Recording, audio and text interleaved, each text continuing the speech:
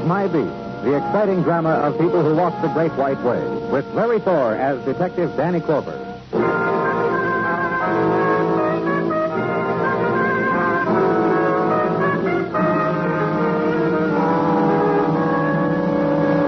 There comes a time on Broadway, a little-known time, when night takes its hour to die. When neon buzzes fitfully, dies. When the spectacular starts their final circuit. When the features turn a corner, go away. Lonely time and limbo, when the street is layered with the imagined echoes of the screen. So walk it and feel it. The ending of something or another. And Broadway's clock spins fast.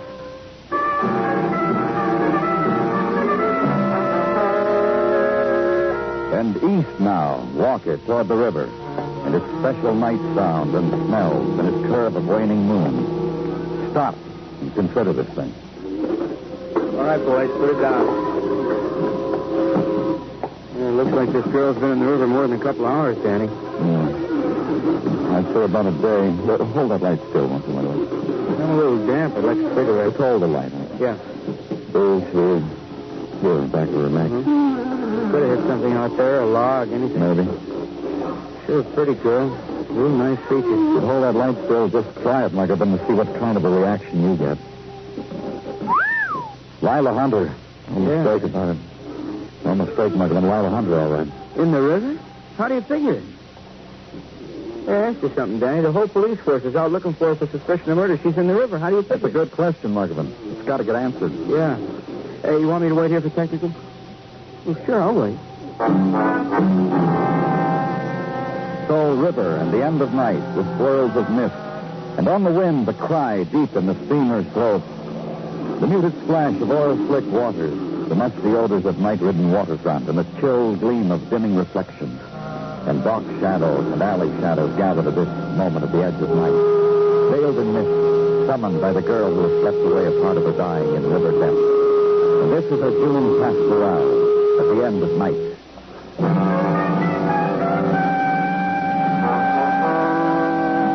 Wait with it a while. Give it into the hands of the official handlers of the dead. Leave it. And on a cot in a squadron at headquarters, sleep until daylight strikes you between the eyes. And wake with the emptiness still heavy on your back. And walk a corridor to your office. And the door that opens into another day. I kept it hot for you, Danny. Oh, thanks, Dino. I rented the use of Technician Gordon's Bunsen burner. Rented? So he charged me a dime. When I explained it to him that it was your coffee I was keeping hot, he wanted to up the heist. I sneered on him. He oft-quoted Tartaglia sneer. This broke Gordon's back down to a dime. Here, Danny, partake. Hot coffee and a buttered Zimmerman bubble. Thanks, Dino. Here. What did it do? Forget it, Danny, forget it. Some other time you'll serve me breakfast in bed as it were, for free. We have matters of more import to discuss, Danny, you and I. Whatever you say. Your morning is in my hands, Danny. First, an deceased Lila Hunter. What about her? Your diagnosis that she had been in the river maybe a day has been confirmed by our good Dr. Simpson. And the bruise back of her neck? In the opinion of the good doctor, could have come from assault with intent to kill by drowning. Could also have come from a hitting a piling or a piece of flotsam or a... all right. What else? What else is and meant the murder she was suspected of committing, for which all points bulletins were issued on her, from which she was a fugitive. Did you bring me the rundown on it? I found a note on my desk this morning where you left it, Danny, and I have brought you the rundown. Per your request, per as follows. Lila Hunter wanted for the murder of Marty Scott. Marty Scott suspected and wanted for a recent bank robbery upstate, netting $40,000. Then found shot to death in Lila Hunter's apartment 2 nights ago. His bag packed, no Lila, no bank dough. You care also for a resume with a rundown from technical, Danny? Yeah, I care for it. Marty Scott murdered with Lila Hunter's gun. Gun found later the night of his killing in an alley trash can. Checked by our boys, then by ballistics. Gun was licensed to Lila Hunter. Bullet from gun killed Marty. Time established as 5:30 to 6 of that. Hey, you. A knocking is considered proper. They told me you were the one to see about Lila. Good.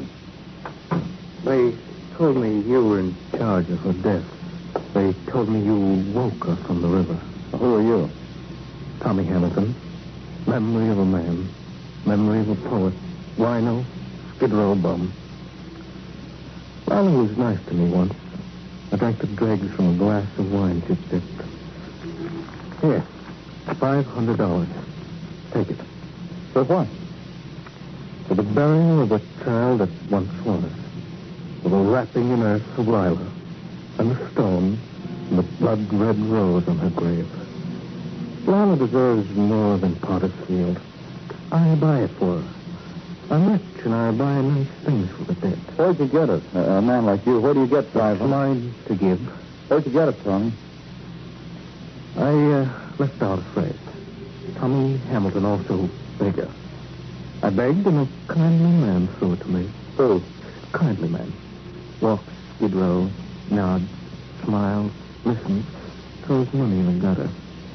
Smiles and he scowls for it very kindly. Tell me who he is. Who gave the beggar $500? Reflection of a man. Mike Ryan. Now, about Lila. I want Lila to have the nice things of death. All the little luxuries, the perfume. Another question, Tommy. How does a man like you know a woman like Lila? I told you. You didn't know her, did you? No. Then Mike Bryan sent you here with that money. Yeah, I run errands for him sometimes. This was the nicest. Hold him, Gino, until I talk with a kindly man.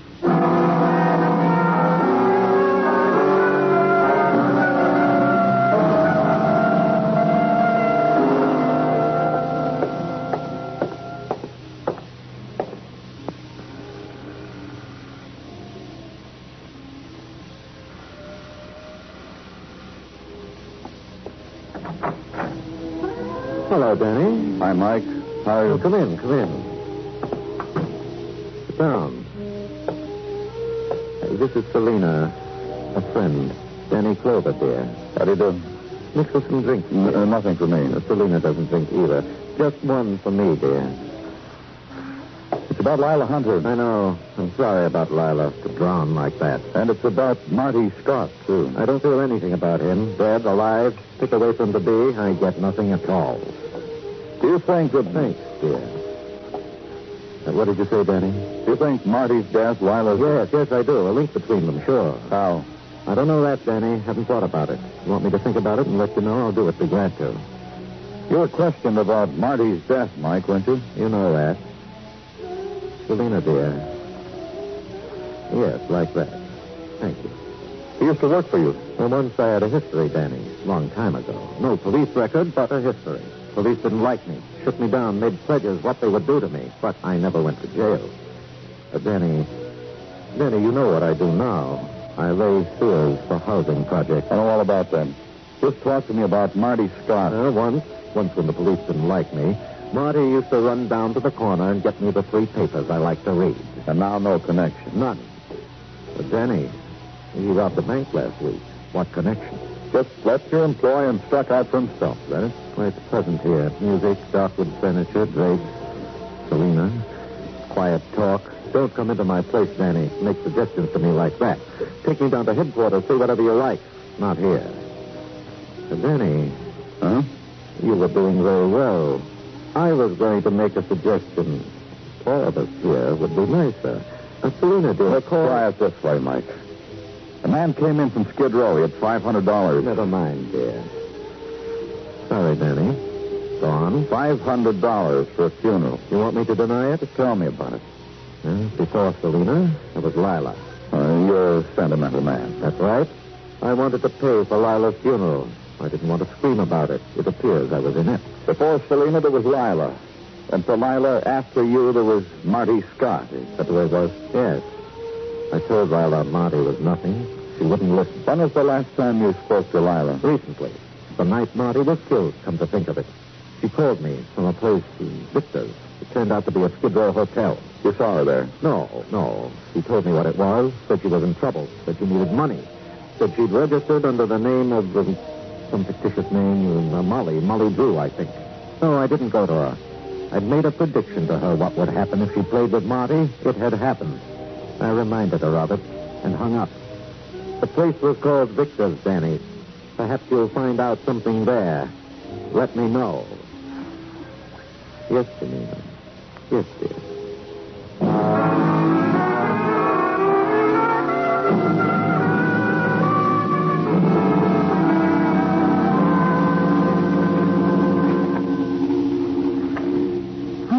Well, this is a day that'll live. A policeman looking for a girl lost in the pages of my hotel register. How many years back do you want, mister? I have them piled in stacks in my room, and tomorrow's girls, I could write their names myself for you. Well, what's your pleasure, mister? This one, Molly Drew. Ah, that one, huh? Molly. You wouldn't have liked her anyway. She's a flitter. I looked in on her this morning, and she flitted away. That's how it is with you, huh, mister? You tear her name out of my book. And the others on the page? You tore memories. Show me the room she had. Sure. I'll show you the room where Molly Drew slept or was awake. Myself, I couldn't tell you which. Well, come on along. There's things of her still around. I ain't had time to clean. But you didn't mind, huh, mister? Mr. Glad, huh, mister? No, I'll leave you alone with it. Because I know how it is.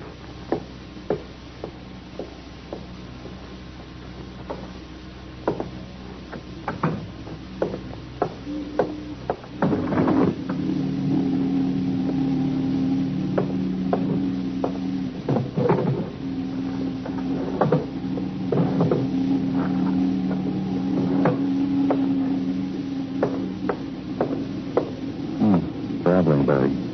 Initials L.H. Just a moment. All right.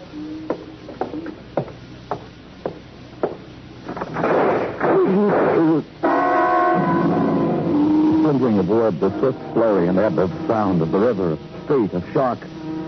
Then silence, the mushroom and the pain, the hand moist with pushing it back. Nothing then. Nothing at all.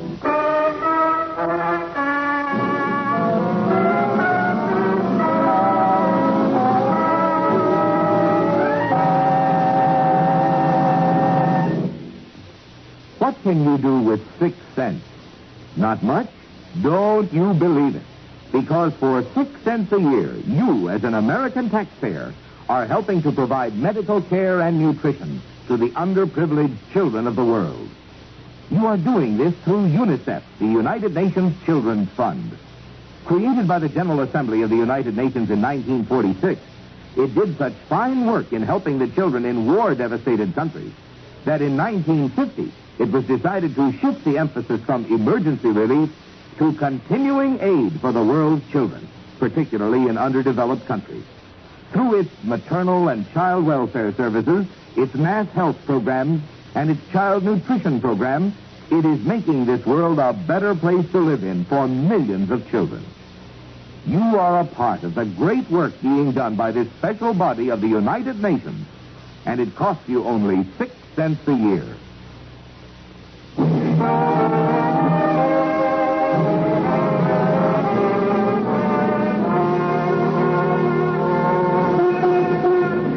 The night music of June cascades out of loudspeakers, flows gently down Broadway.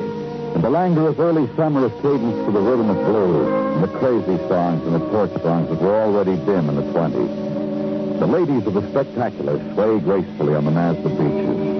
The time is flashed at electronic intervals, and the hawkers and the gimmick boys drone their wares. June on Broadway, peanuts, popcorn, and mannequins dressed as brides.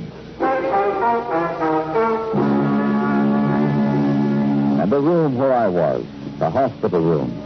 The quiet voices muted to the drifting night. Don't look so deep. Muted to pain. Danny will be all right. I'll give you my word on it. Easy for you to say. You're a doctor. You don't teach such things to say in school. It's a whole study what you should say to the friends with bullet holes. You know. Let it be plainly understood between us, Dr. Sinsky, that with me you don't have to schmooze. With me you can come right out and... You know, the doctor's telling you the truth. I'll be all right. I'll go call Mrs. Tartaglia. She's waiting. Hold it just for a minute, you know. Danny, I'm the doctor, huh? Sure. In this room, this is my province, and here I give the orders, huh? So lie back and waste no strength, huh? You need to build on what was left for you. That's bad, I bet. Fractured shoulder, toe, and I speak nothing of shock. This is my province, where there is pain and shock. You wish something of me, Danny? A drink of water? I should read to you, maybe? Name it. The page I tore to the hotel register. Handwriting experts have gone over it, Danny. The name Molly Drew was written by the hand of the deceased Lila Hunter. The bag I found in their room. At your disposal and technical, Danny. No money in it. No money from the bank robbery performed by Marty Scott, also deceased by the hand of Lila Hunter. The woman, the hotel manager, Mrs. Victor. A question. I want to know. It'll keep, Danny. I promise you, it'll keep. All right, I brought you something. A needle. Guaranteed to bring sleep to the restless. It'll sting a little, Danny. That's it, Danny. Good boy, Danny. Sweet, Danny.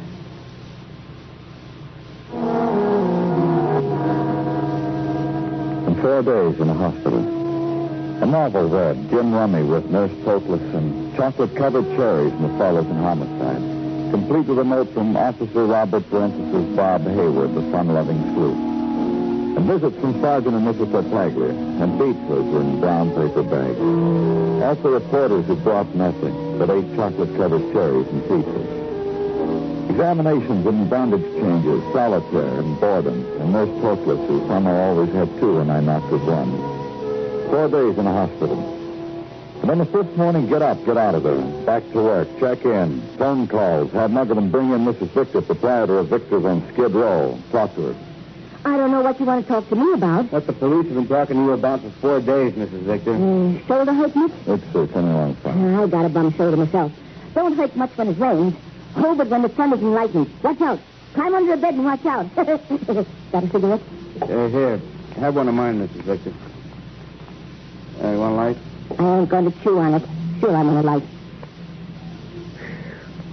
Yeah. Who shot me, Mrs. Victor? You've been in the hospital. You don't know what I've been telling them cops, do you? No, I don't. Boy, I was as surprised as you was when you got shot. The lady up in 212 screamed down the hall. Her fuse was blowed. So I was on the second floor with Jesus when I hear blast, blast, blast, 3 shots. Who was the lady? I checked out, Danny. Transfer with no baggage, according to her, Mrs. Victor. Sure, according to me. If you can't believe me, who are you going to believe in this world? Well, let's talk about Lila Hunter. Huh? Lila Hunter, you know who he means. The girl who registered as Molly Drew. A flitter. I could tell. I size people. Do you understand something, Mrs. Victor? Do you understand we're trying to solve a double murder and you're right in the middle of it? That Lila. That Molly, whoever she was, a flitter. That's true, if she was found dead. She'd been dead for a day when she was found. Now, think about it. Did she have any visitors last Monday? I couldn't say. But you must have read in the papers that she was wanted for murder, didn't you? Tricky, ain't you? No paper said no Molly Drew was wanted for nothing. Now, let me tell you one thing right now. What do you want, Gina? That robbery Marty Scott was mixed up in, some of the dough turned up. Holding a guy in the Harlem precinct. He tried to make a deposit at the Ruxton National Bank on 116th Street. Cashier caught it, called us. Keep talking to Mrs. Victor, Macklin. Yep. But you know... Squad car's waiting, Danny.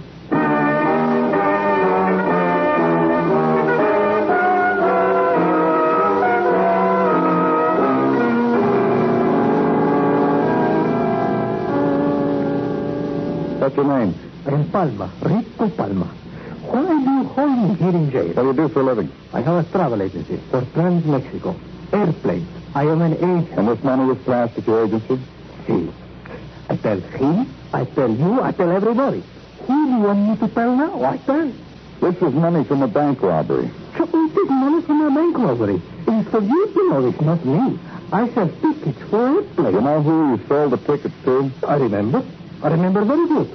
To Mrs. Jones for her and her husband to take a trip to Mexico. How long ago was that? More than a week. This I know. I remember all of it. 3 $100 bills, 1 $50 bill, brand new. So I remember. Her name was Mrs. Jones. One way to Mexico for her and her husband. 5 o'clock plane, new bill. Mr. and Mrs. Jones make the plane? No. The airport called to me on the telephone. They say, where are Mr. and Mrs. Jones? I spoke to them. How come you're just depositing this money, Rico? 2 times a month I deposit. At the beginning and at the middle. Just one more thing. Mrs. Jones. The more, sir. Very beautiful. Blonde, about 5'5". Blonde. Hair to shoulder. Like a little birthmark pyramid. That one I don't remember. Okay, Rico. I am an honest man. I do not steal. Okay. I'll give you a receipt for this money, then you can go.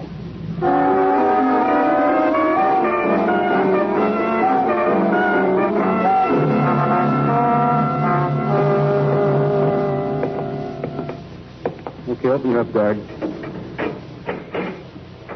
Hello, Mrs. Victor. What do you want? The man down in the interrogation room who wants you to talk to. What man? Come on, Mrs. Victor. I want you to talk to somebody. I asked you what somebody. A man named Mike Bryan. I ain't leaving here. Supper's here in 10 minutes.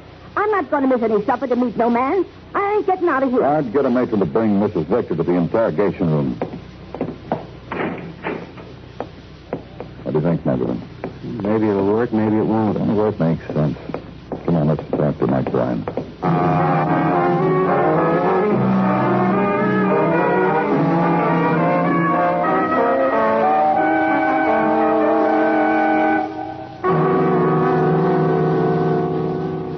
It's not very pleasant here, Danny. You know my taste. Why do you bring me to a place like this? It's the best we've got, Mike. Now, once we had a pillow in here, Mike. A man with taste like yours took it home. That was 6 years ago. It was in the paper. All right. I'm here. Do your little act. Selena's waiting for me. Tell us again about Lila. She was before Selena. She was...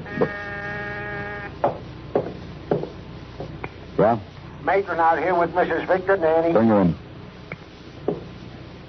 Got another lady for you, Mike. Named Mrs. Victor. Has a hotel.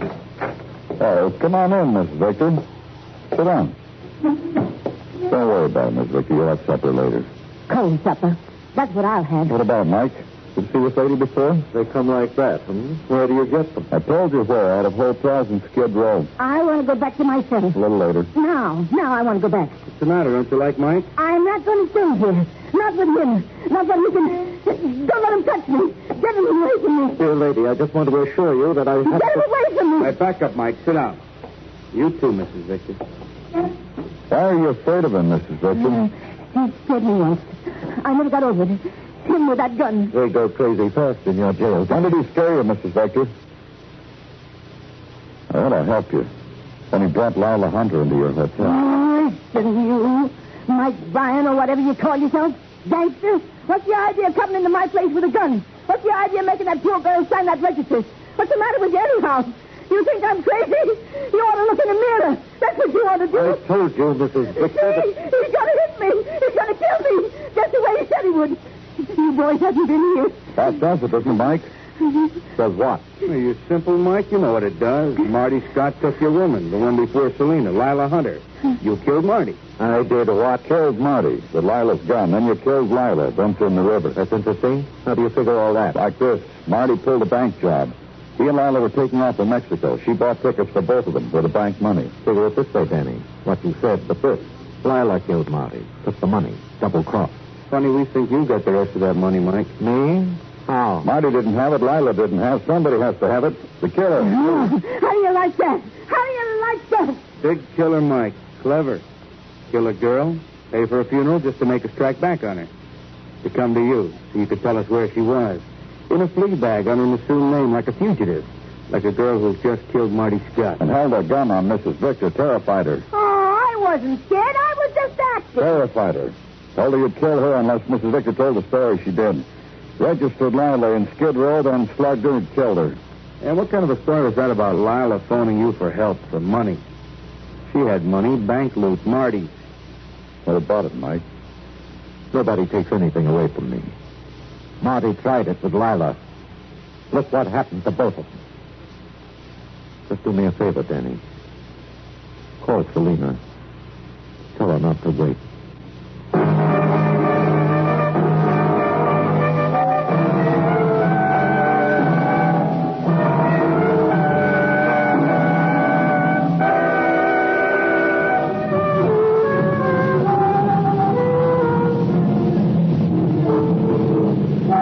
The neon whirls on Broadway, and the blare is the tempo of yearning and dance time. So reach out and grab a dream. Close your eyes and pretend you're holding something special. Keep them closed. Dreams last longer that way. It's Broadway. The gaudiest, the most violent, the lonesomest mile in the world. Broadway. My beat.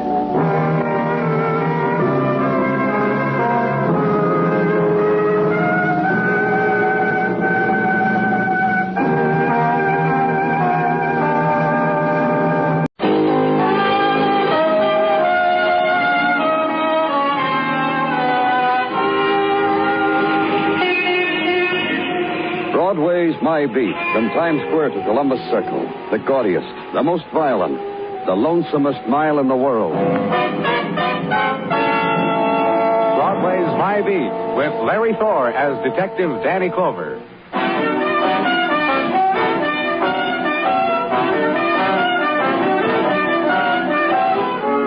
There's a time on Broadway when the splinters of night melt into dawn. It's a small time, a time that's slept through. The hour or so before the dissonance of the alarm clock shatters the city into waking. And the pavements glisten now, gleam and turn gray, gleam again, where it's touched by the steps of a leftover drifter. And echoes rocket against the channel street, make small holes in the city silence, ebb and die when the left owner turns a corner. And a small time, a time unnoticed, tail end of a dream time. And turn the corner and follow 3rd Avenue at 5 o'clock in the morning. There, where squad car is angled against curb, the width of the pavement away, outside a store lighted by a squad car spotlight. Pet shop, where I was, and Detective Muggerman. There he is, Danny. See him over near the back counter. Just like the man said who phoned it in. Yeah, try the door. Oh, wait a minute. Huh? This card pasted back the door window. Case of emergency, notify owner, John Perry, 1212 4th Street. It's right around the corner. Okay, Muggerman, let's go inside.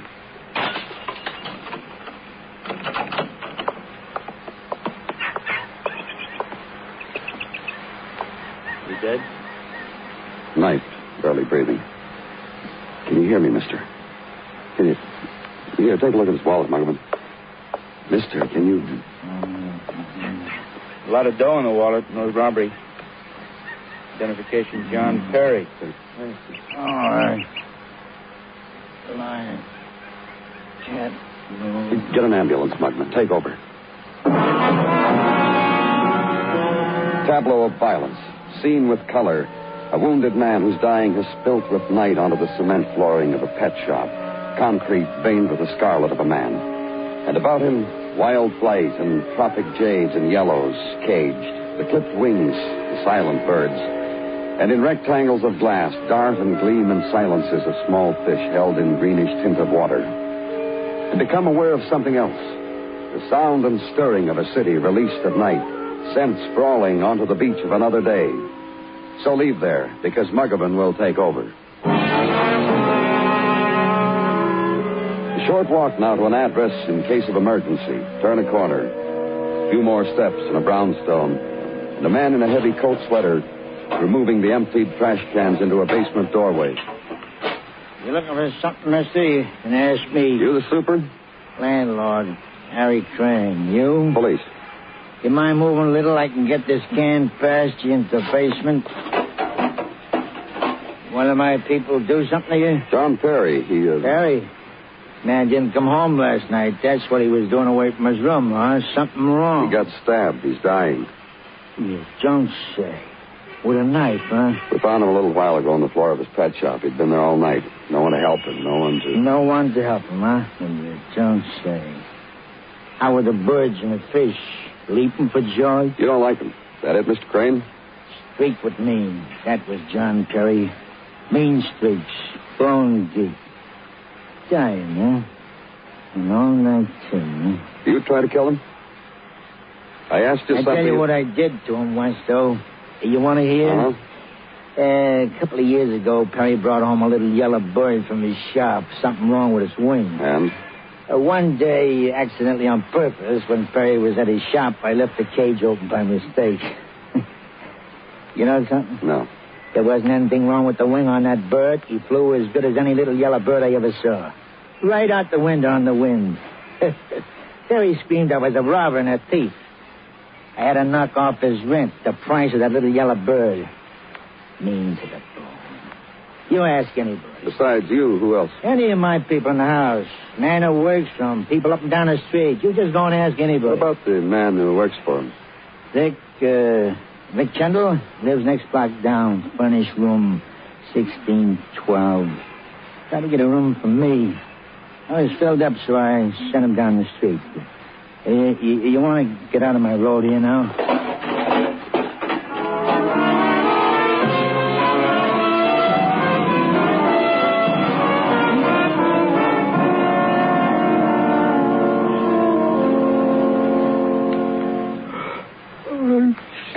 Vic. You busting in here like... Try waking up, Vic. Oh, 6:30 in the morning. All right, still to try to make the dream. Turn on the hot plate, huh? Enough water in the kettle. Yeah. Hot plate up all the way. What's the matter? Can't you see? Well, who's up here? Make a real effort, Vic. There's some trouble. All right, I sit down. Fill the water boil. Go ahead. What trouble? Where do you work, Vic? A guy named John Perry, a pet shop over on 3rd. What's the matter? Where were you last night? 3rd Avenue, 4th, around... Doing what? I was trying to meet somebody. Trying to? Who? Oh, come on, I don't know who. Anyhow what? I didn't meet anybody. If I had a car, one of these days... So I stopped at a used magazine place. I bought a magazine. Yeah, here, see this one, right? Here by my pillow. Fell asleep reading, huh? Yeah. I'm only reading in this magazine's advertisements. Who reads them? Never send away for anything. How do you get along with Mr. Perry, Vic? All right, I guess. You know what to do in a pet shop, waiting on customers, feeding the fish, things like that I know about. Experienced, huh? Yeah. Mr. Perry hired me away from the village pet shop. More do I? I've been with animals for quite a while. Then you got along okay with Mr. Perry? I never liked him. That's what you mean. Guy who ran a pet shop so it could... Well, he liked things behind cages. He was stabbed last night. No, not me. Look, guys like me are in demand. I don't like Mr. Perry. I just walk out and get another job. I don't stab him. How long did you work for him? A week or so. I broke in by a girl for a day, and she left. And... What girl? Walked her home after the day she broke me in. Her name's Norma. She lives over a drugstore right down the street from the pet shop. Wasn't nothing there. Hey, coffee time. You want some? No, thanks. Don't go far away, Vic. I might want to talk to you some more. Down a flight of stairs and outside again, and into a city side street, the spill and wash of a February day. And edging into it now, the crowd fragments. The fury-pale man who slams the door of a house, walks quick, almost runs from it, and a little way up the street, pauses a moment, considers a thought, then goes on, and slower his walk now. And on the corner, a woman who kisses a child, pats him on his way, then reshapes the lipstick where a child's mouth had smeared, and then slowly drifts into the pattern of day. And somewhere above, a window opened, and a philosopher and an observer of life assumes her post. Leans to the sill, adjusts a shawl, and day is officially begun.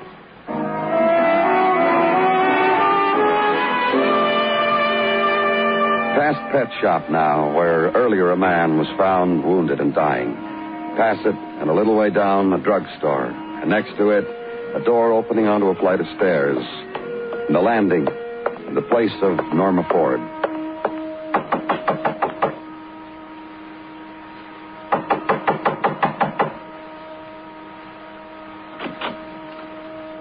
You got here just in time. Just about made up my mind to go out. Girl in printed silk wrapper, brown hair soft against the almost transparent pallor of her thin face.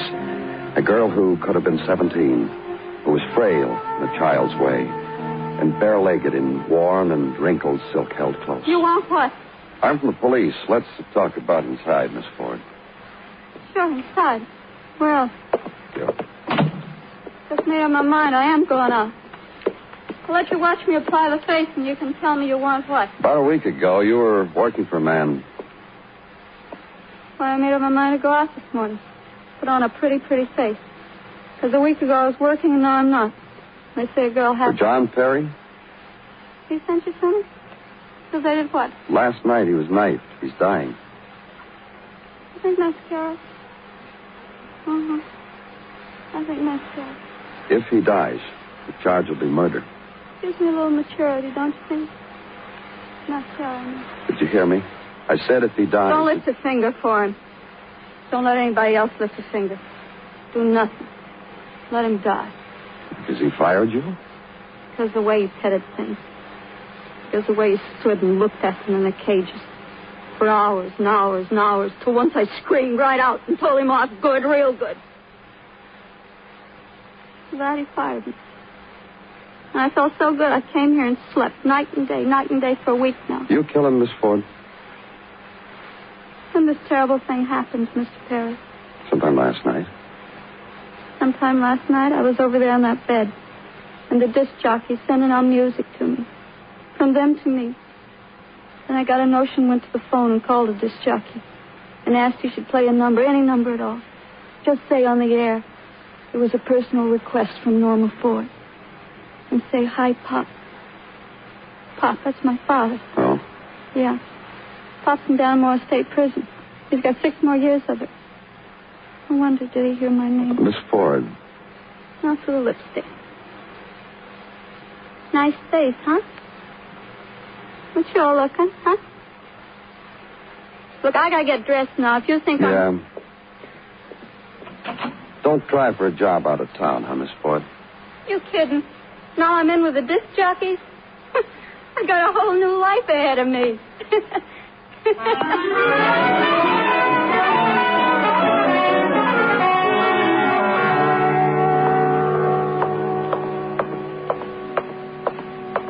Danny, hurry up. I don't know how much I time... came over here as fast as I could, Dr. Sinsky. How is he? Well, Mr. Perry's been trying to talk. Huh? We had him in an oxygen tent. He seemed to get stronger, and... well, you'll see. Yeah. Mr. Perry. I'm a policeman, Mr. Perry. What happened? Cage. Yes, sir. Yes. Now me. Cage. And I'll never get out. Who stabbed you? I was wrong. Who? So wrong. Sorry. Listen. Please. Listen. Well, I'm right here. Mr. Perry. Doctor?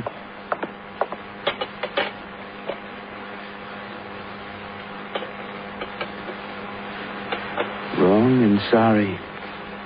That's how he died, Danny.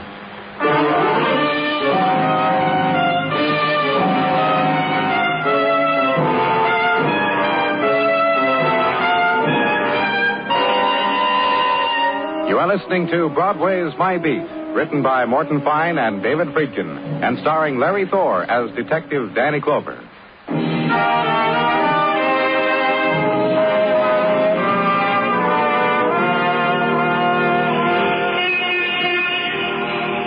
Against the chill hold of February night, Broadway's heart beats fast.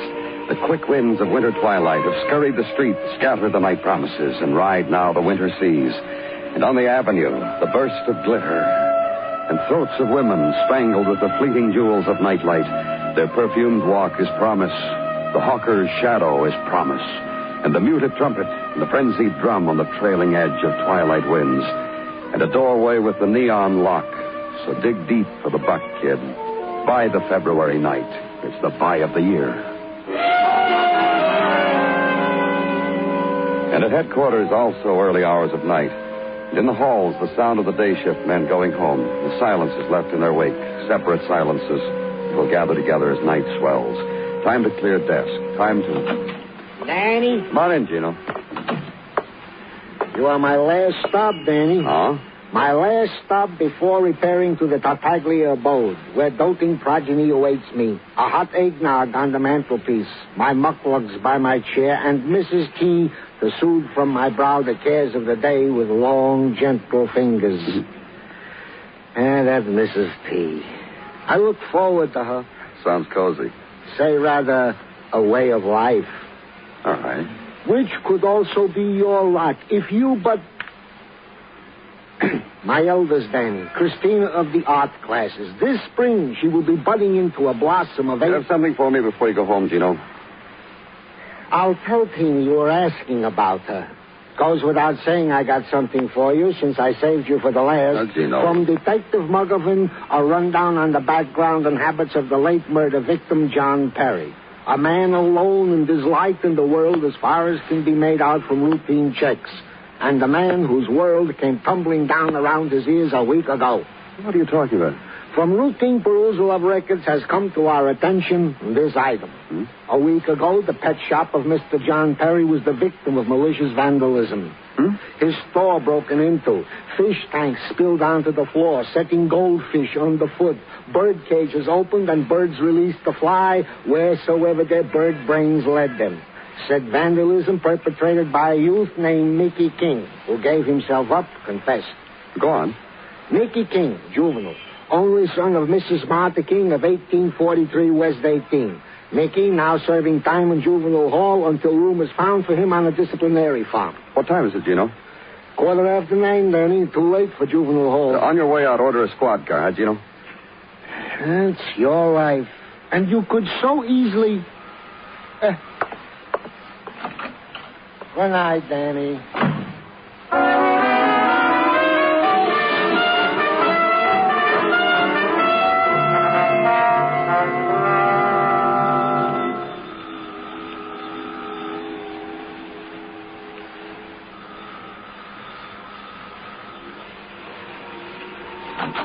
Yeah? Mrs. King? Yeah, what is it? I'm from the police. My name's Danny. Oh, it don't Clover. matter. What do you want now? It's about your son. What do you want now? May I come in? Come in. Thanks. Look, it's late and I'm getting ready for bed.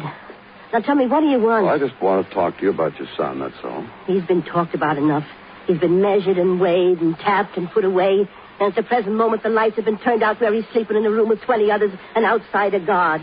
Where he is. Is where he belongs? I didn't say that. He broke up a man's shop. Why did he do it? I ask myself that. I wonder about it. The days now, so many silences in them. Times to sit and let questions start and catch yourself shaking your head like an old woman. Because there are the questions and you miss the answers. Why did Mickey do what he did? That's what I came to ask you about. And today this other thing. That man's dying. Mr. Perry. And Mickey in jail. And I thought... Maybe... Maybe what?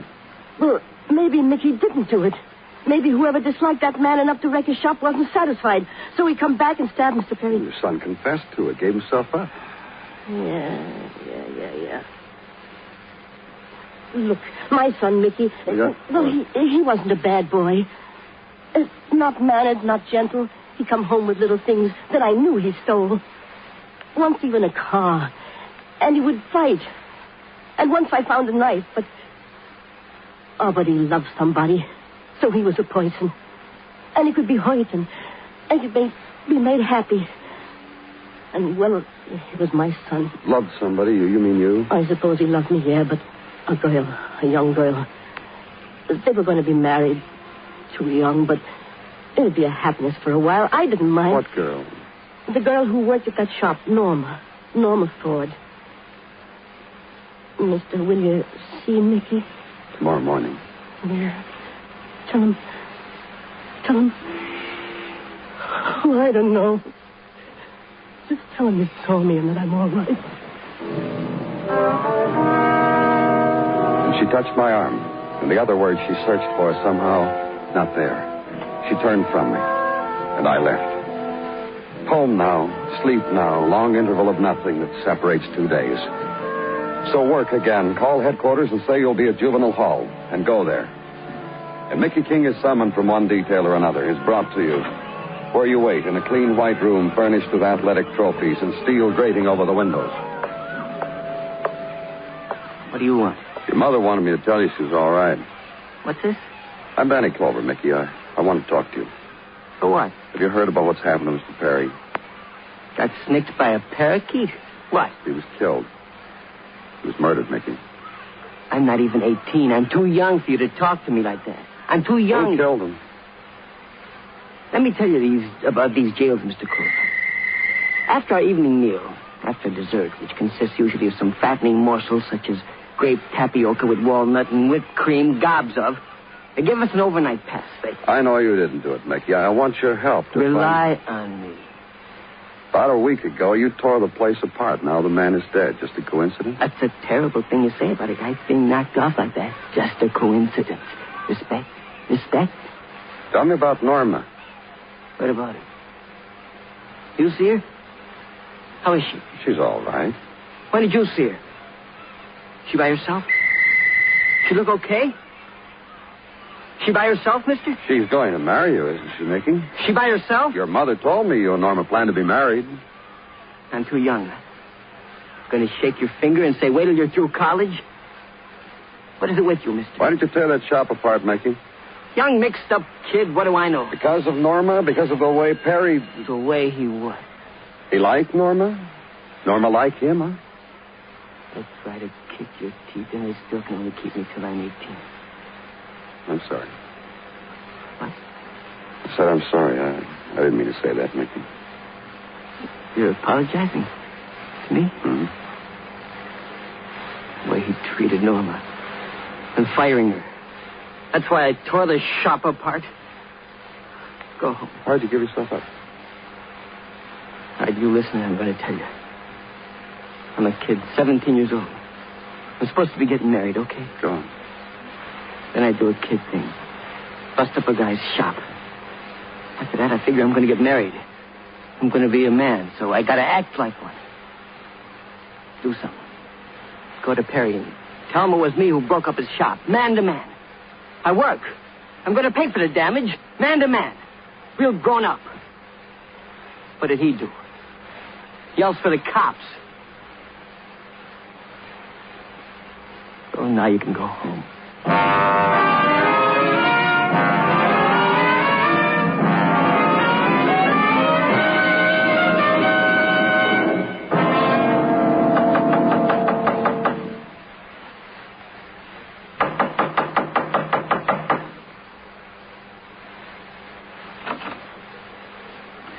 Hello, Norma. This is Detective Muggerman. Hello. Hi. Well, I said hi. Mind if we come in? Yeah, I mind. I talked to Mickey a little while ago. Oh? Mind if we come in? You found a way. Come on. Leave the door open. When were you planning to get married, Norma? Girl's close a secret. I haven't figured it yet. But soon. But soon. How's your father? Got a card from him today. Dear daughter, how's my little girl? Thanks for cigarettes. And say that mystery book you sent last time was a honey. Take care of yourself, darling. Your old dad. Miss Sweetie, he'll be 62 when he comes out. Now the boy you're going to marry is in jail. He's being retained to get rehabilitated. Looked up your father's record before we came here, Norma. Why? What'd you do that? We had to find out something. What? Your dad's record, it goes way back. He was in jail at 16. A year earlier than Mickey. Got out, in again. Tell out. me about it. I'm his daughter. I love him. I want to hear all these things you got written down in records about him. Go ahead. Be real proud and tell me. Have you found another job, Norma? I asked you. I start tonight. Doing what? You come on up tonight. The 12 Club. You give me a ticket and I'll give you a dance. 17, that kid. Doesn't matter anymore, does it, Norma? Name me a thing that does. Pop. Mickey me. All of a sudden, I'm going to kick my heels to ticket. Mickey isn't going to be gone very long. 6 months, 7. Yeah, I know. He'll want to marry you when he gets out. Think so? He told me. He's not going to be Mickey when he gets out. Somebody else. He'll stay outside for a while. Then he'll do something. What are you talking about? I've seen it happen. So I know what's going to happen. Mickey, he'll stay outside a while. Try to get a job. And then he'll get restless. Then he'll do something big. And then he'll get caught. He'll be older, so now it's a penitentiary. Like your father? Yeah, just like my father. Listen, Norma, you're just a kid. That's why it's tough for us to believe you murdered a man. Because of your father, Norma? Because what happened to him, how he turned out, was happening to Mickey. Mister. What? You waiting for me to say I'm sorry. Well? Mickey went to Mr. Perry. Told him he was sorry. Said he'd pay him a little bit a week. Now look. That's why, huh, Norma? That's why. How'd it happen? I went there. Late. I knew the store was going to be open the other night and a new helper gone. I was going to make him sorry he fired me. Yeah. First, he didn't know what to do. Then he was happy to see me. He did things for me. He made a parakeet eat out of his hand. He rubbed a puppy against my cheek. He said I looked different. Then he put the puppy down. And I said, wait. And I opened my pocketbook and I took out a knife. He just stared at it, that's all. Even when I stabbed him.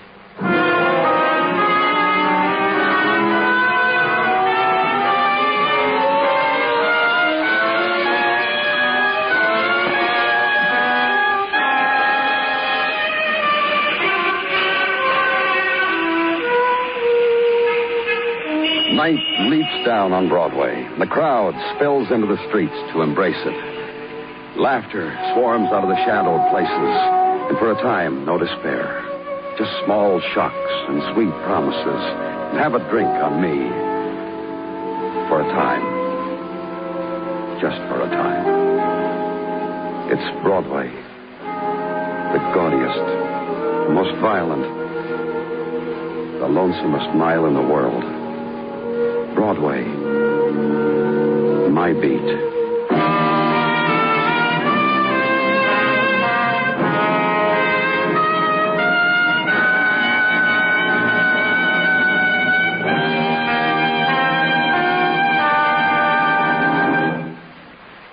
Broadway's My Beat stars Larry Thor as Detective Danny Clover, with Charles Calvert as Tartaglia and Jack Crucian as Muggavan.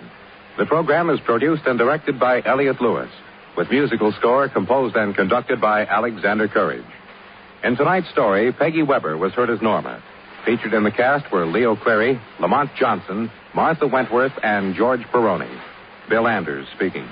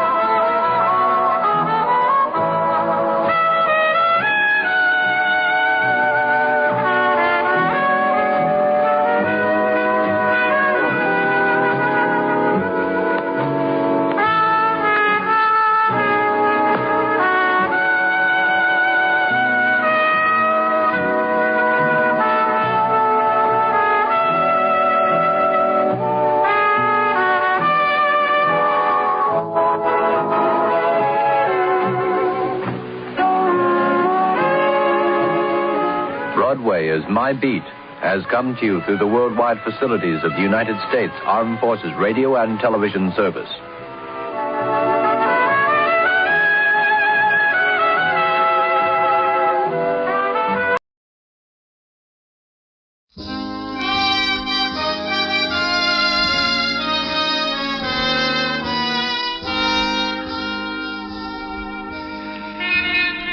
Broadway's My Beat, from Times Square to Columbus Circle, the gaudiest, the most violent, the lonesomest mile in the world.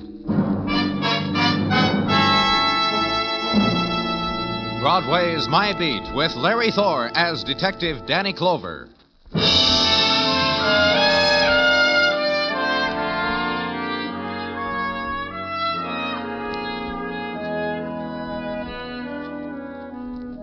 When the winter moon dips low over Broadway and hides again behind the scudding mists, Broadway is numbed.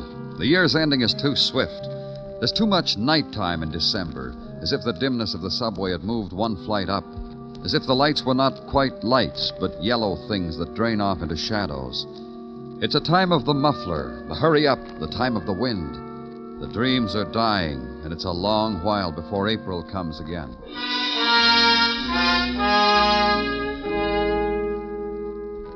The place where I was, also one flight up above the street of the tired apartment houses and hotels. The avenue leased to anybody on the premise that home is any place where the rent is cheap. Hotel Savannah. The man who walked beside me and explained it all to me. After all, Lieutenant, after all. What? The Do Not Disturb sign's been hanging on the front of a door all day. And here it is almost midnight. So? So, a place like this, rent a room for $350, pull out the old pills, leave the world to its own sorrow. Miss Savannah's getting quite a reputation for... Oh, this is the room. Now, that's how I found her. Right there on the bed. I could tell right away she wasn't a suicide. That bullet hole, no gun. Who is she? Took the room yesterday. Registered as Mary Smith. I keep a straight face as long as the payment is made in advance. Even she didn't have luggage. So what? Quite a few of my friends have not a presentable suitcase to their names. What about her visitors? This is her home away from home. That's our philosophy here at the Savannah. Why shouldn't she have visitors? Asked you, did she have any? I don't know. People come and go. A regular little world in itself, this Savannah. I remark this to myself often as I stand at the desk. Like I was looking on into a regular little world. That's why I always Don't say it, Mr. Burgess. I'll take it from here. And consider the place where a girl lies dead. A room of transients, a cubicle, allotted, sold to the passer-through. The mark of their passing, the scars where cigarettes were ground into the desktop. The hotel stationery, the postcards with the scenes of gaiety tinted in, ink-stained, finger-smudged, blank. The sign, please turn out lights when departing, leave key at desk. The bed, where passing sleep is sold at the current rate. And in it, Mary Smith, dead by violence.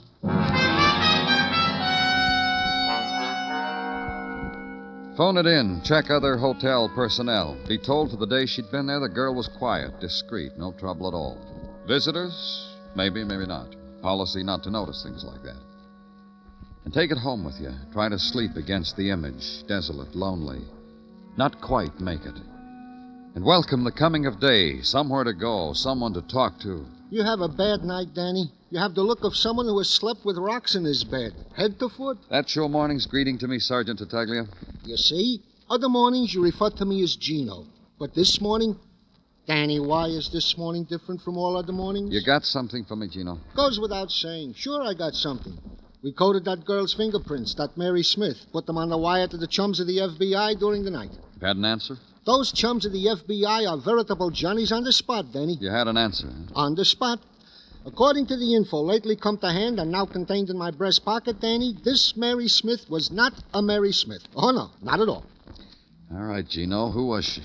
A Peg Ramsey, formerly of the Women's Army Corps, which makes her a former wife, which makes it easy for our Washington co-workers to check such things as fingerprints flying through the night. Such things as... As what? As the occupation of the deceased prior to sale. This Peg Ramsey, heretofore known as Mary Smith, was a member of the publishing firm, Taggart and Ramsey on Lower Madison. It brightens the morning for you, Danny, this info? You tried, Gino. You really did. Thanks.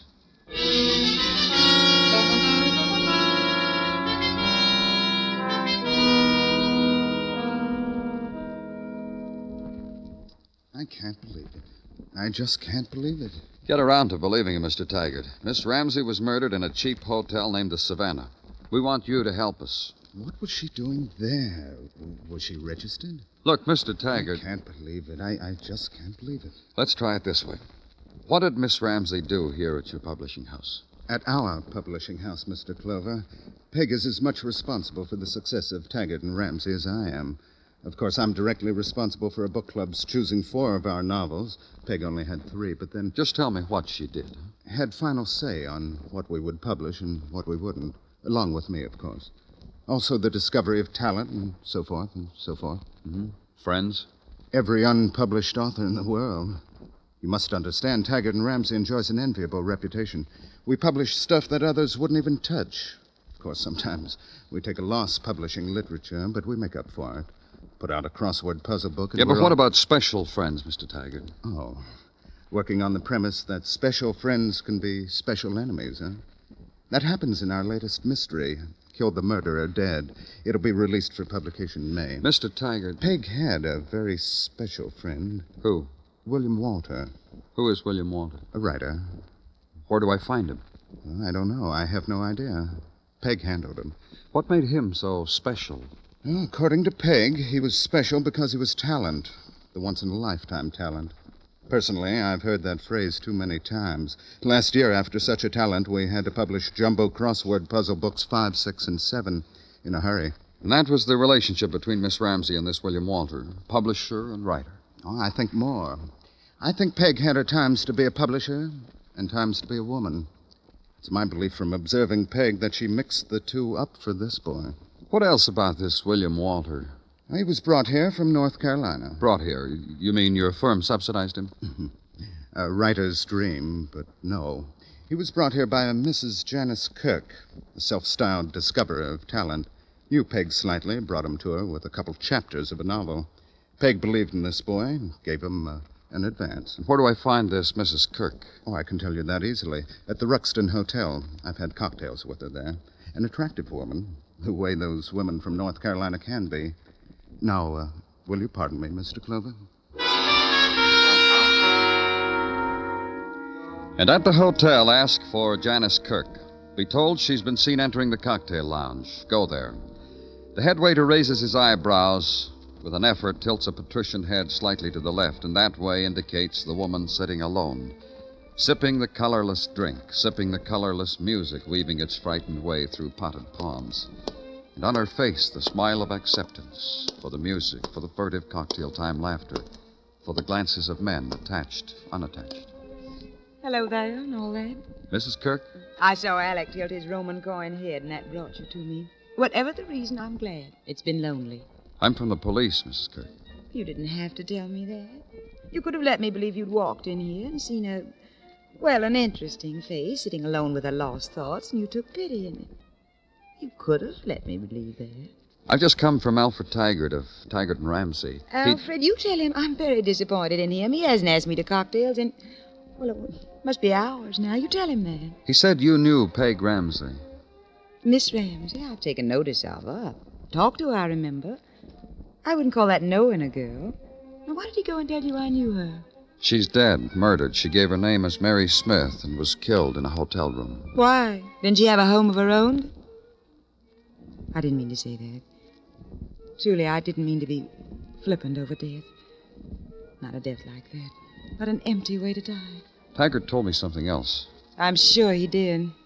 It was about the boy, wasn't it? He told me about a boy, a young writer, William Walter. William, sweet William, sweet, sweet William. Maybe you can tell me more about him than Taggart did, Mrs. Kirk. Well, I know I can. I know more about him than I know about myself.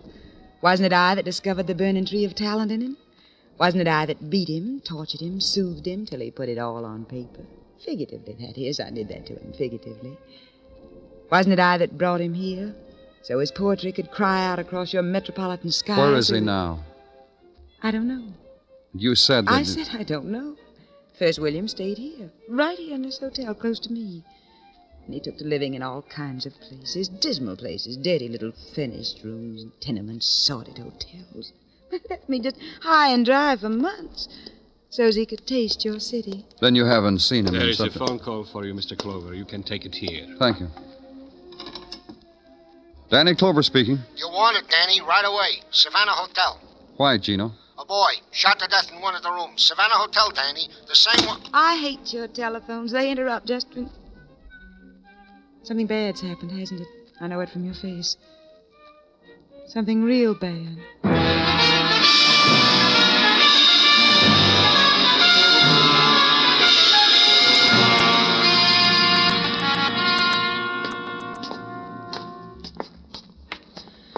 And I'll tell you another thing, Mr. Clover. I should have kept my big mouth shut about the reputation of the Savannah. Right down here. Same floor, same hallway as the last time I was here. Not only that. Same room. There he is, Mr. Clover. You know who? Yeah. Registered about noon. Gave his name as William Walter. Said he was a writer. First time we ever had a writer. And in the room of transience, yet another one, sprawled there across the bed, a boy, like a tired puppet, discarded. And the bullet hole in his temple gave him another quality, an attitude suddenly and forever caught in an instant of time, and the gun held in his dangling fist. The end of him, the death of William Walter.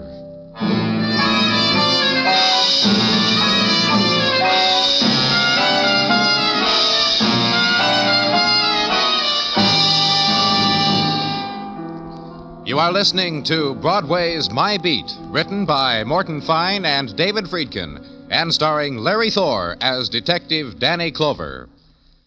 A titled Englishman wined and dined at a swank Park Avenue address is then mysteriously murdered. It takes no less than Mr. Chameleon, master of disguises, to make a dent in the Hand of Fate murder case. Follow Mr. Chameleon on this engrossing police operation tomorrow. Yes, that's tomorrow on CBS Radio. Mr. Chameleon is now heard at a new time, Sundays, on most of these same CBS radio stations.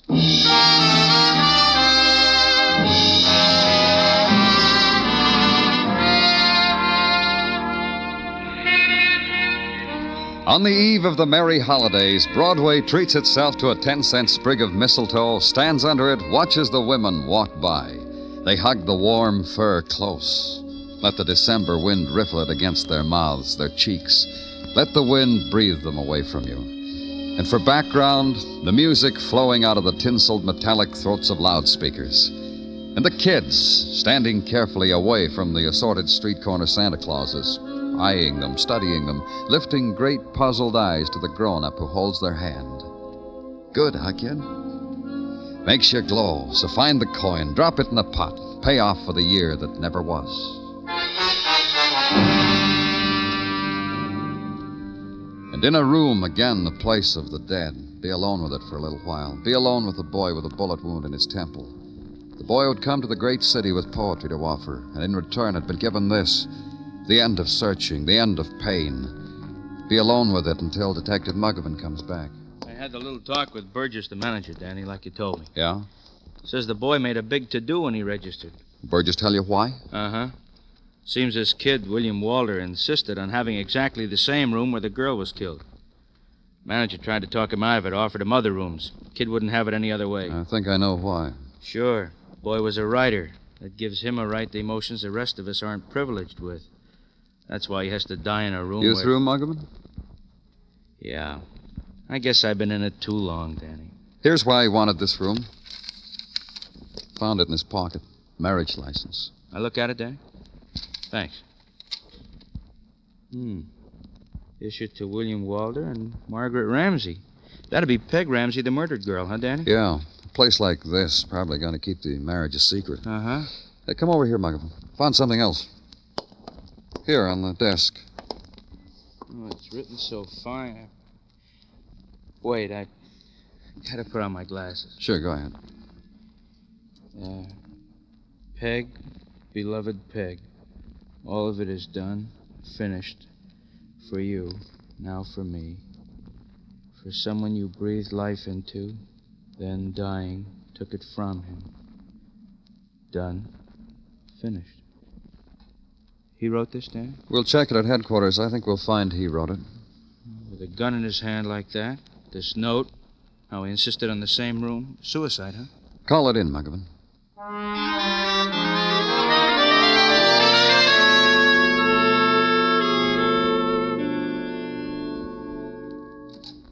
Danny? Oh, come on in, Muggavan. Been down a technical? Yeah, for an hour, more or less. Took me that long to get out of Gordon what he knew as soon as I walked in. Guys like Gordon give mothers a bad name. Gave you a rough time, huh? Yeah, had me looking through microscopes, gave me a short lecture on the theory of spectrochemical analysis. Then when I didn't applaud, he got angry. Anyhow, the gun that William Walter allegedly killed himself with also fired the bullet that killed Peg Ramsey. Murder and suicide, huh, Muggavan? I guess so. What do you think? Take a look at this suicide note. Well, I saw it, Danny. Well, I know you saw it, but look at it again. It's a suicide note. Is it? Hmm? Show me where he says he's going to kill himself. Show me where it says that he... What is it, Gino? Lady outside to see you, Danny. What lady? Name's Janice Kirk. Show her in. This way to see Danny Clover. Thanks. That'll be all, Sergeant. Well, please sit down, Miss Kirk. This is Detective Muggavan. How do you do? Mrs. Kirk? I'm going to leave town tomorrow, Mr. Clover. I see. Yes. This is a lonely city now. I'm afraid of it. I'm afraid of it because so many things, mostly... William Walter? Yes. Oh, I want to say, Mrs. Kirk, how sorry we are. Thank you. Mrs. Kirk, one thing I'd like to ask you. Just what interest... The way you said Mrs., the little glance that just happened between you and this other gentleman. The Mrs. means I was once married. My husband is dead. I see. And just what interest I had in William. He was a great writer. I said I was lonely. Now that William's dead, the world's a little bit more lonely, too, though it'll never know it. Just why did you come here? I want to ask something of you, may I? Of course. I brought William here. I want to take him home. I want to bury him. We've already sent notification to North Carolina to his next of kin. But in this case, don't you see, it should be me who should take, well, call it responsibility. Call it whatever. I'm sorry, Mrs. Kirk. Until we hear from the next of kin, we have no authority. I loved him. Is that what you wanted to hear me say? Go ahead, exchange glances again. Snicker a little bit behind your hands. Mrs. Kirk, what the lieutenant said simply Very means well, that he... you see, it really makes no difference at all.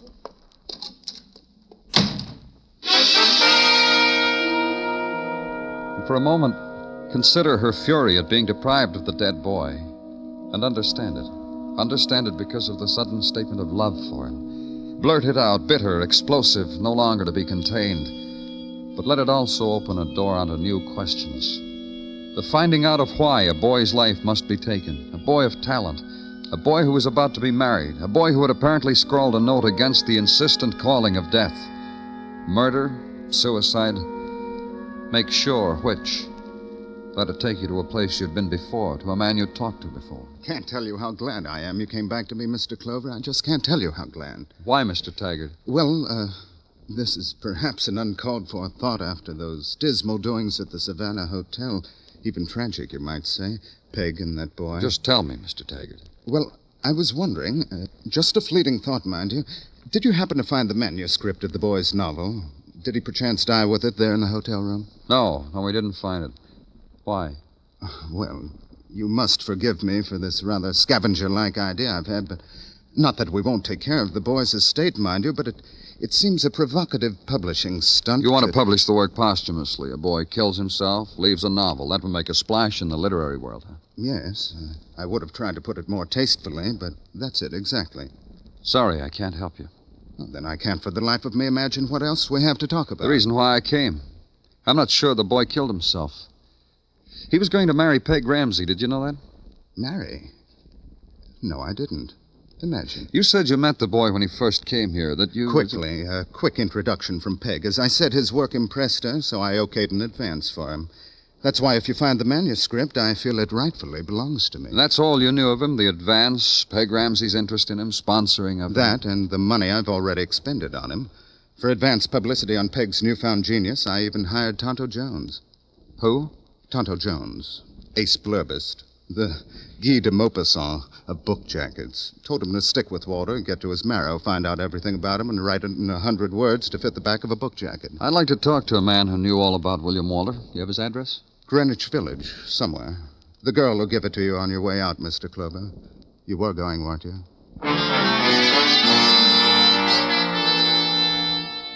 So downtown now, to Greenwich Village. Turn off 11th Street onto Bank, past the bargain basement bars where the floor shows chuckle at the customers, and the local color is prefabricated. And find an address, another basement, where the door is a painted mural of pink and satyrs with a motto in French over the brass knocker. When the door opens, the man puts a finger to his lips. Shh. It's the last side. Huh? Schoenberg bought the records today. Come on. Come on, everybody's inside. All right.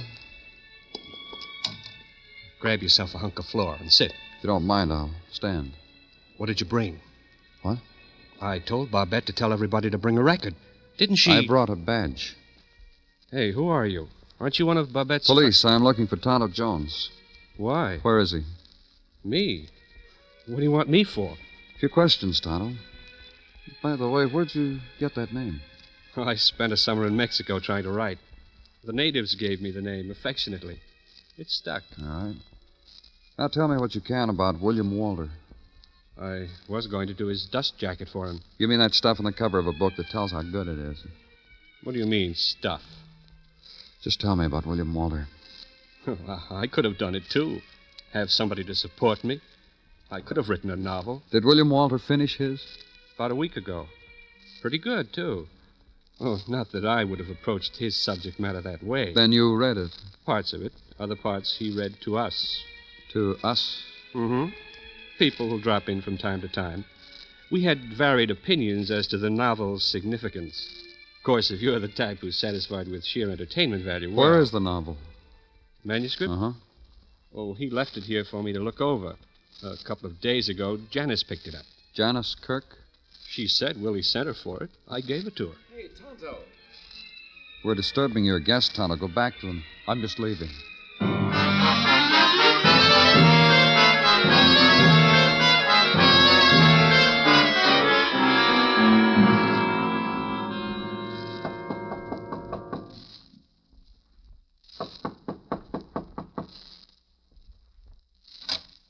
Oh, hello, Mr. Clover. May I come in, Mrs. Kirk? Well, you don't want to talk to me now. I've been crying. I look a mess. It'll only be a few minutes. You promise? Yes. Well, then, come in. You wait right here. I'll go in the next room and do my face. We can talk. Well, go on. Talk to me. I've just come from Greenwich Village, Mrs. Kirk. I hate it, don't you? I spoke to Mr. Jones. Tonto? That's right, Tonto Jones. You know what Tonto means? No, I don't. Well, I didn't either till I looked it up. It means crazy, fatuous, stupid. No one pays any attention to what Tonto says. I do. How do I look, better? Of course I look better. Can you tell I've been crying? No. Well, now we'll talk. Did you like the novel? Well, be more explicit, Mr. Clover. I'm always reading. What novel did you mean? William Walter's novel. You know something? I told you I loved the boy, and I did. Even after he was so cruel to me. What about the novel, Mrs. Kirk? Well, that's what I mean. He didn't even let me read it after all I did for him. Maybe you didn't understand me, Mrs. Kirk. I said I saw Mr. Jones down in Greenwich Village. Well, he's a liar. About what? About anything, he told you. He said you picked up Walter's novel a couple of days ago. I don't think he lied. Nobody else has that manuscript. And I suppose nobody will ever read it. I suppose not. Mrs. Kirk, Yes? you told me how hard you worked to foster the boy's talent, how you brought him here to New York, how everything was wrapped up in that boy and his novel. Doesn't it bother you that the manuscript is missing? Well, Do you have it? No, I don't. Did you destroy it? Well, did you? Well, what difference does it make? I'm just curious to know what the novel is about, that's all. I burned it before I read it. As soon as I got it here, I tore it up and burned it. That was the first part of it, wasn't it? Huh? What? To destroy everything about the boy. Destroy somebody you loved? How can you say that? You loved him, all right. Only he was going to marry Peg Ramsey. Did he show you the marriage license? Oh, he was never going to marry that girl. He just wanted his novel published, that's all. I don't know. Marriage license usually means marriage. They were going to keep it secret, but they told you because you deserved to know. Deserved to know. Do you know why they told me? To be cruel to me. To laugh at me. To slap me in the face with it. So you killed her. Do you know what she said to me? Do you know what that girl said to me? I'll pay you for the train fare you spent to bring him to New York. Even if I had killed her, could you blame me? But the boy, you said you loved him. Him. Sitting there when I came into the room. I was ready to forgive him everything. I walked over to him, put my hands around his back. He shrugged them off. Kept writing. Writing a note to a girl who was dead. Did you ever hear anything as crazy as that? Note to a dead girl. We thought it was a suicide note. Then he went over to the bed and he sprawled out and put his hands behind his head, and then he stared at me. He stared hate at me. Because you'd killed Peg Ramsey? He knew it and he didn't go to the police. That made me think he still loved me. Why didn't he go to the police? Because he knew I'd crawl back to him. He wanted me there so he could tell me how much hate he had for me.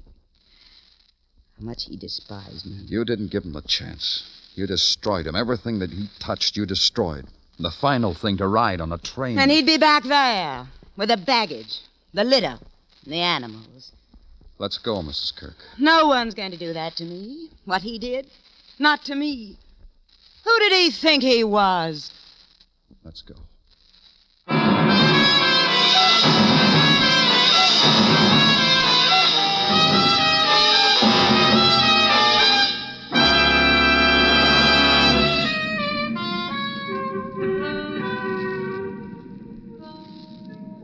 Night bursts open like a sudden flame on Broadway. The crowd swarm dances between the silhouettes of 1,000 buildings. Dances its fury away against the time of morning until the night soaks up the sound and pain and color and turns it into dawn. It's Broadway, the gaudiest, the most violent, the lonesomest mile in the world. Broadway. My beat.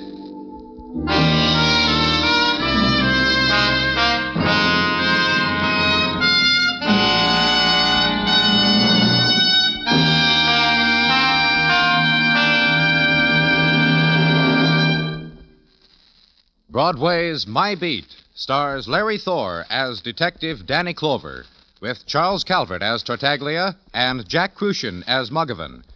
The program was produced and directed by Elliott Lewis, with musical score composed and conducted by Alexander Courage. In tonight's story, Betty Lou Gerson was heard as Janice Kirk. Featured in the cast were Stan Waxman, Steve Roberts, and David Wolf.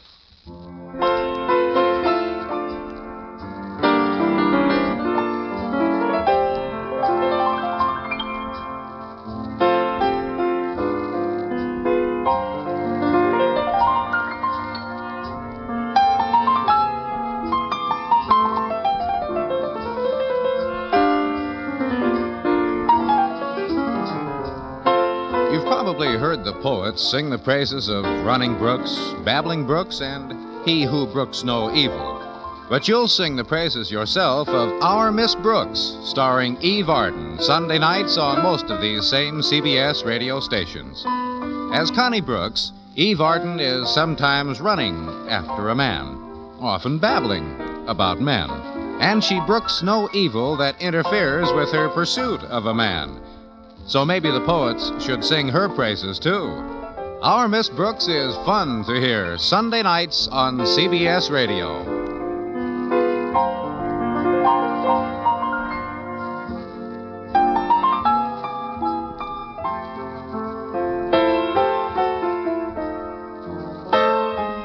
Phil Anders speaking, and remember, Edgar Bergen and Charlie McCarthy open fire on your funny bone Sunday nights on the CBS Radio Network.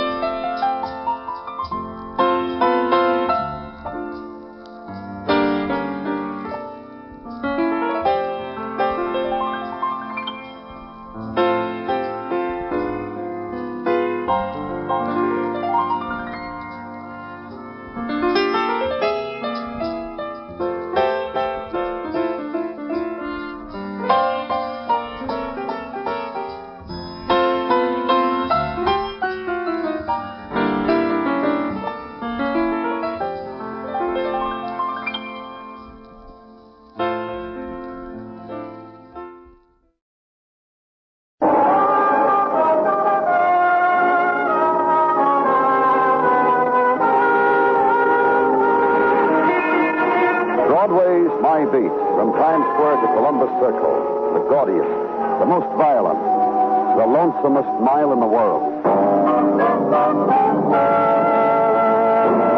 Broadway's My Beat, with Larry Thor as Detective Danny Clover.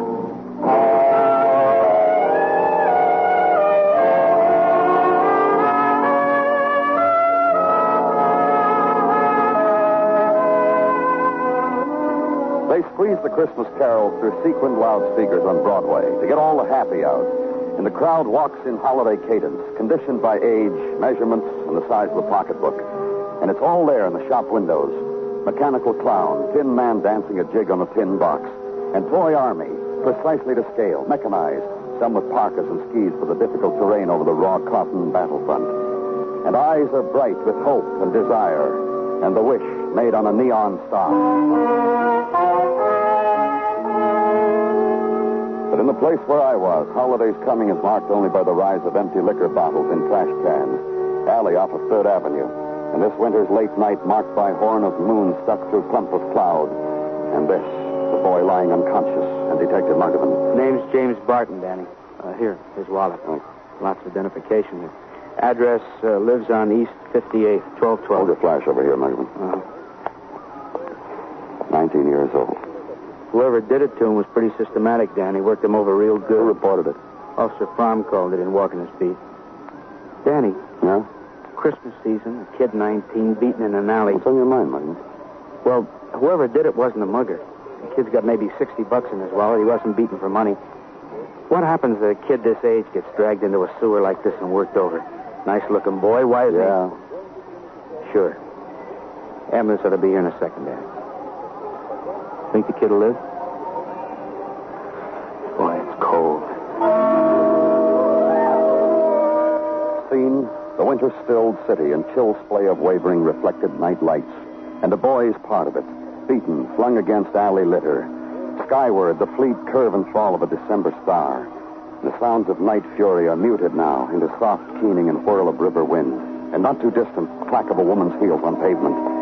Slow walking, then running, then lost in a sudden cry of wind.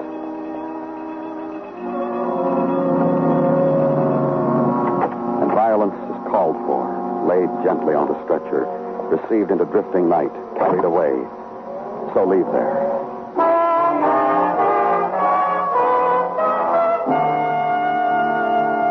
The furnished room, the remnants of sleep, the half-dream.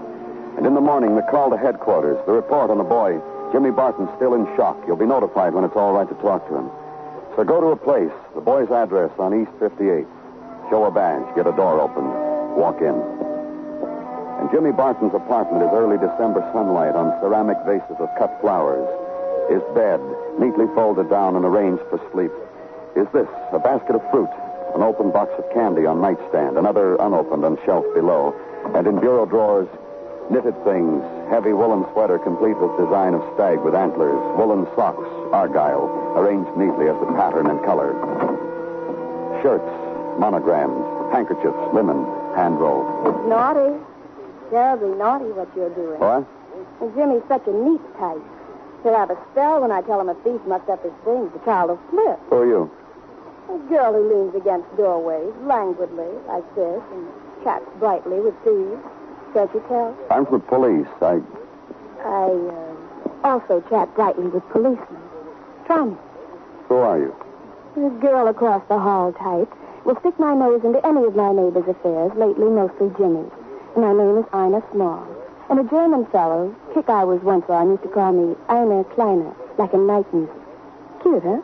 How long have you known Jimmy? Long enough to be concerned about the child. Jimmy did a prank, which you must consider the boy's 19. We found him in an alley last night, beaten, unconscious. It'll take me a minute to get out of this. How shall I dress to call on Jimmy, policeman? Black? He's badly hurt. We don't know for a while. Tell me how long you've known him. He moved into this apartment maybe 5 months ago, July. I was neighborly. I brought him bread and salt for his new home. He lives here alone?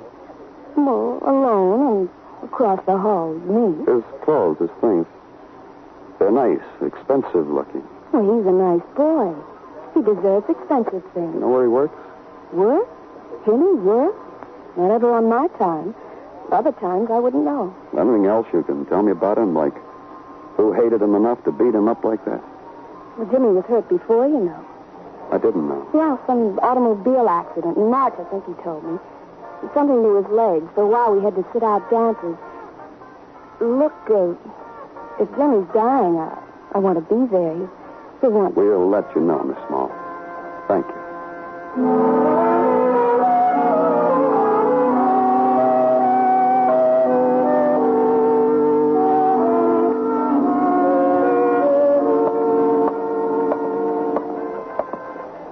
Nichols? Officer Nichols? There's a bench to rest your troubles on, lad, Obie. Oh, you, Danny, lad.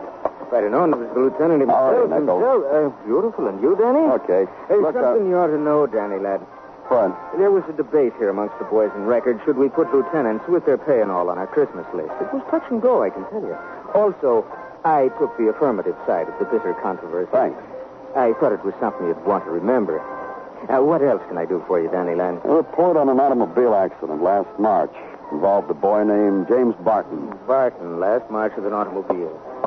Anything you want, Lieutenant.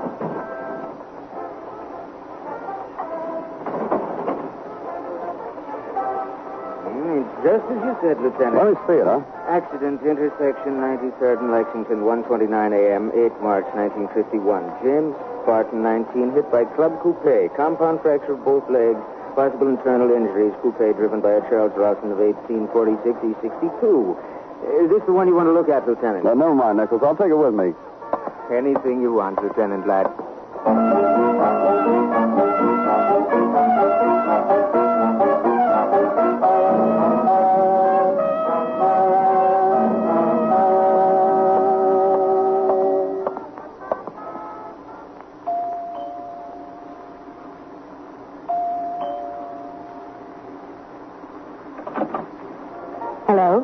Mrs. Ralston? That's right.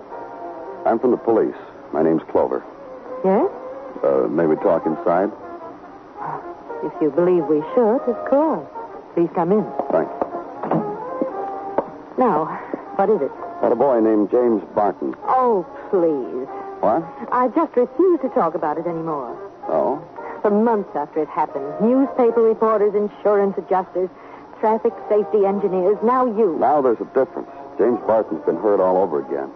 Well, what do you want me to do? I don't want you to do anything, Mrs. Ralston. The boy's been hurt. We're trying to find out why. The way we do things like this is Pick up the threads of his life and hunt for clues. I know. I'm glad you do. So let's get on with it. As if you already don't know. All I'm asking you is your version of that accident. My husband and I were coming home from the evening. My husband was driving, slowly, but fast enough to break that boy's legs when he stepped in front of our car. We took him to a hospital. He admitted that he was at fault and absolved us. I haven't heard from him since. Now what? How about your husband? What about him? Do you know whether he's seen or heard from James Barton since the accident? Well, let's call him at work and find out, shall we? Well, never mind. I can come back. No. Let's call him. Let's get rid of that boy's name around here once and for all.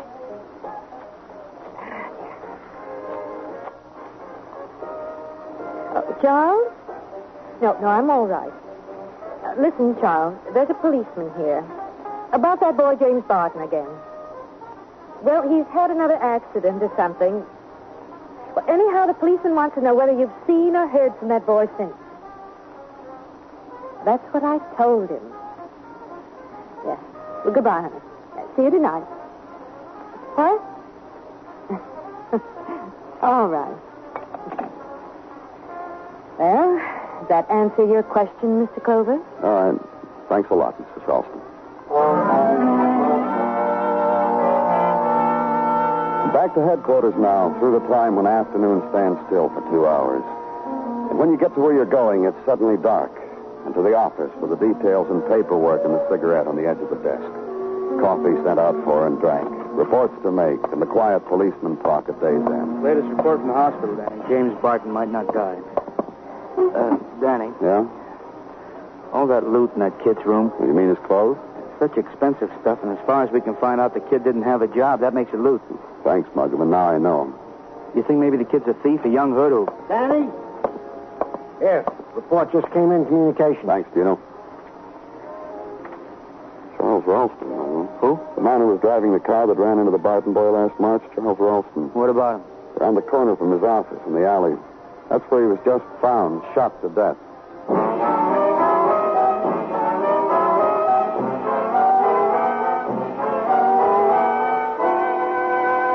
You are listening to Broadway's My Beat, written by Morton Fine and David Friedkin, and starring Larry Thor as Detective Danny Clover.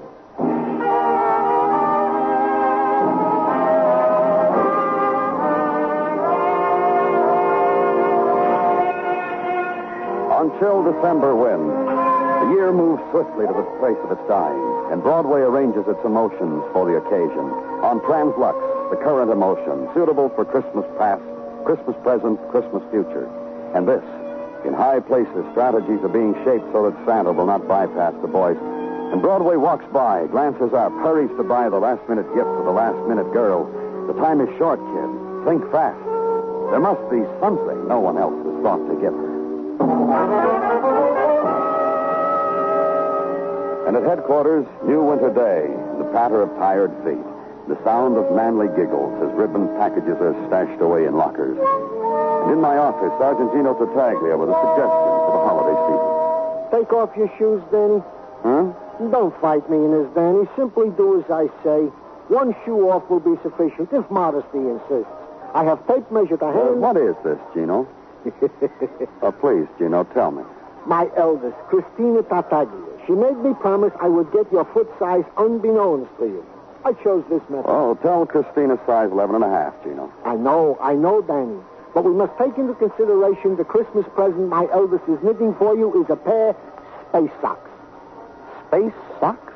Therefore, in revealing to her your size foot, I must also take into consideration the layer of air which must be knitted in to offset the forces of cosmic energies with their neutrons and protons. Gino.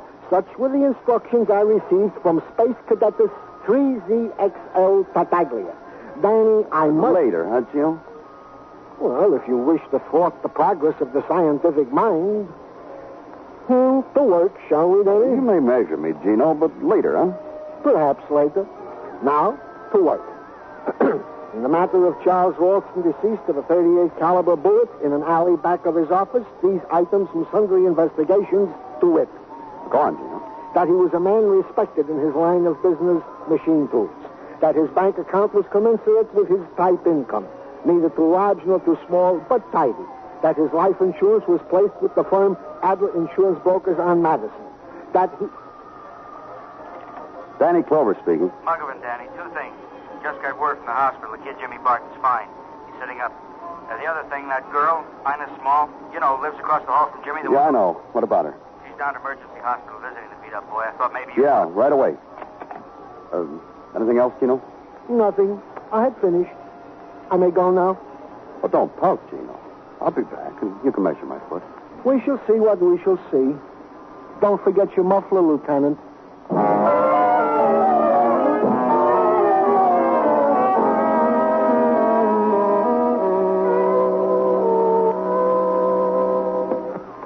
Just let me fluff this pillow a second.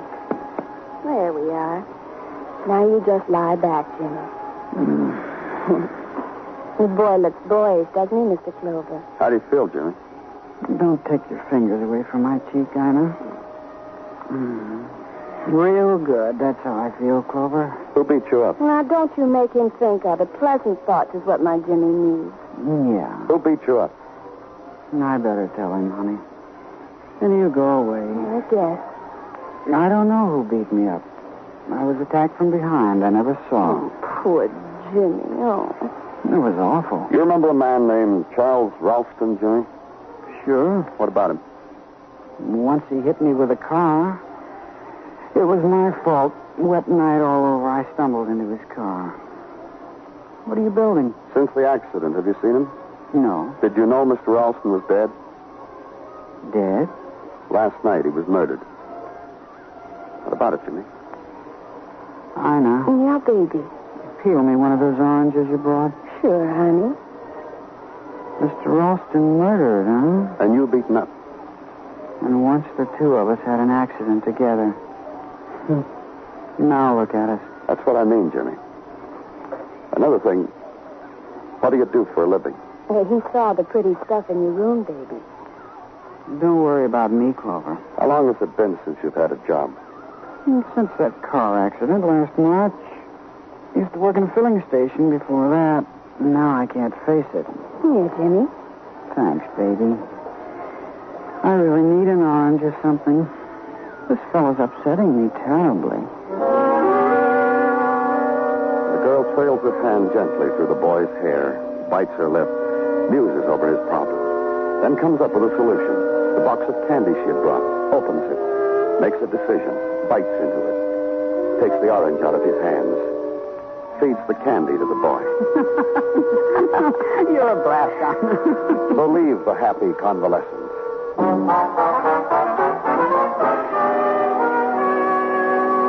And into December streets, walk it. And against background of wind-frayed tinsel, wind-frayed crowd, pose the violence. The murdered man, Charles Ralston, a man who in March of last year had run down a boy, Jimmy Barton, who used to work a filling station but couldn't face the thought anymore. A 19-year-old boy with nice apartment, expensive things to wear, to touch. Boy found beaten and $60 in his pocket. Boy with girl, Ina. Boy without job. Run down 9 months ago by Charles Ralston. Beaten 2 nights ago. Assailant unknown. And enjoying every minute of it. So go now to a place to ask a question. Adler, insurance brokers in Madison. Mr. Adler is highly pleased to meet you, and won't you have a seat? His face will only take another minute. These shavers, electric and all, a boon, Mr. Clover, to the male civilization. I must relay to the Remington people my thoughts on the subject. Here, feel this. Come on over here and feel my Look, Mr. Adler, I didn't... Move, I can tell you. When I get through with her, Mrs. Crummett will tell you the same thing I did. What? Adelaide Crummett, our newest widow. Husband tripped in the shower bath this morning, died on the way to the hospital. That's why I'm plumping my face. I'm on my way right now to tell Adelaide. Poor Mrs. Crummett. Husband's insurance all hers. It'll perk her up. Ah, there. That's space forward to newly rich widows, huh, Mr. Cooper? You through now? Just like a baby. Yeah. What's your problem, Mr. Cooper? Charles Ralston. Fine fellow. Murdered, I read. You want to check on his insurance, huh? See, I'm way ahead of you. All right, tell me. Well, my opinion is you should bark up another tree, Mr. Clover. All Ralston carried was $10,000. 20-year life. These days, $10,000 is hardly worth killing for, is it?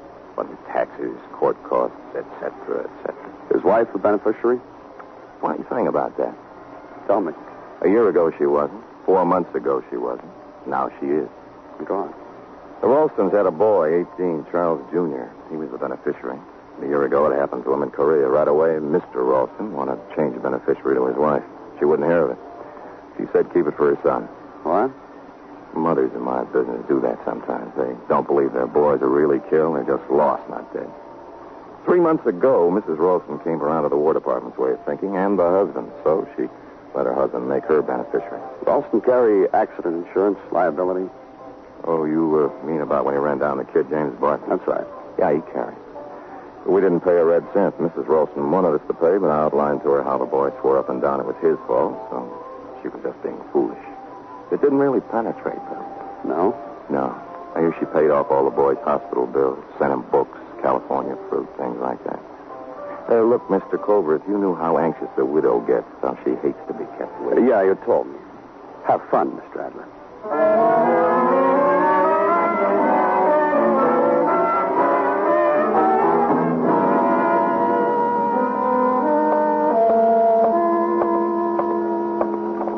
Dr. Finsky? Come in, Danny. Come in. Have a chair. What can I do for you this evening? How long has it been since you were at the hospital to see Jimmy Barton? 5 this afternoon. He told me you were in this morning. He said you upset him. Upset him. I have a theory about that boy. What? Someone could beat him over the head with a baseball bat and he would become unconscious. But as far as beating him over the emotions, he would only grin at you. The layman phrase for it is tough cookie. A real hard boy, Danny. How badly was he hurt? Contusion. Bruises. He'll be released tomorrow. Could it be done tonight? I think so. Well, think about it right now, Doctor, and tell me. All right, I'll release him. Good. Use your phone, Doctor? Help yourself.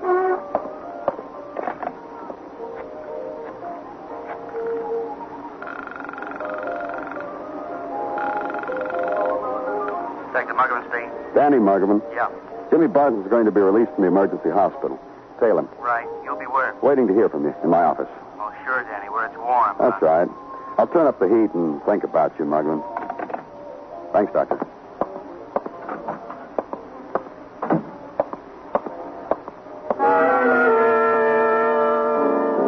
So to where it was warm, the office, to look through a window out onto where it was cold.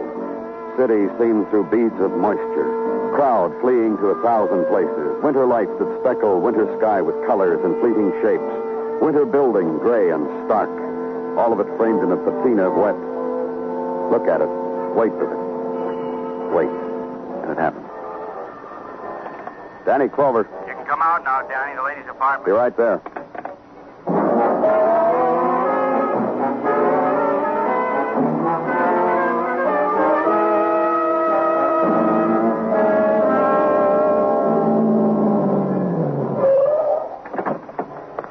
Over here, Danny. Kid left the hospital, made a phone call, came right over here. Let's go in.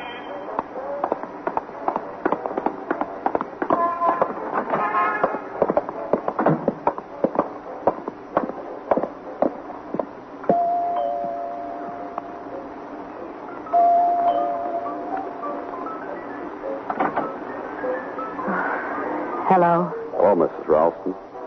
Mind if we come in? Yes, I do. Oh, that's too bad. We want to tell Jimmy how glad we are he's up and about your apartment. What are you talking about?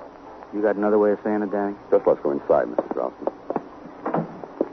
Who was it, Claire? Some men. They're here. Please.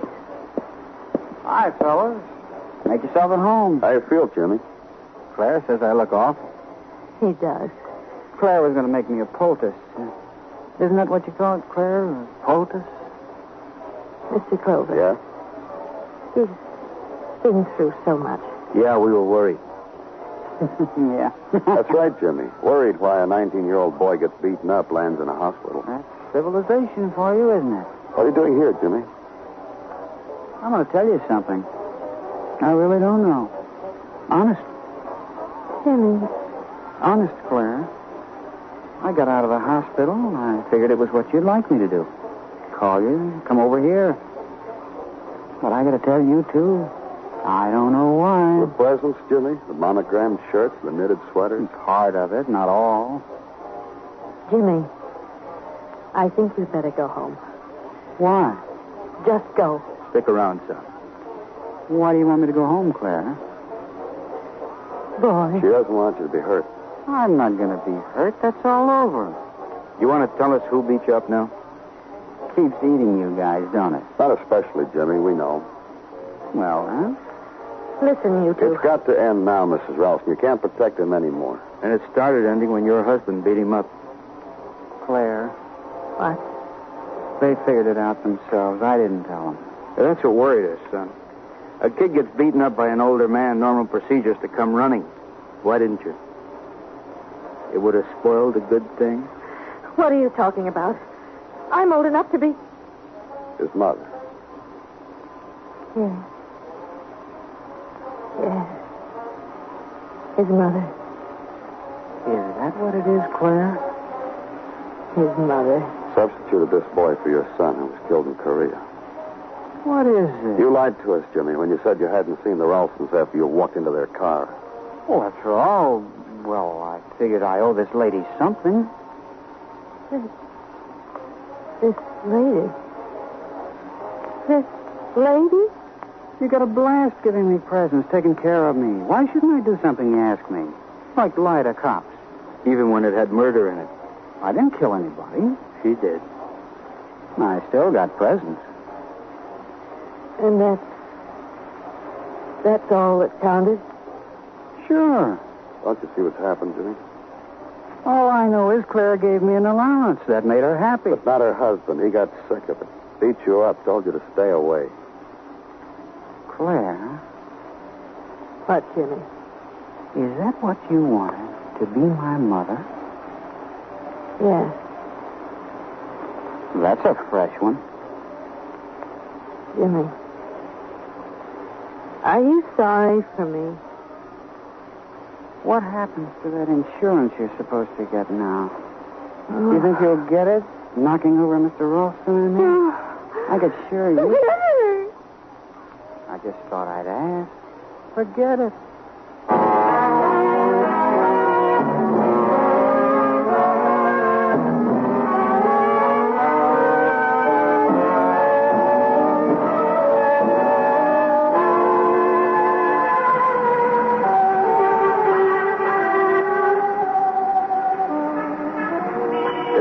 On Broadway. The hour without color, the 6 o'clock hour, the time of going home. But in a while, the night will dip down and touch the street, and there'll be fury again, rack and roar and crowd. The puppet dance into the furnace of light. It's Broadway. The gaudiest, the most violent, the lonesomest mile in the world. Broadway. My beat.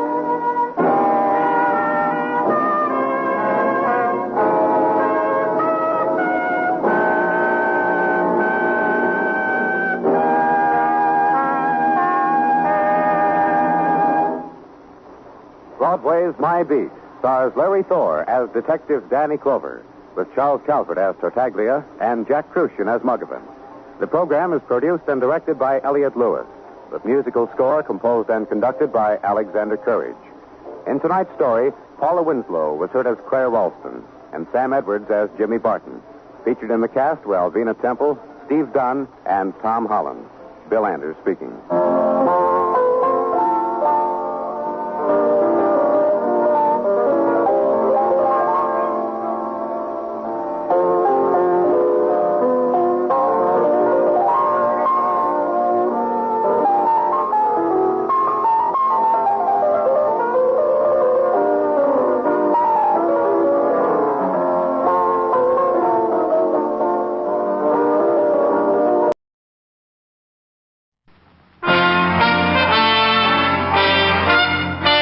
Listen while the makers of Rexall drug products and 10,000 independent Rexall family druggists bring you Dick Powell as Richard Diamond, private detective.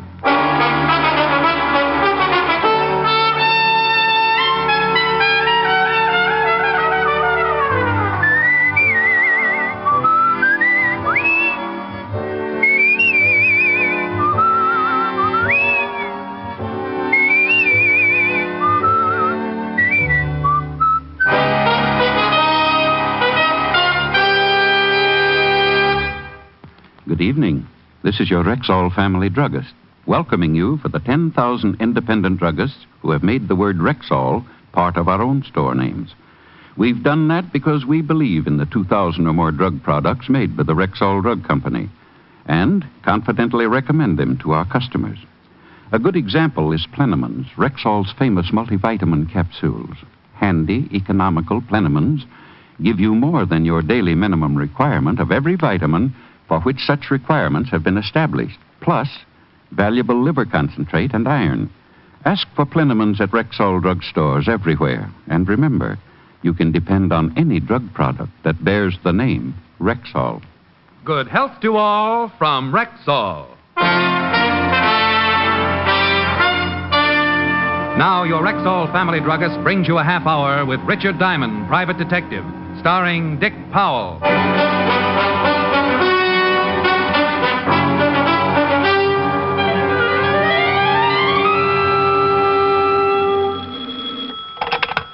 Diamond Detective Agency. Guard against throat scratch. Enjoys smoother strangling. Oh, that's terrible. Yeah, I'm disgusting. No, only when you're too busy to stop by and see me. Well, I was just going to call you, Helen, baby. Oh, I'll bet. Cross my heart. Hope to lose my skate key. You mean New York's gift to the detective world was really thinking about rural me? Rural you is a mighty interesting subject for rural me to think about. Well, why don't you stop being so spiritual and give your thoughts the benefit of some action? And just what exactly do you suggest? Spend the bottle? Post office? A romantic ride through Central Park in a hansom? Yes. How'd you like to go to the theater tomorrow night? Inside, or are we going to stand out in front and get a between-acts descriptions from the usher? I only made you do that once, and from all reports, it was a pretty bad play. What's the one we're seeing? Very bad, but I was given 2 tickets. I refuse to sit in the back of the balcony again. I keep getting the bend. Oh, 4th row center. Must be a bad choice. I got a couple of friends working at it. Going to close in 2 days. Mr. Diamond? Hold it, Helen. People are running in. My name is Diana Campbell. Client? Well, Rick? It was hard to say. That's a wonderful thought. I'll see you tonight. I'll bet it's an attractive girl. You win, hands down. Bye. Now, Miss Campbell, what can I do for you?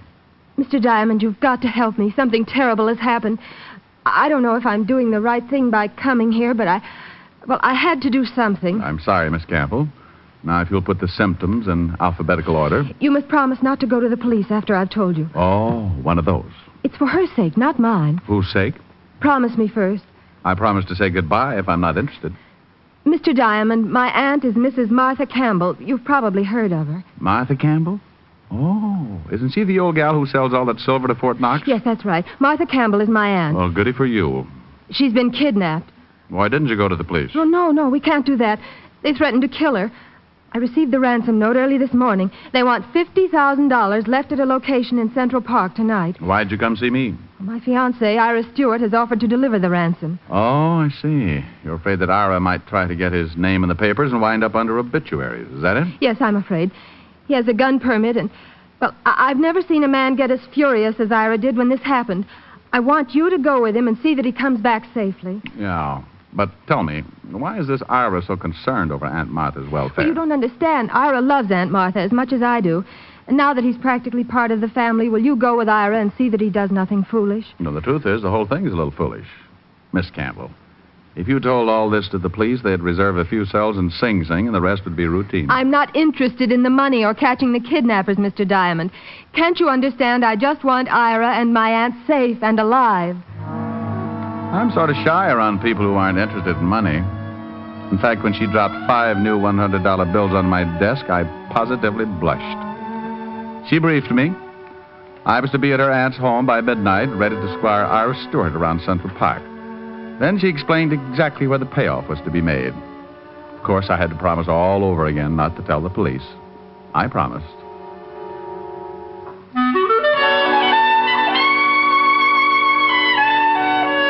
Diana Campbell left, but her perfume lingered on. I could have sat around and let that odor drive me to a cheap neurosis, but there were things to do. And the first thing I did was to break my promise to Diane. Well. If it isn't Sergeant Otis, and I'd be happy if it wasn't. Otis. Wake up, Sergeant. Up with the buttercups. It's 3 o'clock in the afternoon.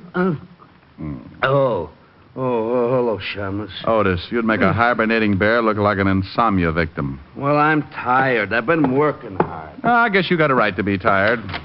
If I had to drag those 2 feet of yours around all day, I'd have a nervous breakdown. Oh. Hiya, fatty. Who's dead? Well, there's been a nasty rumor going around about your sergeant. No, stop clowning. It's too hot.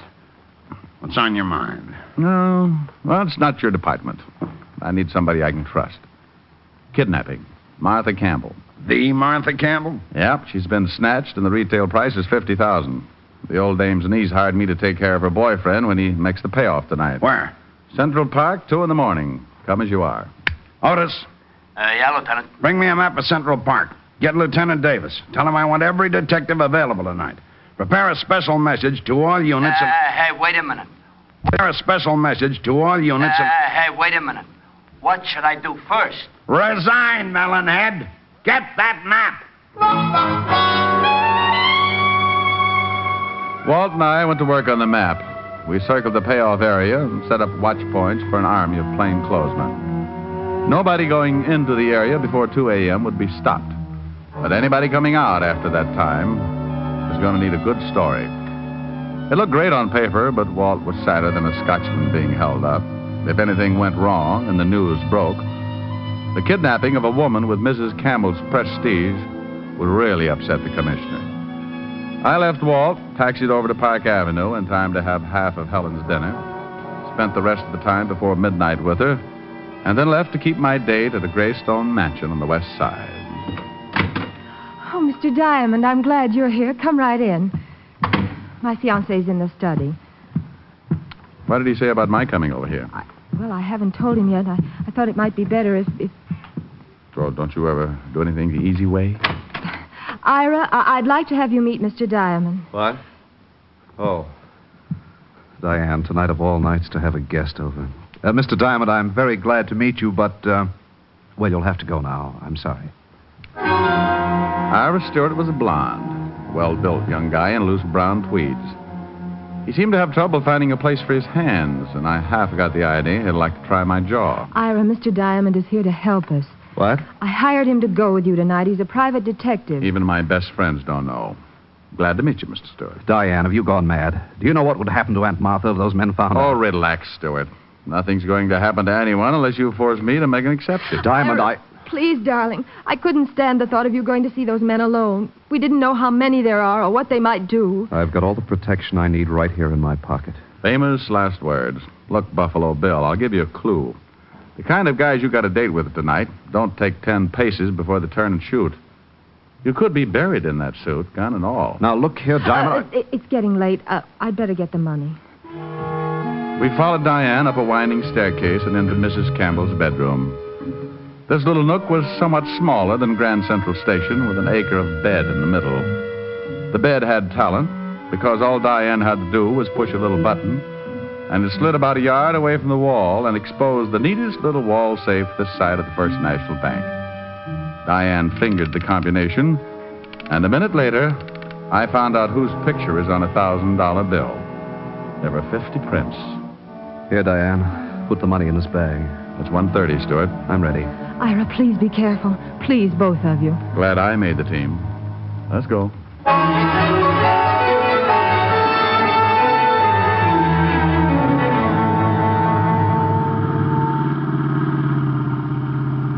Central Park by moonlight.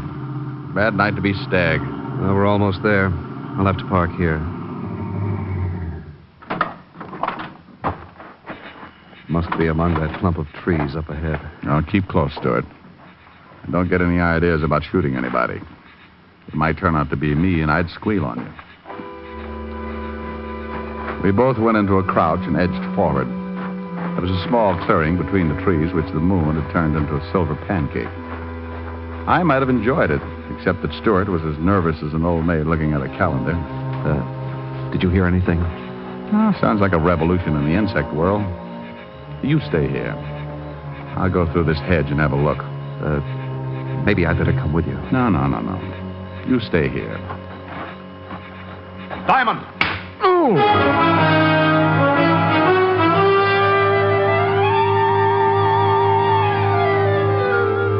Something caught me hard and neat behind the ear, and I jackknifed into a face full of Mother Earth. Don't let anyone tell you it's nice to get away from things for a while. I didn't like it a bit. I was far, far away.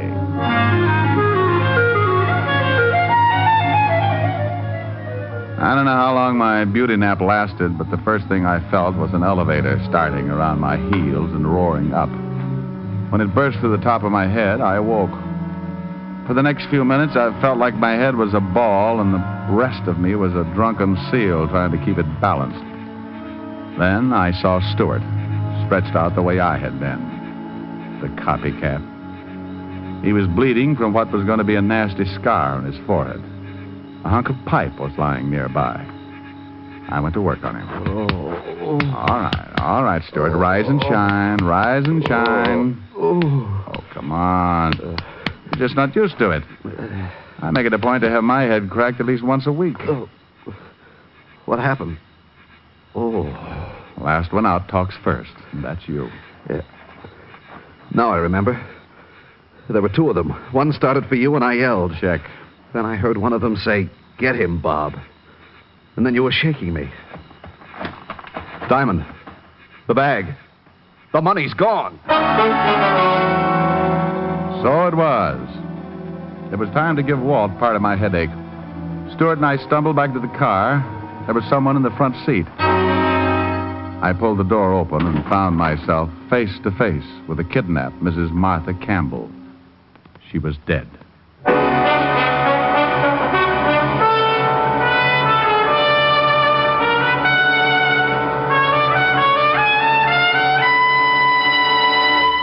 Before we continue with the adventures of Richard Diamond, private detective, here's your Rexall family druggist. There are two important facts I'd like you listeners to remember about Rexall aspirin. First, each Rexall aspirin tablet contains 5 full grains of pure aspirin. And second, there's no faster-acting aspirin made. But what exactly do you mean by fast-acting? Well, ma'am, aspirin itself is too fine to hold together in tablet form. So it has to be bound with an ingredient that will quickly disintegrate. That is, break up the tablet. So the aspirin itself will immediately be free to do its job. You mean the aspirin doesn't do any good until it's free from the tablet? Right. And that's why Rexall scientists developed a binder so low in moisture content, it begins to break up the very second it touches water. Now that means that when swallowed with water, the aspirin in a Rexall tablet is free to go to work for you, even before it reaches your stomach. Well, that's fast enough for me. And it's fast enough for 10,000 family druggists. Quality like that is what we're talking about when we tell you you can depend on any drug product that bears the name Rexall. And now back to tonight's adventure with Richard Diamond, private detective, starring Dick Powell. Finding Mrs. Campbell dead in the front seat was the ugly end of another beautiful day. I hadn't known the little gray-haired woman personally, but from her reputation, I had the hunch that some of this town's best charity groups would be in mourning come tomorrow. And just in case I wasn't feeling bad enough, Stewart was right in there to help me. I never should have let you come. It's your fault she's dead. You did it. You did it. Thank you, Sherlock Holmes. Now shut up. You were going to protect me. You were going to... I slapped 5 fingers of artificial sunburn into his face and shut him up. Then I checked Mrs. Campbell's corpse. She'd been murdered at least 24 hours before.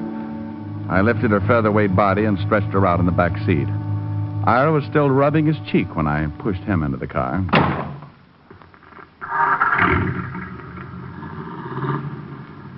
Now, what about those 2 guys, Stewart? Oh, now I slapped you back there for your own good. Did you get a look at those guys? It was too dark. One was big and heavy, the other was thin. Could you identify them if you saw them again? Yes, I think so. What's that on the road ahead? Someone's waving a light. That's the police. Just step from that car quietly, you. Otis, it's me, Diamond. Rick, that you? No sign of any kidnappers yet. Not kidnappers, Walt. Murderers. Huh? Exhibit A is on the back seat. Come on, Otis. Open the door. Oh, vicious. Head bashed in. What are the police doing here, Diamond? I thought... Don't brag. You didn't think. Otherwise, you'd have gone straight to the police in the first place. What about the money? I don't care about the money. Mrs. Campbell is dead, and that's all that matters. Well, I'm sorry about that, Mr. Stewart. Look, it might be a good idea for you to be with your fiancée, Miss Campbell, before she hears the news on the radio. We'll take care of things here. Oh. Yes, of course, Diane. Yeah, I'm sorry, Lieutenant, about my behavior. You understand. And Mr. Diamond, Oh, forget it. I've got a head that knows just how you feel. Once Stewart was gone, I gave Walt the lowdown, and we settled down to work. We gave the two killers an hour to try a break, and then Walt passed a signal along to his men, and the ring began to close in. We beat the bushes, turned lights in the trees, and kicked over rocks, even the small ones. But by the time we reached the payoff spot, we'd found nothing out but each other. Now, that's impossible. Are you men sure you didn't miss anything? Double-checked all down the line, Lieutenant. They couldn't have gotten through. Take it easy, Walt. Time now for cool heads and dull little dragnets. Otis, I want you to start picking up mugs wholesale. Right, Lieutenant. Anybody who even thinks twice before he answers, bring him in.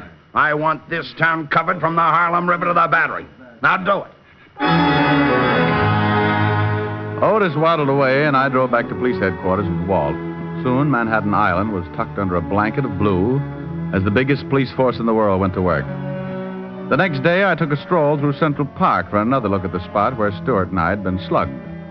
I found one possible witness, but he wouldn't talk. Probably because he didn't know how. He happened to be an English sparrow. Late in the afternoon, I dropped back to see Walt. He was in his shirt sleeves, hunched over a desk piled high with notes, reports, and cigarette butts. Neither of us had gotten any sleep the night before, but he was advertising it. Oh, Rick, I could kick myself. I ought to turn in my badge. We should have had those guys. Nothing in the lineup? No, I've been looking at drunks, ex-cons, and two-bit hoodlums all day, and they're all clean. If someone tried to sell me an invisible man routine, I'd be willing to listen. Walt, if you keep banging your head against a stone wall, your eyes are going to register tilt. You need a breather on this case. Look, I got 2 tickets for play tonight. What about it? Are you kidding? I've got work to do. Oh, but Walt, the play is a musical murder mystery. The cop on stage is bound to have more troubles than you. Yeah, I bet. Well, maybe you're right. Sure, I'll go. Thanks, Rick. I'm glad Walt didn't ask any more questions because my supply of answers was down to one sorry shrug. However, this last maneuver didn't go over too well on Park Avenue when I dropped in to tell Helen she was being stood up. Rick Diamond, this time you've gone too far. Now, would it help any if I said it was business? No. Well, I suppose there's nothing I can do. I spent all day buying a new dress and getting my hair done, and then you walk in at the last minute and tell me you... Helen, baby. Now, you stay away from me, Rick. Rick, let go of me. Now, in a minute. Rick. You dog.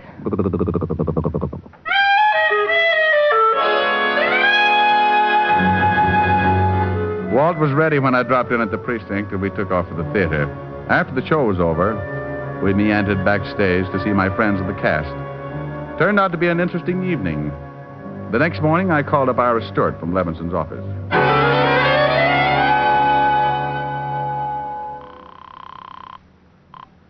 Yes?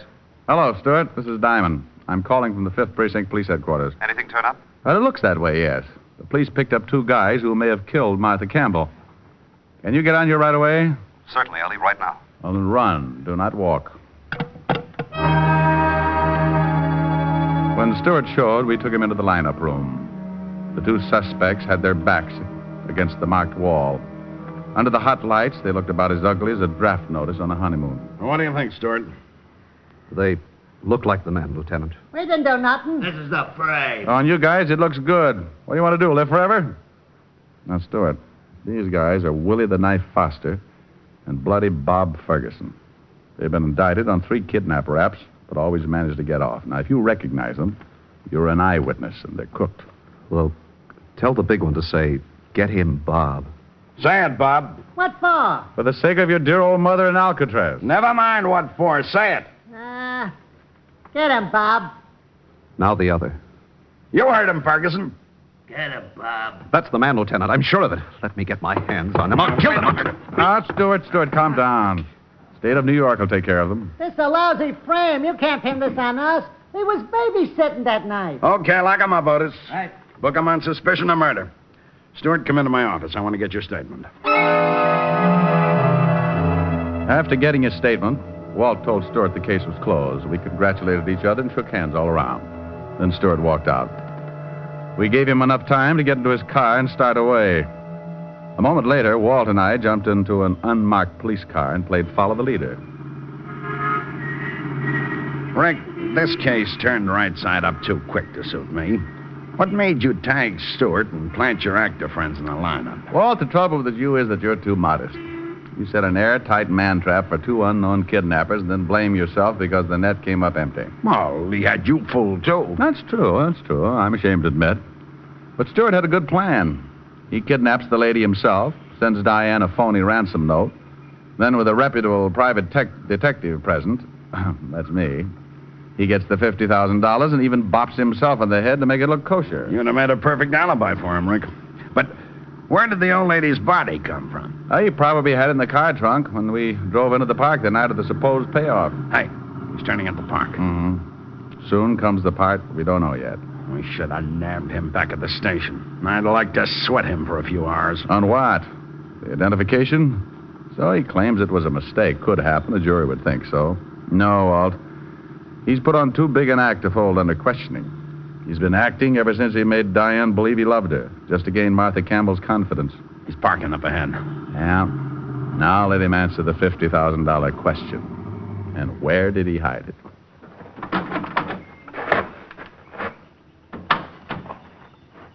He's heading toward that same grove of trees. We took off at a fast trot until we reached a hedge not too far from where we expected to find Stuart. We saw him all right. He was standing around right under the same tree he'd led me to a couple of nights back. A family of picnickers were close by, so he was acting like a guy out for some air. We ducked behind the hedge to watch, though I had to hold Walt back a few times. Finally, Stuart tipped his hand. He reached up past the nest of my sparrow friend into a hollow of the tree. It wasn't eggs he was after. The stuff he pulled out had that fascinating color known as currency green. That's enough for me, Rick. Okay, Stuart. Duck, Walt. Oh. Are you hurt, Walt? Yeah. One of his shots creased my shin. Hurts like blazes, though. Let's get that guy. He's running for the zoo. I'll get him, Walt. Put a tourniquet around your neck and sit tight. Oh, watch out for the crowd, Rick.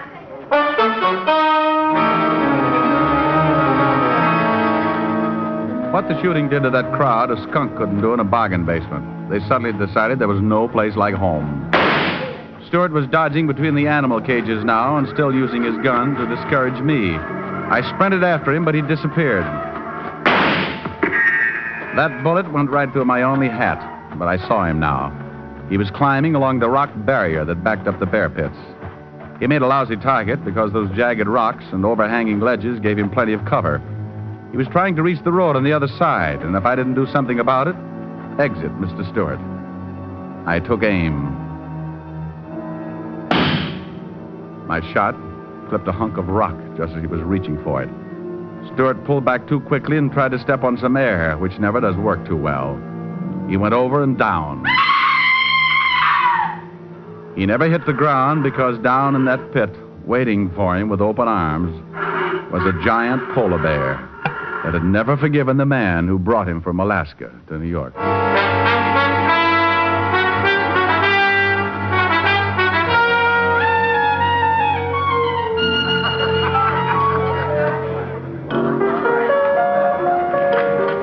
I'm glad you and Helen could make it to the cast party. Thanks, Bob. Thanks also for the great acting job you and Willie pulled off at police headquarters.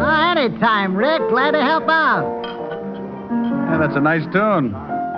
Is that a song for the show? Nah, just fooling around. After a show flops, there's nothing like a little get-together to bolster one's spirits. Well, I certainly like the taste of your bolster. So I'll mix myself another later. Rick, what are you doing by the piano as if I didn't know? You don't want to look bad in front of all this talent, do you? Oh, honey, not a chance. Just happens that Bob's playing around in my key. Well, let's do it. Let's do it then. Count every star in a midnight sky. Count every rose, every firefly. For that's how many times I miss you. Heaven knows I miss you. Count every leaf on a willow tree. Count every wave on a stormy sea. Count every star, and darling, when you do, you know the times I have cried for you.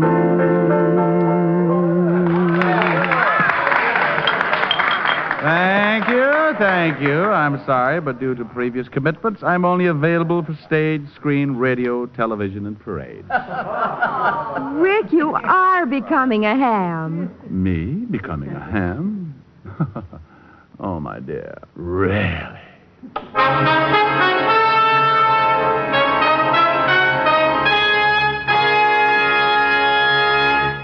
Again, here's your Rexall family druggist. If you suffer from acid indigestion, remember that Bismarex often neutralizes excess acidity in less than 1 minute. But more than that, Bismarex gives relief that's continuous and prolonged. Its scientifically balanced ingredients work in sequence, easing gastric distress and leaving a soothing protective covering on irritated stomach membranes. Ask your Rexall druggist for Bismarex. He'll tell you can depend on any drug product that bears the name Rexall. Good health to all from Rexall.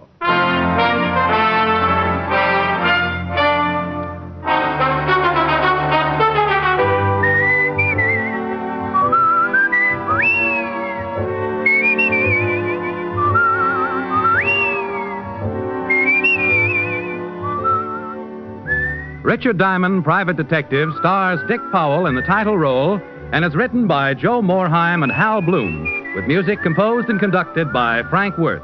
Featured in tonight's cast were Virginia Gregg, Ted DeCorsia, Wilms Herbert, Mary Shipp, Dick Ryan, and Hy Averback. Richard Diamond, Private Detective is produced and directed by Jaime Del Valle.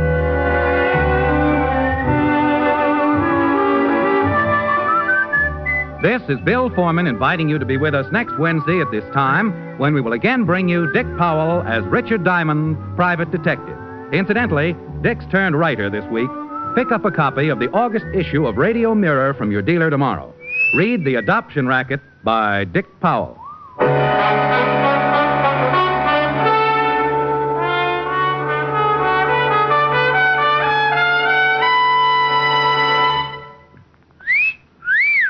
Hiya, beautiful. Get lost, Bristlepuss.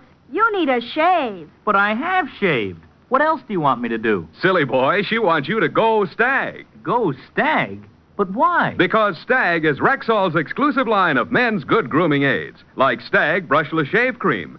No fuss, no massage, just smooth it on, and presto, you get a clean, close shave. Your face stays smooth and whiskerless all day long. I'll do it. I'll go Stag. That's it. Join the Stag line now at Rexall drugstores everywhere. Yes, to make girls care. Go Stag. Sarah Berner will delight you with Sarah's Private Caper tomorrow on NBC.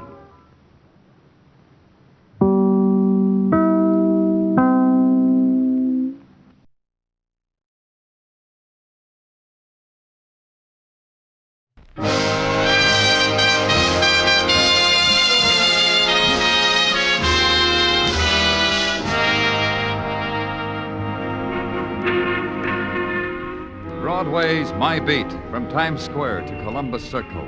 The gaudiest, the most violent, the lonesomest mile in the world.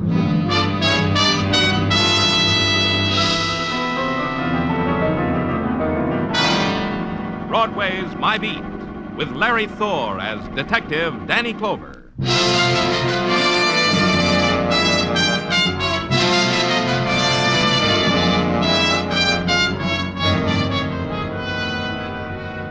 There's a thing about Broadway.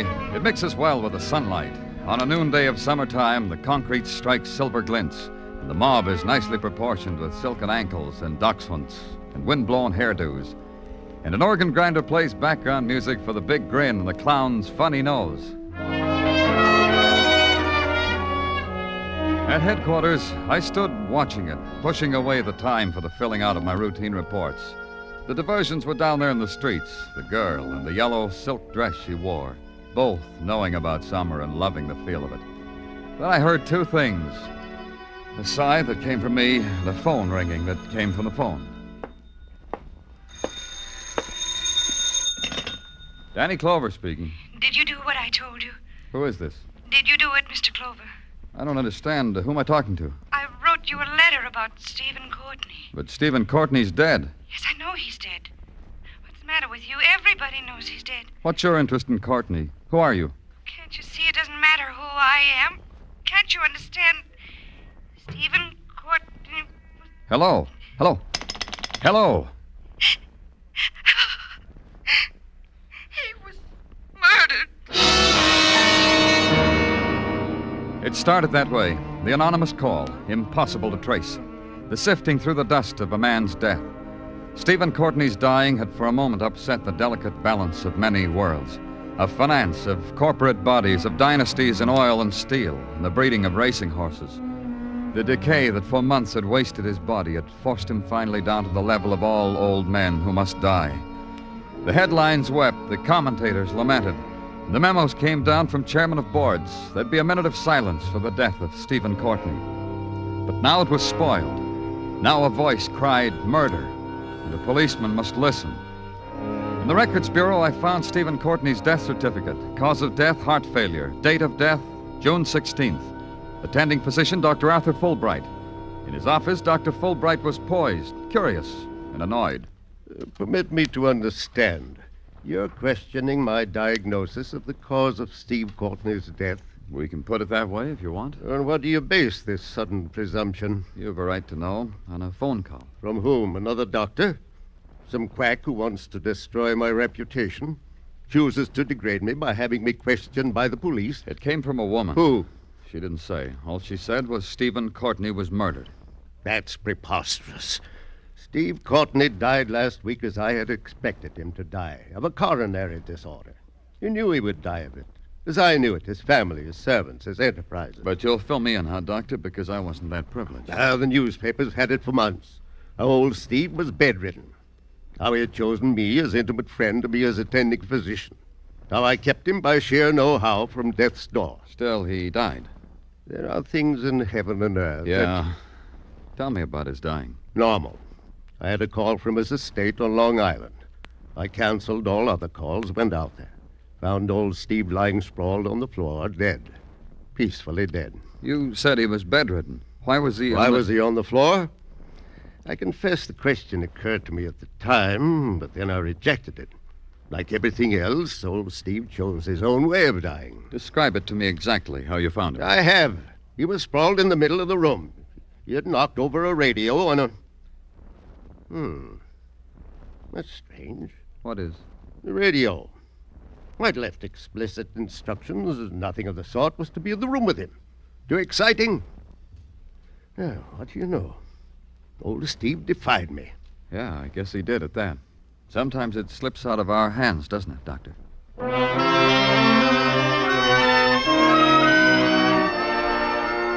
It took about an hour to drive to Long Island and the estate of Stephen Courtney, and enough time driving through the estate to make an observation. The grass is always greener in a rich man's backyard, and plants that are only supposed to grow in the tropics will blossom on Long Island as long as they're nurtured by thumbs turned green by association with money. The plenipotentiary of the hibiscus beds told me he didn't know whether there was anyone in the house or not. But try at the track, he said. Yeah, the racetrack, way down there. Miss Lila would probably be there. She always was. Then some more of the tour to the private track of the late Stephen Courtney. When I got there, the decor was still intact. A golden girl riding a black racing stallion, and a man leaning over the rails holding a stopwatch. He did fine, Miss Lila, just fine. Whoa, Son Prince. Steady, boy. Steady, that's the boy. How did he do, Joseph? 101 and 2/5 for the 5 furlongs. I'll help you down, Miss Lila. All right. Who's your friend? Huh? Your friend. I didn't notice any.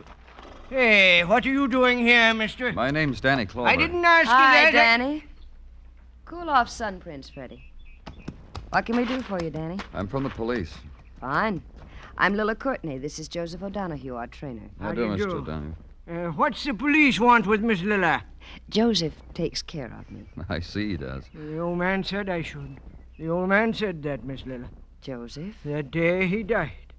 The next morning from that, his voice said to me, Joseph, you see that Miss Lila is all right. When did my father tell you that? The morning after he died. Your daddy still talks to me. The way he always did. I'm glad. Things like that happen to Joseph, Mr. Clover.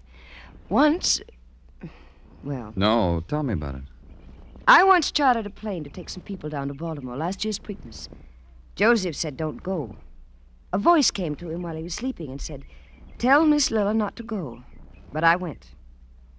The plane crashed. I was the only one who came out of it alive. Even at that... Well, here, feel my knee, Danny. Well, Go ahead, you'll see. The doctor said I'd be a cripple for life. Dr. Fulbright? Oh, you know him? We just met. Don't go back to him, Danny. I think he's incompetent. But he diagnosed your father's sickness as heart disease. I know. Oh, I suppose I'm being malicious. Of course, Daddy had trouble with his heart. Of course, Dr. Fulbright is competent. What about the radio in your father's room? What did you say, Danny? The radio. Your father wasn't supposed to have a radio in his room. He did on the day he died. He did? Now, I don't understand either. Why are you here? Why is a policeman asking me questions about Daddy? Call it routine. Don't talk to him, Miss Lila. Joseph. I got a feeling about it. I say don't talk to him. Danny, I'm sorry. I've got to go now. There's some questions, Miss You'd better talk to my brother. He's around someplace. Try the house. I just can't talk to you, Danny.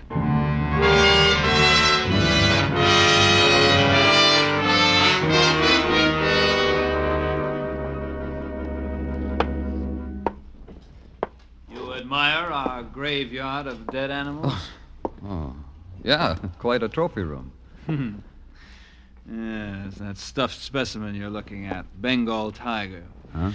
Many brave souls lie asleep in the deep Hindu jungle, all because old Steve wanted to bring home a pussycat. Old Steve, your father? My father. Brandy? No. Then you're Burl. Yep. Mother and I got along fine. But old Steve said the boy is hard to handle, so he called me Burl. He thought that would make Mother angry, but Mother fooled him. She died a long time ago. First of the day, it says here. You know who I am? I'm here. No, the domestic staff is agog with it. A woman called me. Said your father was murdered. It's a free country. They have the vote. They can say people were murdered, even my father. Maybe it proves something. Like what? That the old man was human enough to die when someone killed him. I didn't know that about him. I thought he always picked his own time and place for everything. Then you think he died because he was ready to die? What does it matter? He's dead and I'm rich. We're all rich. It'll be easier if you try to stay sober. Sober? When was that? All right, I'll stay sober. You said you're all rich. Who? Lila. I watched you from a window. An exciting thing, Lila, wouldn't you say? Lila. Who else? Yeah, you wouldn't say. Well, there's O'Donoghue. He got a big hunk. And the cook and the maids and the nurse. And a man in Iowa who shined my father's shoes once. The nurse. Who was she? Alice Barnett. Nursed the old man for years. It paid off. Where is she? Who knows? Old Steve dies. Nursey goes somewhere to cry. Leaves this nice, big, cozy mausoleum.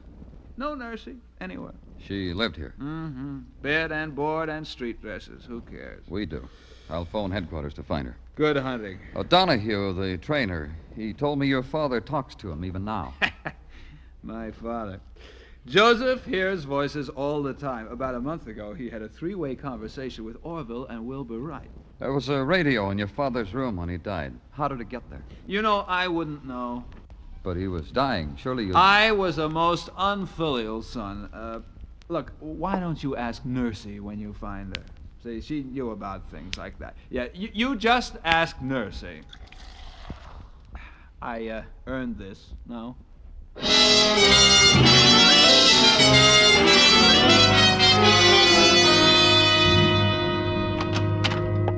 Welcome back to the doldrums, Danny. Huh?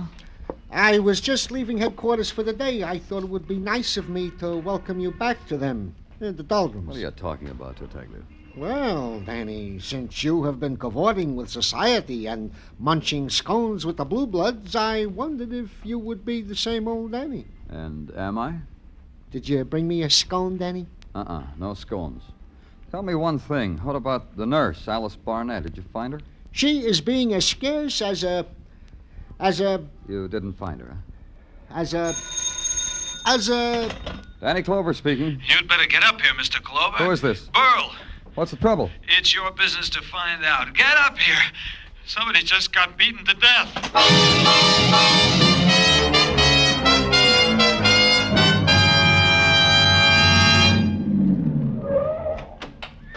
Over here! Over here! He's in there with... Get him out! Get him out! It was a design in horror, done in grotesques. The horse, rearing, screaming, clawing its hoofs against the stall. The girl, disheveled, twisted with terror, pleading with it. Tia, leave him alone, no more. Leave him alone, Tia! Burl, dazed, helpless, sodden with fright, with drunkenness. The blazing moon setting fire to the web of blood that reached out from under the stall gate. Tia, no more! Tia! Burl, help me. Help me get that horse out of there. I can't. I've been trying. I can't. Tia's a good girl. Help me. Help me. All right, don't slide me anymore. All right. I'll open the gate. You grab her mane. Come on. Now. Come on, Tia. There's a good girl. Come on, Tia. I can't hold her. I can't. Let her go. Joseph. Oh, poor Joseph. Poor dead Joseph. Dead Joseph. What happened? Lila, what happened? I don't know. I was coming back from a moonlight ride. I heard Joseph scream. Tia was standing over him when I found her, trampling him with her hooves. I tried to pull her away. I called Burl. We tried. Tia must have kicked him. He fell, and then till he died. Tia. No, not like that, Burl. Joseph died because he was murdered.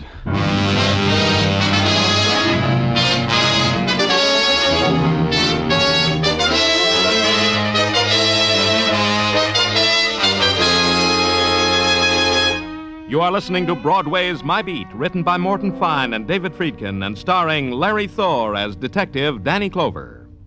Don't let a rainy day find you unprepared. Start saving for that rainy day right now by buying United States savings bonds. If you hold on to your bonds until they mature, you'll get back $4 for every $3 you invested.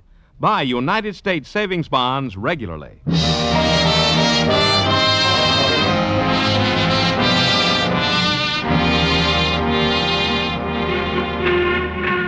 In June, Broadway bursts out all over. It lolls in the breezes of the air-conditioned movie, compares postcards from the family in the Catskills. It drinks deep of the neon-scented summer air, sighs, and wishes Mom and the kids would stay there, because Broadway's having a wonderful time. 60 girls, 60 who will pass a given point at any given hour. The music drifting out of the Diamond Dance pavilions is like partaking of an open-air band concert. And the drama on the front pages, a movie. A sheer, unadulterated drive-in movie. Consider, a tycoon dies, someone calls up, says it's murder. A horse trainer is kicked to death by a horse gone crazy with the moonlight. The police say it's murder. Where else but on Broadway can you spend a summer in such a way? And in the technical lab, a man in shirt sleeves wipes the sweat off his lips, breathes on a magnifying glass, wipes it on his pants, invites you to hold it to a photograph. Have a look, Mr. Clover. I suppose congratulations are in order. All because you made a lucky guess. Huh? Come. It was only a guess, was it not? You're saying this Joseph O'Donoghue was murdered? Well, anyway, the photographs, my analysis, quite bear you out. They do? Oh, yes. This one in particular. See the back of the skull. It's quite plain on this one that O'Donoghue was beaten to death. But not by a horse. By a weapon to make it look like a horse. Horseshoe, I'll bet. But not of the type affected by thoroughbreds, by racehorses. More like one off a truck horse or one that pulls a milk wagon. Ergo, considering the circumstances, my view is the man was murdered by a human wielding a heavy horseshoe. He... Technical. Conrad speaking. Yes, he is here. Yes, I will tell him. Certainly. There is a woman waiting for you in your office, a Miss Alice Barnett. Lucky guess, huh, Mr. Clover? Yeah, I didn't even have a magnifying glass. Miss Barnett? Yes. We've been looking for you. Yes, I thought perhaps you were. I've come to give myself up. You're the one who called me, who told me Stephen Courtney had been murdered. Yes, I wrote you a letter, too. But there must be many things you want to ask me. There are. Why'd you hide? Because I was foolish. Because I was frightened. Because I don't really know. It's all mixed up. You see, Stephen and I were going to be married. Oh? As soon as he got well, it was all planned.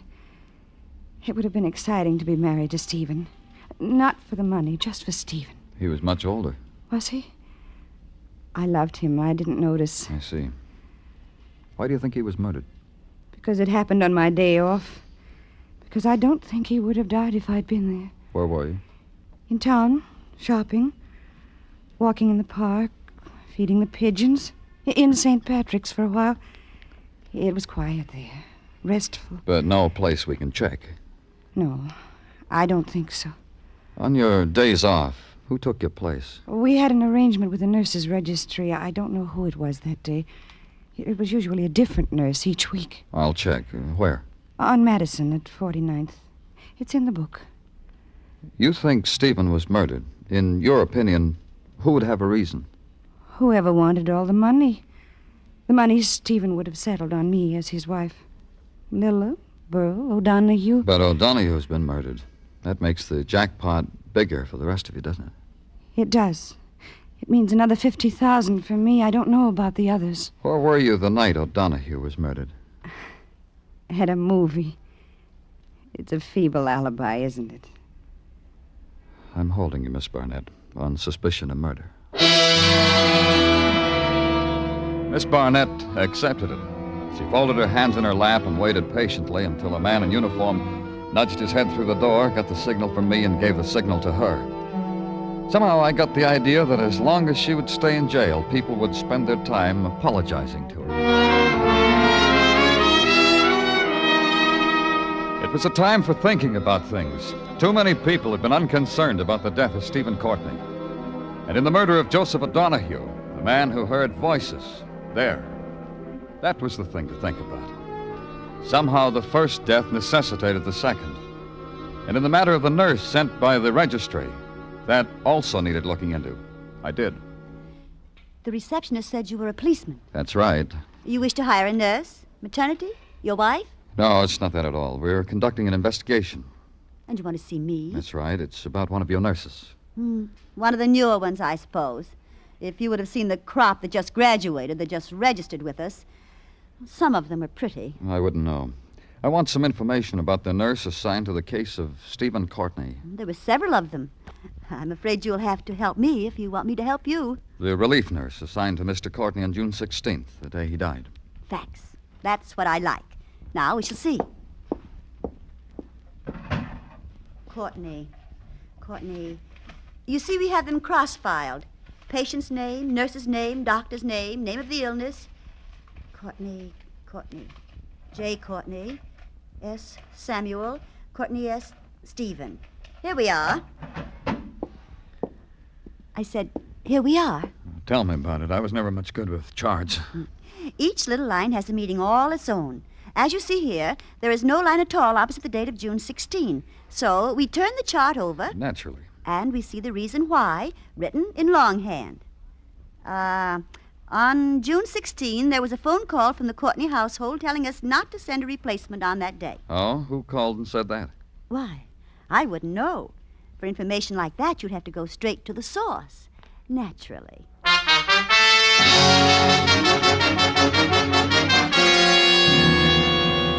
Perhaps if I'm more explicit, Mr. Clover, you'll understand. No one is to go into Miss Lila's room. Not even the police. Those are your orders, Doctor? Precisely mine. Then you won't mind justifying them to the mere police. Justify? What presumption you people have. However, Miss Lila is quite ill. Psychotic shock. 2 people she loved very much are dead. She tried to stave off the inevitable by riding, gaiety, etc., but it's caught up with her. Natural in a woman of Miss Lila's sensitive fiber. Yeah, I guess it is. Doctor, who gave the order that no replacement nurse was needed the day Stephen died? You? I haven't the slightest idea what you're talking about. No nurse? Well, that's preposterous. Surely not... Get out of here! Why, whatever could Psychotic shock, huh? Sensitive fiber, huh, Doctor? You're vicious, Burl. You're ugly and vicious and drunk. Oh, no, little sister. Don't throw anything else. It'll only bring on a relapse. Come on now, poor, sick little sister. Out of bed! Leave her alone, Burl. Are you all right, Lila? Are you all right, Lila?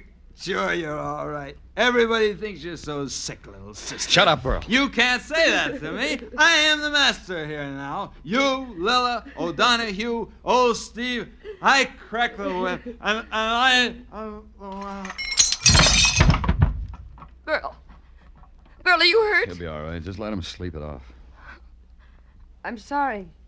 Sorry you had to see us like this, Danny. It's all so ugly. So like they want us to be in the papers, isn't it? You're not really sick, are you? No, Danny, just tired. I fixed it up with Dr. Fulbright so they'd leave me alone. I don't know doing it this way. Maybe it proves I really am sick. You think? Lila, listen to me. The day your father died, there should have been a nurse here. Why wasn't there? I don't know. We thought maybe things got all mixed up down at the nurse's registry. No one showed up. Because they were called and told not to. Who did that, Lila? Someone called. I don't know. I don't know who it could have been, Danny. I told you I don't know. Try to think, Lila. I told you. Get out, get out. I can't take any more.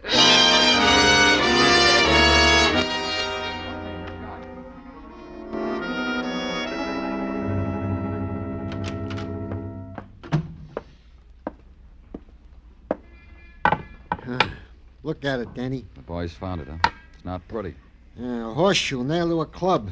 They dug it up back of the far turn of the Courtney track. Murder weapon, Danny? The thing that beat O'Donoghue to death? I'd say so, Tartaglia. You know, it's not enough. I'm up to my elbows in the solution of this case with horses. But I had to go to the movies last night. Poor you. Comes the newsreel and more horses. The running of the Westfall Handicap. Nip and tuck, all the way home. Oh, Danny, that's Sun Prince. What a horse. Who? Sun Prince, the horse that almost won the Westfall Handicap. I'm telling you, I almost had heart failure. Why? Well, look, here was this horse, 6 lengths out in front. He stumbles, throws his jockey. This Westfall Handicap, when was it run? Oh, Danny, I can see you are a man who is not smitten by the bobtails. This handicap was run last Saturday. Let's see, June 16th. Gino, you went and did it. You put 2 and 2 together. And I got 4, huh? Not only that, Gino, you got a murder. There was no hurry after that. I took my time driving out to the Courtney estate. I didn't even have to go to the house. I saw what I was looking for on a small knoll that overlooked the grounds. Lila. Lila holding the reins of a black stallion, standing against the early evening. A precise composition, sculptured to catch the eye. There was a flaw to it. Lila had seen me coming, and the pose she'd struck was too studied, too pat. But it held until I walked to her, touched her arm. Oh. You've recovered, Lila. Not really. Look at me. How do I look? The same. You've got some more clothes on than the last time I saw you. Outside of that, the same. I'm glad. But I need this. The quiet, the evening, riding. Do you want to ride with me, Danny? No. I expected you to come. I thought sometime soon you'd come back and use the gamut of Let's ride together, Lila, and I made it easy for you. Now I don't understand you at all. I'm trying to make up my mind about you. Oh, how can you? You're not really trying. Whether murder becomes you or not. It made me ill for a while. You saw that. You're faking, Lila. It's how you reacted to committing murder.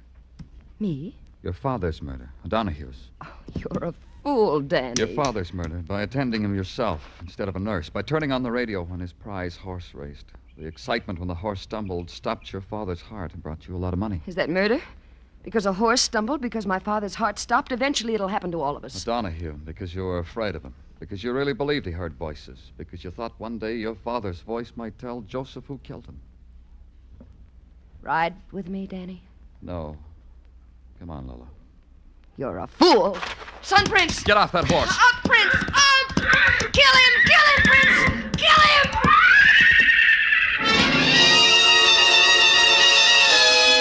The stallion reared high, pawed at the gathering darkness. His jowls flecked with foam. Then a hoof caught me, spun me. And again, I looked up from the ground. He was a monster, poised on his haunches. Prince! And suddenly he lost balance, fell to his back, recovered. And in an instant, he was a fleeting shadow.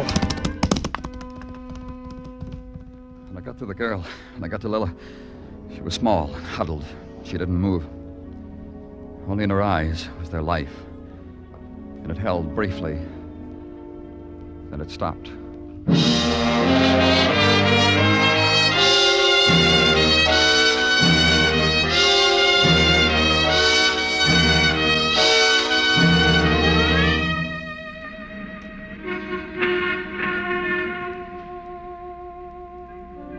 When the night turns into Broadway, the streets burst into fragments of electric flame, fling reflections hard into the shadows. It's a piece torn out of a jagged dream, the twisted concrete.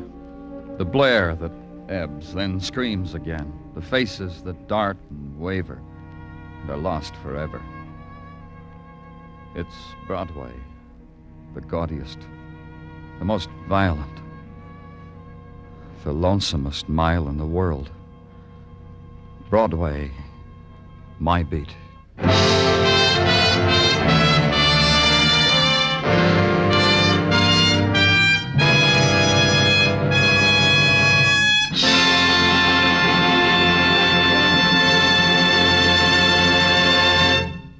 Broadway's My Beat stars Larry Thor as Detective Danny Clover with Charles Calvert as Tartaglia. The program was produced and directed by Elliott Lewis. The musical score was composed and conducted by Alexander Courage. Included in tonight's cast were Joan Banks, Mary Lansing, Florence Lake, Francis X. Bushman, Elliott Reed, and Junius Matthews. For more adventures with Danny Clover and Broadway's My Beat, CBS invites you to make a date with them for Monday evening, July 3rd. Yes, after tonight's broadcast, Broadway's My Beat moves to Mondays for the summer, starting July 3rd. Next week at this time, you'll hear the premiere broadcast of a new CBS show called Songs for Sale, featuring Jan Murray, Tony Bennett, and Ray Bloch's orchestra. Celebrities from the music world will meet songwriters with unpublished music on Songs for Sale, and you'll find it's full of fun and tunes of all kinds. Be sure to join us Monday, July 3rd, for the next broadcast of Broadway's My Beat. Joe Walters speaking. This is CBS, where the Goldbergs are every Saturday night. The Columbia Broadcasting System.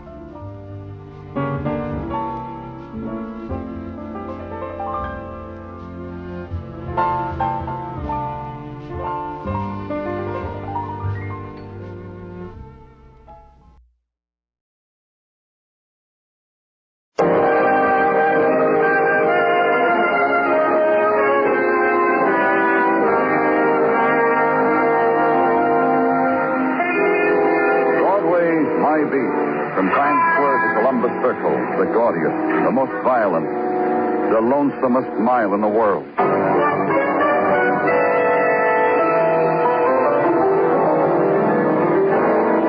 Broadway's My Beat, with Larry Thor as Detective Danny Clover.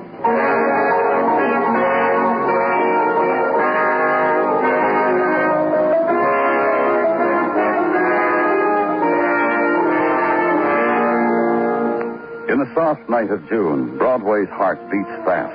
The girls clothed in summer wear the glow of neon in their hair, on their lips. And the glitter of the spectacular winds their throats with the quick jewels of night. Their perfumed walk mixes well with Broadway's own exotic odors, the seared electricity, the air, cool, washed, scented by installment plan air conditioning system, the mist of steam rising from manhole covers. And Broadway follows close on the heels of the soft night, because somewhere the night turns a corner and vanishes. And in your hands are its gifts of emptiness and shock.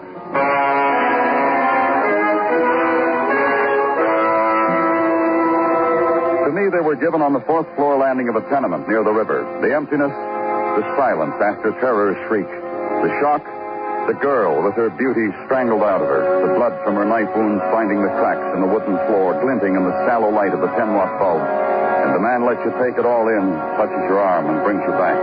Francesca Brown, Danny, waitress at Harper's Grill. Strangled, knifed, with this gold penknife. Fancy. A corkscrew, bottle opener, nail file, and no prints. Wiped clean. You'll trace it, Macklin. Oh, I got the description. Here, you take it. Her husband's inside, Danny, in their room. I think maybe you ought to talk to him. All right.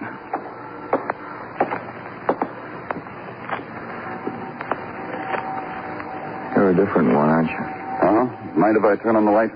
Go ahead. I turned it off before because it's all the same. One good thing, though, it saves on the electric bill. That's right. Blind. Stare at blind Jimmy all you want, mister. You don't get hurt. Not anymore. The girl out there, your wife. I have to tell you about her. I have to tell you about Francesca. Married me in Italy. In Naples. Came to the Army hospital with a priest. Said she wanted me, even like this. Francesca led me around sunny Naples, showing it to me. Letting me touch it. And I brought her home. This. You feel like telling me now we could wait? Why would I need to wait? She worked late tonight, overtime at Harper's Grill. I waited up for her. I can't sleep. I waited up for her and heard her steps with a man. They stopped in front of our door, and she was going to scream. How did you know that? You kidding? I'm blind. That way I knew all there was to know about Francesca. She taught me. Well, what did you do then? I went to help her. All I got was the feel of a guy standing with Francesca dead in his hands. Nothing else? Yeah, something else. He threw her at me. Said, "She's all yours, blind boy." He laughed when he said it. He was still laughing when he ran away. We'll do what we can, Jimmy. We'll... Sure you will. You'll let me hear Francesca's steps on the stairs again. We'll do what we can. Macklin. You talked to him, huh, Danny? Yeah. Take care of him, Macklin. Do whatever's got to be done. And then I happened to look down the stairwell, 4 flights down, and on each landing the people looking upward at death. Death was on the 4th floor, and that was a blessing for the 1st, 2nd, and 3rd. And then one landing down, a kid in a paper hat released a paper airplane. For an instant it held in the air, then darted downward. A little later, when I got to the ground floor, it was crushed and stained with tobacco juice. I walked out into the street.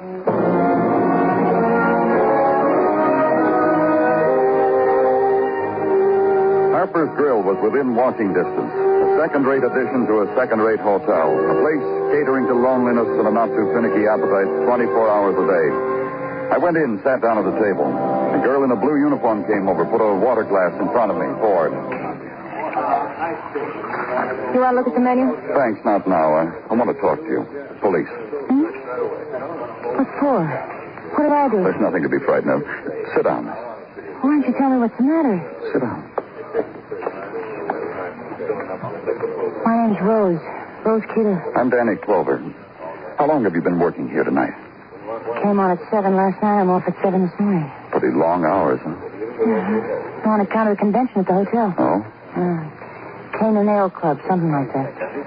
Boys with the canes have been coming in here like flies. That's why I'm working overtime. Did you know a waitress named Francesca Brown? Lucky her. She got off a little over an hour ago. Refused to work overtime. I should have done that. She's dead. What? Dead. Strangled. Knifed. Hey, now, wait a minute. I got something. Take it easy. You mean it? She's dead? Bert? What do you mean? Bert Finley. What about him? You said she was strangled, didn't you? You said... Who's Bert Finley? Guy who hung around her, asked for dates. Got nasty. You know, winks with the blue plate. He wasn't kidding. Was he here tonight? Sure he was. He waited for Francesca when she got off. He's a caner, too. A what? Caner. I call him caners, the boys from the Cane and Ale Club. This week they got a penalty if they don't carry a cane. This week they come from all over with canes. Grown men. Where do I find Bert? I don't know. He lives close. That's all I know. Thanks, Rose. Thanks a lot. Wait a minute. She's really dead? Stabbed? Strangled? And leave the girl trying to wipe off the terror I've spilled on her table. And go home and try to sleep against the image of a sightless boy sitting in a darkened room, remembering, counting the touch of the woman who lay in death on his threshold. And wait for the morning so you can go back to headquarters and blot it out in routine. And not making it, not even when the uniformed officer comes up with Bert Finley's address. Not even Bert Finley, who offers to clear off the kitchen table and make you a cup of instant coffee. My wife had known I was going to have a visitor. She'd have left a whole pot of coffee. It's all right, Mr. Finley. I don't want any. Maybe it's a good thing she's not here, though. I'd have a heck of a time explaining to her what I'm doing with a policeman in our flat. The missus is very choicy about the friends I keep. How about girls like Francesca Brown, for instance? Franny, a waitress in a grease pan, a hash slinger. What's the matter? She getting high and mighty? I passed a few typical remarks, like you passed a hash slinger. She's dead. Murdered. Dead? That way. What you come to me for? Doesn't it always happen to girls like her? The looks they give you, the way they bend over the table close, the way they walk away from you. You ask me, I'll tell you. It doesn't always happen that way. Not to women like Francesca. What makes her so special? You thought she was. You just told me. That doesn't make me want to kill her. That makes it quite the opposite. That makes... You saw Francesca last night. Waited till she got off. You took her home, huh, Bert? Well, that's a lie. Who told you a dirty lie like that? You take her home, Bert? You listen to me. I'm a good guy. Respected. My wife, my classmates, class of 36. Last year they even made me Prexy of the Cane and Ale Society. You take Francesca home, Bert? I tried to. Sure, I tried. I was showing off to my friend, Cane and Ale Buddy. Tried to impress him how I was like that with Franny. When I didn't make it, he laughed. Helped me into a cab, sent me home. Helped you? I needed it. I'd had more ale than cane. Your laughing friend. Who is he? Harry Bruno, staying at the Acme Hotel. You go ask him. He'll tell you how I came right home. Ask him. I will. This your penknife, Bert? Where'd you get it? It's the one that stabbed Francesca. And you think You're crazy. I lost it. This morning, the missus asked me for it to open a can, and I looked for it, and I lost it. Well, that's the knife the Cane and Alers gave me in gratitude for my term of office. Prexy. I told you, Sure, you're respected, you told me. Grab your cane, Bert. At headquarters, we, too, respect men with canes.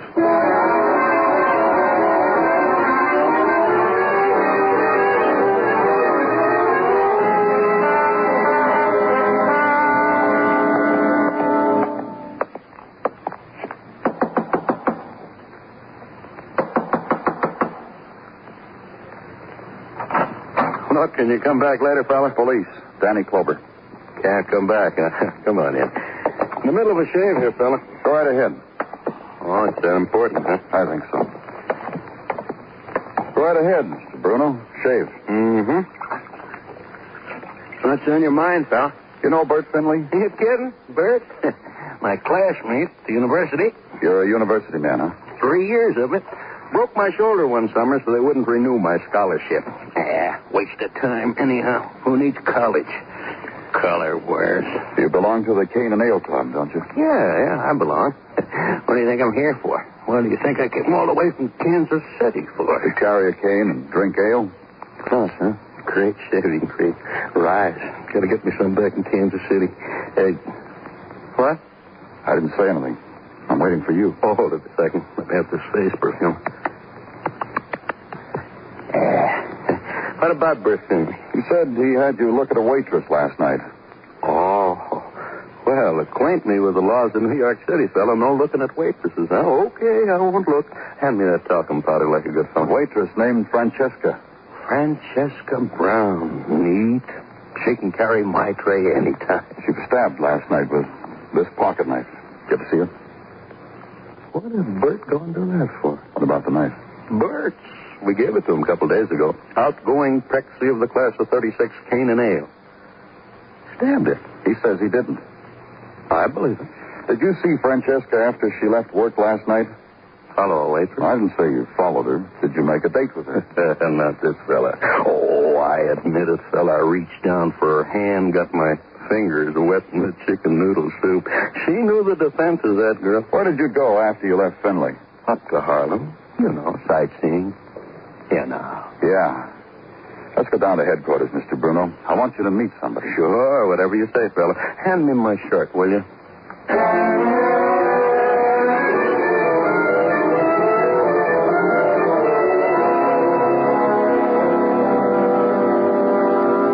How long are we going to wait in this office, fella? Till I tell you can go, fella. Look, Mr. Clover, Harry's got no family here. I have. The missus is going to worry. What's with those canes you boys are carrying? What's with them, Danny? Explain it to Tartaglia, Muggerman. I'll be right back. Okay, Danny.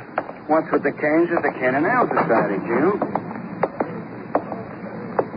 We're ready for you, Jimmy. You don't have to take my arm, Mr. Clover. I'll be all right. This is Dorothy.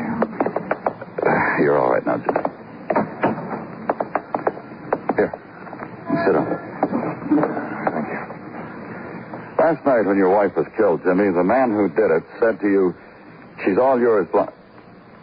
He said she's all yours, blind boy. There are 4 men in this room besides us, Jimmy. They're each going to say that sentence. I want you to listen, consider, and tell me if you recognize his voice. You say it. She's all... Say it. She's all yours, blind boy. Now you. She's all yours, blind boy. You. She's all yours, blind boy. You. She's all yours, blind boy. Well, Jimmy? The third one. Let me hear him again. You. She's all yours, blind boy. Again, Jimmy? Well, none of them. None of these men killed my wife. You're positive? I'm positive. Keep after it, Mr. Fuller.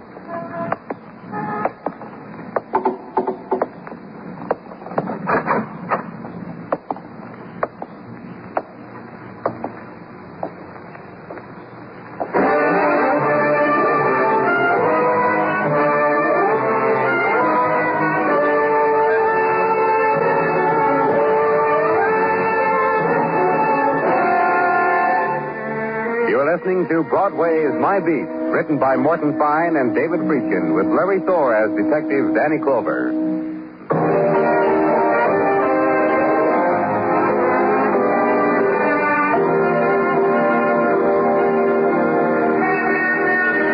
There's a stir on Broadway when summer starts coming in. The visitors arrive, and Broadway is festooned with latest styles from Peoria, the bumper crop of girlies from Iowa, the kid who got tossed off the boxcar at Scranton and hitchhiked the rest of the way. This is the time. This is the promise. This is the dream. And it's precisely the instant when the citizens of Broadway put in for their vacation to Scranton, Peoria, and Iowa. And it takes the bus tickets and the 2 whole weeks' holiday to find out you rode to an empty corner of a faraway world.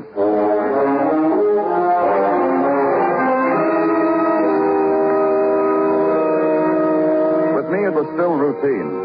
Murder is never seasonal. A girl had been knifed and thrown back at her husband. Find out why and who and what circumstances conspired to want her dead. My job. And at police headquarters at night, a man. His name was Sergeant Gino Tartaglia. Many people thought him the friendly type. What do you think of me, Danny? What's the matter, Gino? Go ahead, Danny. Let me have it. Both barrels. I stand arms akimbo and wait for it. Between the eyes, Danny. What happened? What brings this on? This morning, Danny, on my way to work, I stopped into Zimmerman's the baker, as is my wont, to purchase my daily Zimmerman bums. And? Mr. Zimmerman walked over and said, "Stop pinching the Zimmerman bums," and proceeded to tell me what he thought. Then he heaved the Zimmerman bum at me.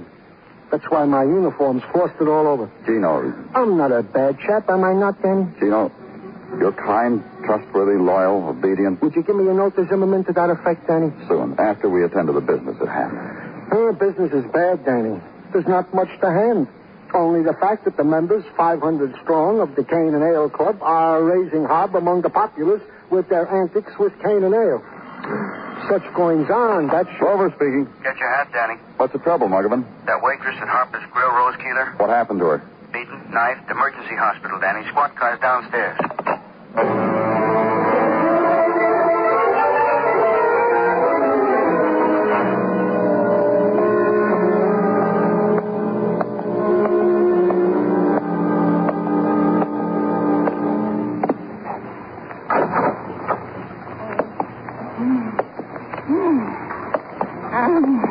Rose. Oh, I didn't ask her. Nobody get out. Leave me alone. I talked to you before, Rose. Danny Clover, remember? I'm a good patient. I don't ask for nobody when I don't need them. I don't need you. I need you. I'll push the night buses for you. You want us to find the man who hurt you, don't you, Rose? I don't want to talk about it. I know how you feel, but you've got to try. You've got to help us. You don't have to get up. I know. I don't watch your face. I want to see how a man looks when he gets a good look at what another man did to me. See? He had a knife? Wasn't his fingernails. You finished looking? You're finished. Who was he, Rose? So you can compare notes? Who was he? Can't help you. It was in a dark alley. I heard a cane tapping. And a voice asked a question in a whisper. For an answer, I tried to scream. Funny, no scream came out. What were you doing there? It's a shortcut on my way to work. I don't ever hardly take it except when I'm late. You live near Harper's Grill? Yeah, maybe too near. Why do you say that? Guys find out I live near, want to walk me home. Too cheap for cab fare. Like who? Bert Finley used to. Before Francesca came to work. The Cane and Ailers, they all been asking. Bert suggested, they say. You think it was Finley? I don't think, mister. I just heard. Was it Finley? I don't know. I just heard. Ring the night buzzer, mister. Now I need somebody. In a few moments, the door opened noiselessly. The sister, in a white nun's habit, leaned over the girl in the bed, put a hand against the girl's forehead. Then the sister turned to me and smiled faintly. She told me Rose was sleeping. That was good. I left.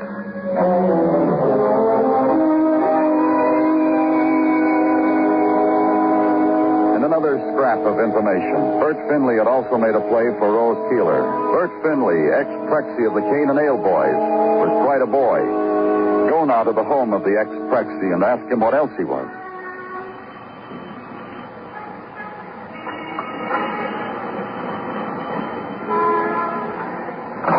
The door was open. Oh, I thought it was my husband. I'm from the police. Bert hasn't been up to any mischief, has he? May I come in? What is it you wish? Where's your husband? Well, he'll be home soon. He'll be home at 12. It's just about half past that now. Oh, it certainly is not. Bert is always home by midnight, always. Not tonight, Mrs. Finley. Where is he? Well, he's former Prexy, you know, of the Cane and Ale Club. They're in town, 33 lodges. Why, he'll be home. I said 12 o'clock. Nobody gets into mischief if they're in bed at midnight. It's important that we find your husband, Mrs. Finley. Do you have any idea where he might be? Well, I know exactly where he is. What do you think of that? I think that's very nice. You think I have a gadabout for a husband. Bert's University, you know, last year's president of his society. He's with the boys now. Is that right, Miss Finley? At a banquet, his lodge, the one of the class of 36. Where's the banquet? Well, I don't know. You know, Bert never told me. Hey, Danny. Muggavan? Quick, Danny.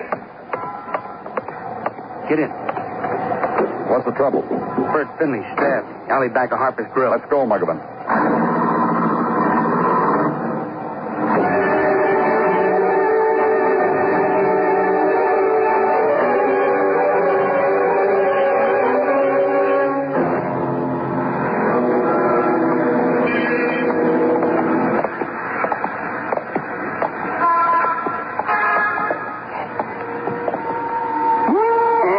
Get out of here, kid. Get out.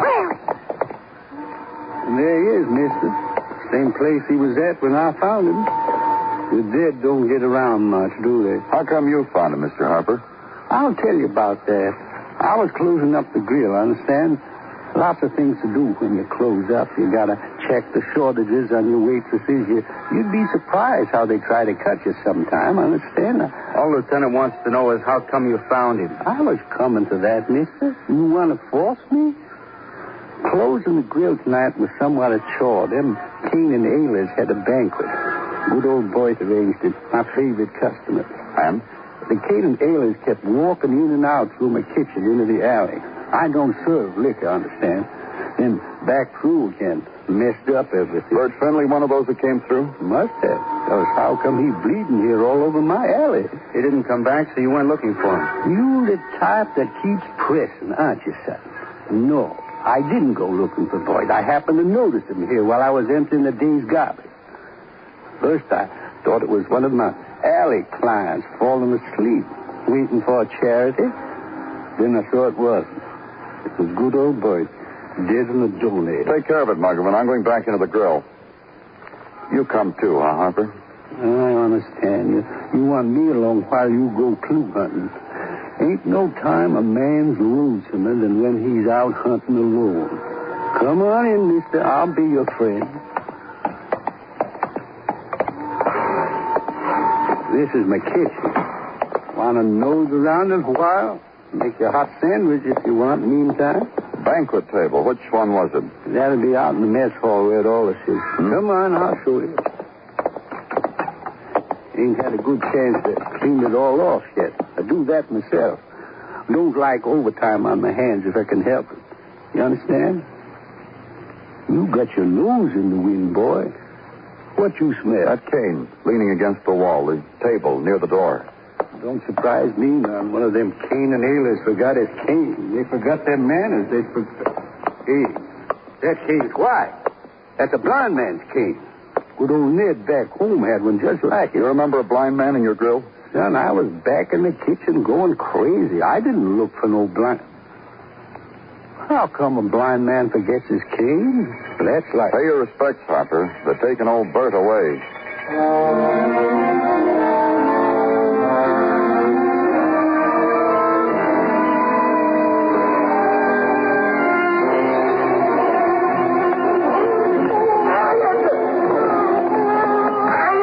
Open up, Bruno.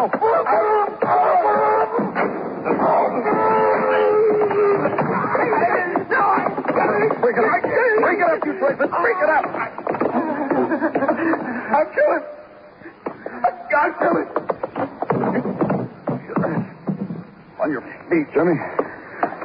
Now, stay there. Get him out of here. He's crazy. He's not only blind, it's gone to his head. He killed my wife. He killed Francesca. I know. Take it easy, Jimmy. I don't care about the man he killed in the alley, but he killed Francesca. See? What did I tell you? Crazy. Get him off of me! Let him go. Let him go.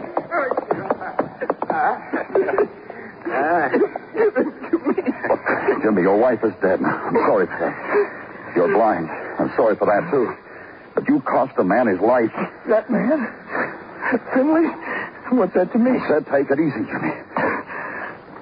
That's better. You're a killer, Bruno. Huh? You gone crazy, too? I'm going to get out of here. Yeah, do that. I want you to try. Go ahead. Try. You won't let me kill him? You kill him. Shoot him. Kill him. We had Bruno at headquarters earlier. We gave him to you, but you wouldn't identify his voice. Why? I wanted him for myself. So you let him go, and he kills again. What do you got on me? The word of a blind man? That's right. The word of a beaten girl. A girl who heard a cane tapping before she was mugged. I got 500 buddies with canes. But nobody like Bert Finley. A man who knew you stole his knife when he was drunk, while you put him in a cab. I stood out in the alley and listened to him kill Bert Finley. Bert screamed. Francesca did. Bert showed you Francesca. So you followed her home, Bruno. Tried to talk nice to her, then strangled her, knifed her. Bert showed you Rose. You did the same thing. Listen to me. He did it. I heard his voice again at police headquarters, found out about the banquet at Harper's, and I went there. Spotted his voice again, and I followed his voice, followed him out in the alley. When he finished with Finley, I followed him here. Nobody followed me. You're blind. I heard your cane. Jimmy didn't have a cane. He left it at Harper's. But you did. You're a cane and nailer. You had a cane. Jimmy followed your cane. Smart. Blind boy, smart. That what made you big with your wife, blind boy? Face it, fella, she felt sorry for you. You think she could love a guy like you without eyes? Listen to him. Listen to him. How long was it since you got a good look at your wife? Saw what she was, what she could be to a man? What was she to you? Somebody to lead you around so you wouldn't be hit by a cab? I'm the kind of a guy who could have had her. You can't see, fella. You can't see like us. If they allow witnesses, Mr. Clover, I want to be there when he dies.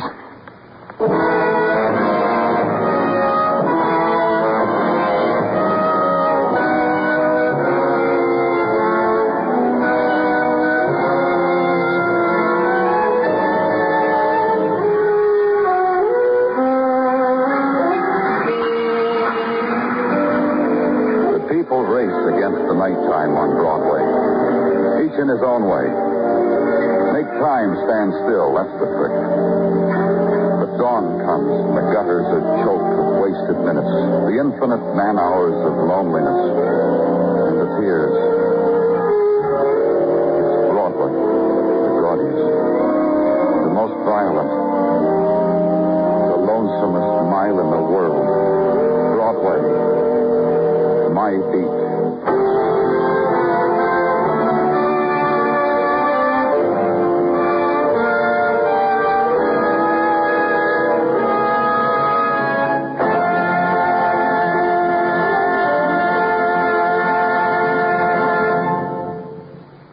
Broadway's My Beat stars Larry Thor as Detective Danny Clover, with Charles Calvert as Tartaglia and Jack Crucian as Muggavan. The program was produced and directed by Elliott Lewis, with musical score composed and conducted by Alexander Courage. In tonight's story, Lamont Johnston was heard as Jimmy Brown, Lou Merrill as Harry Bruno, Kathy Lewis as Rose Keller, Herb Butterfield as Bert Finley, and Bea Benaderet as Mrs. Finley.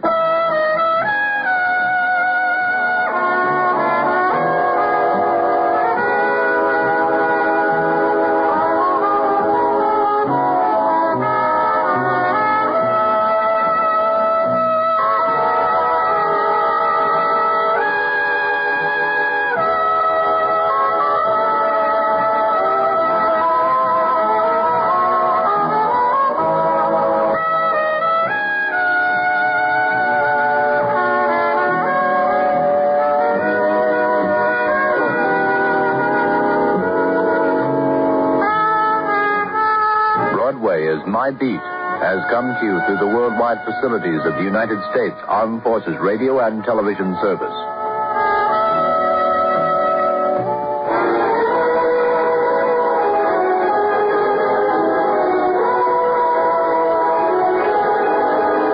Tonight on FEN Presents, you've been listening to some of the best in radio drama with Fibber McGee and Molly and Broadway's My Beat.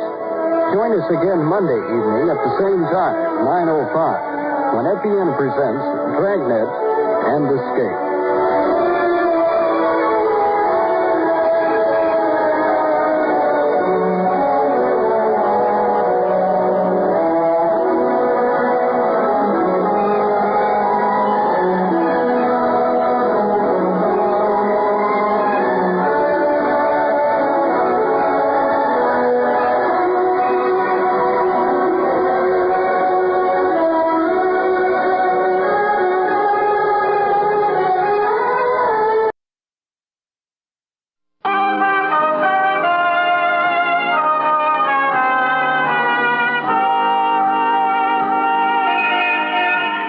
Broadway's My Beat. From Times Square to Columbus Circle, the gaudiest, the most violent, the lonesomest mile in the world.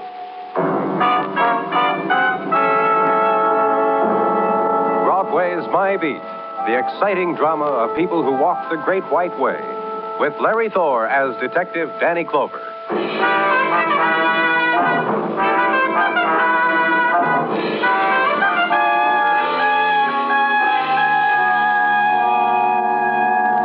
The miracle of June slips down over Broadway like a golden gauze, and the street slows down for the burst of sun.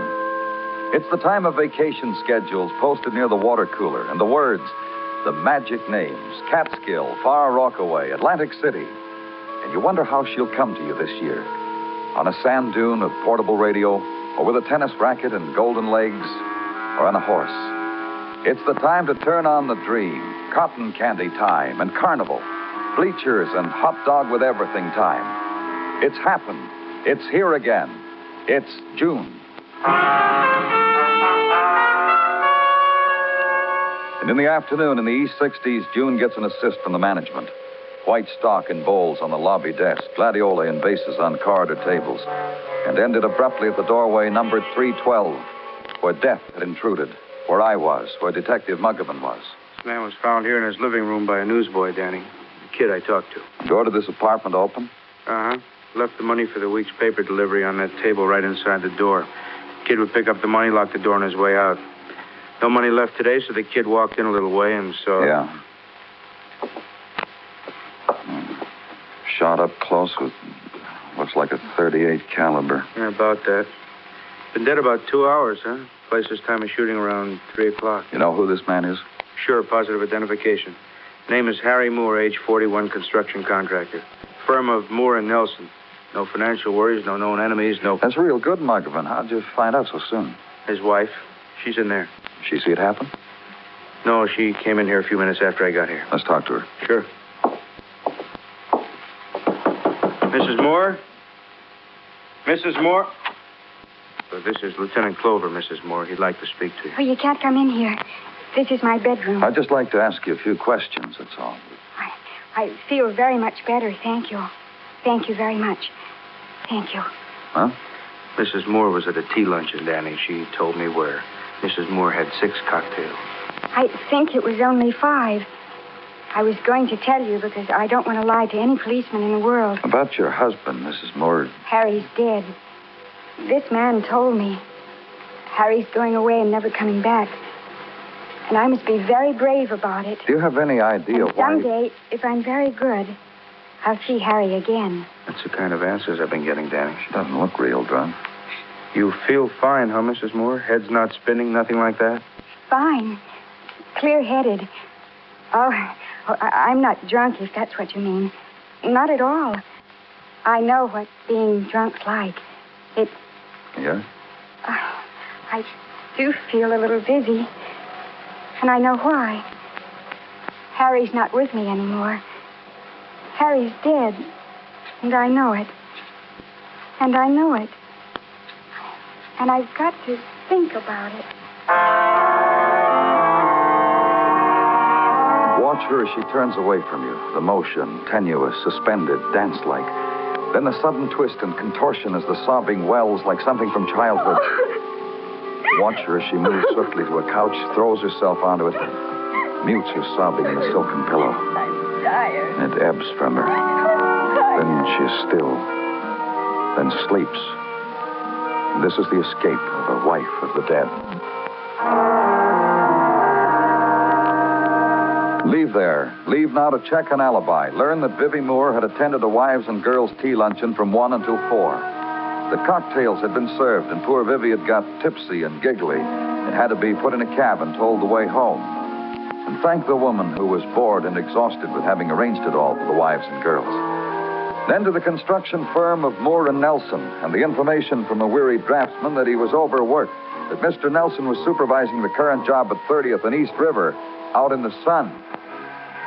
Then the skeleton of steel patterned and laced and riveted against the backdrop of river. And the man with the straw hat tilted far back on his head. Yeah, I'm Nelson, Steve Nelson. Got something I can do for you? Police, Mr. Nelson.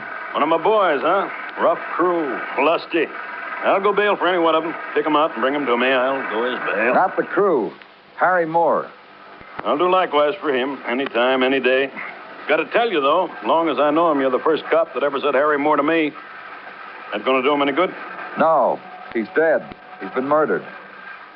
We found him in his apartment, shot with a .38. We figured happened to him around 3 this afternoon.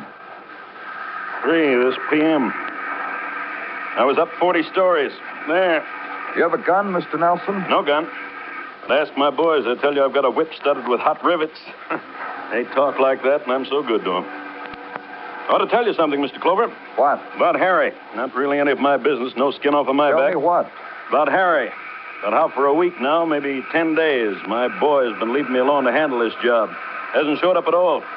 I couldn't figure it. Harry's the type guy who was always right in there, made with a rivet gun, with advice, with bandages when somebody was hurt. Couldn't figure it until... Until what? One of my boys, one of the crew, spied Harry walking Skid Row. You know, the Bowery. Goes to show you're never alone in this town. Harry walks Skid Row, there's always a guy to tell you about it, a slumber guy. You know what he was doing there? Worried me, too. So one night I went down, cornered Harry in a bar, said, "Look, pal." That's as far as I got. "Look, pal," I said, and then I dried up because I figure Harry's life is Harry's life. We were partners, not man and wife. I bought him a drink and said, "See ya, pal," and walked out. You know his wife? Vivi? Yeah, I know her. You know her? I talked to her this afternoon. That child that walks like a woman, huh? That Vivi. How'd she get along with her husband? Harry told me once. Said Vivi was a romance from football grandstands in school and nighttime bonfires. He married her. They got along fine, he told me. Sometimes ice cream and cake, sometimes champagne and off-the-shoulder gowns. That Vivi. Quitting time, Mr. Clover, so you and I can knock off, huh? So back to headquarters now, to the photo lab. Obtain a picture close-up of Harry Moore, only slightly retouched. Take it and ride the night streets to the Bowery. Go to the places, the bars and the back rooms, dedicated to Knock Rummy, to Regret, to Limbo, to the biggest beer in town for a dime, or 6 empties. Show the picture.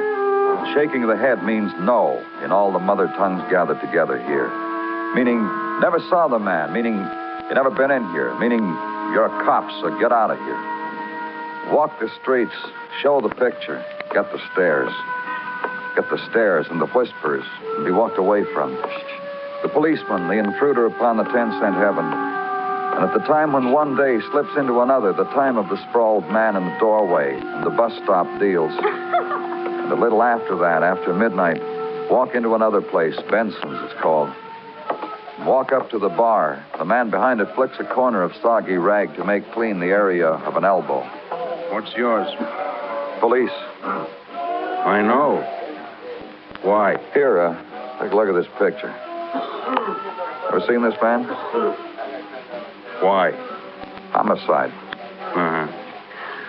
It would be. Have you seen him? You said homicide. You mean he killed somebody? He's dead.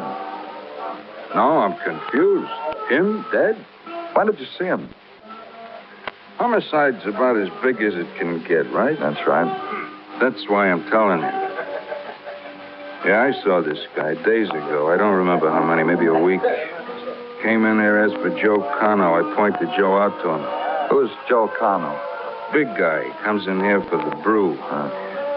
Joe was there when this guy came in. I pointed Joe out to him like I told you. He walked over and talked to Joe. They went out together in a friendly manner. Joe's a big guy. Tough. Dumb, but tough. I was surprised. Where do I find this Joe Cano? I can tell you where he lives, if that'll help you. Down the street. Second house from the corner this side. I brought a bottle to him once, third rear. This guy dead, huh? I'm really confused.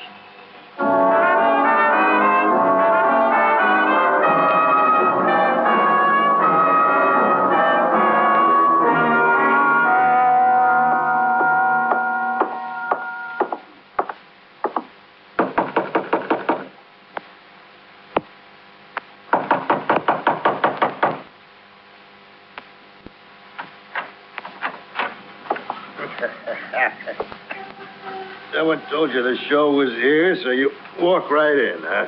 You Joe Cano? Big Joe Cano. Big. Big. What'd you bring to see the show, kid? Pennies? Buttons? Let me see. What's the matter with you, Cano? You hurt? Turn on the light, kid. You're gonna see a show. Turn it on. You're bleeding. Here. Take your hands away. You spoiled it, kid. You went and spoiled. You like crawled in under the tent and grabbed the look for free. You've been shot. Yeah. You take a seat, kid. Watch this. Watch me. I'm going to show you how a big man dies. You watch this. You know something? All of a sudden, I feel real small.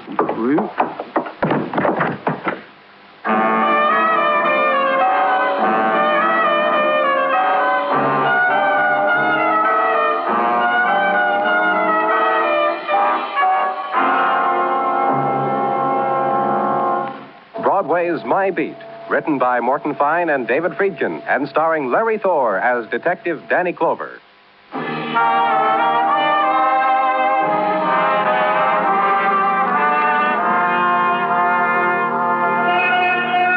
The June morning is a sheen on Broadway's pavements, and the street is lustrous with the glow of chrome and the brilliance of glass, reflecting the summer walk of women in their morning trials. And Broadway leans against the neon railings, and times, handicaps, makes odds on how promises will run later this day, when the track is faster and the weather clearer. And the other diversions, the ones from out of town in flowered prints, the straw bonnet woven for big city wear veiled and tilted to the angle safe on crowded subways, the non-crushable linen, the freshly laundered seersucker, and the white purse clutched tight, held close to the body. So make your pick, kid, and walk up to the window and play it across the board. It's June, the month of the winning ticket. And at headquarters, the June morning has Sergeant Gino Tartaglia in it. Hey, Danny, you know what? What? That Joe Cano, the big boy you found shot up. What about him, Gino? Sinking fast at police hospital, Danny. Still in shock, still unconscious. Dr. Sinsky don't hold out much hope. Wherever I am, Gino, you'll let me know when I can talk to him. Goes without saying. I've been thinking, Danny. I come up with several items about this Cano. Like what? Like he is on the regular schedule of rousts by our boys. Our boys got the sneaking hunch this Cano is a gun for hire, a freelance hood who works for anyone with the price. Well, they got something to build that on? 2 sentences for assault, brutal, vicious, no apparent motive, none that our boys could prove anyway. This gives them these hunches and then Cano. Well, what else? What else is, according to many previous tests by prison psychiatrists, this Cano is immature for such a big boy. IQ reports a child would be scared to bring home. Another thing, Danny, from technical, also an Ent Cano. Oh, anytime you feel up to it, you know. Yeah, from technical. The report that the gun that killed Harry Moore also played hob with Big Joe Cano. I see. You get in touch with Mrs. Moore like I told you?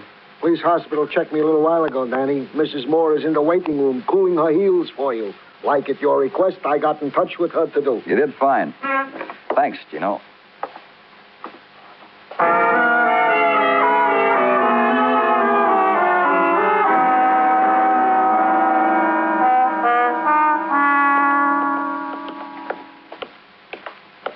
Hospitals frighten me, Mr. Clover.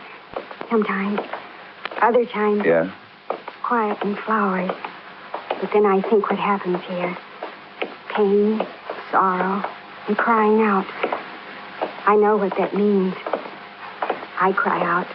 Sometimes at night I do that. And I sit up in my bed. No one comes to me and comforts me. Yeah, now that your husband... Oh, no. Before that. All the time. Since I was small. No one comes to me. We're going to go in this room, Mrs. Moore. I want you to look at a man. I want you to tell me... What man? Why? Why do you want me to do this? You must remember, it's my job to find out who killed your husband. Yes, that's right.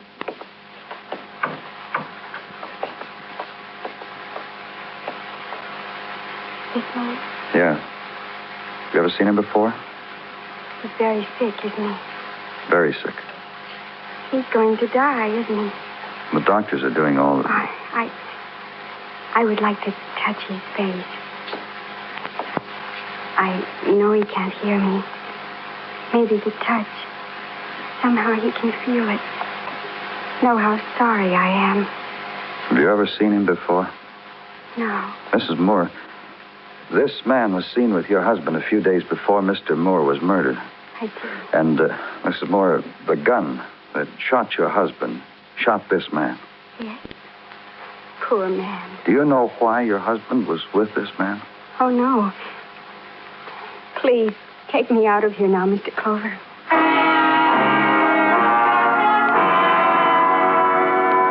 And leave there, walking the gleaming corridors of the hospital again. Mrs. Moore takes your arm and smiles up to you, sadly, apologetically, sighs, then thanks you when you put her in a cab and tip your hat to her. Find a restaurant and coffee now and watch the fat fly on his slow trajectory across the menu painted on the window. Make a pattern with the bottom of the coffee mug on the enameled counter and think. A man respected, Harry Moore, dead. An assassin, Joe Connell, dying. And the questions, why and by whom? What chain of circumstance? Back to headquarters with it. Why and by whom? Hey, Danny, wait a minute. Just going to your office to give you something. What have you got? Routine check, Danny. Bank account of Harry Moore. Oh, what about it? A week ago, he made a withdrawal of $1,000, even. And? 3 days ago, Mrs. Moore made a withdrawal, too. Separate accounts. She withdrew $2,000. And what? Day before yesterday, she put it back. Make sense to you? Uh-huh. A lot. Hey, Danny, you down there? Yeah, what do you want, Gino? So dark in these hallways, you can't tell Ada from Beelzebub. Anyhow, Dr. Sinsky just called from the hospital. Joe Connell is dead. Oh. The good doctor said Joe opened his eyes and said, I couldn't take money from her. Not from her. And died. That mean anything, Danny? Everything. That's all I needed to know.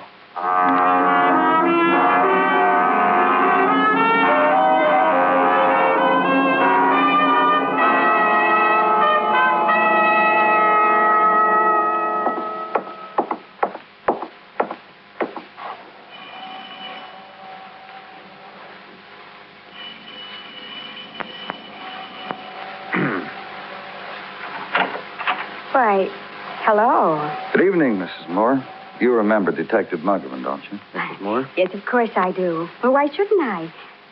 Please, come in. Thanks. How you feeling, Mrs. Moore? Oh, very well, thank you. No more 6 cocktails at one sitting, huh? I told you I only had 5. That's right, you did. I'd be very pleased to fix you something. I make a nice martini. My husband Harry taught me. Whenever we had guests, I'd mix the martinis and bring them in and pass them around. Harry would be proud. He'd say, my little girl made these. And the guests would all smile.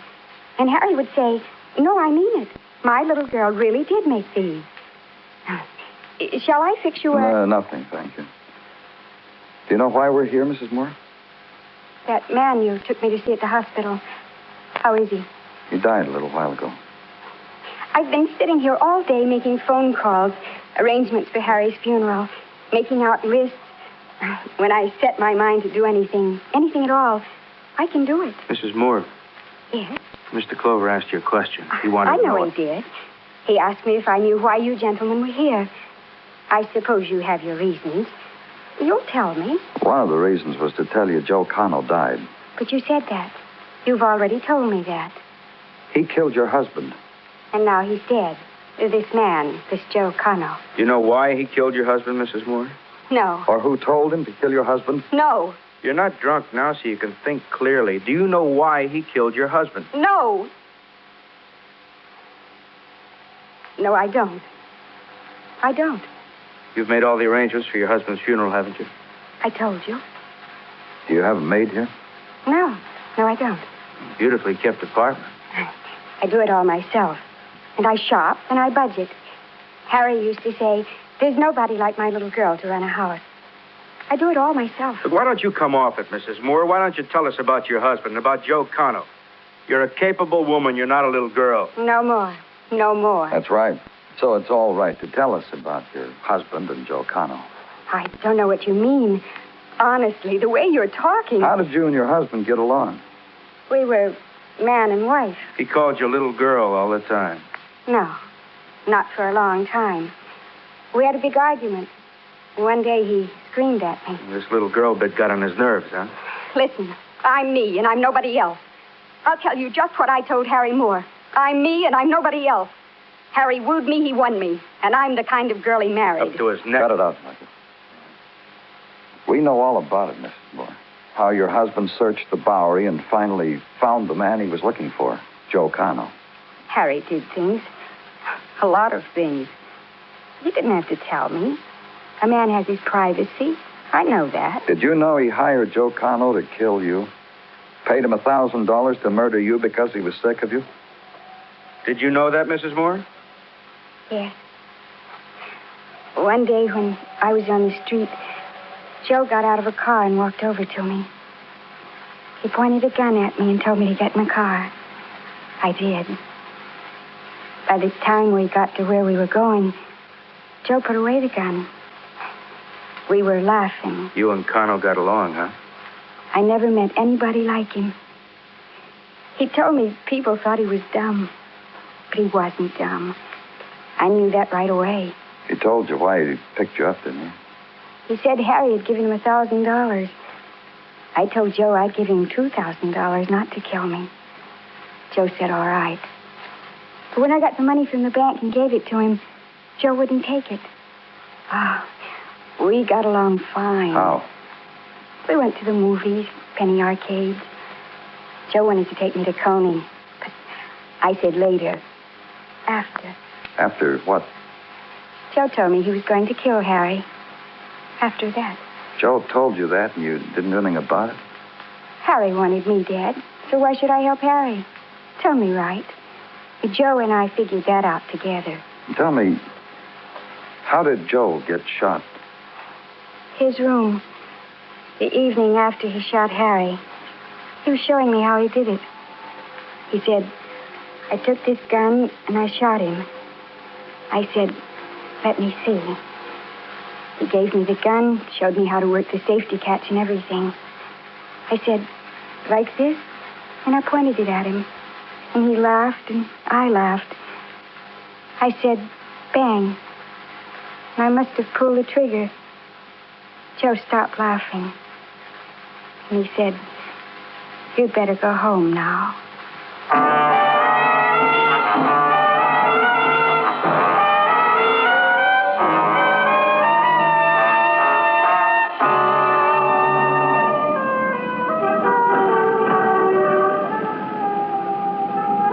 Lights plume upward into the sky on Broadway, and night bursts open. The swarm starts its dance down the canyon streets, and a little man stalks the heels of a drunkard. It's the place of darting eyes, of the fleeting smile, and whispers in the wind, and crowd and roar, and the empty hand. It's Broadway, the gaudiest, the most violent, the lonesomest mile in the world. Broadway, my beat.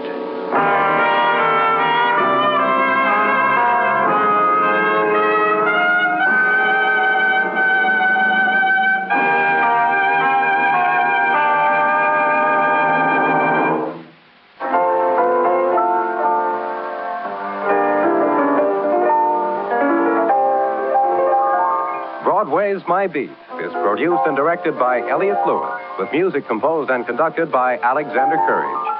The program is written by Morton Fine and David Friedkin and stars Larry Thor as Detective Danny Clover, with Charles Calvert as Tartaglia and Jack Crucian as Muggavan. Featured in tonight's story were Sammy Hill, Clayton Post, Shep Menken, and Lou Merrill.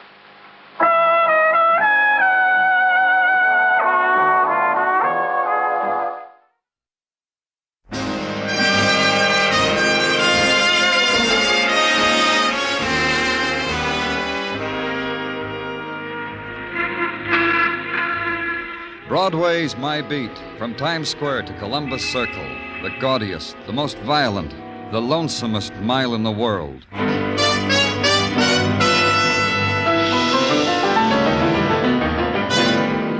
Broadway's My Beat, with Larry Thor as Detective Danny Clover.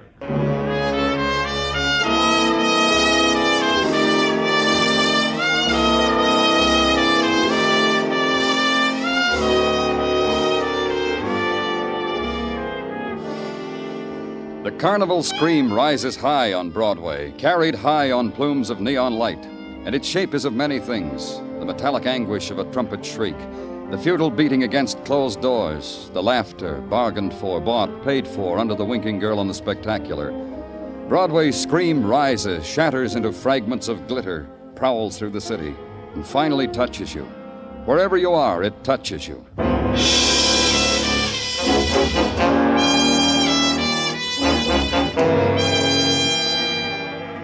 For me, it was a phone call. A girl dying, it said, from a jackknife in a dime a dance palace on Broadway.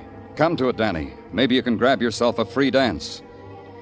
The welcome committee is out, the pale girls with the scarlet streaked across their mouths, and the restless scarlet-tipped hands playing in the spinning lights, reaching out for you.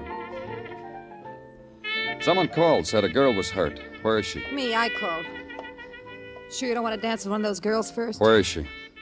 You're square. You're a square policeman. Come on, I'll take you to her. Georgia's the neat type, don't like to spoil the fun. That's why she picked the lonesome lounge to die in. You got it picked out where you're gonna die. You should. You really should. The lounge with beaded curtains. With Georgia. Get out, go dance.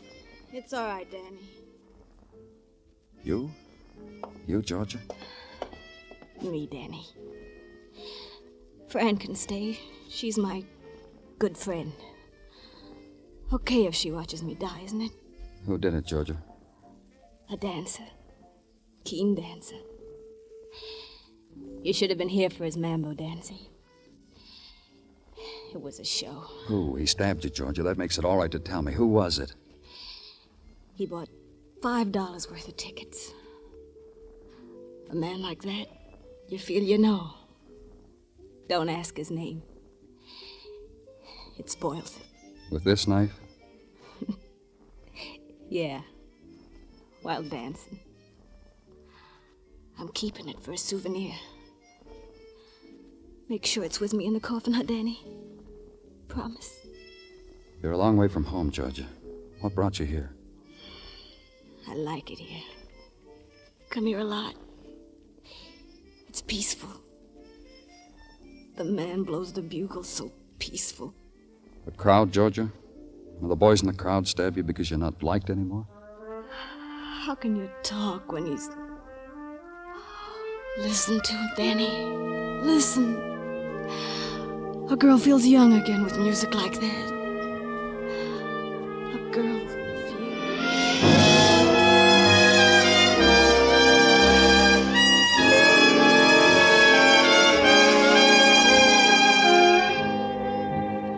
After that, the place got cluttered up. People started to come into the lounge. Policemen with notebooks. A woman in a tweed suit with a press card in her hat band. A couple of men with a stretcher. The only thing the doctor picked up on his stethoscope was a trumpet blowing what is called the blues. Because there was no heartbeat from Georgia Gray. Because she was dead. Find out why.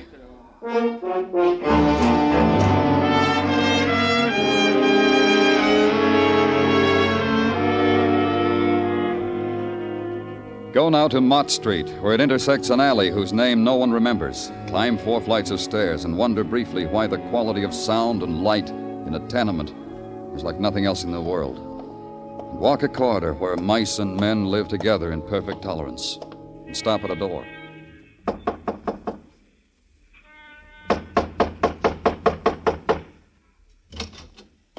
Stand in the light a little bit more so I'll know who's... It's Danny Clover, Benny. You coming to check? I'm okay. May I come in? Sure. Yeah, I'm okay, Danny. I'm okay. Except for the stomach. It hurts when I press it. You've been behaving yourself, Benny? Well, since I got out of the hospital, sure. I'm beading now. He taught me to make things out of beads when I was resting in a ward. Belt buckles and ladies' accessories. You know why I came here, don't you?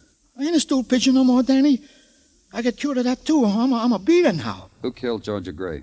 I'm a beater. How long since you checked in with your parole officer, Benny? Oh, Danny. What about Georgia? You know as much as me. Georgia was close to Nicky Gammon, you know that. Bought his shirts from him, ran down to the drugstore for him. What's the word on Nicky? The crowd ain't happy with him, Danny. Oh, Danny, leave me alone. I got an order from a lady down the hall for a love bracelet. I got to deliver to her there or I'll be breaking my contract. Nothing else, huh? So help me, Danny. Nothing. Of course, Nicky Gannon. I'm a beater now.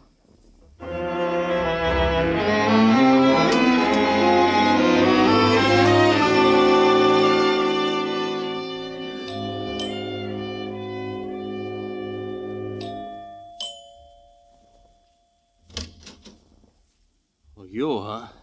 Off your beaten path, aren't you, Danny? Inside, Nicky. Don't strong-arm, Danny. I was going to invite you in anyway. Georgia Gray, Nicky. She's dead. Word came to me how you closed her eyes. I wish it had been me. Maybe you got there ahead of me, Nicky. Maybe you went dancing, saw Georgia in a place you never thought she'd be. Killed her because she was getting away from you. Oh, you're tired, Danny. Awful tired. No one gets away from me, not even the dead. Come on into the den. I want you to meet my mother. If she'll be hurt, I don't show her my friends. All right, Nicky. I wouldn't want her to be hurt. You'll wish yours had been like her. Just wait. Mother, look what I brought you, Danny Clover. Sit down, Danny. Have a mint. Nicky has 'em made up special for me. Thanks. Well, special, huh? Nothing too good for my mother. It's always been like that with my son. Up to now. Nicky hasn't been good? He let his girl die in a cheap place. Dancing with another man for pay, for dimes. That cheapens his name. You could have stopped it, Nicky? How could I have known, Mother? I told you. Don't snap at me, Nicky boy. I'll slap your mouth, wash it out with dirt. Georgia liked that hole, Danny. I never understood why. She tried to explain it to me about the music, about dancing. Crazy for dancing. Who understands these things in a girl? When she had everything a girl... Everything you gave her. Everything you worked hard for. You're getting your share, huh, Mother? The funeral, too, Nicky? Will you buy me one like the one you're buying for Georgia? Let me show you the invoices, Danny. I never knew dying came so high. Inflation, huh? Maybe it'll wipe out the taste of what happened to her. Where it happened to her. It's just a maybe, son. Don't build a monument on it. You want to know why they killed her, Danny? You know, Mrs. Gannon? They think my son is finished. Done. Used up. They killed a girl to frighten my Nicky boy. And you know what? My boy's frightened. Who does that to you, Nicky? Your friends? Your boys? You'll know when you see their bodies on a slab. It'll be in all the papers. You'll save the clippings for me, huh, Nicky? Oh, isn't she a dream, Danny? I told you. Wonderful girl, my mother. When I got back to headquarters, there was a file on my desk. The neatly centered sticker on its front cover was typed Georgia Gray. Open it, read it, digest it. Georgia Gray, age between 25 and 29, computed from data gathered from arrests. Hometown, Salina, Kansas. Followed a soldier to New York port of embarkation in 1943, but never caught up with him. So she stayed. Counter girl in a 5 and 10. Then model for ladies' garments. Then nightclub hostess. And 2 years ago in night court, after losing a race with a squad car, she said she'd retired. Because I don't have to work anymore, she said. No a better reason, she asked? Name linked with Nicky Gannon from here on in. Address Park Avenue. Expenses shared by Fran Holland, who said now she'll have to look around. First thing I'm going to do is get another roommate. Did you get along well with Georgia? She had her ideas, I had mine. You know what I mean? Tell me. No, this and that.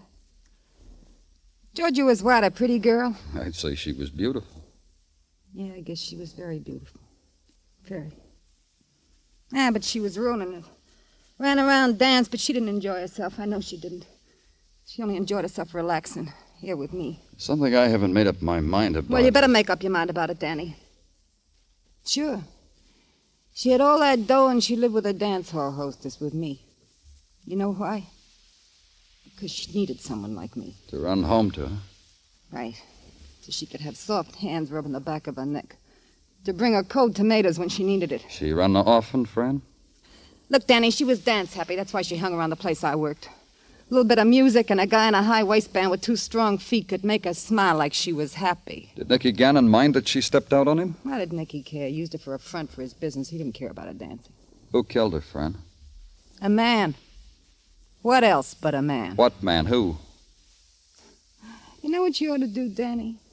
You know Tommy Chandler? Nicky's hood? The padded shoulder that stands near Nicky with his hand in his pocket. Ask Tommy. See how he reacts when you ask him. You know where Tommy is? I know where he'll be in the morning. You know where the ducks are in that pond in Central Park? 8 o'clock, he throws them bread. Stale bread. But what do ducks know?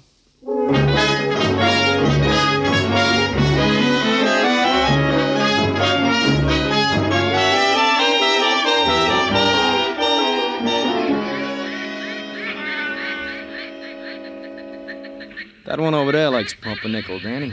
Here, give him a piece. You'll make an impression. We got none of these advantages at city jail, Tommy.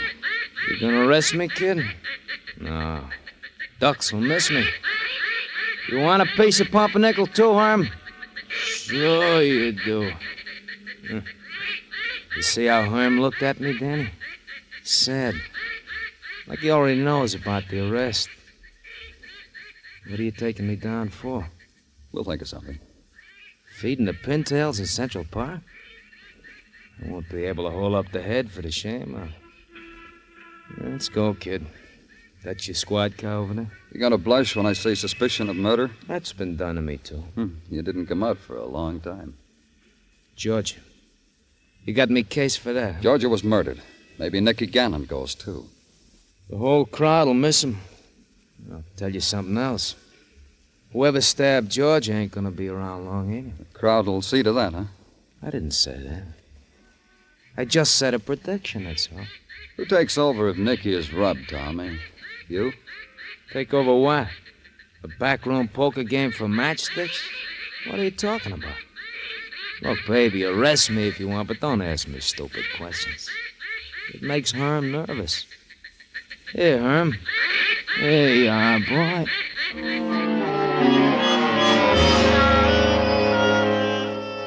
Herm looked sad when I took Tommy away from him. All the ducks looked sad. For a minute. Then they found a new love with a stale loaf of bread, swam away, screaming for it. Tommy looked back over his shoulder, stopped to call them a name, got shoved into the squad car. But on the way down, a code call, a woman's voice in the police radio. Man dead, she announced with a quiet number. Then she said it plain, in an alley, 4th Street off 6th. Get there, car 62. We got there. Mind if I tag along, Danny? Man dead. I recognize from the number. You gotta share these things. Hold your gun on him, Muggavan. He wiggles a toe. Break it for him. Pleasure, Danny. Let me through. Let me through.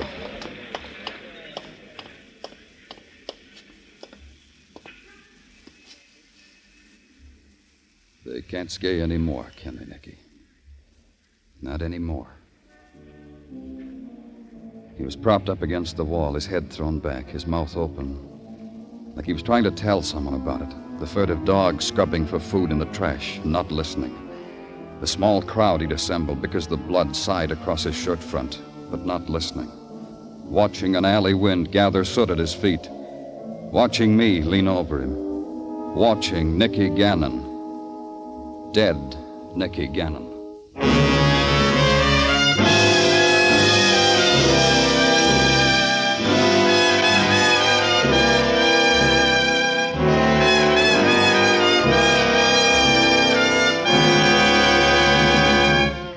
You are listening to Broadway's My Beat, written by Morton Fine and David Friedkin, and starring Larry Thor as Detective Danny Clover.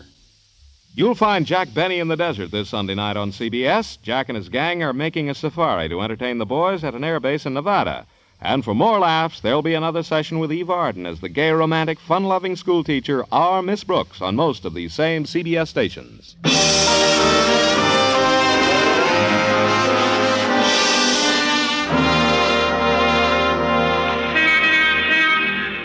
Broadway is wide enough for everybody. Generals in open touring cars, blondes in taxis, and sailors against lampposts. It's the place to come to, for one reason or another. To be a tourist, or get stared at by the tourists. To make a pitch, buy a bargain, get cheated, insulted, or have your picture taken. And end the day with a memory, depending upon what you wanted, what you got, and what you gave for it. And part of the day's memento of Broadway will be the news item. Nicky Gannon shot down in an alley. Hoodlum slain in new outbreak of mob violence. Police seek clues in killing. Especially me and another man, Sergeant Gino Tartaglia, who had once passed a civil service examination. And the medical examiner, Dr. Sinsky, reveals the death was caused by hemorrhage in the pleura, parentheses, lungs, close parentheses. And that is why Nicky Gannon was done in. Thanks, Gino. Oh, you're quite welcome, I'm sure. Anything else? May I? Yes, you may. Thank you. You know, Danny, this shooting up an alley brings to mind a case which was solved by Lady Jane Pugh, the ne'er-do-well girl detective from London town. Do we have to, Gino? Lady Jane looked at the deceased and flipped her shiny tuppence. Flipped her what? Her shiny tuppence. Lady Jane has a lucky tuppence which she flips before she undertakes a case. That Lady Jane. May I interrupt? Oh, you're the boss. Do you have anything else to tell me about Georgia Gray or Nicky Gannon, please? Oh, indeed I do, Danny, indeed I do. In the murder of Nicky Gannon, Tommy Chandler, our prime suspect, has been released, and without a nickel's worth of bail. What? I have said it. So help me if you're kidding, Gino. Why was he released? Oh, because another fellow has confessed to the deed. You remember Cozy Barrett? Even at this moment, he is with Sergeant Muggavan, confessing all over the place. And that, Danny, is all the news I have for today. Case is solved, huh, Danny?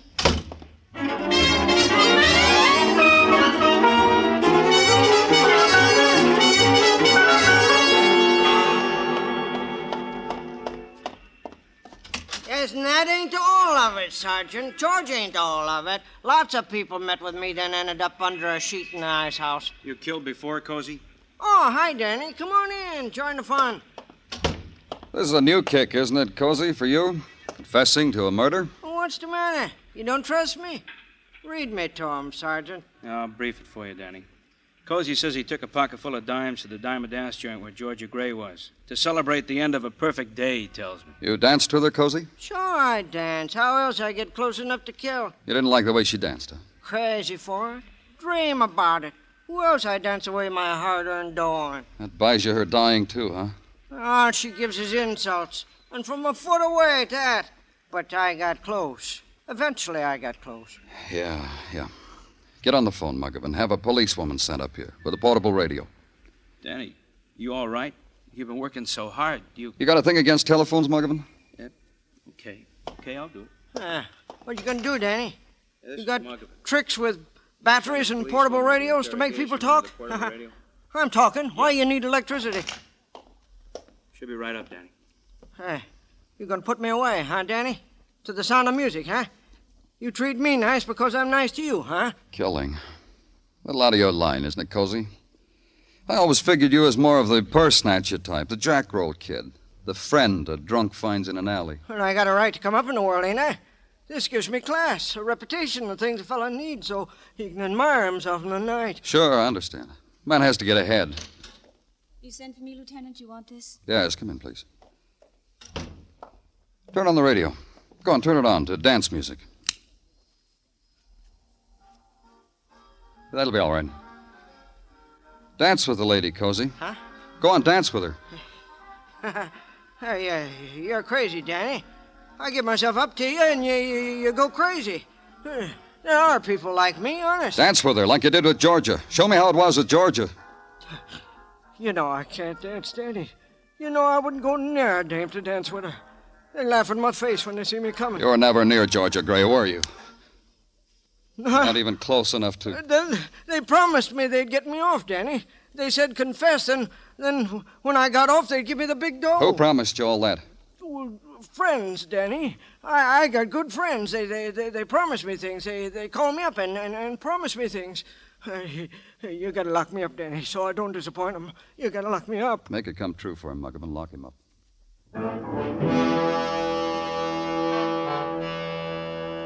Now the afternoon was 2 hours old, and the gray had turned into a wetness, a drizzle that hung skirling in the air before it touched the pavement. But the citizens didn't mind getting wet. It was a sight to see. The funeral procession wasn't very long, not like the good old days when a gangster's death took up a mile of Broadway. Not like the good old days at all. None of the mourners walked, they all rode. And the wreaths were wrapped in cellophane, which not only protected the snapdragons from the rain, but it was more sanitary. I went along because I'd known Nicky Gannon for a long time. The rain let up a little when they lowered him into his grave. And none of the mourners stayed, not even his mother. And I wanted to talk to his mother. Mrs. Gannon? Hello, Danny. You want to ride back to town? I wanted to tell you how sorry I've... You talk like that, you don't ride with me. Come on. My son was a hoodlum. Why should you be sorry for him? We've talked together. We've had a beer together. That's the reason. You cry, not me. Whatever you want. He was your son. My son got scared. Man gets scared, a man don't live anymore. And that's all his dying does to you, Mrs. Gannon? Look what I've got, Danny. A thug's funeral on a rainy day. He was your son. He's dead, Danny. I'm not. I'll think about him. Some things will come up in my mind from time to time that I've forgotten about right now. And I'll smile. And I'll think nice about Nicky then. Do you know who killed him? I know. Who? I said I know. The same person who killed Georgia? If I let you out of the car now, you'll get wet. You going to do anything about the person who killed Nicky? I'm sure of it, Danny. Sure of what? It's going to rain all day. Funny, ain't it? The paper said it was.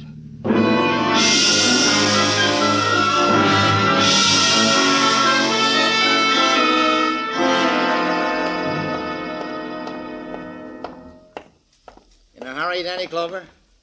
Yeah, I am. Bother you, mister? Mm-hmm. But it bothers me more, your unhappiness. Let's have a good cry over it in my office, huh? Here in the hallway suits me. Used to drafty hallways, spend my life in them, waiting to do things for unhappy people. Spreader of good cheer. That's your business at police headquarters, Mr. What name do you spread it under? Forbes, counselor at law, my card. Forbes, counselor at law. Someone came to you, said I was unhappy. You took the case. Almost precisely how it happened. I told you what makes me sad. Kindly people, they grieve when a policeman throws away a confessed killer. Cozy Barrett? It seems to them almost ungrateful. However, they respect your analytical prowess. You got something I can hang on my wall that says that? Something much better. Silver cup, maybe, with an inscription. Better. An envelope, manila with money. It could take you hours to count. No silver cup, huh? Better. A bonus. The killer. The real true killer of George and Nicky. That could bring you so much happiness to a man like you. Where do I find it? Where else? Envelope and killer. The Diamond Dance Palace, where Georgia danced upstairs, 1 o'clock. That's this morning. Be there and a smile will grow on your face. You've brought me true happiness, counselor. Thank you. Then he walked away. At the end of the hall, he stopped and looked back over his shoulder, grinned at me. Then he turned up his collar and walked out into the street. This was at 7 p.m. Then a walk down Broadway, and dinner, and a double feature on 42nd Street. Then it was time to go.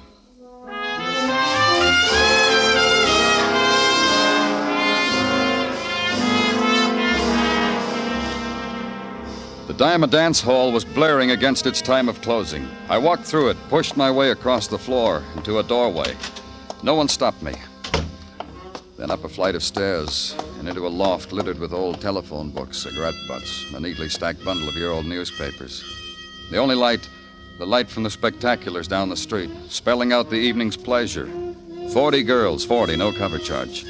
Up front with Willie and Joe, continuous performance. Chinese food, fried rice, and dancing.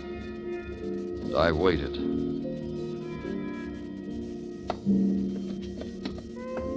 I didn't wait long. You here, Danny? Come on in, Tommy. Thanks. I brought you something. Here. It's all yours, Danny. Who is he? The killer that got promised to you. Dead? Uh-huh. You bring the envelope, Tommy? You bring it? Sure. Sure I brought. Here. Count it at your leisure. 15,000, kid. I don't know, Tommy. A dead killer. How am I going to explain a dead killer? I thought of that, too. What did you come up with? Danny, I found a guy on Skid Row. He wasn't doing anybody any good. So I figured he could do us some good. So you shot him? With a police positive, just like you carry. Here's the gun. You tracked this killer down, he tried to escape, you shot him, makes you a hero. That's right. And how many heroes have $15,000? We're gonna get along fine. You've taken over for Gannon? I deserve, don't I? Yeah, you do. Killing Georgia and Nicky Gannon, sure you deserve it. The courage. You don't know how much.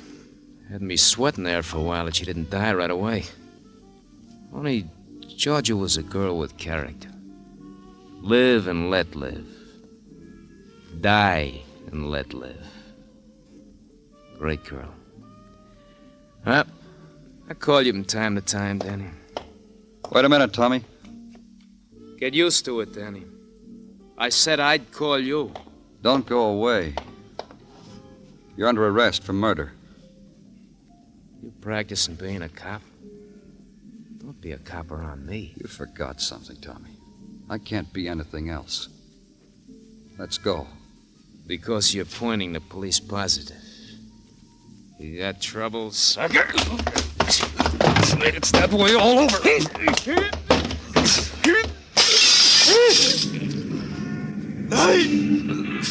Don't let me fall! I got your coat! Don't let me fall! I don't want to die that way! Hold me! Yeah. Daddy, hold me! His fingers clawed against the sheer stone. Daddy! Body twisting.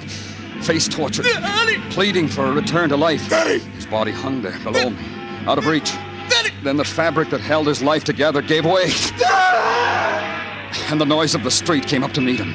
Killed his scream.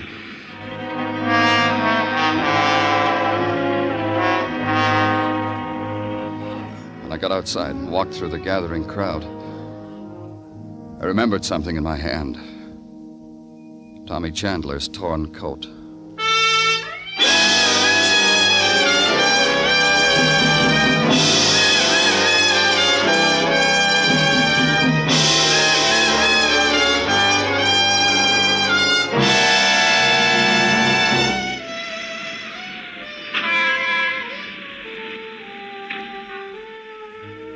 It's the gathering place of all the sleepless nights, this Broadway, and all the unwept tears. The place to come to, erase what's happened, start all over, make a memory. Then try to forget it, if you can. It's Broadway, the gaudiest, the most violent, the lonesomest mile in the world. Broadway, my beat.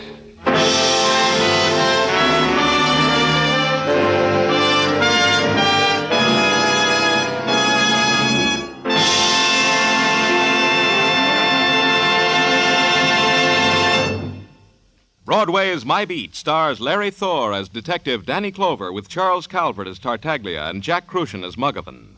The program was produced and directed by Elliott Lewis with musical score composed and conducted by Alexander Courage.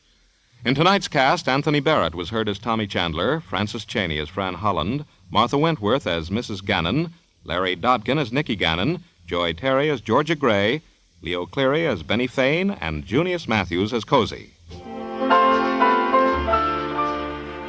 Every Saturday night on CBS, Jan Murray gets on that coast-to-coast phone and gives away $1,000 at a crack if you can identify the phantom voice.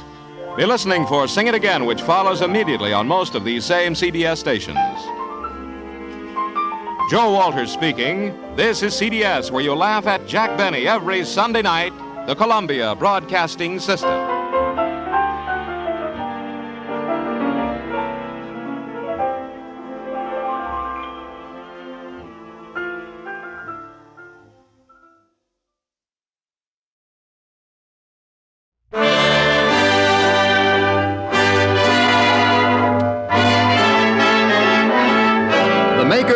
Camel Cigarettes present Dick Powell as Richard Diamond, Private Detective.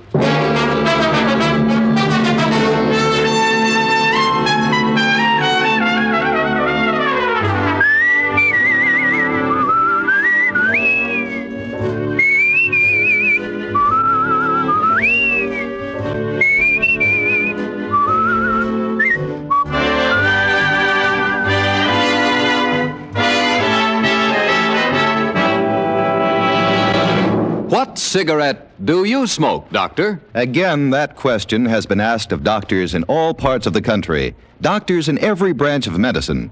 And again, the brand name most is Camel. Yes, according to this repeated nationwide survey, more doctors smoke Camels than any other cigarette.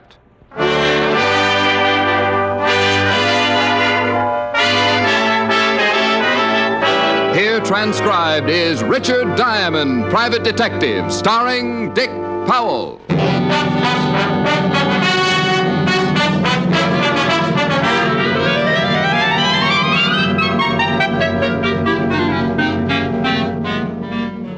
It was a cold afternoon in New York. There were 6 inches of snow on the streets and twice that much on the fire escape outside my window. I looked down at Broadway and watched the miserable pedestrians edging their way over the slippery, ice-covered sidewalks and thought about burning some of my furniture. It was just the day for anything unpleasant, and when the door to my office opened, I turned around to look at one of the most unpleasant sights I'd ever been faced with. Standing in the door was something that looked human, and I used the term human only because I stuck around long enough to find out for sure. He was about 6 feet and well-dressed in a dark gray overcoat, but his face raised goosebumps from my argyles to my haircut. It was as dark gray as his overcoat, his whole face, his eyes, his lips, and when he spoke, even his tongue. Mr. Diamond? Yeah? I want you to find a man, and I want you to find him in the next 5 hours. He didn't sit down. He just stood there facing me like a bad dream. I pushed the chair back and got up, as though I had to be standing to protect myself from what was coming. The man I want you to find is named Carnes. He's a science teacher at State College. Is he missing? Would I want him located if he wasn't? Would I have asked you if I'd known the answer to that? How much is your fee, Mr. Diamond? When I know what I'm getting into, $100 a day in expenses. Yes, 500. Find Louis Carnes in 5 hours and you get another 500. Does it matter if you know what you're getting into? I never go waiting if there's quicksand around. Not even for $1,000? I never like to count money when I'm suffocating. You only have to find Louis Carnes. I guarantee you'll live through it. And after I find him? You can spend your 1,000 and forget about it. Why do you want him found?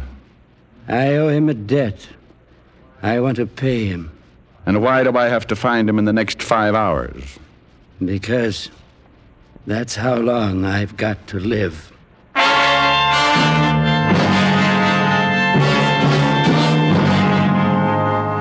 Interesting situation? You bet. And that 1,000 made it about as interesting a situation as I'd ever gotten into. I couldn't take my eyes off of him, standing there as gray as an early morning ghost. I wanted to ask him about his color, but in a business like mine, if a client comes in riding a purple llama, you greet him like everybody rides purple llamas and keep your mouth shut. He handed me the $500 and a card with his business address on it. Roger Vegas, 64 West 110th, studio of modern photography. He backed up 2 steps, smiled a slow, dead smile, turned and walked out of the office like he was going to look at his own grave. I sat back down and thought about it for a while, and the little voice in the back of my head kept whispering, "Don't do it, Diamond. Don't do it, Diamond. Don't do it, Diamond. "Oh, shut up. You'll be sorry. What about the $1,000? It'll buy you a nice funeral." Peasant.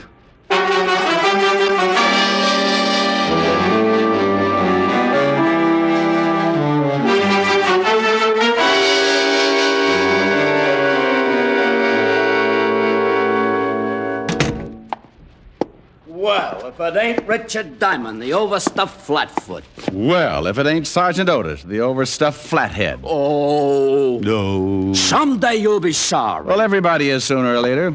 Think of what your poor mother must have gone through. That ain't funny. I'll bet your father didn't think so either. Oh.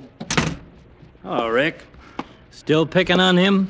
Oh, he'll be picked on until somebody plucks off that other head. What's up? Walter wants some information. If I can? History on a fellow named Roger Vegas. Here's his card. Also, a Mr. Louis Carnes, science professor at State College. Well, I'll try. What's it all about? Roger Vegas wants me to find this Louis Carnes. Wants to pay back a debt.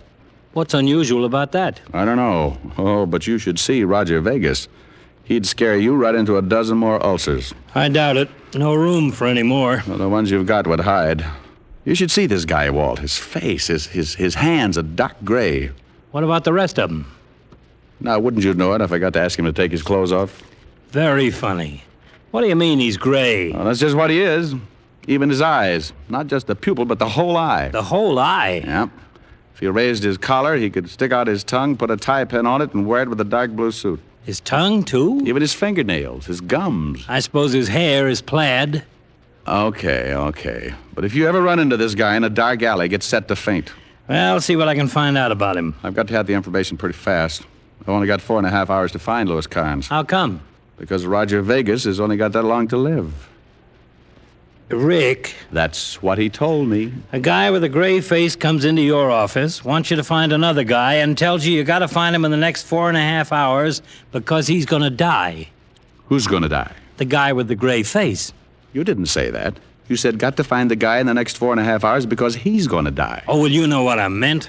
No. Vegas gave me 5 hours. You said 4.5. Well, that was a half an hour ago. Oh, swell. Oh, I'm wasting my time. I've got to find him. The man with the gray face? No, the science professor. Walt, you're getting pretty confused. I'll see you later, huh?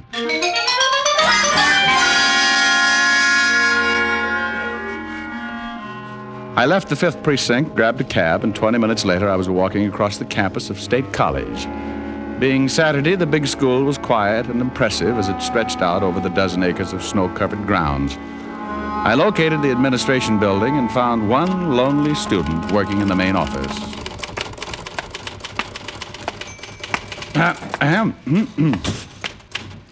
Yes? Oh. Good afternoon. Looks like it might be. Can I do something for you? Well, yes, I'm looking for Professor Carnes. Professor Carnes? Mm-hmm. He's in the science department, isn't he? Professor hasn't been on campus since last Thursday. Faculty's been rather worried. You don't know where I could find him? No, but I'm through here in half an hour. I could help you look. Oh, I bet you could. You know where the professor lives? It's on file. Well, why don't you be a good little freshman? Junior. A junior, and get me his address from that file. Because it's more fun not being a good little junior. And the college has certain rules. Well, then be a bad little junior and break the rules. I'm off in half an hour. Might be able to then. I've got to find a science professor, dear. And until I do, I'm afraid I'll have to pass the extension course in biology. And if you find the professor? We'll talk about it. I'm in here every afternoon. College hasn't changed a bit since my days. Just jumped into second gear.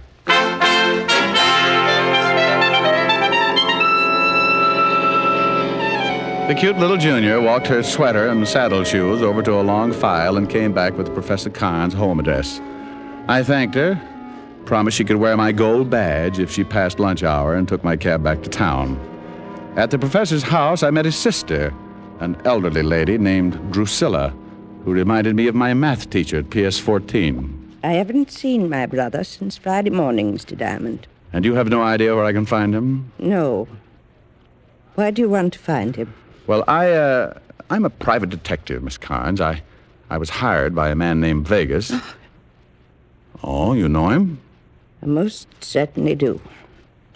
Did he hire you to find my brother? That's right.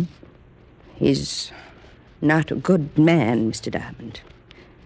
I believe he's the reason my brother disappeared. Maybe you better tell me about it. My brother married a girl many years younger than himself, and unfortunately it was not a good marriage. Did this Vegas person mention my brother's wife? No, he just told me he wanted to find the professor in order to pay him a debt. A debt? That's what he said. Watch out for that man, Mr. Diamond. He broke up my brother's marriage. Well, maybe I'd better talk to your brother's wife. That would be impossible. My brother's wife killed herself. Oh, well, that's too bad. My brother and I believe she killed herself because of that man Vegas. My brother found out they were seeing each other. When he begged her to stop, she said that it was impossible and refused to give a reason. A week later, she killed herself. Have you ever seen Mr. Vegas? No, I have not. Why? Well, I was just wondering why any woman would go for a man like him, unless she liked ghosts.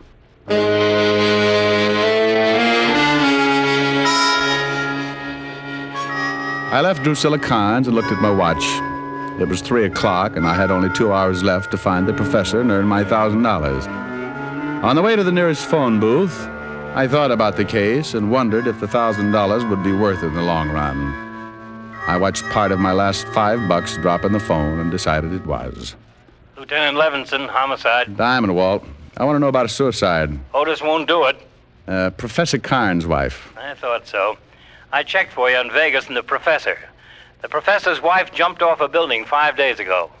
What did you find out about Vegas and the professor? Not much. At the inquest, the professor accused Vegas of breaking up his home and driving his wife to suicide. Neither man's got a record. Vegas is a professional photographer, and the professor has been teaching at State College for the past 11 years. I talked with some of the men at the inquest, and they remembered Vegas. They all say his skin looked pretty healthy at the time. Do me a favor, Walt. Check with the coroner and find out what would turn a man's skin that color. Sure. Got any leads on the professor yet? No, but I got a hunch. I just left his sister's, and she doesn't seem at all worried about her brother's disappearance. So? So if she isn't worried, there's a good chance she knows he's all right. And if she knows he's all right, she might know where he is. Oh, no wonder they made you a Lieutenant, Walt. You keep thinking like that, and someday you might even take over for Sergeant Otis. Bye.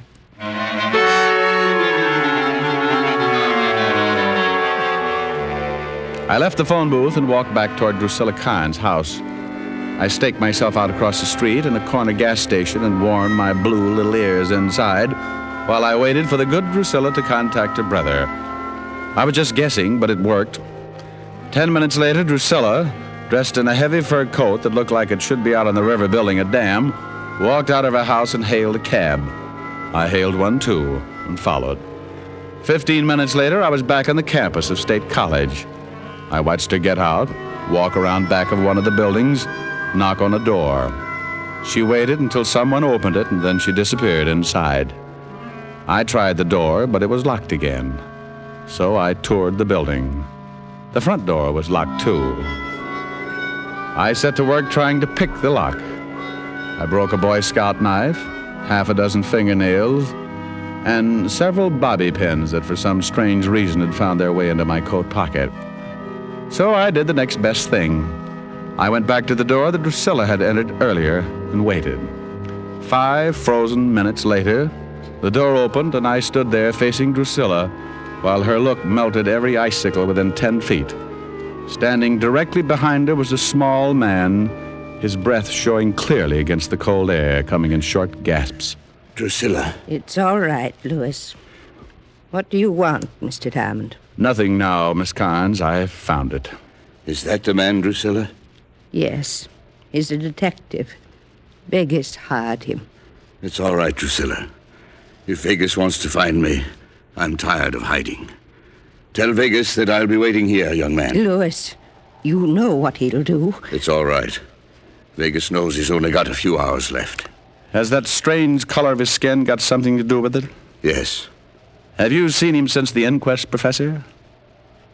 No. Well, that's funny. How did you know about his skin and that he only has a few hours left to live?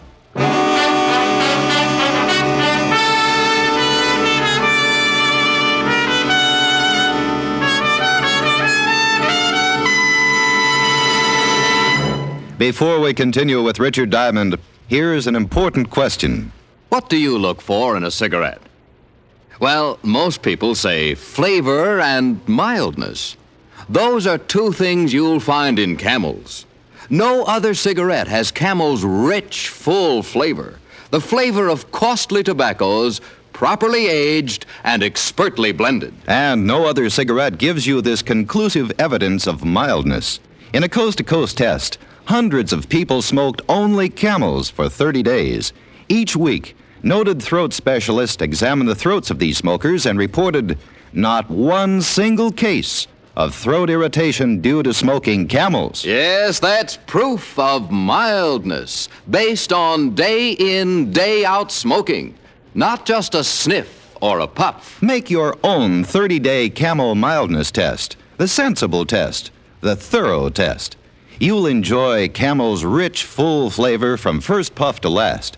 You'll see just how mild Camels are, and you'll know why more people smoke Camels than any other cigarette. How mild, how mild, how mild, how mild can a cigarette be? Make the Camel 30-day test and you'll see. Smoke Camels and see. And now back to Richard Diamond, Private Detective, starring Dick Powell.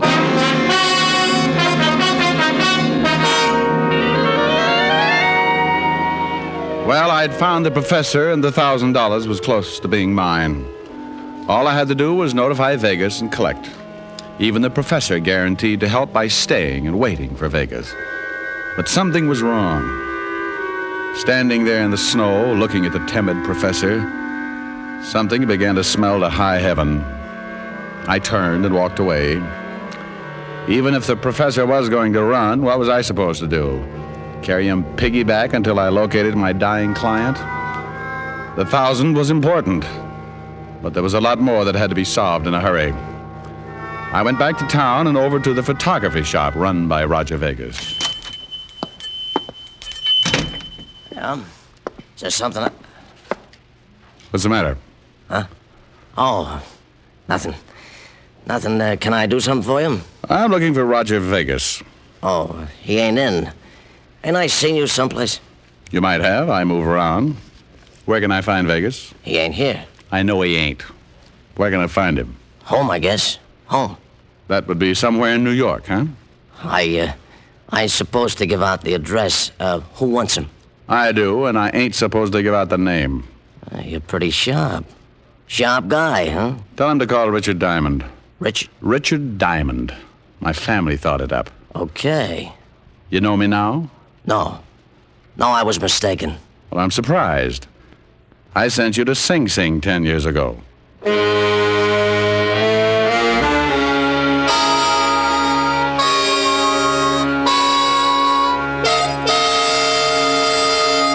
The professor's hiding in the school? That's right, Walt. In the basement of the science building. I just left Roger Vegas's photography shop, and guess who was working there? Who? George Youngwell. Youngwell? The guy you sent up on that blackmail rap? 10 years ago. Well, I knew he was out, but I haven't heard anything about him in a couple of years. Well, he's working for Vegas. Must be keeping his nose clean. Oh, I've seen cleaner noses on pigs. Somebody want me? No, what is it, you melon head? Well, gee, don't yell at me like that. I got something more than Roger Vegas. Well, do you want to hand it to me, or would you just like to stand there and throw it? Oh. Gee, I wish you'd stay away from Diamond. Every time you see him, you get meaner and meaner. Come on, what do you got? Here. Ain't nothing much. Robbery detail come up with it. Huh. That photography shop was broken into this morning, Rick.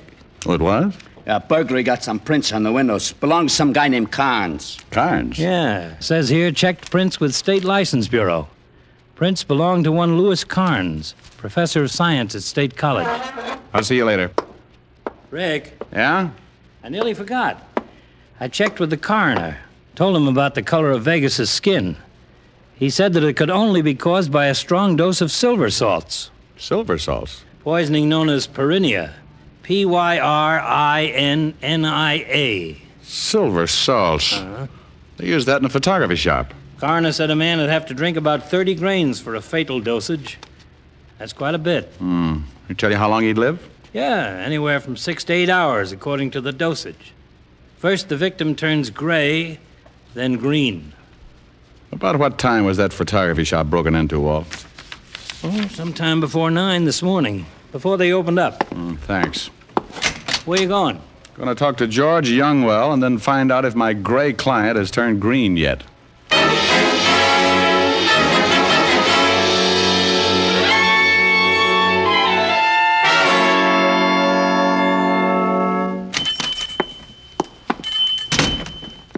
Hello, George. I told him, Diamond. I told him you wanted to see him. He said he was going over to your office. Oh, thanks. Look, what are you looking at me like that for? I'm going straight now. Swell. I got a good job, see? Legit. I don't want no trouble. I don't blame you. Okay. Mr. Vegas has gone over to your place. Why don't you go meet him, huh? Plenty of time. Look, he's in a hurry. He's got a big trouble, and he's got to take care of it in a hurry. Yeah, I know. He's got about an hour. Well, go on. He paid you, didn't he? What do you do around here, George? Now, listen, you. I know my rights. I'm clean. I don't know what you're trying to prove, but I don't buy none of it. Now get out of here or I'll call a straight cop. You know why Vegas is going to die in an hour, George? Yeah. No, I don't. If I did, I don't have to tell you nothing. Nothing, see? Maybe you know why he wants to find the professor. No. Maybe you knew the professor's wife. No. Maybe you know why she got killed. No. Get out of here, Diamond. Get out. I'm clean. I'm legit now. Yeah, like a tub of mud. What do you mean? I want you to tell me about Vegas. What about him? He owns the shop, that's all. He makes pictures. What else does he do? Nothing that I know of. What else he does, I don't know about. What are you doing? Get away from me. I want to know all about it, George. I think I know most of it. I want to know the rest. No, I don't know. No, get away. I'm not a cop anymore, remember? I don't have to play the rules. You can't scare me. You won't get rough. You ain't a cop. It's right to lock you up if you get rough. Get away. I want to know why the professor's wife got killed. I don't know. I swear I don't know. She jumped. She jumped off the building. I thought you said you didn't know. Get away. No, please. Please. I could figure everything but the wife. If she jumped, she had to have a reason. When I saw you, George, I got the idea. Please. Blackmail, maybe, George. I'm legit. I told you. I'm working Blackmail here. with pictures, maybe? No. The dirtiest racket in the business. Diamond, no. You're going to tell me, George, you wish you were dead. I'm not telling you anything. Blackmail's the dirtiest racket I can think of. No, please. If Vegas finds the professor, he'll kill him. I've got an hour to stop a murder. Okay. We were blackmailing the wife. Phony pictures? Yeah. How many others? A lot of them. Lots. Okay, George. Let's get down to the station. I hate to get in a rut, but I'm going to see that you get another 10 years.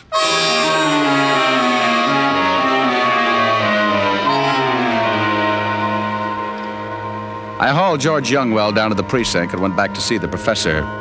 He gave me some very interesting information. Interesting enough to make me call Walt and set up a plan. Then I went back to my office. When I walked in, I found Roger Vegas facing me. He turned an ugly shade of green, all but the gun in his hand. Where is he, Diamond? I've got less than an hour. I just left George Youngwell at the 5th Precinct. He's singing like a quartet. I thought that would happen, but I'm not worried. You've got perennial poisoning, huh? That's right. You've had it for about 7.5 hours, ever since the professor broke into your store and made you drink the silver salts. Yes. He was getting even for his wife. I've got about 40 minutes to live. Where is he? Well, if you're short on time, maybe you'd better start looking. No, I don't think so. You're going to show me. No, I don't think so. I can't argue. I guess you won't live through it after all. Oh, no. Wait a minute. Let's not lose our heads. He's at the college. Don't lie to me. He's in the science building, in the basement. You're coming along. It'll take 30 minutes to get there. If you're lying, I've got 5 minutes left to kill you. I think that's plenty of time.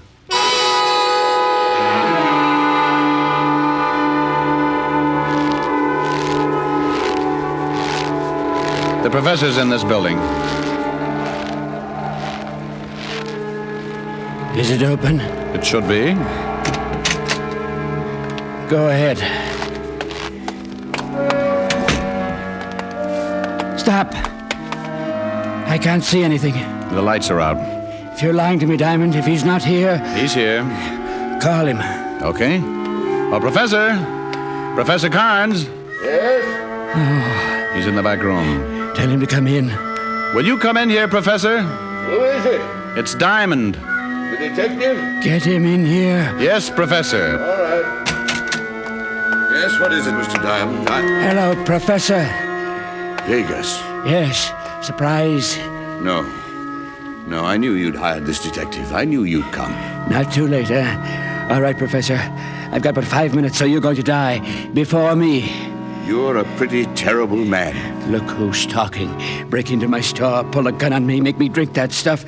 You're a killer and you're going to pay for it? I'm not a killer yet. I haven't got the time to talk about it. You won't get away with it. You think you pulled it off just great, don't you? Well, I'm not only going to kill you, but I'm going to tell you something. I want to see how you take it. I got a little additional revenge, Professor. Your wife didn't jump. I pushed her. I don't believe it. She was going to stop paying me. Going to tell you about the pictures I was blackmailing her with. Well, I couldn't have that. So I pushed her off the roof. That's all I wanted to know, Vegas. What do you mean? Walt. Very nice, Lieutenant Levinson. Here's his gun. Thank you, Mr. Diamond. Get up, Vegas. You cheated me. But you've got to take him. He made me drink this stuff. Oh, relax. You're going to be all right. You're crazy. I'm going to die, but he'll be the murderer. It's a little satisfaction anyway. You'll hang, Professor. Tell him, Professor. You lose all the way around, Vegas. What do you mean? It takes 30 grains of silver salts to be fatal. I only gave you 15. No. In another few hours, you'll return to your natural color. No. Oh, no. Oh, no. Don't be so unhappy, Vegas. You tried so hard to die, I think the state will do everything they can to see that you make it.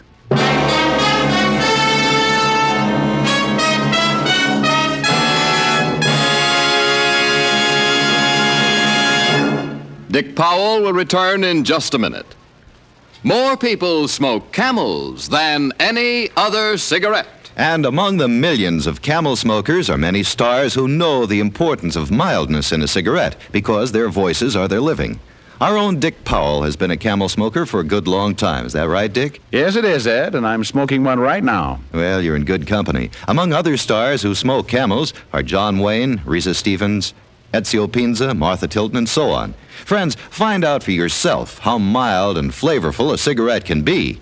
Make the Camel 30-day test, and you'll know why more people smoke Camels than any other cigarette.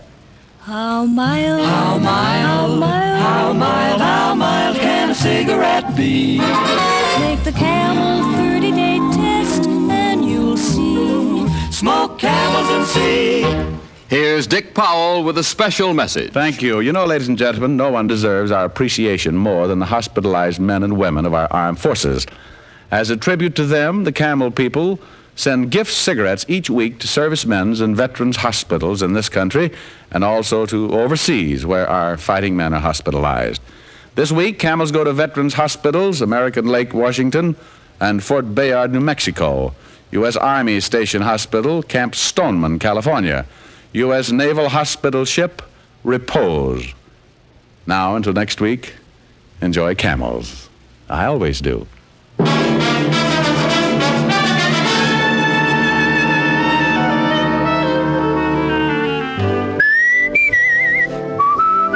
Dick Powell will soon be seen in the RKO picture Cry Danger. Tonight's adventure of Richard Diamond was written by Blake Edwards with music by Frank Worth. Our director is Helen Mack. Featured in tonight's cast were Virginia Gregg, Wilms Herbert, and Arthur Q. Bryan. Men, for pipe pleasure, get the National Joy Smoke, Prince Albert. PA has a rich flavor and wonderful natural fragrance. It's crimp cut for cool, smooth smoking and specially treated to ensure against tongue bite. You'll enjoy Prince Albert, America's largest selling smoking tobacco. Listen next week for another exciting transcribed adventure of Richard Diamond, starring Dick Powell. This is Your FBI. The official broadcast from the files of the FBI follows immediately. Stay tuned. This program came to you from Hollywood. This is the American Broadcasting Company. Wrigley's Spearmint Chewing Gum, the refreshing, delicious treat that gives you chewing enjoyment, presents for your listening enjoyment.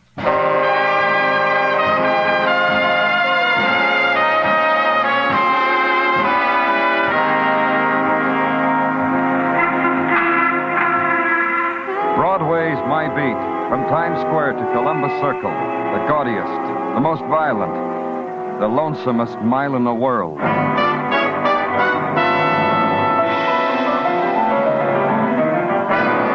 Broadway's My Beat, the thrilling drama of murder and mystery and the people who walk the Great White Way, with Larry Thor as Detective Danny Clover.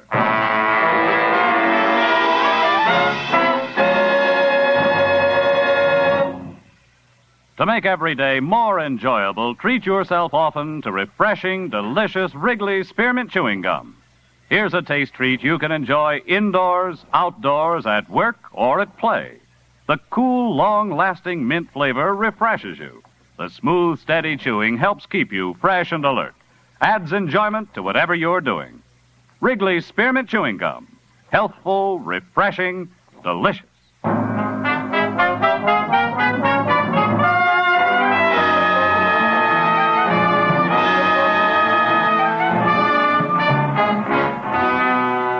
A time comes finally to Broadway when the emptiness is big, when solitude walks the street, arrogant and brave. It's a time when the neon carnival is wound down, when the blazing furnace of light darkens and grows cold. And on the pavements, glistening with the tears of despair, the stragglers walk. They plead for a door to open, for a light to be turned on. Solitude is at their heels. Please, kid, for a friend. But it's no good, kid. Broadway's closed for the night.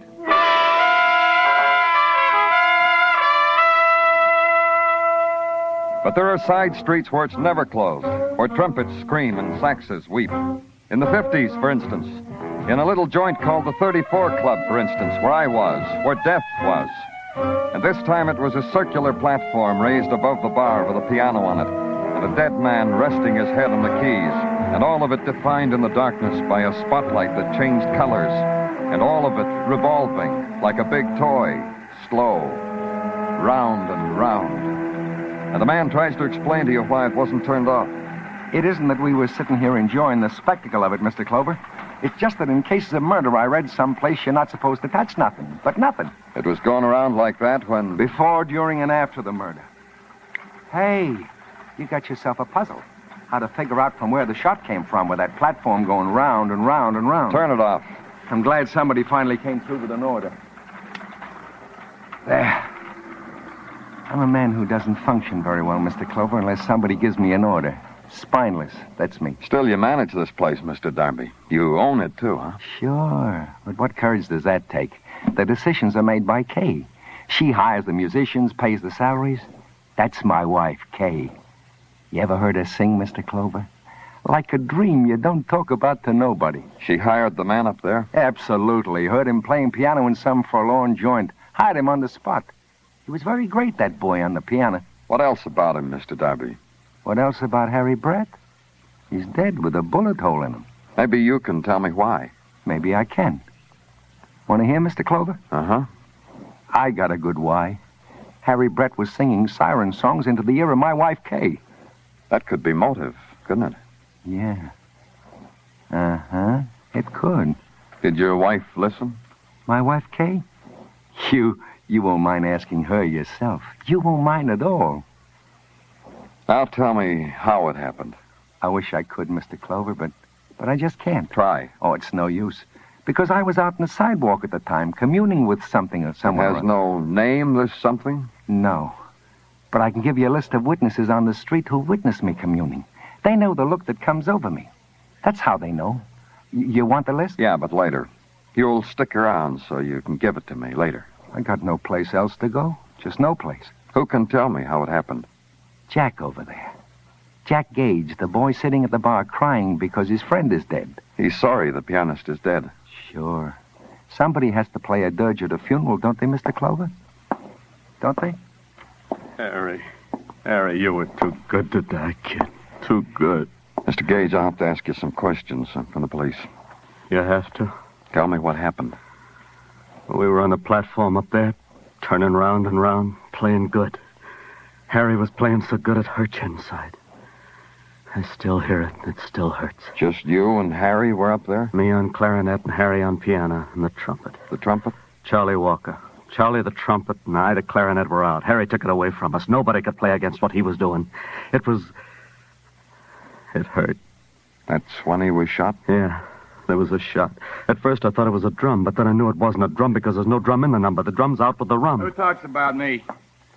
Who talks about me when my back is turned? Out of my way. It's burning. I gotta put it out. Take a minute. Who are you?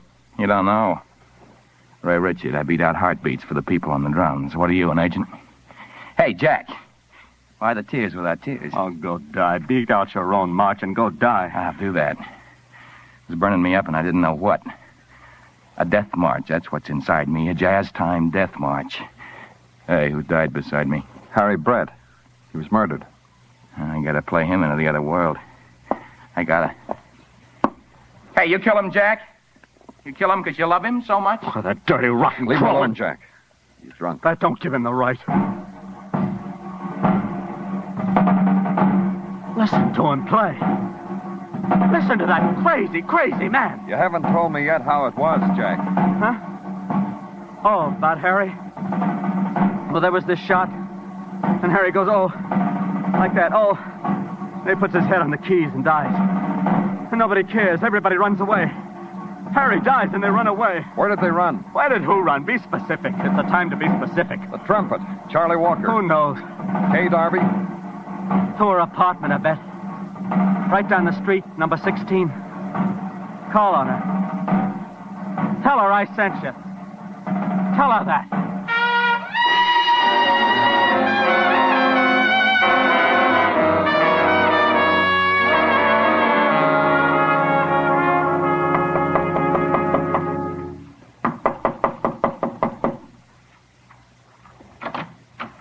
Yeah? What?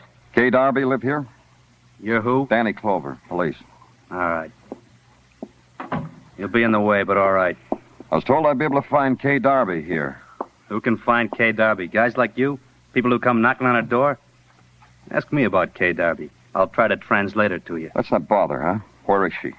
That's a little late, isn't it? 3:30 in the A and the M? In the next room? Get her. If so, say you.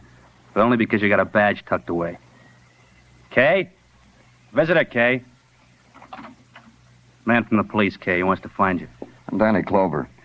There's some things I want to ask you. Yes? About Harry Brett.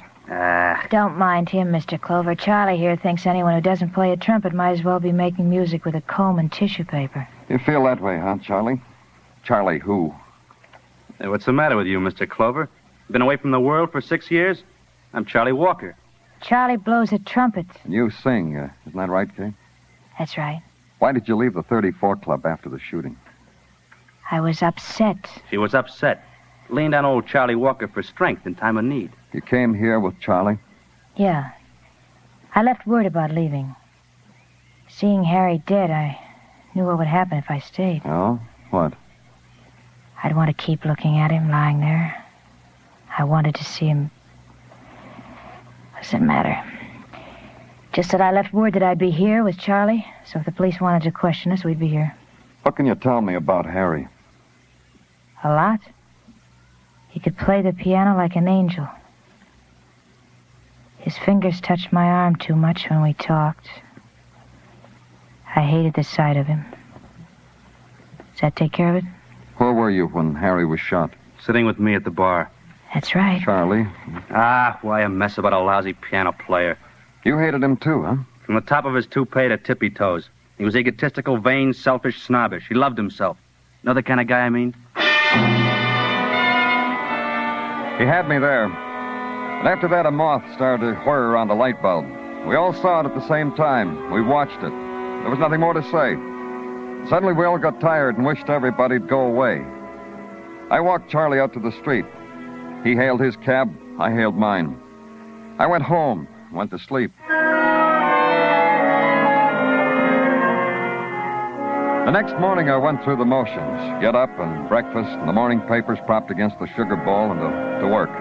Check in at headquarters and let them know you're calling on Ray Richard, drummer. Because when you saw Ray Richard a little while ago, he wasn't in condition to talk about murder.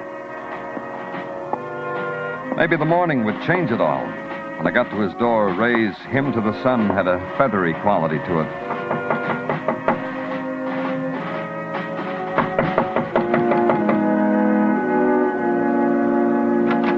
Ray looked better. Hi. Come on in. Thanks. Did I interrupt? No. Sit down. Me too. I'm woozy. I'm really woozy, almost knocking over my drums. That's quite an outfit of drums you got there. Uh-huh. I heard you play a little bit last night. Interesting. Interesting? Why was it interesting? I don't know. I'm grateful you remember me because of my drums. Just that it was strange.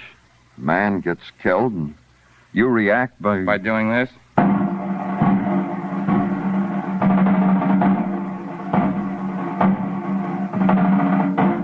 By doing that? Uh-huh.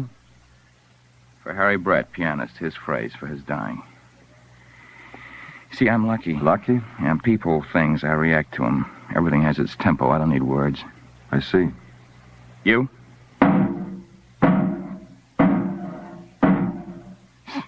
You. A policeman. Look, Ray.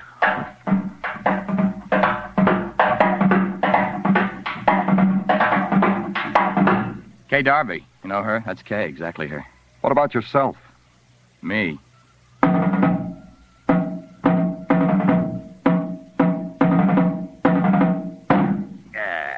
it works out. End of show. Not really that, Ray. I'm trying to find out whether you killed Harry Brett. Not me. You're wrong about that. I mourned for him. Yeah, I heard. When you left the club. Later, after that, I took a walk. A Skid Row type walk. Because the night and the thing that happened to Harry needed that. You can't leave death quickly. You can't have it touch you and go home and forget it. Ray. You got to do it gently, so I went back to the dying and the half alive. And I came home and tried to hold the feel of it, the tempo of it, with my drums. And I could let it go, but I couldn't work that out either. I was trying... When I came up here? Yeah. Where were you when Harry was killed? I can't give you addresses. What do you mean? I had a half-hour break from the bandstand, boozed it up, and a couple of joints around. Why didn't you stay at the 34 Club? They got a liquor license. It's enough to play there. I don't have to live my half-hour breaks there. Are you glad Harry's dead? Doesn't make any difference. I'll hire another piano player. Did you kill him? No. I'd be afraid to kill. You've got a tempo for that, too? Yeah, I have. Would you like to hear it? Not now, Ray. But stick around your drums, in case the yen suddenly hits me.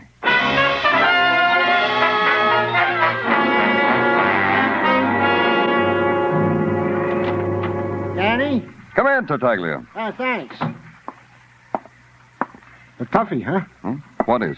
This murder of this piano player. It isn't fair to the ballistics department how this murder of this piano player was performed. Got them worried, huh? Yeah, indeed. This guy getting shot on a revolving stage. How are they supposed to find out where the shot came from? Puffy, huh? You took the words out of my mouth. The shot could have come from any place. The line of the bullet being a secant to a revolving circle whose formula is pi r squared to the nth power. Oh? Will you excuse me? But that goes without saying. Thank you. You're welcome, I'm sure. Danny Clover speaking. I told you I was afraid, Mr. Clover. Who is this? Ray Richard, please. The drummer? Of course it is. What's the matter with you? A guy's been hanging around out front. What guy? What are you trying to say? I just saw him come into the house. Listen. I don't hear anything. Ray. No. Ray, what is it?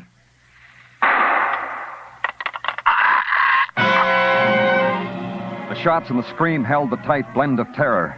And I rode it, followed it behind the siren, gouging a channel through the streets.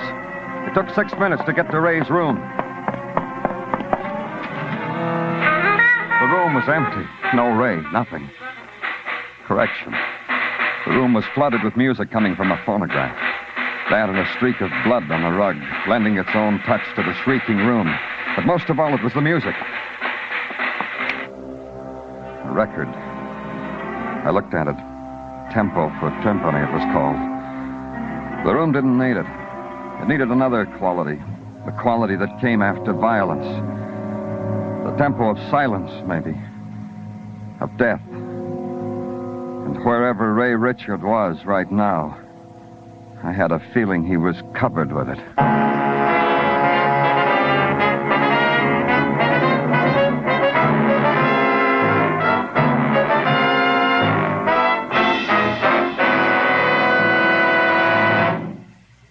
To make every day more enjoyable, treat yourself often to refreshing, delicious Wrigley's Spearmint Chewing Gum. The lively, full-bodied, real mint flavor cools your mouth, moistens your throat, freshens your taste. And the chewing itself gives you a little lift, helps you keep going at your best. So for real chewing enjoyment that's refreshing and long-lasting, always keep Wrigley's Spearmint Chewing Gum handy. Healthful, delicious Wrigley's Spearmint Gum will make every day more enjoyable. We now continue with Broadway's My Beat, written by Morton Fine and David Friedkin and starring Larry Thor as Detective Danny Clover.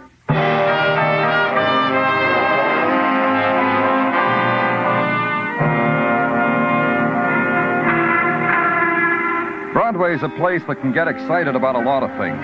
Joe Louis and war coming out of retirement. The Terrible Turk pinned the referee at St. Nicholas Arena. And up in Central Park, Robert, the rhinoceros, had twins and had his name changed to Alice. Broadway stands in front of the Paramount building and gawks at the Translux. I didn't have it so good. Reason? A pianist named Harry Brett was shot on a revolving stage in a nightclub. Reason, a trap drum player named Ray Richard had left testimony of death in his room. Reason, I had to go to work. I called headquarters, had an all-points bulletin sent out on Ray Richard. Let them know I was on my way back to the 34 Club. In the early afternoon, the place was bleak, without reason, pointless. Like an old false face that hung on a dime store shelf for too many Halloweens. Kay Darby was sitting at the bar making a pattern of wet stains with the bottom of her glass. When she saw me, she looked as if she wished I'd never happened. Oh, not again, Mr. Clover. Why not? Many's a time I meet someone and say to myself, oh, not again. And you're telling yourself that now, huh? Sit down if you want. I only make the offer because sometimes breeding gets the better of me. Maybe I should tell you, Don't Kayla. tell me. You want me to shiver when you point your finger at me and say I'm a suspect for murder. Save it, I wouldn't even shrug. Did you kill Harry? Nope. Nope. Look, you don't understand, do you? Understand what? About me. I'm trying to get it over to you. I'm being in a dull gray mist. I was getting ready to salt my beer with a tear when you walked in. Oh? Yepper. This whole thing, this killing, is going to break Lou to the nub. Lou, your husband. Oh, you mean the publicity? And he was just getting this little gin mill afloat. Now? Tell me this, Kay. How close were you with Ray Richard? Drummer boy Ray? That's right. What would I want with him? You tell me. He's talented. I know. Once I was with him where people drink out of glass thimbles and listen to violin music. He beat out for my amusement a rhythm with the fiddle with pickle forks. What about Ray? He's missing. Maybe... Wait a minute, the bar phone. Yes? Yes, he's here. Someone from your side of the tracks wants to talk to Mr. Clover. Thanks. Hello? Danny? We got Richard, Danny. Found him. Hold him, Gino. I'll be right down. Go by way of the East River docks, Danny. That's where they fished him out. Drowned. Dead. At the docks, the heat clawed at the mounted policemen, at their horses, and they in turn clawed at the crowd with the pale, sullen face, rejecting the heat, the stain of heat on its body, on its clothes, dodging, scurrying from under the hooves of the rearing, sweating animals, because the spectacle of death was for free, and the crowd would not be denied by man or beast or element. And from the river, the vapors of night were beginning to rise in the distant moan of a ship as it entered into the horizons of night. And death had shaped itself a proper setting. And someone known to you moved across it, pushed his way through the supernumeraries, found you, spoke to you. Yeah, come on, Danny. I'll get through the crowd. Where is he, Muggavan? Down at the edge of the dock. Boys have fished him out, laid him out in one of the machine sheds. All right, one side, please. Yeah, one more shot of you. Oh, will you please step aside?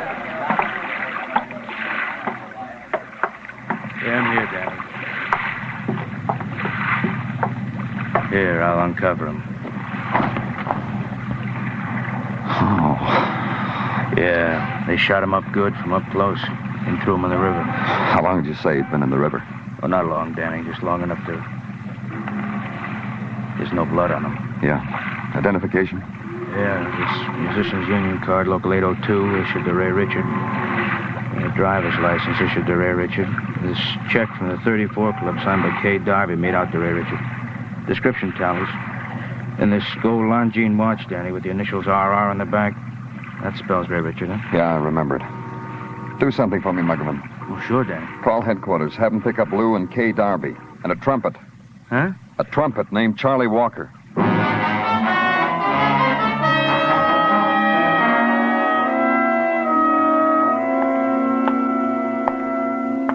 Next time you invite a trumpet player, Danny, pick a spot with better acoustics. This offends the ear, this hole. Listen how it echoes. Hey! See what I mean? Uh-huh. Reminds me of a dance crib I played once in Selma, a la BMI. Same acoustics. Same type of studio response. I was playing the trumpet in a manner unknown to this world. And those yokels just lay there, like these stiffs. Stop it, Charlie. You're disgusting. What's the matter, Lou? You develop a set of taste all of a sudden? No. Just that with all these dead around me gives me the feeling I should commune with something. Why did you bring Charlie and me here, Mr. Clover? I want you to identify a body we found in the East River. Someone we have pleased, or vice versa? That's a good question. Take all the time you need. I want you to be sure. The shape is familiar, but the face, it's hard to tell. Mr. Darby? I recognize the suit. Uh-huh. I recognize it. Mm-hmm. You know who it is? Of course, don't you? I've seen him wear it many times. Therefore, the body belongs to Ray Richard? Of course, Ray Richard. I only hesitated because a man doesn't rush into a thing like this. What do you say, Charlie? Ray Richard. Recognize this ring? Of course I do, Mr. Clover. That's Ray's, all right. He pawned it with me many times when he needed more money for more booze. All right, that's all. He was murdered, huh? Uh-huh, Charlie. What makes Lou and me your darlings? Other people could have killed Ray, tossed him in the water. Like who, Charlie? Like the clarinet Jack Gage. Like Kay, the Song of Songs. By the way, Mr. Darby, where's Kay? I've been waiting for you to tell me why she isn't here. She was at the club the last time I saw her. Why? She's not there anymore. Upstairs, they say she's not anywhere. Where is she, Mr. Darby? You mean Kay's disappeared? You mean you can't find her? You gotta find her. I'm nothing without Kay. You gotta find her, you hear? I hear, and we will, Mr. Darby. Honest, we will.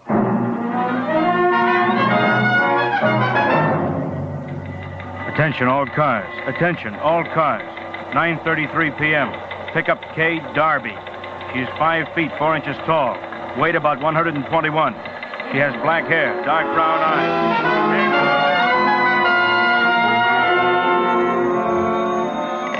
Danny Clover speaking. You fellas looking for Kay Darby? Who is this?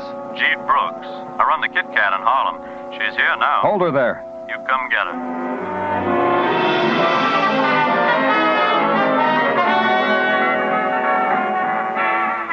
You're late. She's gone. She's a long time gone. Where'd she go? She said she wanted to where the music was real secret. I told her where. Where? Brick Wall Club, Lenox Avenue.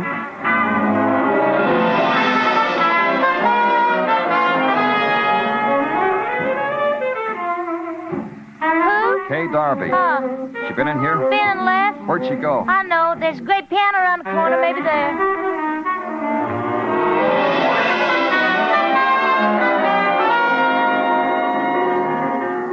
I said Kay Darby. I hear now. Was, but not now. You know where she went? Yeah, I know. All right, where? What she was looking for? Where? Room upstairs. All the way upstairs. As far as you can go. One room on the last floor. Try it.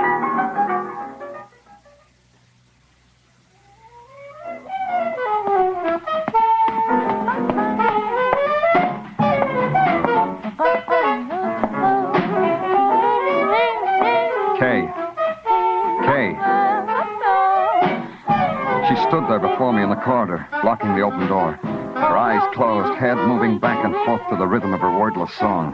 The music that came from the room in back of her drained her, touched her, flowed over her.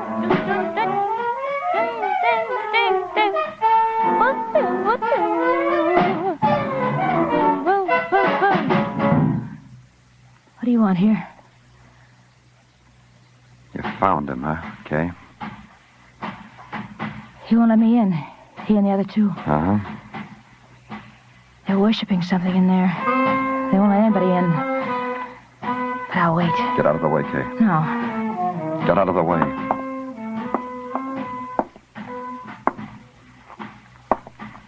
You two. Out.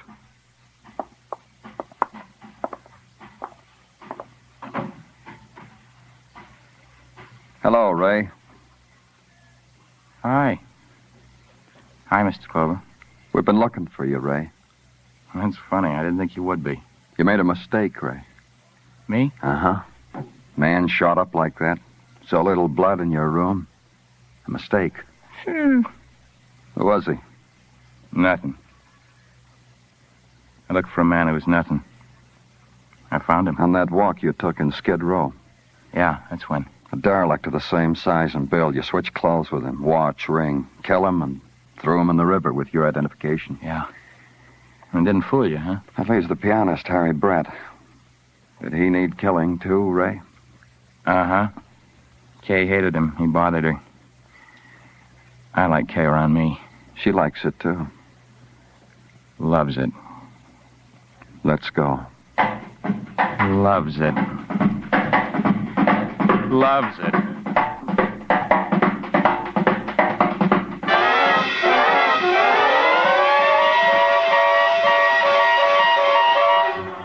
I didn't stop it. Ray's frenzy. The girl stood in the doorway watching him. In a little while, she came into the room and sat at his feet. Then it was over. All over.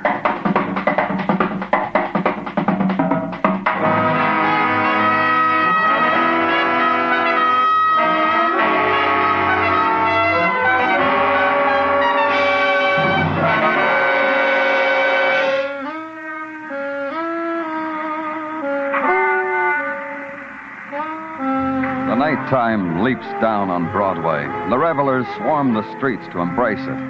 Laughter pours into the shadowed places. And for a time, kid, no despair, just explosions and the sweet promise and have a drink on me. For a time. For a little time. It's Broadway. The gaudiest. The most violent. The lonesomest mile in the world. Broadway, my beat.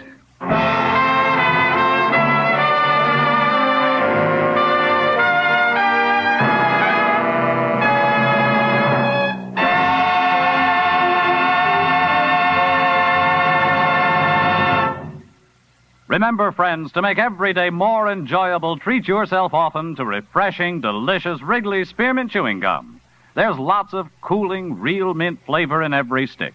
And chewing Wrigley's Spearmint helps keep you feeling fresh and alert. You feel better, work better, get more fun out of doing things.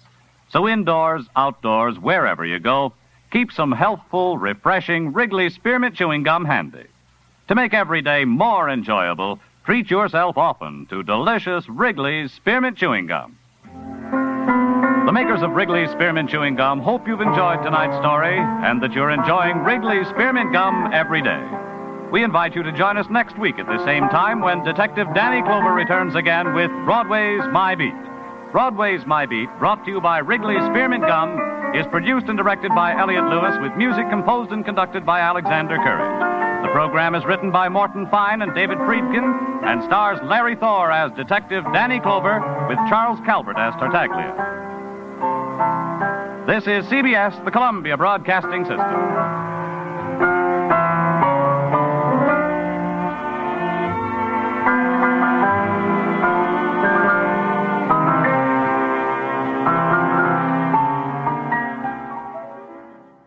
This has been a RadioClassics.com presentation. Programs are copyright their respective owners. All rights.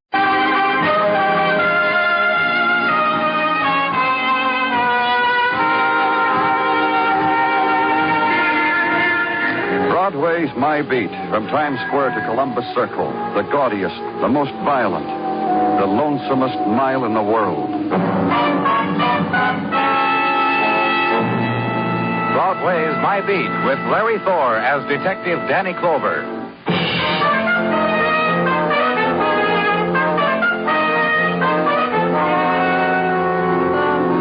When November settles down over Broadway, everybody's got a lot to cheer about. It's the time of the hot dog. It's the season of the rackety racks and the split T formation. And the coaches, left hand on the pigskin, who swear their boys aren't being brutal out there in the field, just eager. It's the month of the old grad, the co-ed, the bottle, the blanket, and what is known as the nippy tang. It's a time to be alive.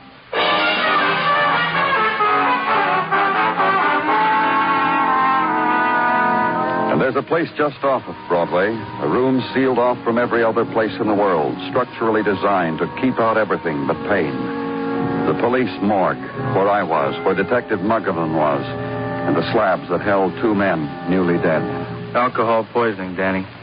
They were shipped here from the emergency hospital for identification. You know who they are? Yeah. This one, Joey Macklin. Bowery, pickpocket, bum, panhandler, rummy. This one, you know him? No. He's the reason why I called you down here, though. Notice anything, Danny? Looks pretty well fed. Fingernails look like they'd been manicured not too long ago. Uh-huh. A couple other things. Found this crumpled mask in his pocket. Take a look at his clothes. Really raggy, huh? Underneath, he's wearing silk underwear. You taking prints? Last night, soon as they came in. Code number sent to Washington right away. You say the emergency hospital sent them over? Yeah, they staggered in there practically blind from the bum booze, screaming. We couldn't help them, Danny. They were too far gone. They had the liquor on them? Nope. There's liable to be a lot more of it someplace, Mugman. Methyl alcohol and peach juice and beating oil. How can people... I've seen them brought in after they've strained paint through a piece of bread. I've seen them when they tried... Yeah. You're right about this one, Mugman. He looks too patently a bum. That's why he looks out of place. I figured that, too. A little strange, huh?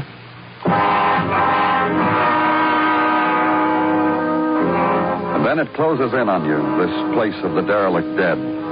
The windows are high and the moist walls, high so that dead fingers can't reach, open, let the sobbing of death be heard in the autumn air. The sunlight feels along the windows webbed with threads of steel, and the warmth is taken and held before it can touch the people of a room that is forever cold. All of it has been yours countless times, and still the shudder comes, and you try not to let them see it.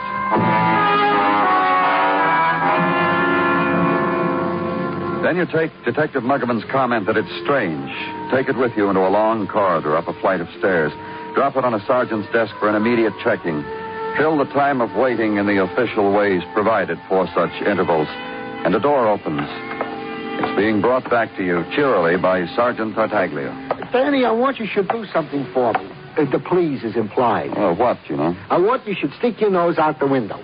Why? To partake with me of the nippy tang that is there for everyone's nose. I've had mine, Gino. Then you will agree with me that it is both nippy and tangy, that it makes the vitality surge in the wound. Is it surge enough for you to hand me whatever you're holding in back of you? Which hand, Danny? Gino. A fellow wants to play a little game, takes a second, brings a little happiness. What have you got, Gino? In this envelope is contained a telegraph report from the FBI and meant the request Detective Muggavan made of them concerning the fingerprints of the deceased vagrant who is now in armor. Give it to me. Identified. They've identified him, Gino. Those FBIs. Quiz them a question and lickety-split, they give you an answer. John Howard, Lieutenant Colonel, retired from the Army of the U.S. Present address, 3212 Park Avenue. Occupation, bond salesman. I peeped then. I also took a liberty. Oh? Yeah, I took the liberty of phoning to the domicile of said deceased. Spoke to a Mrs. John Howard. Asked her politely to come hither to... Why don't she be here? Any minute, Danny, in a nonce. She had but to find a suitable outfit for an outing. The police had... this liberty I took, is it... You did good, Gino. Real good. And wait, then. Pick a window and stand there and watch the street below, the eddy of crowd, the cars impatient of those stupid enough to be pedestrians. Watch the first shadows drift in, pick a place, and shed a layer to find another place. Finally, see a car draw up to the curb, a long car and black and expensive. And a woman get out of it, stand on the pavement and look at a doorway marked Police Headquarters, hesitate, and then walk toward it. Then leave the window and hurry downstairs. Pick up the woman at the information desk. Ask her a question. Yes, I'm Mrs. Howard. My name's Clover. Will you come with me, please? Of course. Would you mind telling me why I'm here? Through this door.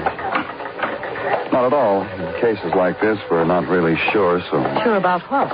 A man died last night. There's a possibility you might be able to identify him. A man died? Yes, from methyl alcohol poisoning. John? My husband? It was John? In here, Miss Howard. You haven't answered me. Is it John? I'm afraid that's what you'll have to tell us. Oh no. Mrs. Howard. Oh, I want to see.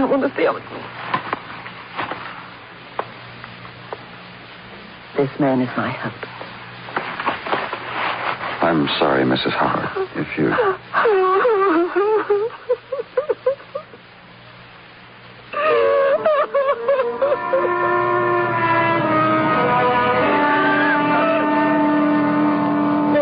And again, the attendance on grief, the futile offering of the tried and true solaces that have never worked. Not against the sobbing, anguished, deep. Then finally, the whispered cry of some remembered thing they had shared, and the resigning to it. The remembrance will never come again.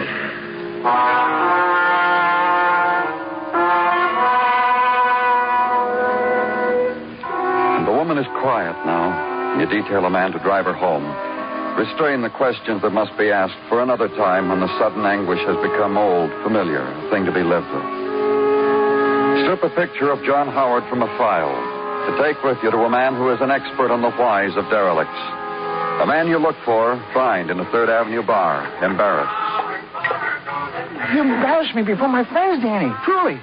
It is well known what you are and what I am. I am now trying to demonstrate to these companions. What are you now, Benny? A member of one of the honorable and oldest professions. Which profession now, Benny? A purveyor of knowledge, Danny. Look on the new Benny fame, the pillar of culture, seller of encyclopedias. You, Benny? Me, Benny. Gaze on a brochure. I got it here somewhere. Here it is. An encyclopedia of worthwhile facts on the kingly sport of racing. You sell those?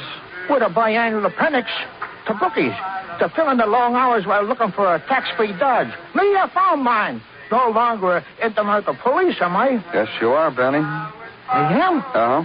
Take a look at this picture. Danny, how can you? A picture of the dead you got to show me now. Not till the paper's printed him in orbit that I know him. But I see him around. Where? No, Bowery, Skid Row, you know. That's where you were selling encyclopedias? Danny, I was calling on an old friend, Mickey Thomas. While cutting up a few reminiscences, I happened to glance across the hall, and there was this guy, this picture you showed me, boozing up with another guy named Joey Macklin. I waved a toast to him, and I went back to my... Take me there. Huh? Where? To Mickey Thomas, the man you visited across the hall. Take me, Benny. Danny, I was about to close a sale. We could go by way of headquarters, Benny. I know a shortcut. Come on, Danny.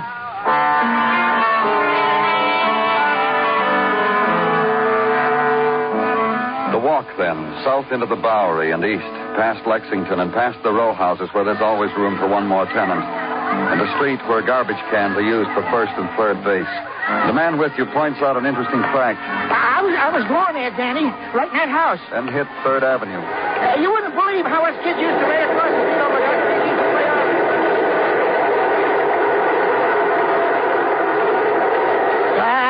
Never mind, Danny. It wasn't important. The place I was telling you about is right there. Let me open it up for you, Danny. You better watch this floorboard right here. Say this. Oh, I know these places. I really know. Help me! Help me! Hey, that's Mickey. Always raising the roof. It's Mickey. Help me! Help me! What's the matter? What happened to you? I drank it, that liquor. Now I can't see. I'm blind. I'm blind. Help me. Help me.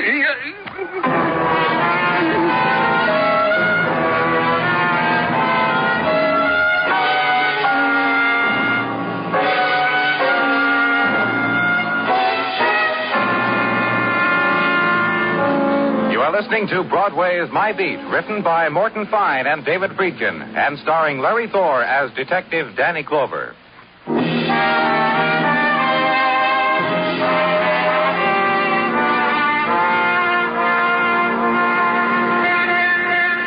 Broadway approaches the new November day softly, politely.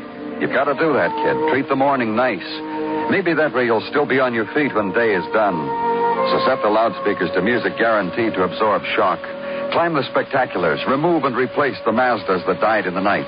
Polish the neon. Wash the night dust off the mannequin's face. Tighten the bolt. Tilt her body more forward, her head nearer to the shop window, so that her lips are closer to the promise of a good morning kiss. And having made way for another day, find the quiet place to read the papers. And read of the death of retired colonels and pickpockets from lethal alcohol, and of the blindness of a Skid Row vagrant, name of Mickey Thomas, from the same. And skim through to the comics. There, kid, lies happiness. But where I was, the new day fell on the sightless eyes of Mickey Thomas, on the fleeting figure that worked against his pain, finally whispered, "You'd better come back, Lieutenant, later, and leave to another place to ask questions about the dead." And the woman tries to answer them for you. The last time I saw him, John, the last time I saw him was Halloween night. We'd been invited to a party. We wore funny clothes. That tramp suit you found John in, it was the funniest thing he could think of. Mrs. Howard, You will make it brief, won't you? You see, I'm packing. I'm going away, and the boat... You're leaving the country? Europe. It was a plan John and I had. Europe. All the gay places he'd been while he was in the war. A couple of weeks ago, out of nowhere, he said I'd love him.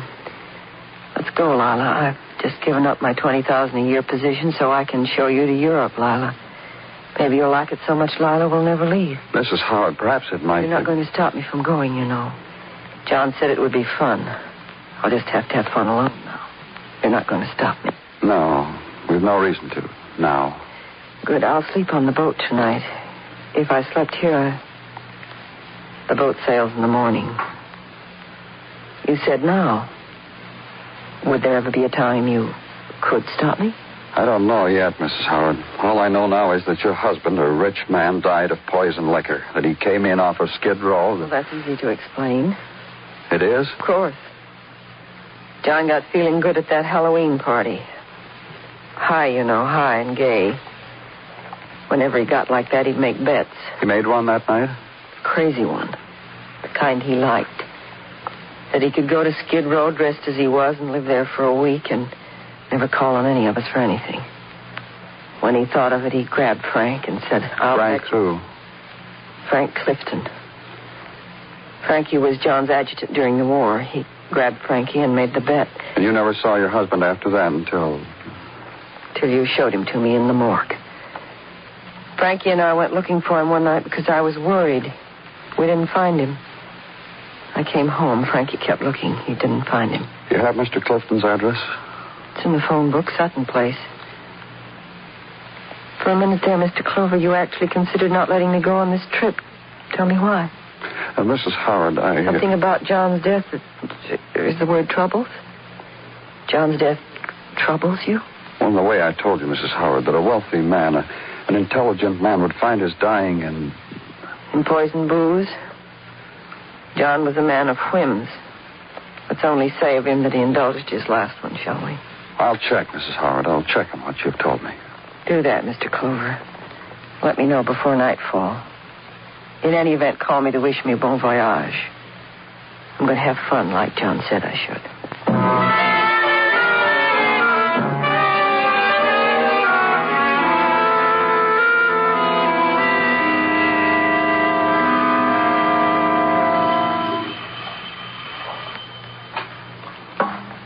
Hold your horses. What do you want? Are you Frank Clifton? Come on, mister. The rest of me behind the doors in a towel. What do you want? I'm from the police, Danny Clover. Well, I'm in the... Yeah, I know, in a towel. I want to talk to you. Sure. Come in. 10 minutes ago, you wouldn't have caught me. Been doing my laps around the lake on the bicycle. Gonna miss that old Columbia bike when I'm in Europe. You're going to Europe, too, Mr. Clifton? Yeah, tonight. What do you mean, too? Mrs. Howard is going. Oh, is she? News to me. I figured it'd be decent if she grieved till the next boat. Hey, just why are you here? I'm trying to find out why John Howard is dead. Come on. You know as well as I do why John's dead. Poison booze, alky. I want you to tell me what happened at that Halloween party. All right, don't rub it in. So it was my fault. You made that bet with Mr. Howard, didn't you, about going down to the Bowery and living for a week? That's your job, isn't it? To rub salt in an old wound. How come you made a bet like that, Mr. Clifton? I didn't want to. If you knew John like I did. How do you argue with a man like that, Clover? What kind of man was he? Everything was a bet. Could be walking along, he'd pick any stranger in the crowd, make you wonder about him or her, and then bet you were wrong. He'd find a way to prove it, too. I was his adjutant all through the war. That's how I spent the war, making book for him. I want to know exactly what that bet was you made with Mr. Howard. Well, first you got to understand I didn't want to make it. All right, I understand. He bet me on account of he was dressed like a tramp. He could go down to the Bowery and live like one for a week. He could do it longer, he said, except he had to catch that boat. Eat anything a tramp does, drink anything, you know, the works, for $100. Mrs. Howard said she got worried a few days ago. She hadn't heard from him. That she went down to the Bowery looking for him. With me. We looked, couldn't find hide or hair. Got late, I sent her home and kept looking. Nothing. couldn't find him. Then Mr. Howard was a pretty good friend of yours, huh? My CO, from Amsterdam to Essen to Cologne to Mannheim to Berlin. So that's why you're going to Europe, huh? To take another look? Those places, and let us not forget Paris. My old man got over there in the First War. I didn't. He still holds it over me. Look, Clover, you mind if I soak the old body now? Thanks a lot. I'll drop you a card. Walk away from the man eager for the sightseeing of old sights. Walk away with the puzzle still yours. Why a man like John Howard should die of poisoned alcohol? Why a man like Howard would so quickly descend to a state where alcohol from whatever source was so needed that he challenged death for it, and weigh against it the possibility of death cause premeditated murder. And let the thought take you back to a hospital room where a man lay with his eyes bandaged against light, and another sat at his bedside talking quietly. Hartman is doing what he can for you, Mickey. You're getting the best, but... Oh, hi, Danny. How is he? Better, I guess, Danny. He's been asking me... Tell him, Mickey. Who is he? Lieutenant Clover. He's the man that found you, Mickey. Got you here in a hurry. Oh, that makes me have to thank him, huh? Thanks, Lieutenant Clover. Becky, can you answer questions? You feel up to... I've been complaining in a loud voice to this other social worker here. Yeah, I guess I could answer a question or two. Where'd you get the booze? I got it. Tell us where, Mickey. We'll bring him in for you. Nothing I could wish more. To get the guy that... Funny, huh? What is? I don't know where the booze come from. Look, Mickey, you still... I don't know where it come from. All I know is I waited till Joey Macklin and that other character ran out of their room. And I crossed the hall and snitched me what was left from their bottle. They died from it, huh? Lucky boys. Lucky boys. You stole the alcohol, that's how... Maybe Mickey stole something else, Danny. Found this in his clothes. Huh? Oh, pawn ticket. What's it for, Mickey? A personal belonging. That means it belonged to me. What's it for, Mickey? Me on my back, you'll find out anyway, won't you? Yeah, Mickey, we will. So go find out. And do something else for me, huh, Lieutenant? What? On your way back, pick up a tin cup and a box of pencils. It'll be a favor.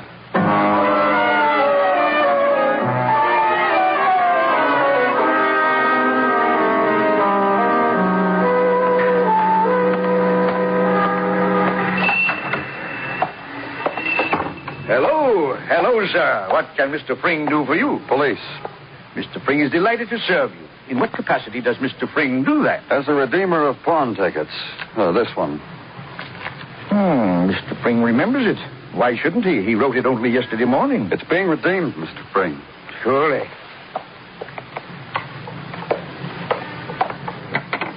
A cigarette case. This looks like a pretty expensive item, Mr. Fring. How come you only lent $2 on it? Because he who pawned it was one of our boys.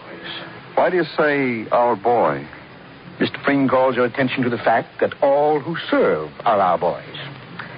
I call your attention again, may I? Please do. To the engraving on this case. A screaming eagle with a dagger. An obscure insignia. However, I'm positive an insignia of one of our doughty combat outfits. I know because during unpleasantness number 2, I sold our boys shoulder patches as a sideline. I've just reordered. Mr. Fring. You're taking it. There's $2 plus interest due on it. Yeah. Can Mr. Fring whistle?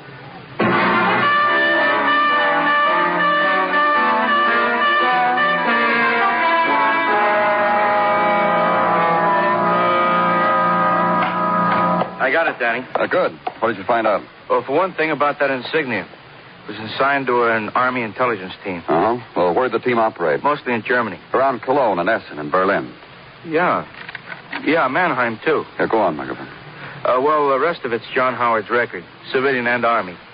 Civilian, not a whole lot. A good businessman resigned his position a few weeks ago. The reason he gave his employer was pretty vague. Yeah, I know about that. What about the Army?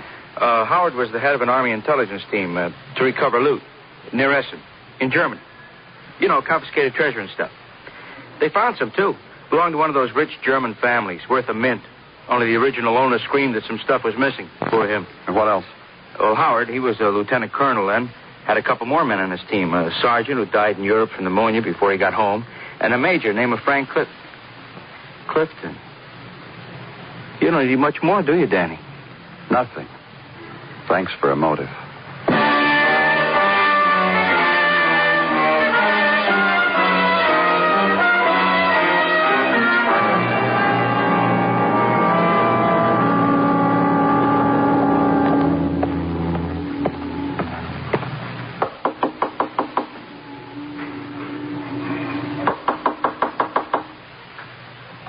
Be with you in a minute. Oh, you come down to say goodbye to me, Clover? If it's those people from the party next door, Frank, tell them. It's the police, Mrs. Howard. Danny Clover. What? Who is it? What do you want, Clover? Let's go inside, huh? Why not? Come on in. It's not the next door people, Lana. Why, look who it is. Welcome, welcome, welcome. Well, don't look daggers at me. I'm just visiting, Frank. I asked a question, Clover. What do you want? I came down here to break some news to both of you. Look, Clover, we're due next door for a pre-sailing party. I know why you're going to Europe. Well, sure you know. I told you. I owe myself a sentimental journey. Frank said he'll show me all the places John was going to show me. There's a place near Essen. I don't know whether you'll get to, Mrs. Howard. Come on, Clover. Get off it. Your husband ever talked to you about a town in Germany called Essen, Mrs. Howard? Of course. On account of that town, John got a citation.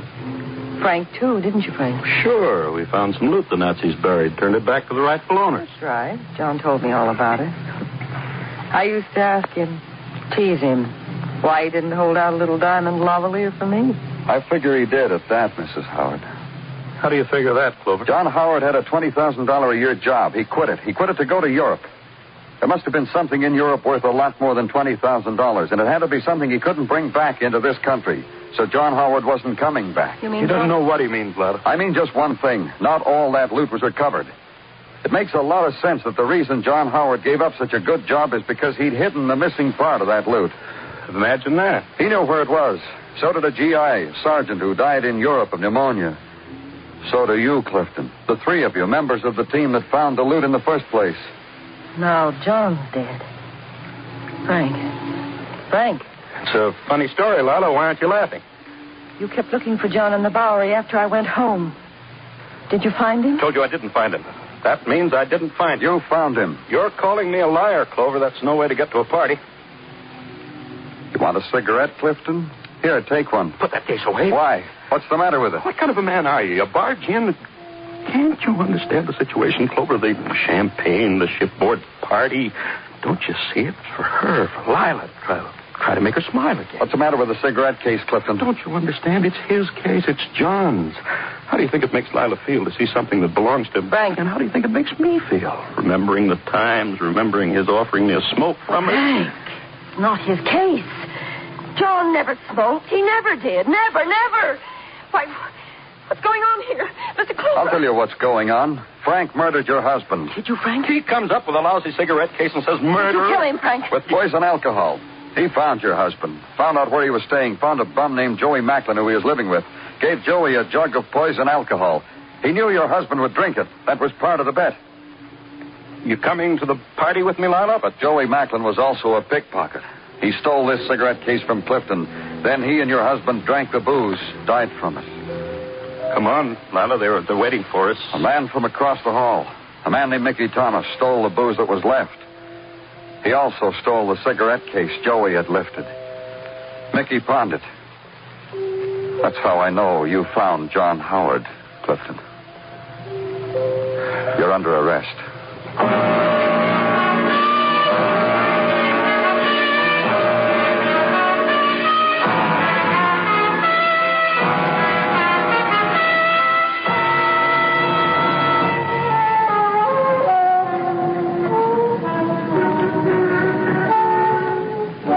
On Broadway, there's always a vision that stands in a doorway at the end of night.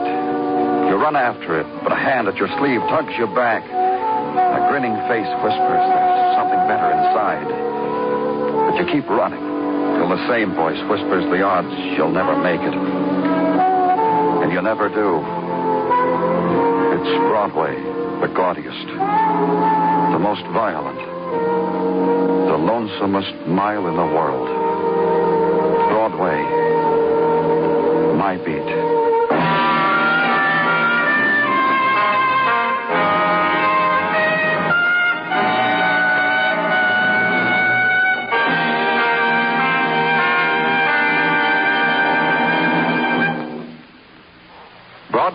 My Beat stars Larry Thor as Detective Danny Clover, with Charles Calvert as Tartaglia and Jack Crucian as Muggavan. The program was produced and directed by Elliott Lewis, with musical score composed and conducted by Alexander Courage.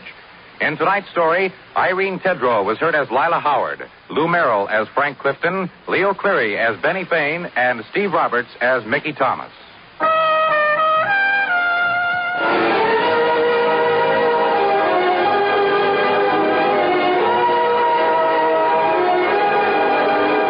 Tonight on FEN Presents, you've been listening to some of the best in radio drama, with Fibber McGee and Molly and Broadway is My Beat. Join us again Monday evening at the same time, 9:05, when FEN presents Dragnet and Escape.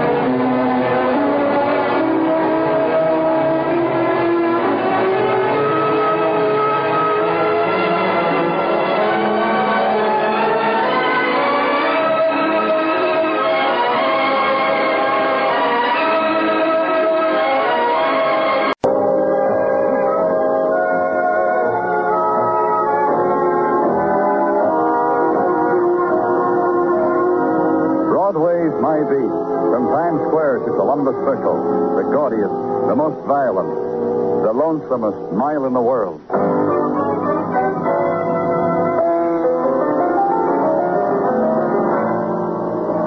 Broadway's My Beat, with Larry Thor as Detective Danny Clover.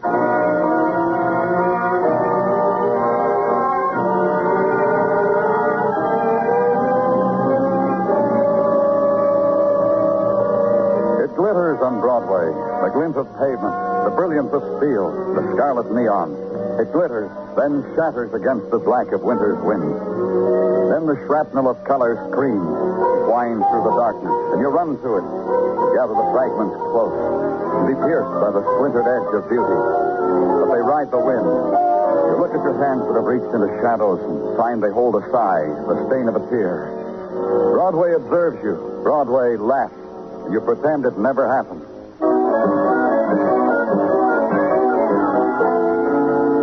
But then, warmed by the touch of the afternoon sun, Broadway relents, offers you its token of regret. The man lying with a knife in his back in an apartment on West 56, lately furnished with death. And another man touching things, lifting things, replacing them quietly. Even when he talks, he is quiet, so that the dead may hear. The call came while you were out to lunch, Danny. I couldn't find it. They told me to take it. Who is he, Muggavan? Kenneth Mitchell. Rented this place about 3 days ago. Super told me he was a very quiet man, model tenant. Wished he had more like him. And find anything? The appointments of a quiet man.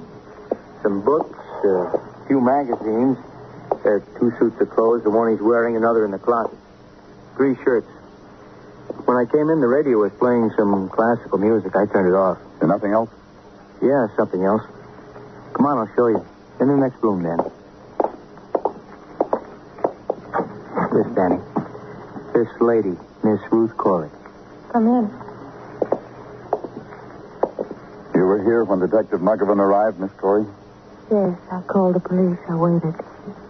I didn't want Kenneth to be alone. Miss Corey told me she found him like that last night when she came to visit him. What time last night, Miss Corey? I was to come by for Kenneth at 8. We were going for a walk. I was late. How late? 15, 20 minutes. I know because I didn't want to be late. That's right, Danny. Kid's watch has stopped at 8:20. Must have shattered when he fell. And you found him like that, the way he is in the front room? Yes. I knocked. Kenneth didn't answer. Sometimes Kenneth fell asleep, just like that sleep would come over him. I never woke him. I'd wait. Just look at him and wait. You have the key? No, the door was open. I walked in. I've done it before. Didn't call anyone, ask for help? No. Why did you wait so long, Miss Corey? Miss Corey, I asked you something. Why did you wait so long to call us? Because I loved him. Because I wanted him to myself for as long as... Because we never had very much time.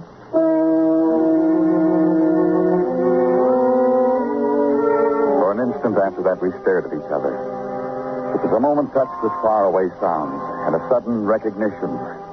The girl, her eyes feverish, her cheeks too red, the languid movement of her hand, the quality of sickness that was forever part of Ruth Corey. Then the news sounds, the men from headquarters who were the statisticians for violent death. I walked into the next room and nodded to them, told Muggavan to get a doctor for Miss Corey. Then I left. Inquire into the manner and cause of dying of a man named Kenneth Mitchell. Consult this record and that. Come up with facts. Kenneth Mitchell lived on West 86th Street. Kenneth Mitchell had a wife. Go there.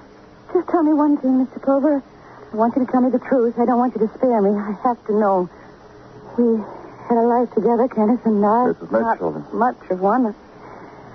I made myself suffer with Kenneth. I thought that way we could be closer.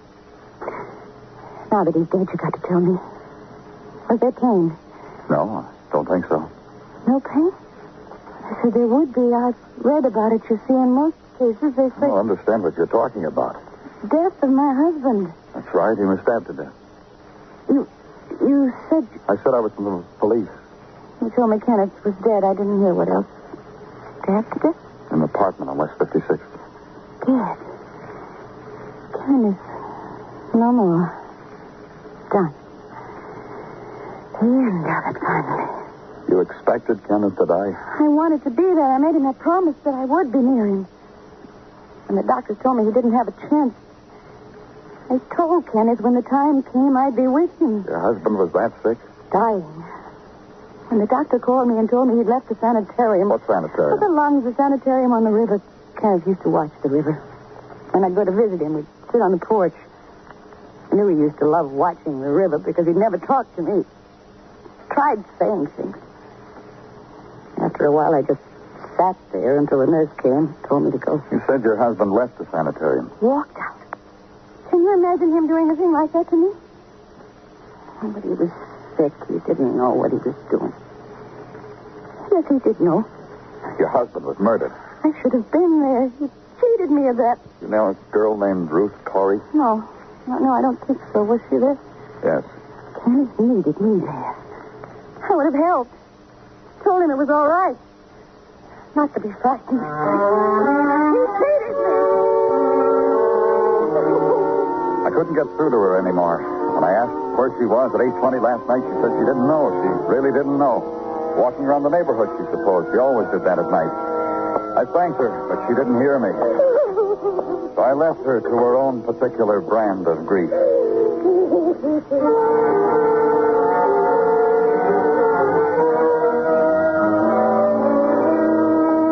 More legwork, then. The sanitarium on East River.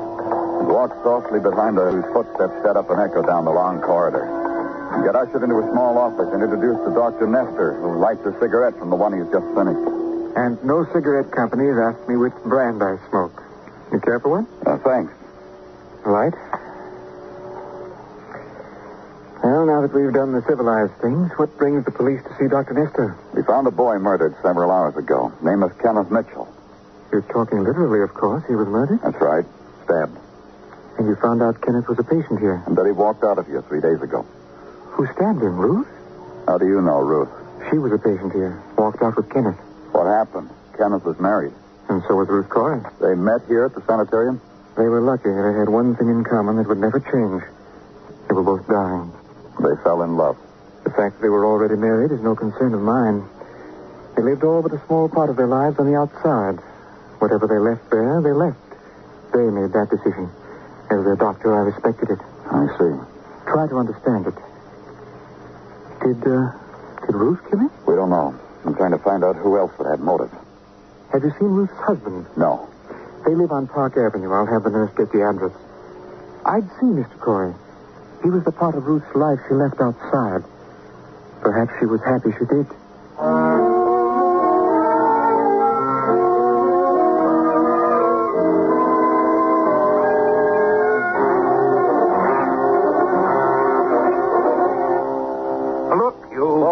Danny Clover. You guys have names? It's a revelation to me. Loud mouths, loud feet, that I know about. I told you, I want to talk to Mrs. Corey. You, too. Sure you do. Come on, I'll take you to Ruth so you can talk to her.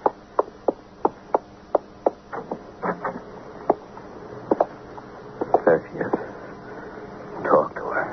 She's asleep. Asleep. Want me to wake her for you? You with the name? I'll do that. Her sleep. Thanks. You got a big heart. Go back to the other room. We stay here. Because there are things I've got to do for Ruth. Like this. Like cooling her brow with a damp cloth, but easy so she'll think it's a dream. Like this. I'll come back. You said you wanted to talk to me, too. I'm a busy man. Running after money takes all my time. You better grab me while you can. A man was murdered last night. I know. And Ruth found him. She told me all about it. How she sat up through the night with him dead. It didn't touch me at all. If I remember right, I laughed. I laughed. You can ask Ruth. You knew Kenneth Mitchell? Sure. But never close enough to touch him with my hands. He was sick. But you knew him? Do something for me. Ruth's comb on the dresser. Give it to me. I want to comb her hair. Here. Thanks. Like silk. Like pure silk. You were going to tell me about Kenneth Mitchell. Sure. See Ruth? See the way she is? Mitchell did this to her. How? She was on her way to getting well because I bought that for her. Anything she wants, I'd buy for her. She was getting well, I tell you, when this Mitchell tried to kill her all over again. The doctor told me there was nothing that could be done for her. Thanks to Mitchell? Mitchell thought he had something in Ruth. I don't know what. Maybe a sick man likes to rub a piece of life whenever he can. Even from Ruth. That's what made me laugh when she told me he was dead. Yeah, that's it. Because nothing that belongs to me dies. Mitchell was murdered last night. You'll tell me where you were. Yeah. Took you a long time, didn't it? I was with my lawyer. Go ask him. I pay him fat to handle things like this. What lawyer? Where? Gordon Horner, 1219 East 60th. He handles my money. He handles my alibis. Oh, shut the door soft when you go out, huh?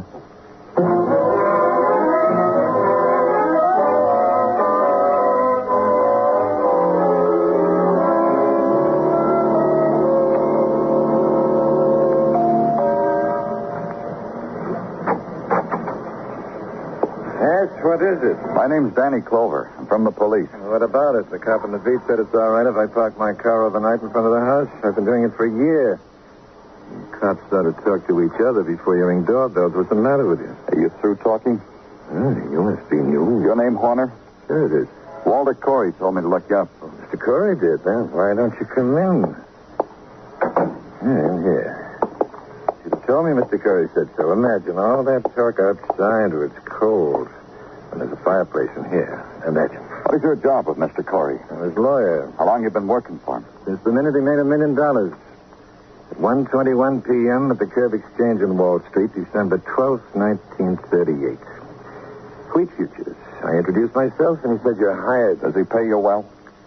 I can afford my whims. That's more than most men can say. Would you lie for him? I have. And will. Even if it concerns murder? Let me think about that for a moment. There's a dartboard. You can throw darts. Let me think. Don't you like darts?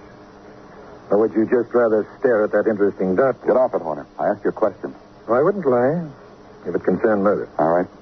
Did you see Mr. Corey last night? I did. He told me to meet him at Grand Central. I did. We had a bite to eat. We spent about an hour together talking business. What time did you meet him? Now, listen to me, Mr. Clover. I don't know what you're trying to get out of me, but I know it was 8:20. There was a clock in the window of a store. I set my watch by it.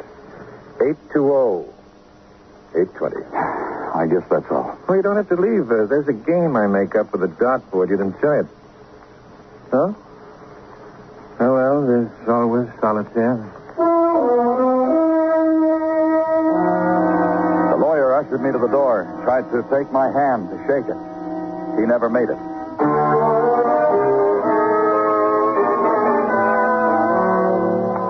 Then the walk in the quiet streets across 60th to Park. The dark wind sweeping the autumn leaves, gathering them in the gutters at night.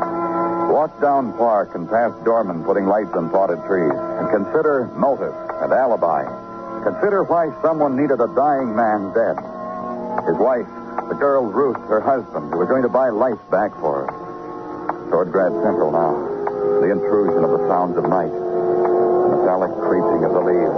The deep cry of seal hurtling under the earth. Then another sound. A sound that tears through flesh, rips, and then explodes. Explodes. A woman's scream.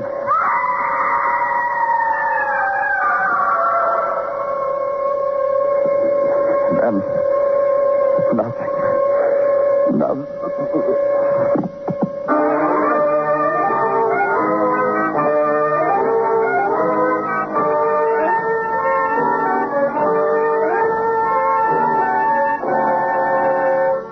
You're listening to Broadway's My Beat, written by Morton Fine and David Friedkin, and starring Larry Thor as Detective Danny Clover.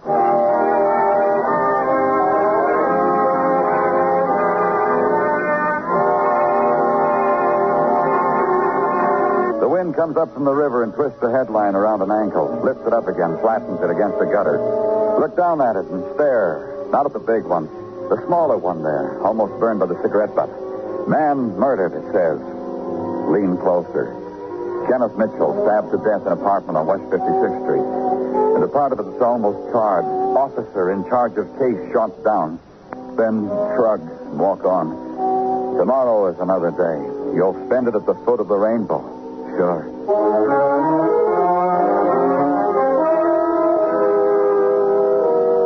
As far as I was concerned, I had to consider the officer in charge of the case. The man who was shot down, me. And the two men near me, trying to help. Hand me that bottle, Tartaglia.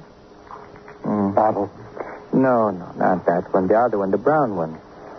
Brown bottle. Yeah, thank you. Hold on to the edge of the table, Danny. Go ahead, hold on. Just take it easy, Dr. Sinsky. Look, Danny, a bullet grazed your skull. Be thankful that you can still feel pain. Well, just don't hurt him, Doctor. Just hold on, Danny. Okay. Now we'll bandage you up. Hand me the bandage, Gino. Bandage. You hurt much, Danny? A headache. Don't worry about it. The scalp wound isn't very deep. You know, Danny, this is the self-same thing that made Mike Schreck, the miracle detective from Philadelphia, bald-headed. Time after time, he got his scalp blasted. Please, you know my headache. I told you it does. What happened, Danny? I don't know. Someone shot at me. A half-inch lower and you'd have been... Leave him alone, his headache. Scissors.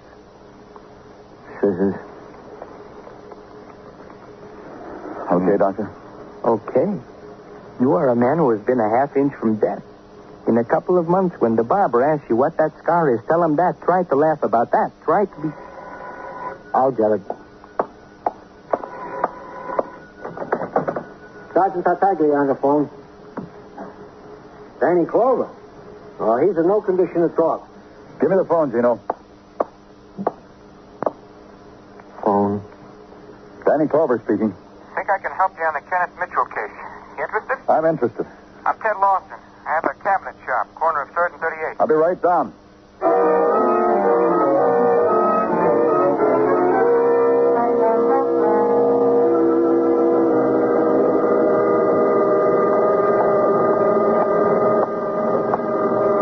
Will you in a minute, mister? I want to get this cabinet leg another try. I'll wait.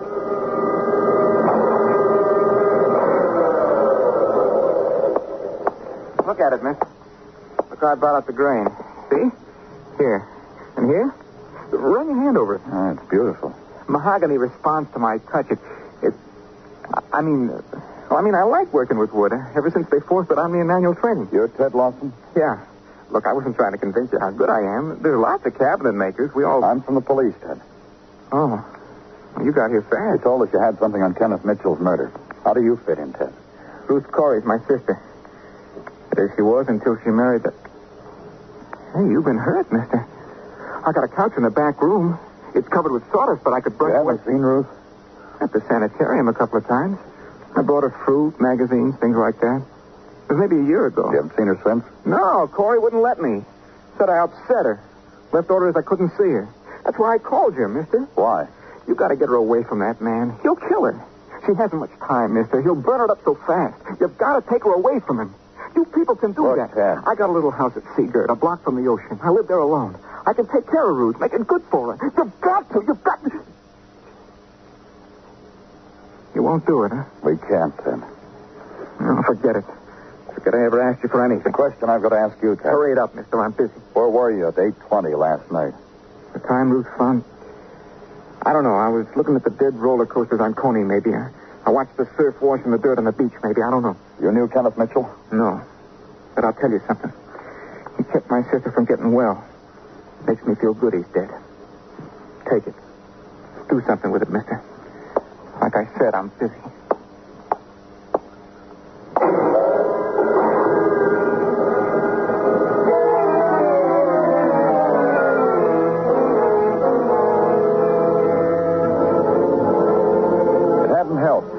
Added another suspect, Ted Lawson, brother of Ruth Corey, a man who hated anyone who could hurt his sister. Murder has an affinity for love and hate. Back at headquarters, I checked reports. Items, nothing on the whereabouts of Florence Mitchell at 8:20 last night. And sundry other items, negative, still in process of being checked. Then a phone call to the home of Ruth Corey. She wanted to see me. She wanted to talk to me. She wanted to explain things to me. Go there. Meet Miss Fabry, a nurse assigned to Ruth. Nod when she says it's a good time to talk because Mr. Corey just stepped out. Miss Fabry takes it to her patient, rearranges the pillows, smiles. There, now, don't be depressed and refreshed. Thank you. You look a lot better, Miss Corey. You don't have to do that, Mr. Clover. I know how I look. If we don't feel like talking, Ruth, we don't have to. I told Mr. Clover. I can see you later. No, please stay. Do you think I killed Kenneth? You could have. There were no prints on the knife blade, but... I could have wiped them off. I was with him for a long time after he was dead. We know. There are questions you want to ask me. I know that. Please, ask me. I want to tell you this. Kenneth died at 8:20. The only one who has an alibi for that time is your husband. Your brother... You talked to my brother? Yes. He can't tell me where he was when Kenneth died. Ted? Ted killed Kenneth? Do you think he could? Everyone can kill. Yes, I know. You? I loved Kenneth. We ran away from the sanitarium to spend what time we had left together. We didn't make any dreams or plans. Just to be with each other. To spend the rest of our lives with a love that couldn't grow old because... Then you didn't kill him, did you? When I wept seeing him lying there, I wept for myself. For the first time in my life, I was sorry for myself. Because now I'd be without Kenneth. Sorry, Miss Corey, you didn't answer. Oh. Killed Kenneth? Did you? No. No, I didn't do that. No. Perhaps we'd better go now, Mr. Clover, shall we? No. No, please stay here and talk to me. Miss Corey, you... Stay and talk to me. Say Kenneth's name.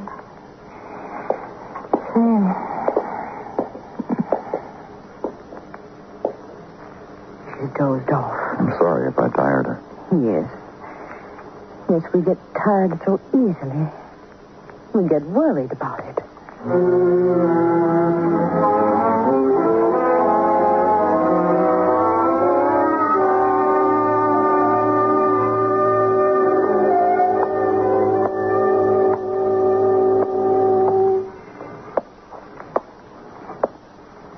It's late, Danny. Why don't you go home? Give in to that head wound of yours. I won't tell anybody. You checked on the girl's brother? Ted? Yeah. He was seen walking the beach at Coney Island. Several people saw him. You're good, Muggavan. Ted couldn't give me an alibi, but you come up with one for him. From several people. Where do you find people like that? On Coney, you can find anything you look for, Danny. The philosophy comes with it, huh? The bullet must have touched your angry nerve, Danny. There's several people with characters who won't give in to winter. They run hot dog stands, knish stands. They put out eagle eyes for customers. From 8 until 9, they threw out bait for Lawson. He looked so hungry. Lawson didn't indulge in one knish, one hot dog. But he was walking the beach at Coney from 8 until maybe 9:30. The witnesses will be glad to testify. When he left, they gave up. That's how they remarked the time. It's still late. You still should go home. You through? Yeah. In a way, I'm sorry I opened my mouth. Ted Lawson has an alibi. Corey has one. Mitchell's wife, what about her? I got one for her, too, Danny. At 8:20, she was buying cigarettes at the candy store. Yeah. That leaves Ruth Corey. You got a mental block, Danny. Give in to it. It was Ruth Corey. Not that girl. All she ever had was Mitchell. You saw her, Muggavan. You know what... Sure, I know. I know a lot of things I don't care to know. Want me to go place her under arrest? Danny, I said, do you want me to... Danny, I brought you some hot bouillon. I cooked it myself on the bouillon burner in Technical. Here, Danny. Oh, thanks, Tartaglia. Sip it slowly, Danny. It shouldn't make a ringing in the noggin. And while you are so sipping, I will go over to the window and give you a play-by-play description of New York at nighttime. Yeah. Gripped in the icy fingers of Jack Frost, New York... What time is it, Muggavan? It's 8:20, Danny. What? It's 8:20. Says so. Right there on the clock. You're crazy. It's later than that. What clock? It's the one hanging over there across the street. Over at jewelry store. Oh, what about it? Jewelers always set their display clocks to 8:20. Tell them the rest, Muggavan.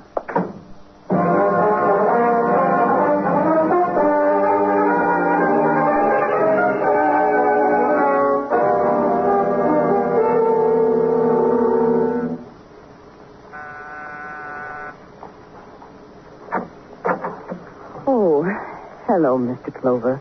We came back, didn't we? May I come in? Please do. I want to see Mr. Corey. I see. This way, Mr. Corey is with I want to see him alone. I don't think you'll... Mr. Clover... Wait there. I'll be right out. In other times, when painters tried to paint a scene of awful desolation, they chose the desert or a heap of barren rock. And there would try to picture a man in his great loneliness. Mr. Corey. Shut up, I'm reading for you. I want to talk to you. But for a modern painter, the most desolate scene would be a street in almost any of our great cities on a Sunday afternoon. All right, Clover, keep your voice down. She's sleeping. I'll cover her so she'll be warm. You murdered Kenneth Mitchell, Mr. Corey. Hand me that brush. The hairbrush. Hand it to me. Here. Ruth likes me to brush her hair. It's restful. Sleep, Ruth. Sleep. That alibi your lawyer gave you was pretty fortunate, wasn't it? Ruth. Mitchell was killed at 8:20. You met your lawyer sometime after that to arrange an alibi because you thought we couldn't set the exact time of Kenneth's death. Sleep. But we did. His watch broke when he fell. You're going to get better, Ruth. When your lawyer met you, saw a jeweler's clock set at 8:20. You thought it was the right time. Your alibi was great. Ruth, we'll go all the places you wanted to go. You're under arrest, Mr. Corey. For murder. For attempting to murder me. Do the things you wanted to do, Ruth. Thought I would see that clock in the window near Grand Central. But I was only walking. I'll wait outside for you. You won't have to go back to that hospital, Ruth. I'll take care of you. I've been waiting here, Mr. Clover. I thought you'd call me. When did it happen? I was with her. She died a half hour ago.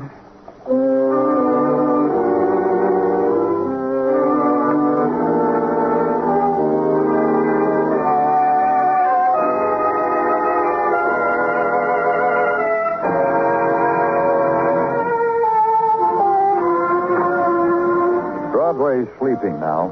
The furious avenues of the night are still. Only the sleepwalkers are there, those who lust for dreams or realities that never come true. The seekers, the sodden, the huggers close of nothing. It's Broadway. The gaudiest, the most violent, the lonesomest mile in the world. Broadway. My beat.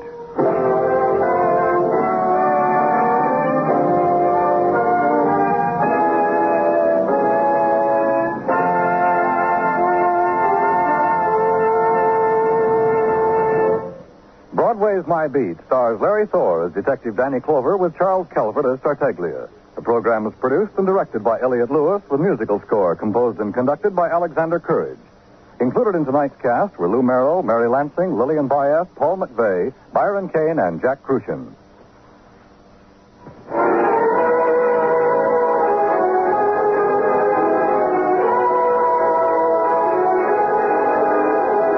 on FEN presents, you've been listening to some of the best in radio drama. With Fibber McGee and Molly, and Broadway is My Beat. Join us again Monday evening at the same time, 9:05, when FEN presents Dragnet and Escape.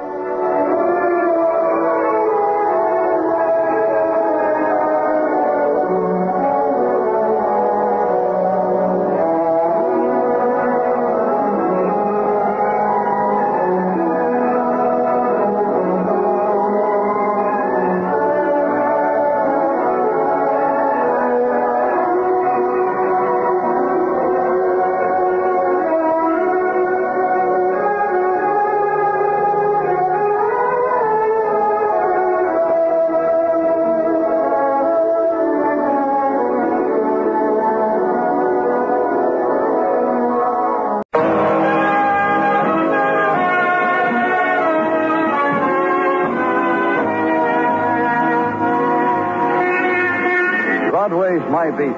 From Times Square to Columbus Circle, the gaudiest, the most violent, the lonesomest mile in the world.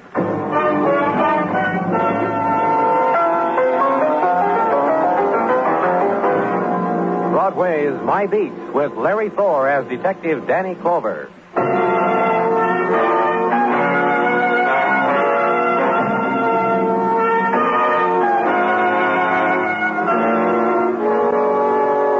The time comes to Broadway when the August night summons its mists, its trumpets, its banners of neon, departs the avenue littered with its conquests. And the defeated, the once brave revelers gather in the draining light of the spectaculars to compare wounds, to grub in the now silent gutters. Find only the refuse of pain, the neon-stained memories, the scraps and bones of illusions. And you tear at the embrace of your own shadow, try to move away, but you can't. You belong to it, kid, to all of it.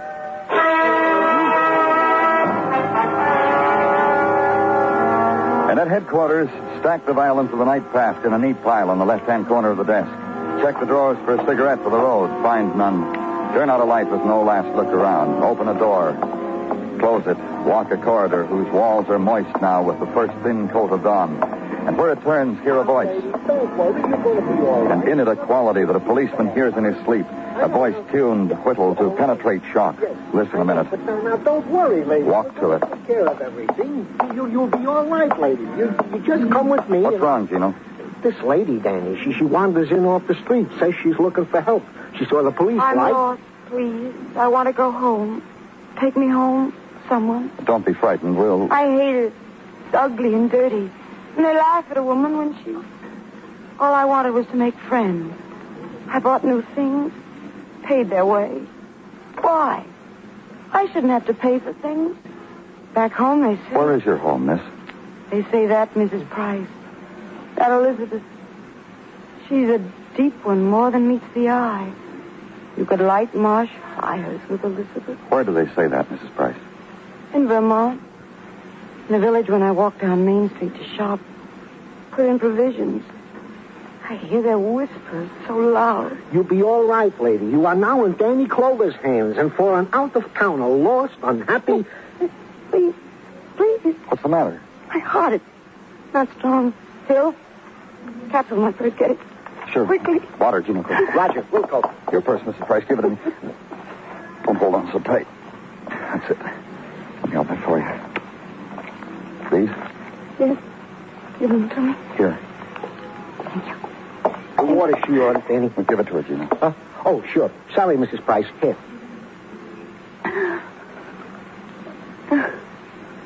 Cool. Good. Both look so pale. Don't look like that. There's nothing to be afraid of. They happen often, these attacks. They come, go. Mrs. Price. Danny, she fainted. Shall I go yell for Dr. Sinsky? Shall I... What can I do, Danny? Tell me, what? Nothing, Gino, nothing. She's dead. And somehow it held the attitude of it, the lost woman, never to be found again. Dead now. A policeman standing over the two of us, holding a paper cup of water yellowed by the pale overhead light. The silencers scurried out of their secret places, surrounded us. And only time moved, the big-faced wall clock in the corridor, It held until it was intruded upon. The car outside that turned the corner and sped away. The festive car with festive people. Then I got up, and I carried the woman to a cold room and put her on a cold bed. Bed labeled for autopsy. And leave instructions. Go home. Sleep.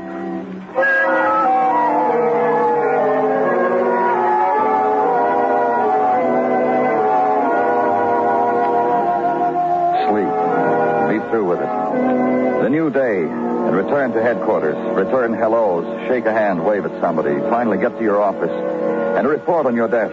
Elizabeth Price, autopsy performed upon. Death by poisoning. Poison? Consider that. Then read on. Name of poison not to be pronounced. Question mark neatly written in blank opposite suicide. Another opposite homicide. And in blank labeled remarks, a key was found in Mrs. Price's effect. Stamped Regent Hotel. Go there, and in a plush office off a plush lobby, you get a plush greeting. Danny Clover. How are you, Danny? Hello, Shaw. What are you doing here? Me? You're kidding? You didn't hear? It ain't even been whispered to you, Danny? It's got to be told to you, Shaw. Your name hasn't been mentioned around headquarters since I walked in and threw my badge on the captain's desk. It happened that way, huh? What other way could it happen? What have they been whispering, Danny? What are you doing here, Shaw? Security service, kid. How about that? Employed by the Regent Hotel to keep the security. Houseman, huh? Security service. Yeah. Did you know a woman named Elizabeth Price? Sure. Checked in a couple of days ago. What about it? Dead. She's dead. Stumbled into headquarters early this morning. Said she was lost. Had a heart attack. She took a pill out of her purse. Poison. A poison pill mixed in with other pills good for... For whatever ailed her. Hey, that's dramatic, Danny. What do you know about her? A dramatic lady. From Vermont, I think. Come down from the Rockford coast to go dancing. What are you talking about? Come to me the other night. Wants to know where a girl could enjoy herself in the city. A girl, 45, I'd say. What would you say? Let's get off it, Shaw. So I give her a book, courtesy of the Regent. Things to see and do in New York City. She tells me that's not exactly what she had in mind. What she wanted... Sure. Mrs. Price? Who is this? I'll take that call. What? I said I'll take it. Yeah. Hello? Who's this? This is the police, Lieutenant Danny Clover. I asked to speak to Mrs. Price. What's the Who matter is with... this? I'm her stepson. I'm Johnny Price. What's going on? Where are you calling from? Middlesex, Vermont. Look, will you answer my Your question? mother's had an accident, Johnny. Get down here right away. Accident? Get the next train, Johnny. Ask at headquarters for Danny Clover. Poor kid. I don't know. You did that real well. What else about Mrs. Price, Shaw? What else is nothing? What else is... Yeah, there's a fact I arranged an appointment with her for the Hotel Notary Tweak You. Room 412, Danny. I'll get back to you, Shaw.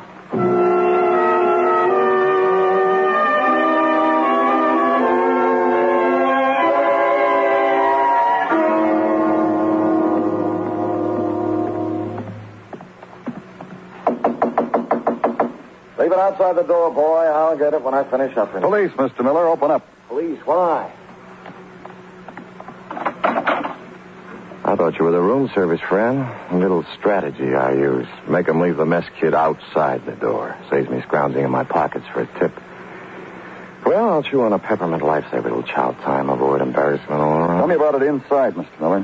Wherever it's joyful for you. Come on in. Maybe you hit the wrong room, friend. I'm just a notary here.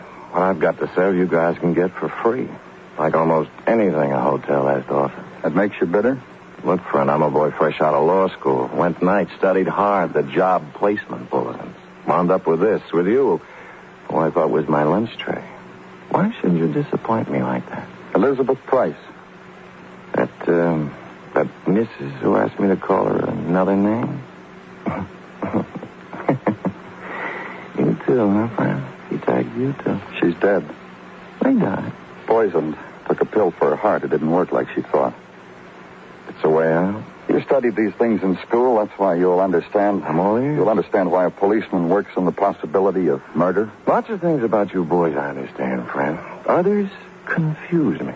Like, what has a hungry notary got to do with the dying of, let's call her a guest. How come a house detective arranges appointments for a notary with a woman like Mrs. Price? Because a woman like Mrs. Price glimpses said notary loitering under a hotel palm. Tries to exchange glints of the eye.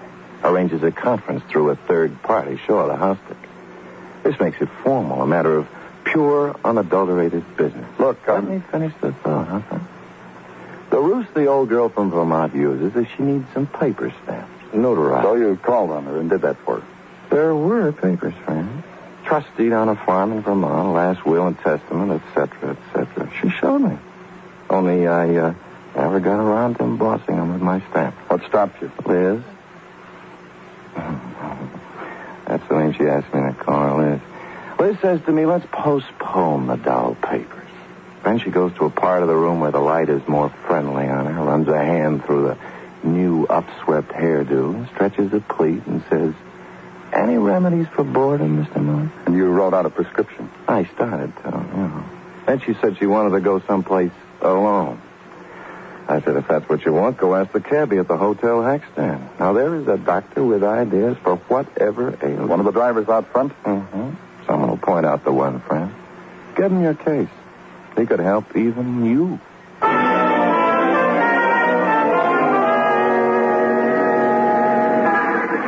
Oh, sure. The lady you described. Yeah, the very one. Where did you take her? Oh, will I ever forget? This cab of mine has seen sights that would chill and thrill. Characters of every shape, size, and characteristic. And this lady fits into the type... Where did you take her? Join on Greenwich Village, Club Domino's. She looked the type. Like I said. And me, a student of psychology, I knew just where to...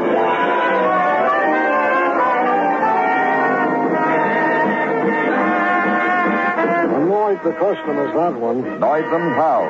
Buying drinks for whoever. When all they wanted to do was listen to the music. Buying drinks at such a holy moment as for across the street. Pays places for drink buyers. Here's to the music. Sure, we got intermission. Then the cats can laugh whatever.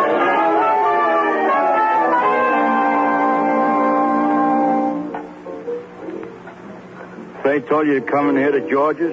Why? Look, friend, I explained it to you twice already. Next time, downtown. Downtown means cop. Downtown means cop. Yeah. Well, the dame was here, see? Good spender. Liked the merchandise a lot, ate it, drank it with glee. She left with Billy. Billy who? Billy Bailey sings here, ballads, you know. Where is he? He ain't showed tonight. Left with this woman you're telling me about 1 yesterday morning. Hasn't been back. Where does Billy live? Glad to oblige. I'll write it down for you.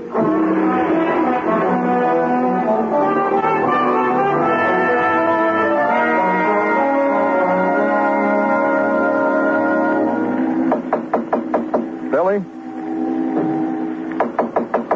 Billy Bailey. Come on in, man. Nothing's going to keep you out. Sit here by the bed. You all right, Billy? You know me? Been entertained by me? I got a message for you, man. Tell everybody it's a happy time. It don't hurt hardly at all. Billy. You get used to it. It don't hurt. What are you trying to say, Billy? I'm talking about how it feels. I've been feeling it all day and can't get to a phone to tell anybody. How the man walks in, sticks a knife in you. What? I was privileged. I saw the man with a knife. Who was it? Try it, man. It's a kick. It's a kick. His body twisted off the iron cot, shuddered, lay still. The cigarette he'd been holding rolled out of his fingers, gleamed briefly, hissed out in the leavings of an overturned shot glass. And from the building across the street, the spinning electric sign flung its colors over Billy's face. Blue, red, green, blue again. And Billy was right. There was no hurt in him anymore. Billy was dead.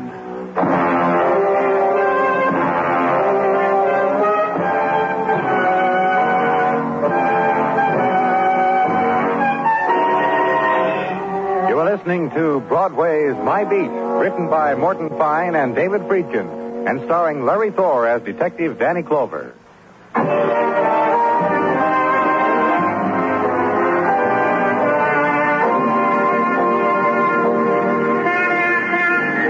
Though August dies and September is just a few calendar spaces to the right, Broadway keeps on dancing. Nothing seasonal on Broadway. It's the street that blinks, color and riot and night sounds, mottled gold from the spectaculars that drips over the pavements. Walk it, laugh at it, bloody your hands against it. Your name's written on gutter water. Nobody knows you're there. And even when there's violent death, Broadway mourns with a shrug. The cold whisper of it is the flipping of a million newspaper pages in aggregate. Column 2, page 3. Death of village singer linked with poisoning of Vermont woman named Elizabeth Price. What else can you do but shrug? If you're a policeman assigned to the case, if a boy from Vermont has just seen his stepmother in the morgue, if he has leaned against you and you've seen his tears, there are things you can do. Wait for him. Offer him silences and sometimes talk. Walk with him. Sit beside him. Mostly it's a matter of waiting for him. I'm glad you brought me out here to the park, Mr. Clover. You feeling better, Johnny? I guess. You want to talk? About what? Whatever you want. About you? About your stepmother? There's nothing. Okay. There's a lot. There always is. A boy grows up to be 17. It's a long time. There's that much to tell. We've got as long as you want. A boy grows up on a farm in Vermont. His mother dies when he's born. There's going to school, being in love with your fourth grade teacher, and sleigh riding, snow, and crops. Watching your father marry again and die. How old were you when your father died? Last year. I was 16. My father was... There was never anyone like my father. I just want to be like him, that's all now. I wish I knew what to say to you. That it's happened before, that other people... Who cares? I'm not other people. I'm me. Sure. I guess no one thinks of 17-year-olds as being orphans. Orphan as being very young and not having parents. I wasn't even supposed to cry, was I? At 17, I'm Cut supposed it out, Johnny. I want Elizabeth back. Ridiculous, huh? Not being mature. How else am I going to say it? I want her back. Let's go across the street, Johnny. We can have some... Just happening to me. Orphan. Alone. Nobody. Nothing. Dead. Words like that happen to me. What am I going to do? What am I supposed to do? I don't want to live. Johnny, come back here. The sudden mushrooming of shock. Spasm saw the woman thrown against the windshield, lost in the shriek of brakes. Lost in the shrill, insistent policeman's whistle. Found again in the throats of the crowd. Stunned. Faces drenched to the color the sun warmed them with an instant before.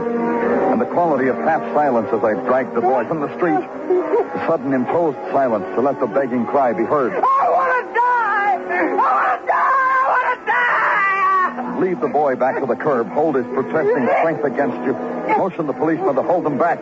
Keep the crowd back as you lead the boy into the squad car. Take him away from the place where he wanted his dying.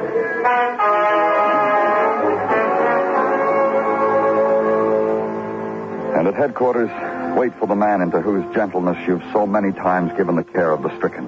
Wait for him. Watch a door open slowly, tentatively. Listen to the quiet voice say what it has said so many times before. It'll be all right, Danny. Just don't look like that. I tell you, it'll be all right. He's a kid, Dr. Sinsky. I had to tell him. I had to show her to him on a marble slab. He's a strong boy, Danny. He'll walk out of here in 3 hours. Strong, young. I gave him a sedative. Together, all these things will take away this much grief from him, a pinch. You happy in your work, Doctor? Both of us, Danny, like larks. Here, take a cigarette. Thanks. Thanks. What do we talk about, Danny? There's humidity to talk about. There's Coney Island on a hot day. There's, What? I've been checking on Billy Bailey. He was well thought of. No one wanted him dead. No one I talked to. Violence, death, sorrow. Conversation that never stops its flow between us, huh, Danny? Elizabeth Price, killed by a capsule that was meant The way to kill Danny. To take a little box of pills that were meant to give relief from pain, put among them a few poisonous pills. Then when they... Danny Clover speaking. Henry Shaw, Danny. Get down here. Security service at the Regional Hotel's got goodies for you. Give them to me over the phone. Haven't got time, Danny. Be good to me. Get here quick. You're going out, Danny? Yeah, let's have another nice talk sometime, huh, Doctor?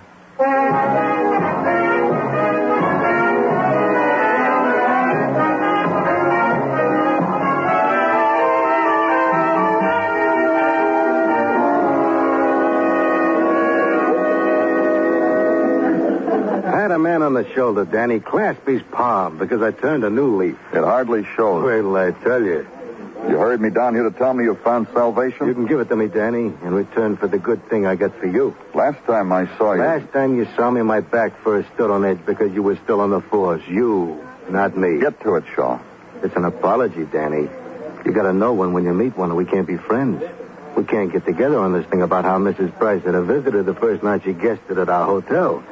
A guy, a man, carried bulging shoulders right to her doorstep. Comes late, huh, Shaw? This bright day, I beat it out of the night clerk because I wanted to make a good impression around. On you.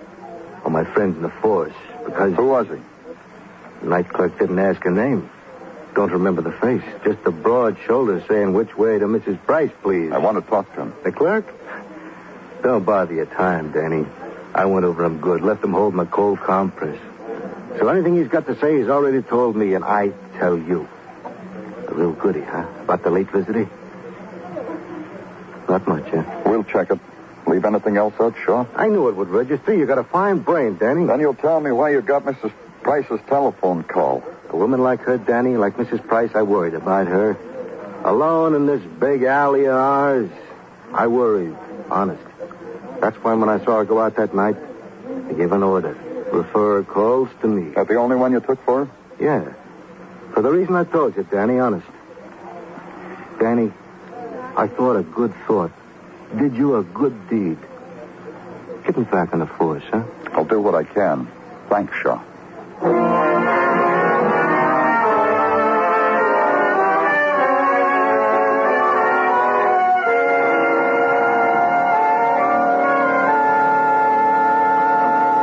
Evening's greetings, Danny, and don't bother to get up. Oh, Gino, what have you got? What I've got is we of the police have been able to ascertain nothing as to what man visited the deceased Mrs. Price. Uh-huh. What? Nothing, I just said uh-huh. Such interruptions are thought-scattering, Danny. We will mind this in the future, won't we? Sorry. Forgiven. The second matter I wish to place at your disposal concerns Middlesex. What about Middlesex? Danny? Middlesex, Vermont. Our department, which concerns itself with checking such matters, checked. No record of a phone call has been found as yet of a call being placed from Middlesex, Vermont, to New York City. The last known phone call from these points was made last June by Calvin Mirquist of Middlesex.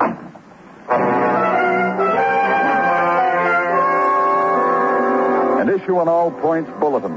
Person was wanted for double murder. A person I'd talked to. So issue his name, weight, height, coloring, all the details necessary. And wait. Fidget. Walk down to the corner hamburger stand for a 25-cent delight with onions and coffee. Come back. Stop in communications. After a while, be handed a slip of paper. Fugitive spotted in Club Domino, Greenwich Village. Issue orders to stick with him. Wait. Another slip of paper. Fugitive walked across street to Faye's place. Is being followed. Then at 3 in the morning, Faye's place closes. Fugitive leaves. Goes to a place 1 block down, according to the pattern. I got a squad car. Went there. You back again, cop? Just getting ready to close. Him. At the corner table? I'll sweep him out. Don't let anyone else in here. Johnny? I'm not drinking, Mr. Clover. Having a big night, huh? I would have drank if they'd have served me. No one would. We've got to talk some more, Johnny. All right. You think you can get him to give me a drink? I want to see what's in it. Johnny, There must be something in it. Let's get out of here, Johnny. If there isn't, why do people come here? Places like this. All those places. Why did you kill Bailey, Johnny? I followed him. She, him, drunk. They were laughing. I've never heard a laugh like that before. That's why you killed him? Then they stopped under a lamppost, and they didn't laugh for a long time. And a cab came, and she went away. She went away. And you followed Billy? How do people live in places like that? Like the room he lived in. Dirt. I knocked on the door, and he let me in. I even told him who I was. He laughed. He was drunk. And then you stabbed him? No, not right away. We talked. I wanted to see what kind of a man he was. You want to hear something funny? What?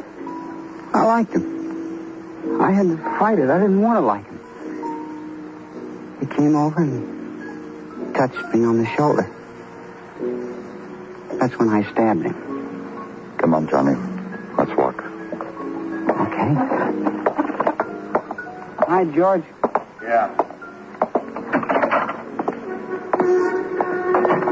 Squad car's over there. Let's stand here a minute. I still don't see what she wanted all this for. None of the things you did were very clever, Johnny. You know that, don't you? The poison tablets in your stepmother's medicine. Eventually she would take one of them. But you didn't know when. You didn't know when she was going to die. Then the fake call from Vermont. You know, I thought that was clever. Long distance call, station to station. The operator never tells the other party where the call's coming from. You put right through. You were here all the time your stepmother was here, weren't you? Followed her. Wherever she went, you followed her. Even went to her hotel room, tried to get her to go home. You understand, don't you? Your father died. You had to take care of what was his. My father would have done the same thing. Your stepmother didn't do anything except look for a relief for her loneliness. You should have known that. You were fond of your stepmother. Yes, I was. You understand that, too, don't you? In the car, Johnny. Get in. Mr. Clover. This afternoon, you saved my life when I tried to run in front of a car.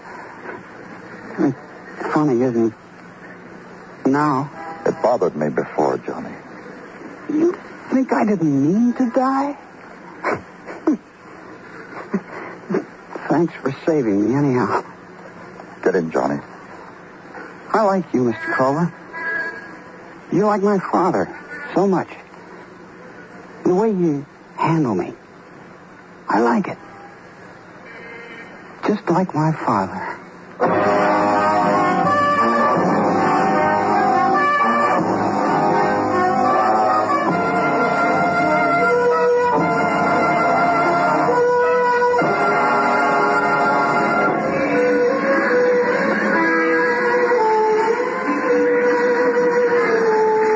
The night bursts open like a sudden flame, and the crowd swarm appears, squeezed out from under the earth, roped off by the silhouettes of 1,000 buildings. They dance their fury away against the time of morning until the sky soaks up the pain and turns it into dawn. It's Broadway, the gaudiest, the most violent, the lonesomest mile in the world. Broadway, my beat.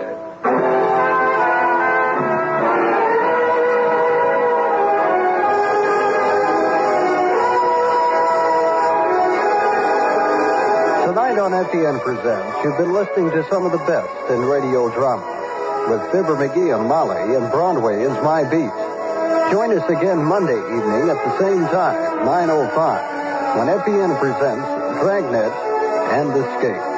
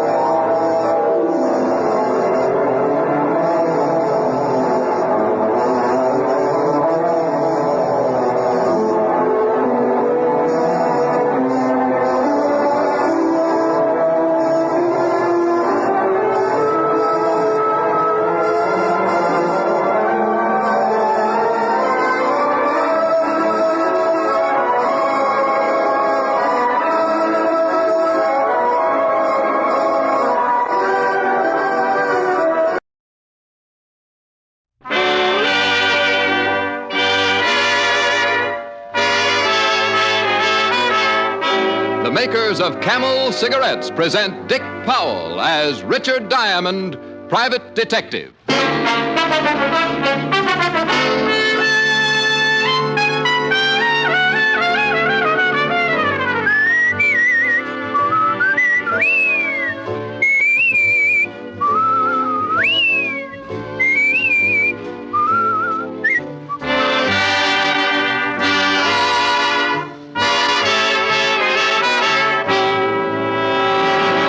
One puff won't tell you. One sniff won't tell you. It takes day in, day out smoking to find out how mild a cigarette is, how well it agrees with your throat.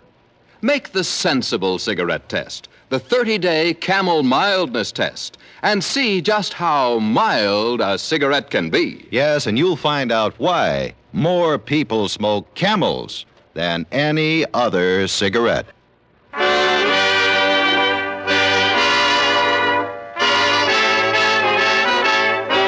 Here transcribed is Richard Diamond, starring Dick Powell.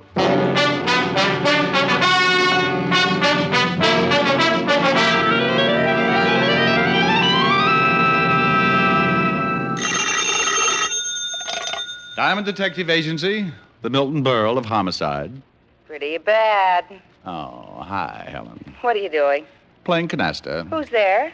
Well, just me and that Japanese beetle I found hiding in my bills. Japanese beetle? Yeah. And you're playing canasta? Well, what do you expect us to do? I'm tired. He just finished giving me my judo lesson. Mm-hmm. I don't think you believe me. Oh, sure I do. Who's winning? I am. He can't speak English. Besides, I make up the rules. Mm-hmm. Am I going to see you tonight? Well, You what? I don't know. Something just came into my office. Client? I don't know.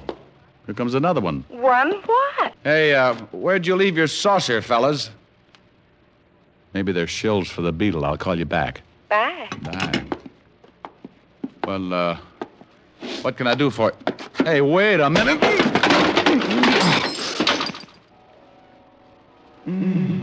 Oh, that was a piece, Salvador. Now pick him up, drag him over to the chair. Sure thing, Yuki. He is certainly very unconscious. He seems to be.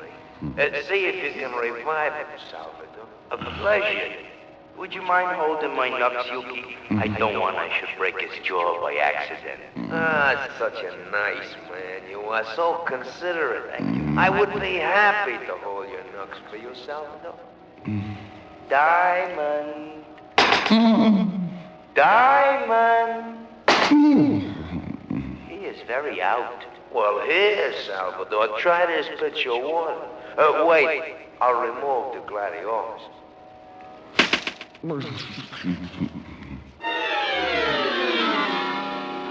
I felt as if I was lying in the middle of a crowded sink and someone had piled all the dishes on my head. They turned on the faucet and I floated up with a dirty coffee cup and took a look around. I treaded water and squinted through my dewy eyelids at two of the ugliest dishwashers I had ever seen. Look, he's twitching. You see, Salvador, it's just a little lazy. How do you feel, Diamond? Let us know when things start making sense. What's going on? What happened? He's confused. Yeah. I think maybe you sapped him too hard. Yuki, I take that as an insult. You know how careful I am. I apologize, Salvador. Thank you. Hey, how'd you monkeys get in here anyway? Well, it sounds like he's collected most of his marbles. Looks like a complete recovery, Yuki. I want to know what this is all about. Oblige the man, Salvador. Sure. But keep him with us. Naturally. Hey, now wait a minute. That's enough, Salvador. That's enough. Can you hear me, Diamond? It's gonna be obstinate. I don't think he likes it. Belt him across the ears. He'll listen. Can you hear me now, Diamond? He's nodding his head. I guess he don't want to open his mouth and let the blood out. Oh, that's fine. Now, listen, Diamond. In a while, you'll get a call from a Mr. Wharton.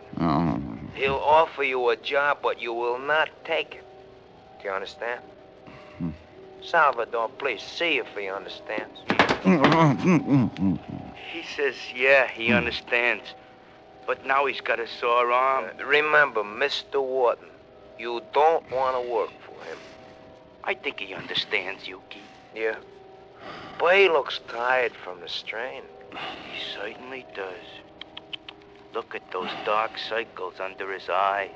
Well, put the man to sleep, Salvador. Certainly. Night.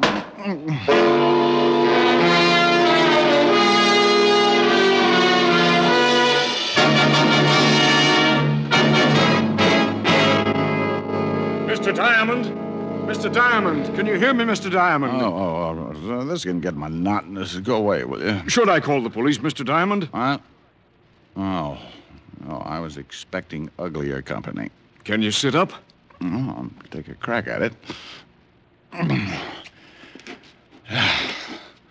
I'll bet your name's Wharton. Well, that's right.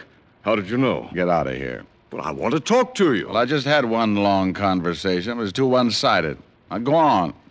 My health is doubtful, but it's fun to have it around for company. Maybe $500 would pick you up. It might for a while, but I don't like to waste that kind of money on funerals. $750. Yes, so they line the coffin with velvet.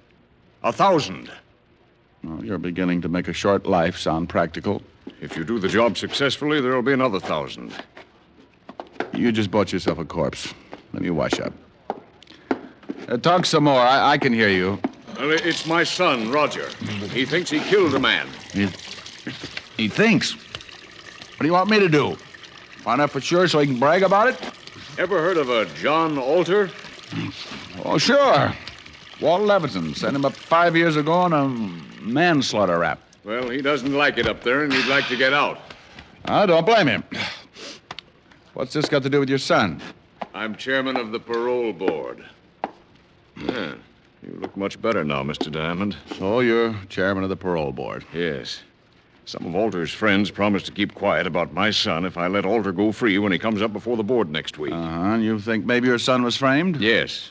About a month ago, he met a girl in Florida. Her name is Lenore Brown, and she's a friend of Alter's.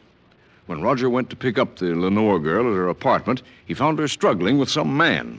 That happens. It looked like he was trying to kill her. There was a gun on the floor, and she called to Roger for help. He picked up the gun and shot the man. She told Roger he'd killed him and that he must get out. When we went back, they were both gone. About a month later, some of Alter's friends got in touch with me. They forget about the killing if you let Alter out of Sing Sing, huh? That's right. Well, I don't remember reading anything about it in the papers. You're the first one outside of Alter and his friends who knows anything about it. You see, they say they're hiding the corpus delicti, so there was no report of the murder. You think maybe they staged the killing, put blanks in the gun, and after your son beat it, the dead man walked out under his own steam? Well, that's what I want you to find out. Uh-huh. The man your son thought he killed, what did he look like? Dark man with a scar from his nose to his chin. Mm-hmm. If my son is innocent, I want you to bring the parties responsible to justice. Amen. Well, here's a check for $1,000. Thank you. If you find the girl and prove my son innocent, there'll be another $1,000 in your pocket. Well, I'll sew up the holes. Thanks, Mr. Warden. I'll start right away. Goodbye, Mr. Diamond. You can reach me at the Wentworth Hotel. I'm staying there until this matter gets cleared up. Well, I won't get in touch with you unless I find something. The guys who worked me over are pretty set in their ways, and there's no sense in you tripping over a lot of dead bodies.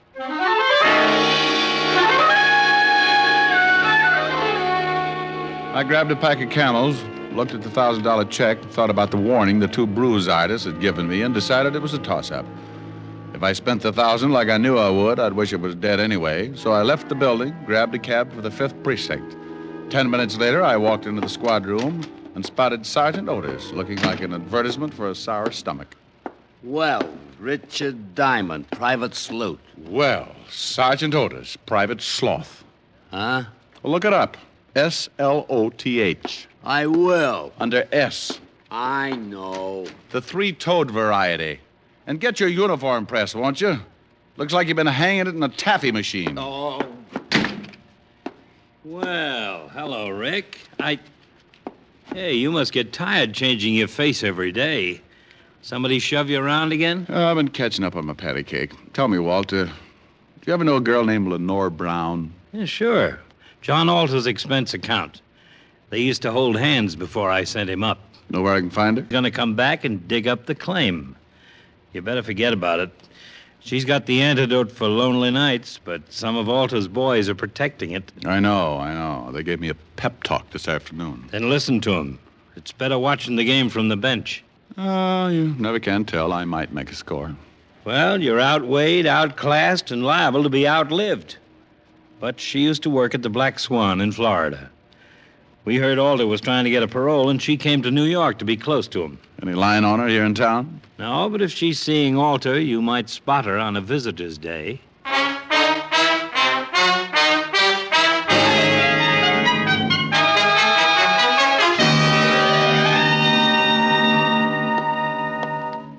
Well, Rick, how are you? It's been a long time. I know a lot of people who wouldn't like to hear that, Warden. How are you? Oh, fine. What's on your mind? Well, I hear Johnny Alter's been having company. I'd like to take a look at her. Oh, Miss Brown. Mm-hmm. Well, I can't blame you. Well, I just want to spot her and see where she goes. You can't miss. If she walked through the yard, there'd be a jailbreak tomorrow. What time are visiting hours? Well, if she's seeing Alter today, she should be downstairs right now. Like to take a look? Uh-huh. I'll have a guard take you down. Good. Well, on second thought, I'll go myself.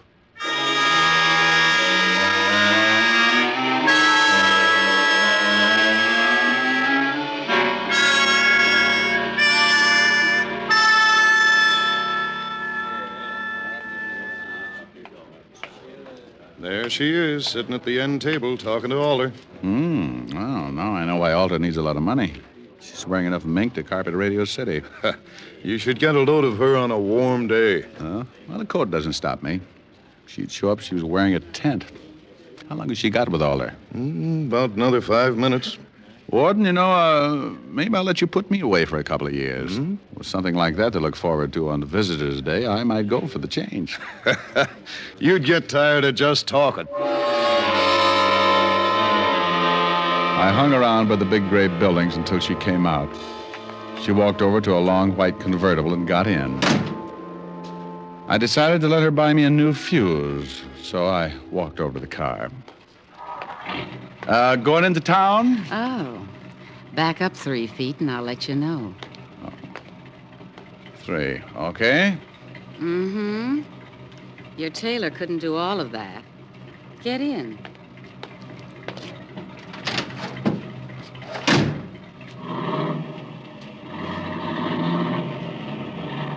Visiting? Oh, yeah, the warden's an old friend. How many years did you know him? Baby. I've been going home every night all my life. Every night? Well, almost. What do you do with the, almost? It depends. Everybody likes something different.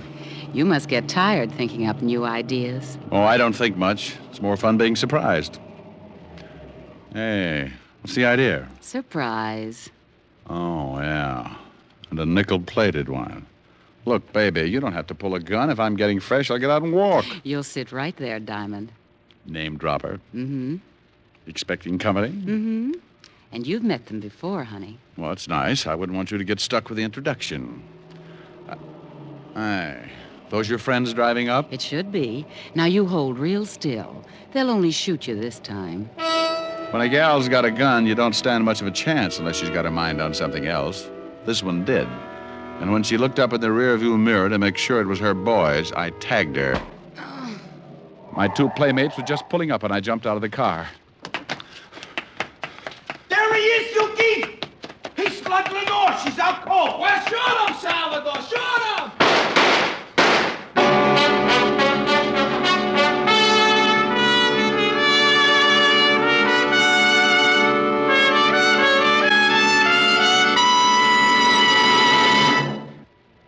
Before we continue with Richard Diamond, Private Detective, here are a few words about smoking enjoyment. More people smoke Camels than any other cigarette. Yes, more people smoke Camels than any other cigarette. One reason is flavor. Camel's costly tobaccos have a rich, full flavor you won't find in any other cigarette. Another reason is mildness, proven mildness. In a coast-to-coast test of hundreds of people who smoked only Camels for 30 days, noted throat specialists reported not one single case of throat irritation due to smoking Camels. Make your own Camel 30-day test. The sensible, thorough test. Not just a sniff of the tobacco. Not just a puff of smoke. Only by day in, day out smoking can you discover how well a cigarette agrees with your throat. Smoke Camels for 30 days and see how mild Camels are, pack after pack, week after week. See why more people smoke Camels than any other cigarette. How mild, how mild, how mild, how mild, how mild can a cigarette be? Make the Camel 30-day test and you'll see. Smoke Camels and see. And now, back to Richard Diamond, Private Detective, starring Dick Powell.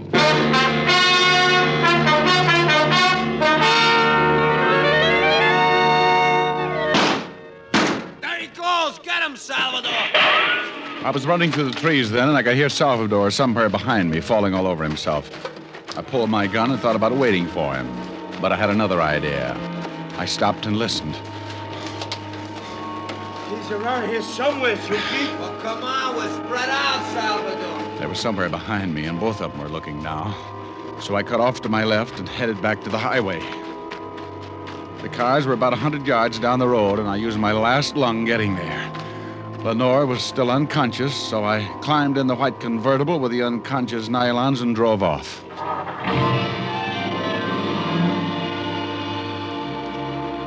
I'd been driving for about 15 minutes when I noticed something lying on the seat beside the still sleeping Lenore. It was her purse, and she didn't wake up when I grabbed it. Doing a rummage job at 80 miles an hour isn't easy, but there wasn't much of interest anyway, just a little black book. I needed a gimmick, so I stuck it in my pocket. I put the purse back on the seat just as she started coming around. Well, now that's it, baby. Sit up and look at the scenery. How did you get here? Where's Yuki and Salvador? Playing Peter Pan. Jaw hurt? Yes, you heal. Well, play rough and you get hurt. Where do I take you? My apartment, I guess.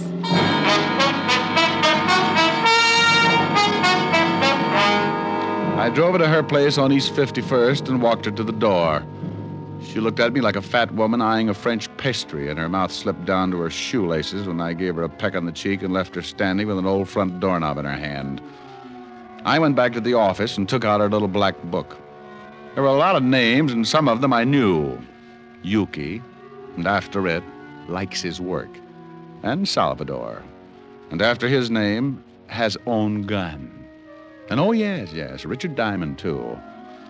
I never did figure out what the 3 stars were for, but 3 other names and addresses put me in second gear. One was in the village, another down by the East River, and the last was somewhere in Chinatown. All of them were a setup for a dead man who wanted to make himself scarce.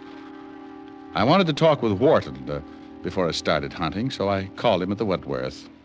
Did you find out anything yet, Diamond? Not yet. Look, Mr. Wharton, you said the man I was looking for was dark with a scar, Yes, from his nose to his chin. Well, thanks. Maybe I'll call you tomorrow. I hope you clear this thing up in a hurry. Well, so do I. I want to get my nerves untangled. I took the easy address first, grabbed a cab, and 30 minutes later I was walking down the steps of a shabby little dive on the east side of Greenwich Village. You want something, Mac? Yeah, a pound of egg noodles. Just sweep them up off the floor. Hey, you know anyone around named Lenore? Sure, Lenore Brown. She comes in here about once a week, listens to the kid at the piano. Now, why would a classy dame like that go out with him? He don't play that piano so good. You ever see a guy with her?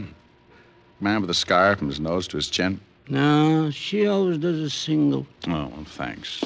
You've been swell.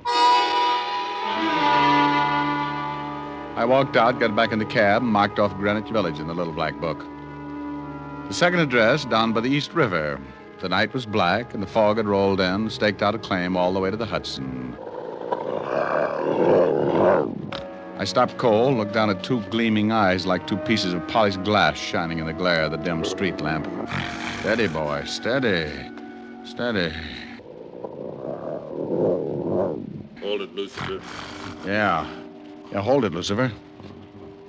He won't hurt you, mister, unless I tell him to. Well, think about it for a while, will you? I'm a poor substitute for horse meat. What do you want? Do you know a Lenore Brown? You a cop? Shamus. Beat it, Lucifer. Yeah. Thanks, pal. I couldn't hold my breath much longer. You can come on up on the porch. You're looking for Lenore Brown, huh? Yeah, you know her? I met her. My wife works for her. Is your wife in? Yeah. Esther, come here. Some private dick wants to talk to you. She's Miss Brown's private maid. Yes? Your husband tells me you work for Miss Brown. Yeah, what's she done? She got many friends? Man friends? Yeah. Oh, you know a man with a scar? Sure, I know lots of them. What are you talking about, woman? I meant someone who Miss Brown knows. What did you mean by that, mister? Look, I really don't know anybody with a scar now. You better beat it. Yeah, get moving. And I want to talk to you, woman. Get in there. Yes, honey.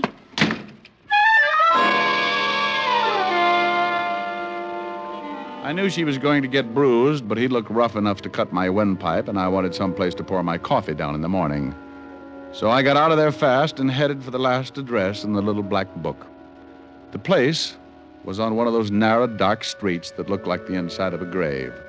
The sign above the door read Tansy, so I pushed open the door and went in.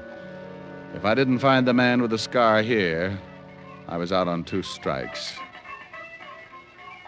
It was a little restaurant on the bottom floor of a 2-story building. A quiet waiter slipped up and showed me to a booth.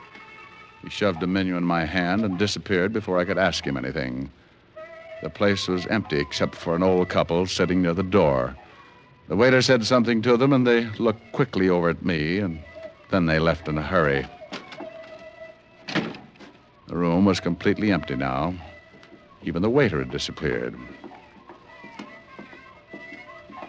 I looked up at a flight of stairs at the far end of the room. A pair of very healthy ankles came into view, and they were holding up a pair of legs that ran my blood pressure up to 190 again. I eased my gun out and held it under the table. She turned the corner and started down toward my booth like a loose snake in a rabbit pen. Mind if I sit down? Well, it's your party. Shame on you. Don't you know it's not nice to pilfer a lady's handbag? Now Lenore will have to spank. Looks like the last address paid off. If you're buying shrouds, it did. Where's the guy that young Wharton was supposed to have killed? Upstairs. But he's very unsociable. Hates long conversations. I only need a couple of lines. He can't even do that. He likes to keep on breathing. The old man figures Alter framed his son. He's not going to let your boyfriend out of Sing Sing until he finds the man with the scar. Think he can do it better than you did? I found him. Was it worth dying for? I don't know. I can tell you better after I talk to him. Mama's going to have to spank sooner than she expected. Come on in, boys. Well, look who's here. Are Mama's 2 big idiots out collecting blood? Where are your buckets? He's bitter, Yuki. A peasant. You've met Yuki and Salvador before, haven't you? Yeah, on the end of a fist. They want to show you the town. I know the beat. Well, I'll bet you've never seen it from the bottom of the East River. No, but if you'll put on a bathing suit, I might buy the idea. It's too bad we'll never make the beach together. I'd like to show you the sights. Boys, you'd better help Mr. Diamond out of the booth. I think he's stuck. You know how it is. Boys like to keep moving. Sure. And so do I.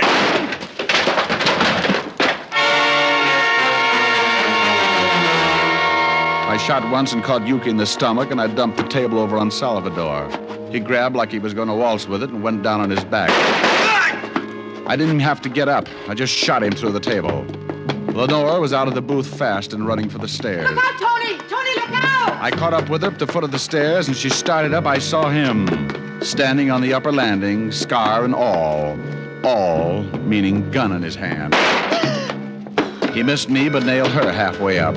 She spun around and fell all over me. With both of us down, he was in a good spot to finish the job, but my arm hit the lower post of the staircase and swung me right into line. I just rested my elbow on the banister and let him have it.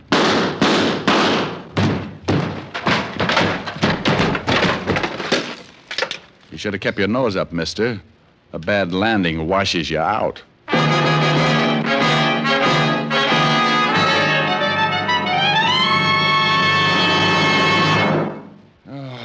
Oh, Walt, I'm bushed. Tell me, did Wharton's son identify the man with the scar? Yeah, he was the one he thought he killed. Mm-hmm. But the old man's feeling pretty good. Yeah, just left. He's happier than Otis on payday. Who was the guy with the scar? A cheap hood, record, named Lucio.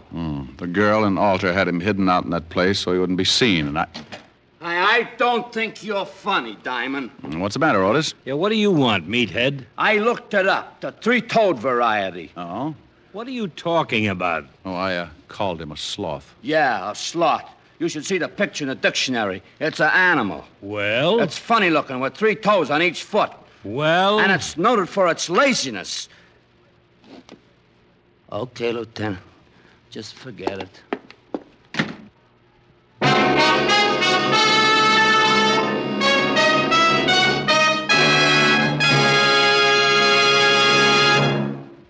Dick Powell will return in just a minute. What cigarette do you smoke, Doctor? That question was asked of doctors in every branch of medicine, doctors in all parts of the country. What cigarette do you smoke, Doctor? The brand named most was Camel. Yes, according to this recent nationwide survey, more doctors smoke Camels than any other cigarette. Friends, buy your Camels the handy, thrifty way, by the carton. That way you always have Camels when you want them. How mild, how mild, how mild, how mild can a cigarette be?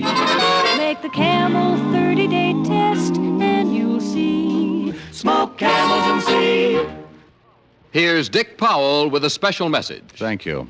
Ladies and gentlemen, the makers of Camels deem it a privilege to send free cigarettes each week to hospitalized servicemen and veterans. This week's Camels go to Veterans Hospitals, Topeka, Kansas, and Oakland, California. U.S. Army Percy Jones General Hospital, Battle Creek, Michigan. U.S. Naval Hospital, Portsmouth, Virginia. More than 194 million Camels have now been sent to servicemen, servicewomen, and veterans. Now, until next week, enjoy Camels. I always do. How mild, how mild, how mild, how mild, how mild can a cigarette be? Make the Camel 30-day test and you'll see. Smoke Camels and see.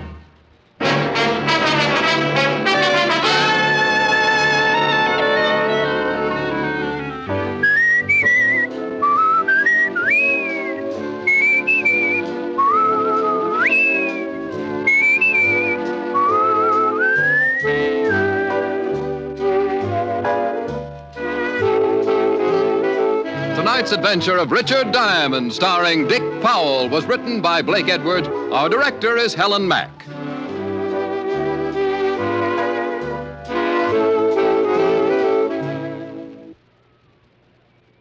Men, for pipe smoking pleasure, get Prince Albert, the national joy smoke. Prince Albert's choice tobacco is rich and flavorsome. It's crimped cut for smooth, even burning, and specially treated to ensure against tongue bite. Yes, PA is America's largest selling smoking tobacco.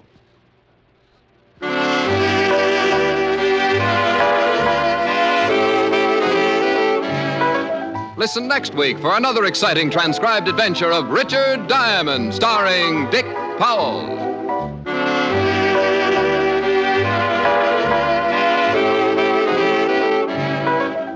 This is Your FBI. The official broadcast from the files of the FBI follows immediately. Stay tuned. This program came to you from Hollywood. This is the American Broadcasting Company.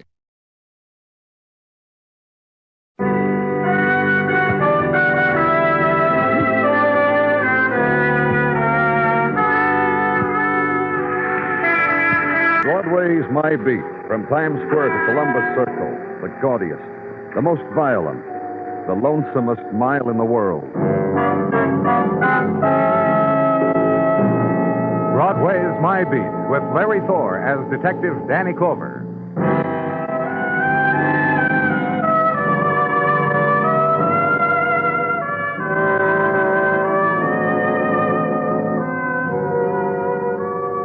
Late afternoon of March, and Broadway moves in tired languor. The time of waking spectaculars and slow staining of color in twisted neon tubes. And this, ebb of sunlight performing on the shoulders of a woman who drifts from one season into another. The time of the late afternoon break and interval before the comptometers summon you back to their paternal wizardry. 10 minutes allotted to lean your head against winter stone, lift your face to the slow coming of spring, and flick the cigarette after the passers-by. A piece of the day, and it was all yours. And at headquarters, the time for the recording of violences in quadruplicate. And clear the desk of odds and ends, the statements on grief, the stenographic reports on anguish, and sip the cold coffee in the wax container. Busy, Danny? Just clearing a few things off my desk. Yeah, maybe you better make room. Oh? Because I brought you something. I give up. What, Muggerman? I got it downstairs, interrogation room. If you're tired of the lull, I'm filling it for you. All right, let's go. You going to tell me, Muggerman, or you going to wait till we get there, open the door, and yell, surprise, surprise? I've been questioning a man on the matter of a car theft. Car theft? Don't go big on me, Danny. It's got murder in it. What? The thief doesn't know we know it yet. You coming, Danny?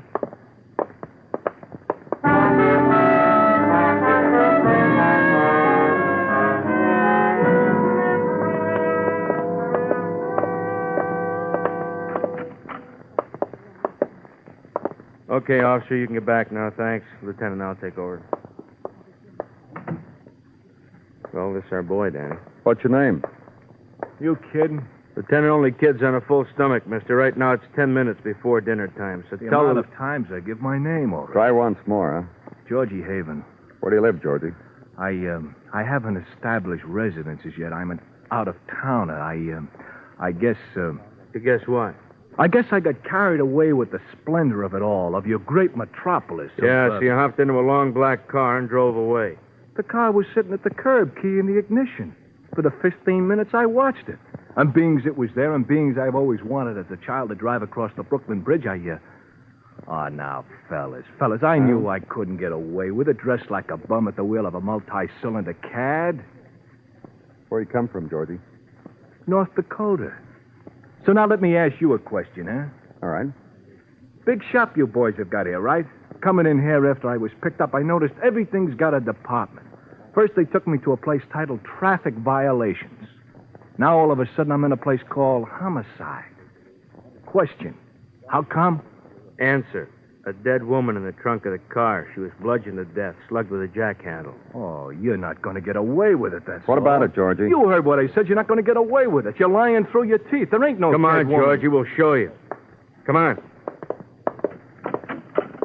Yeah, this way, Georgie. What do you think I'm going to write him to North Dakota about this place, huh? You thought about Through that? here. How long were you driving the car before the officer caught you, Georgie? All morning. I thought you said that... Oh, it's a fib. I saw the car around dawn, drove around to get the feel of the traffic in the car before I... Uh-oh. Police photographers, Georgie, and technicians. Also... Yeah, I see. Oh, look, I didn't kill her. Listen. Uh-huh. I don't know what else to tell you. I didn't kill her. Get him out of here, Muggerman. Book him. Right. Come on, Georgie. You planted it. You don't think you can get away with it just because I blow in here from out of town. You can't Yeah? get away with it. Officer Gaines, Lieutenant, a few things here we can tell you about now. Mm-hmm. No identification on the woman. Expensively dressed. Handbag with the usual stuff. Lipstick, powder, you know. No driver's license. This, though. The letter we found in it. Thanks. Yeah. Joan. See me tonight or never again. I don't know how, but I'm sure of it. I have the strength to do it. I'll kill myself. Harry. Mailed the day before yesterday from the postmark. Yeah. You got anything else, officer? I opened the glove compartment. Registration card in it. Made out to an Ann Martin on Park. Here. That's it, Lieutenant.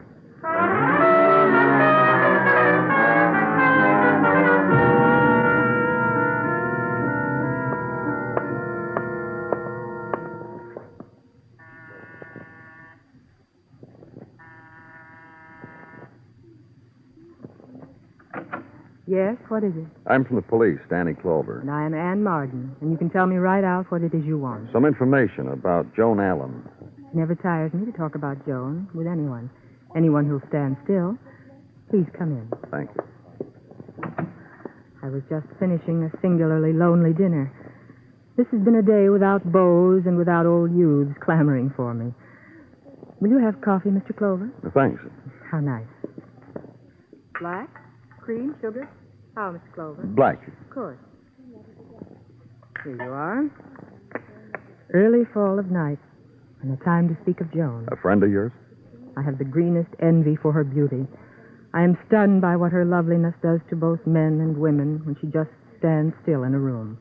And I am her friend. What else about her? What else would there have to be about a woman? Her friends. A man who wrote her a note, signed it Harry, for instance. I don't know a Harry. I know a husband, Robert, a gifted man of intellect and rare taste in antiquities and present beauty. Robert Allen, contributor to top-drawer magazines. Robert Allen, historian. Robert Allen, husband to Beauty. Husband to Joan. And you to Joan? We found her in your car, murdered. Yesterday afternoon, Joan came to me and said she wanted my car, and I gave it to her, and she was very done up and bleeding. That was yesterday. It didn't worry you if she hadn't brought it back. It didn't... Please don't stop me. Joni asks for my car often because her husband won't permit her to drive. He has theories on the vulnerability of beauty. Joni comes to me, and I give her my car, and sometimes she won't return it for days on end, and I ask her about it, and she says there was rain or there was twilight. Which days she had it? So sorry, dear Anne. What would you like to hear about Anne? Joan's friend Anne. Let's talk about Anne. I'm sorry. Oh, not for Anne. Don't be sorry for her. Rich girl, and with a job, too. And she has beautiful friends. And dead friends. And you mustn't tell Robert I let his Precious have my car. Robert would be furious. Get out. Where do they live? Next block up, the corner apartment house. Get out. Look... I know the rules. I shall keep my grieving within the borough. And I shall not ask again. Get out. And leave her. Walk the block to where her friend had lived. Apartment of the long canopy, fringed. The core of French poodle already clipped and bow ribbon for the jaunts of spring. Doorman of the question mark eyebrows. And the long gliding ascent, and maybe 400 feet above sea level, corridor to an historian.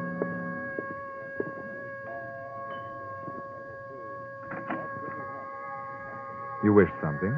And the release of music to spill into corridor, and over the man's shoulder, a room lighted with images. A Roman head in aged marble and sightless eyes on ebony pedestal. A Greek torso, winged and in flight. A Chinese goddess in porcelain, and across the serenity of her outstretched hands a bough in blossom. And focal point of all the classic beauty, a wall lined with portraits of a woman, impressions, suggestions, reflections of a woman. What can I do for you? Mr. Allen, Robert Allen? Yes, that's right. My name is Clover, police. Well, please come in. Thank you. I was enjoying some music and a drink, Mr. Clover. Would you care for some wine? Mr. Clover? Oh, sorry. Don't apologize. These portraits are my own indulgence and pride. They're of my wife. Beautiful.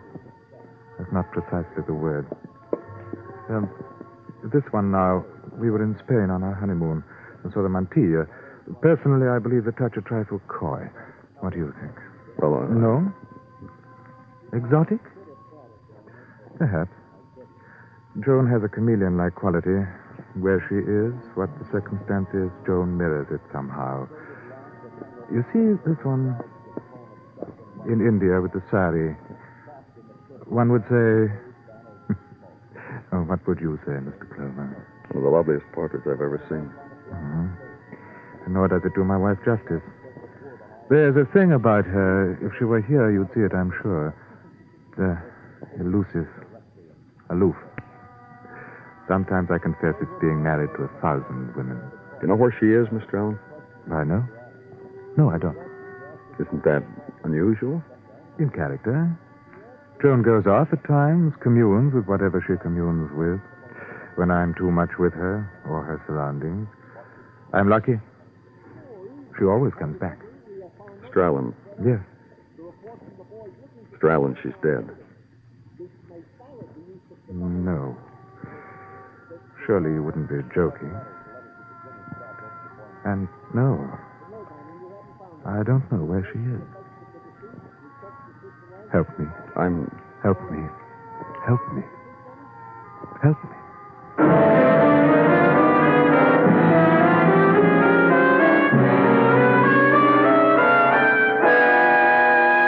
You are listening to Broadway's My Beat, written by Morton Fine and David Friedkin, and starring Larry Thor as Detective Danny Clover. Tomorrow evening on CBS Radio, Lionel Barrymore's Hall of Fame Theater turns the spotlight on another little-known hero of American history, with a dramatization of the important events in that person's life. For still more outstanding Sunday night drama, don't miss your Theater of Stars with Vincent Price appearing in The Impresario, a drama of tangled emotions set against a colorful ballet background.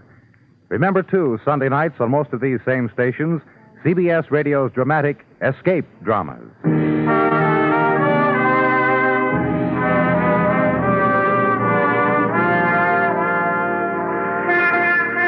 On the morning of a new March day, Broadway moves quickly. Last night's carnival is memory again, after image, but still dimly heard, and 10 hours away again. It's cross the corner and dodge the traffic time, go to work time, sandwiches in brown paper bags, and resolve to see about the raise today. And hurry up, the moving hand on the time clock writes in purple ink and docks for lateness. And strung through all of it, loudspeaker music carried on the skirl of a breeze. Lean into it, inhale it. It's the good time, brand new day, and Broadway wears sun on its cheek.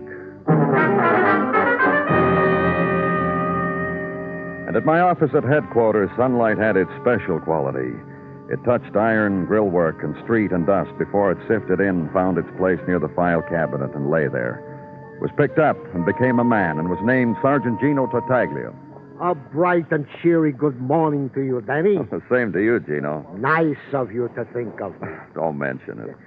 Aren't we friends, Danny? Gino, I was telling this to Mrs. Tartaglia last night. How friendly. Please, Gino. And she patted me on top of the head. A gesture she only does in a sentimental mood. Now to work, if you please. Thank you very much. Certainly. Rundown on the deceased Mrs. Joan Ellen reveals only snatches of info, such as she had no business driving a car since no driver license had been issued to her. All right, what else? That some 7 years ago, when her maiden name was Westfall, Joan Westfall, she had a slight altercation with a man named Tom Marino. They took a shot at him. Oh? Tom Marino, whose present address I give you, it seems jilted her. Stood her up almost at the altar. She took a shot at him. Mr. Marino good-naturedly called it an accident and did not bring charges. However, Danny Clover speaking. This is Harry Barton. Harry Barton? Yes, what is it? Well, this morning's paper carried an item about a note found on the person of Mrs. Allen, who was murdered. Uh-huh. The note was signed Harry. I'm Harry. I thought I'd call. I've been wondering how to find you. Where can I see you? I work at Nathan's Swedish Kitchen on Madison Avenue, a grocery store. Thanks. I'll be right there, Mr. Barton.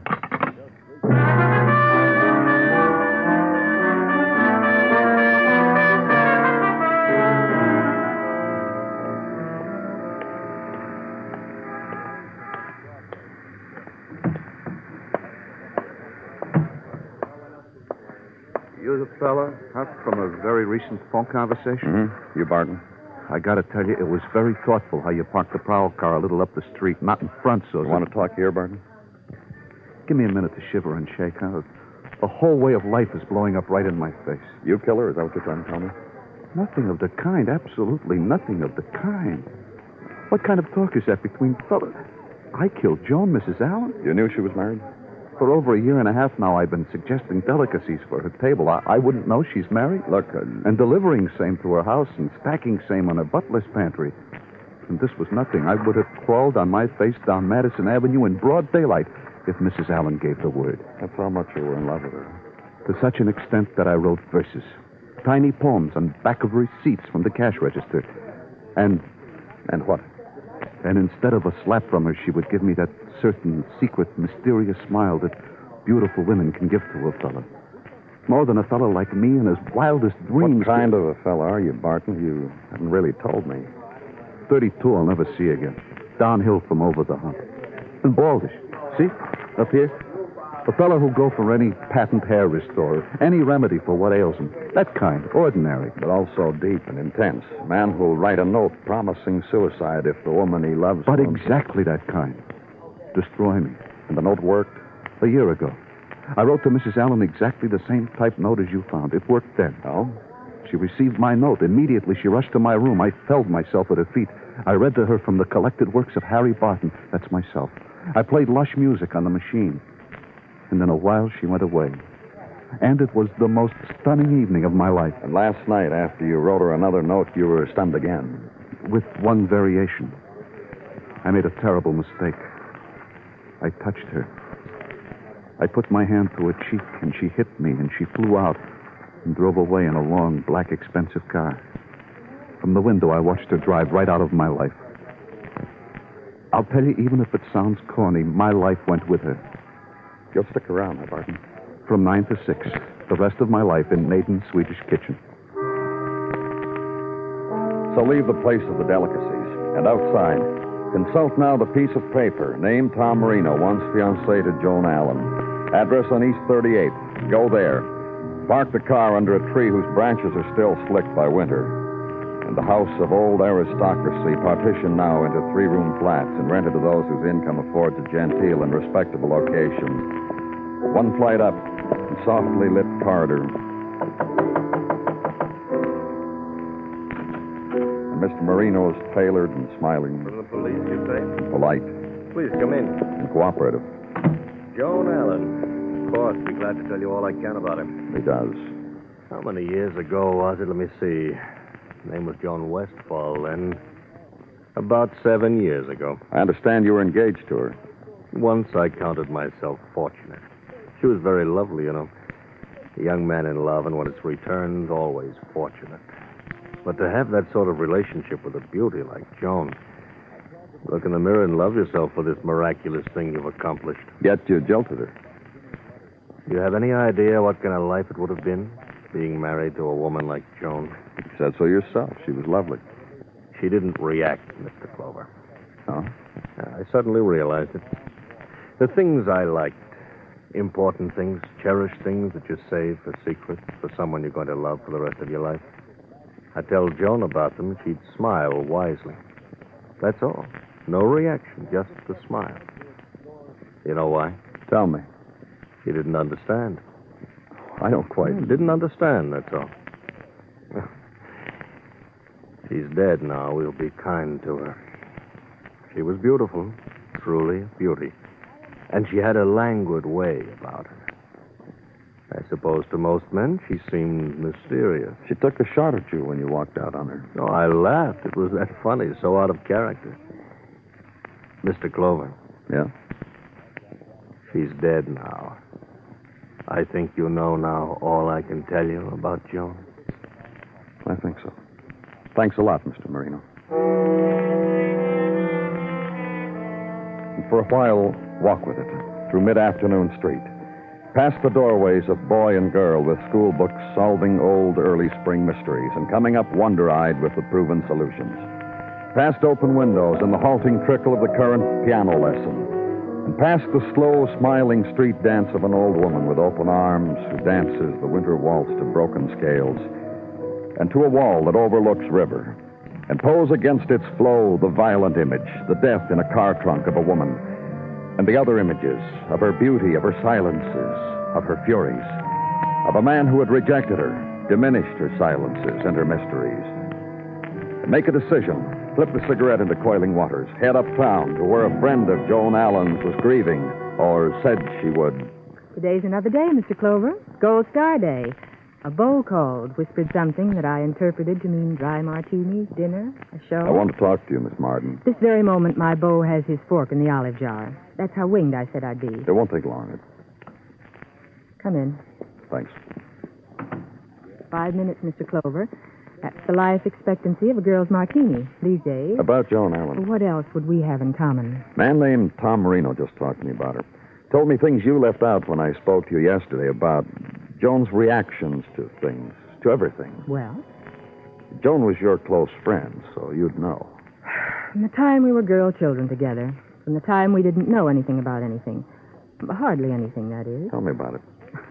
The life and times and tragedies of girl children, like girl into brownie, then girl with one leg on hot rod, then girl in white frock, then girl into capital letters womanhood.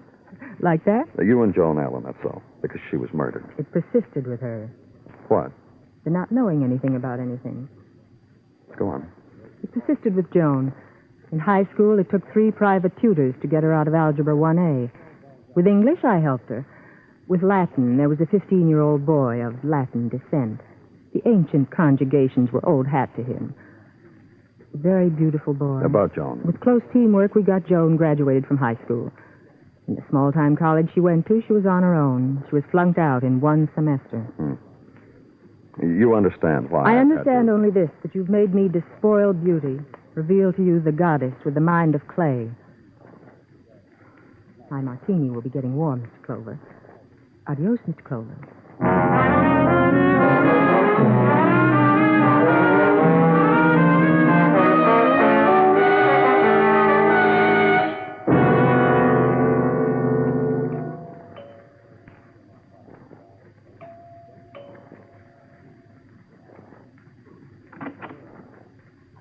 Oh.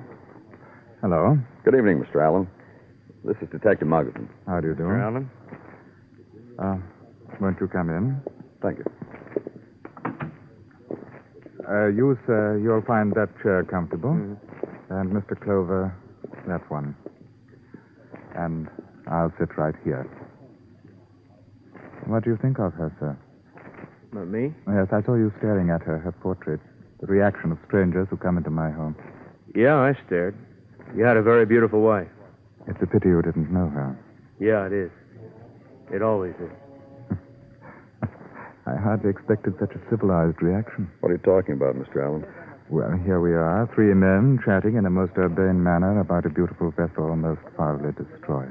You mean your wife hit over the head with a jackhammer? Exactly that.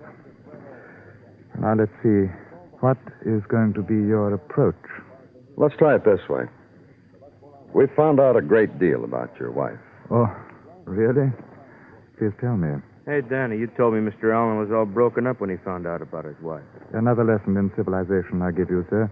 Permit yourself animal anguish, but only momentarily, so that life can go on.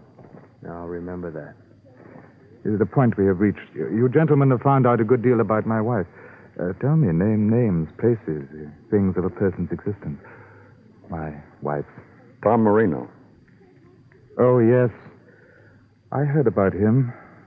But much later, a year or so ago, he introduced himself to me after a lecture I had given, an analysis of something. I believe it was of the Near Eastern situation. He introduced himself to me. How did you 2 boys get along? We went to a place and got drunk for almost identical reasons. Mr. Marino insisted on picking up the tab. Now let's try Ann Marden. People like Ann Marden come to hear my lectures and take copious notes. Nothing special. But a good friend of your wife's. Ann Marden is kind. But come, really, you're baiting me. You say something. All right. But it's difficult for me to say. Well, I can't help you there. I would figure out a way to phrase it. Tell us how you'd say your wife was a stupid woman. I'd use the word stupid. For a man like you, the reason for killing her. A man like me? What kind of man am I? Very high class. I'd use the word smart because I don't know any better. I do. And therefore I'd use the word taste. Okay, Mr. Allen, as long as we understand each other. You fell in love with Joan Westfall, married her, found out that she was... Stupid? Go on. Years of it. 5 years of it. She couldn't even get a driver's license. You wouldn't permit her to drive. Why, yes. You're thorough. Little things like that. Everything bewildered her, but thus the pose. This quality about your wife, this vagueness, the smile of hers, wise, mysterious. Oh, that portrait just above you, that's the best for that. Surely. That's it. The pose. She didn't talk because she had nothing to say. Ever. What happened the night before last, Mr. Allen? Oh? Not so thorough after all. Just to relieve your mind about that, Mr. Allen, we know she borrowed a car. We know she went to a man's apartment. And we know you know she did. Who cared about that? But it was the annoyances, huh, Mr. Allen? The annoyances. Nothing premeditated, huh? I must tell you what she did. This stupid woman. She had a flat tire. This baffled her. A flat tire, and the world had suddenly collapsed around her. Big tragedy. Alone and lost. My Joan. She called me. Tears, please come. Tragedy. I ran to her. I saw what it was. A flat tire. A simple thing. I started to fix it. Tears, apologies. Finally, when I had changed tires, I did the uncivilized thing. Slugged her with a jackhandler. Yes. The flat tire.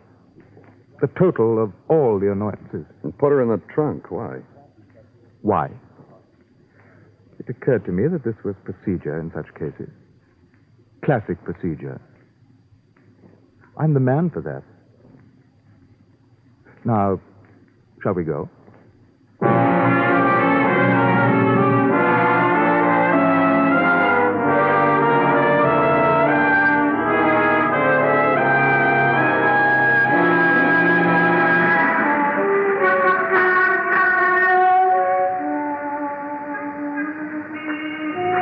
A haze covers Broadway now, and for a time the street is dimly seen, dimly heard.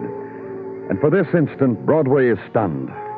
But suddenly the spectaculars explode, the lights plume upward, and the hawkers gather. It's night, and it started all over again. It's Broadway, the gaudiest, the most violent, the lonesomest mile in the world. Broadway, my beat.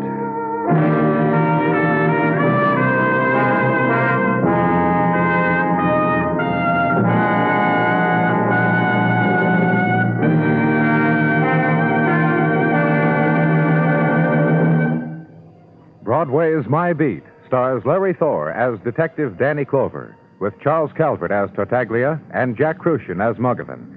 The program is produced and directed by Elliott Lewis, with musical score composed and conducted by Alexander Courage. In tonight's story, Ben Wright was heard as Robert. Featured in the cast were Mary Shipp, Peter Leeds, Hy Everback, and Larry Dobkin. Bill Anders speaking.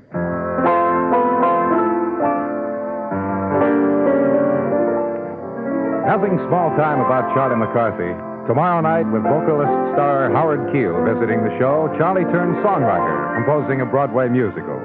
Enjoy Edgar, Charlie, their guest Howard Keel, and the rest of the Bergen and McCarthy gang tomorrow night on most of these same CBS radio stations.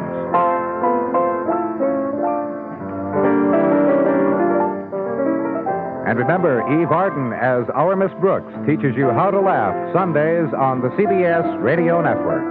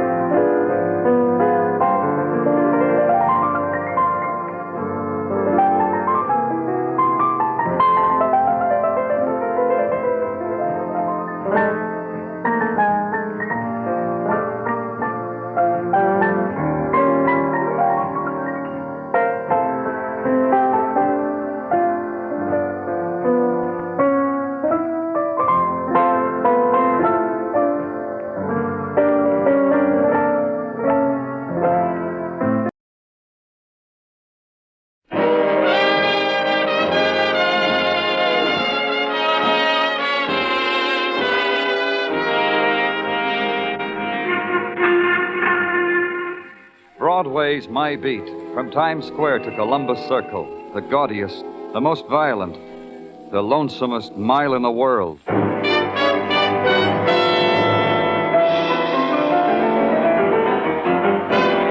Broadway's My Beat, the thrilling drama of murder and mystery and the people who walk the Great White Way, starring Larry Thor as Detective Danny Clover.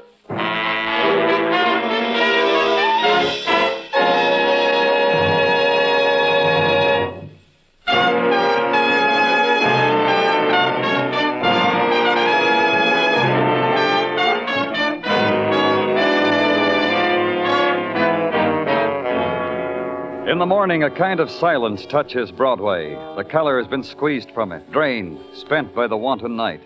The neon is still, and the spectacular sleep. The scavengers walk soft, grubbed furtively in the refuse of the night. And if you listen close, you can hear the wind. And it's the same wind that purrs through ruins. At headquarters, you welcome Broadway's silence, but you know it'll splinter in your face. And it does.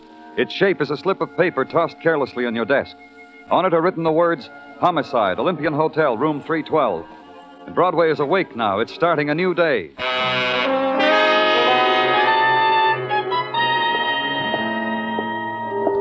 At the Olympian Hotel, you walk down a corridor that's been painted in a color that won't offend anybody. And then a door opens to you, and a voice designed not to frighten you welcomes you into a room lately furnished with death. Come in. Come in, please.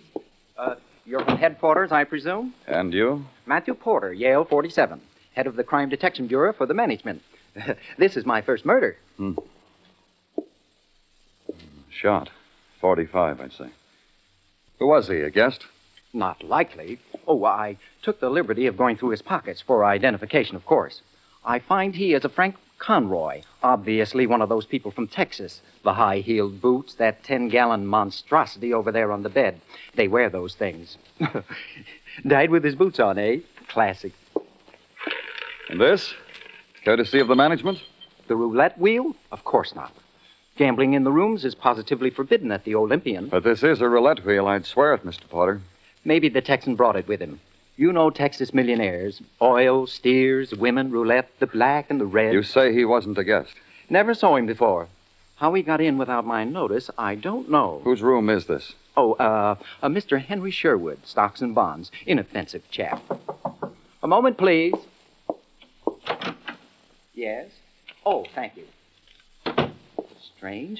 A telegram addressed to an Eddie Donald, care of this room. Open it. But, Open it. Read it. Aloud. Dear Eddie, stop. Arrived flight 12 from Cleveland. Stop. 11:15 this morning. Stop. Hope you had good rest. Stop. Ha ha. Stop. Signed, Henry Sherwood. What time is it now? 10:03 on the nose. Well, that gives me an hour. You'll be courteous to the public servants when they come for the dead Texan, won't you, Yale? It took just about that hour to get to LaGuardia. 4-engine plane from Cleveland made a storybook landing, and the people who walked through its door made storybook exits. Pause at the door, smile, wave, and walk down the ramp. The stewardess stood there checking off each performance. I asked her who was Henry Sherwood, and she pointed out a little man with a briefcase who was just going off the field. Sherwood! Henry Sherwood! Hey! Sure name Sherwood? Who are you? Police. You Henry Sherwood? Police? Say, what is this? You're registered at the Olympian Hotel, room 312? Yes, I am. Who's Eddie Donald? Eddie Donald? What's he got to do with the police? We're looking for him. What's he got to do with you? I lent him my suite while I was in Cleveland. I called him and told him he could live like a king in my suite for the week I was away. He acquiesced. All right. Where does Eddie Donald usually live? In a hotel. On West 59th. Let me think of just where... You do that, Mr. Sherwood, on the way down to headquarters. It didn't take Mr. Sherwood all the way down to headquarters to think of it. He thought of Eddie Donald's address just as I was lifting him into the squad car. He wriggled and said I could let him go now. I said they'd point a finger at me if I did. At headquarters, Mr. Sherwood said he'd take up police brutality with the Stock Exchange, the governor, the State Department. When he got to Drew Pearson, I walked out.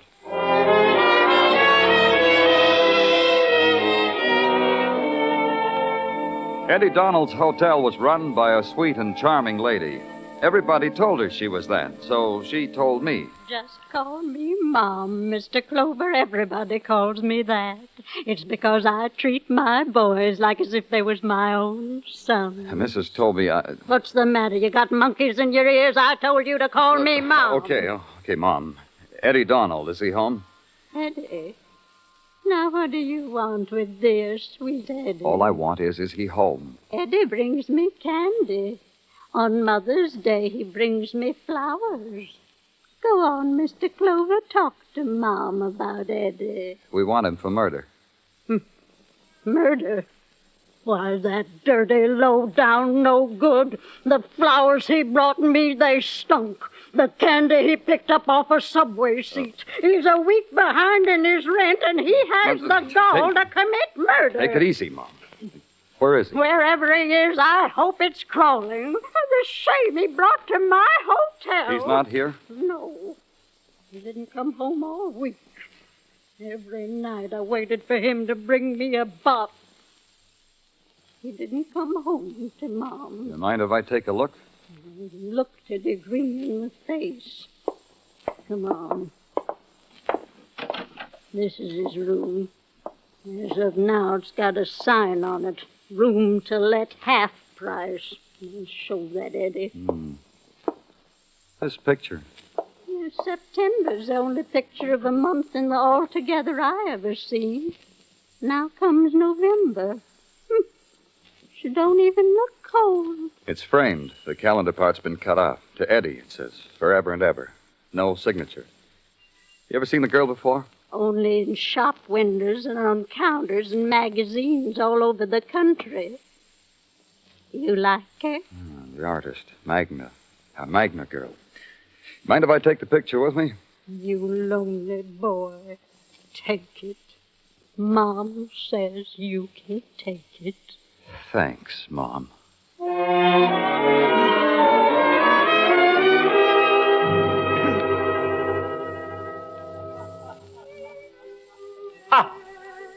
I beg your pardon?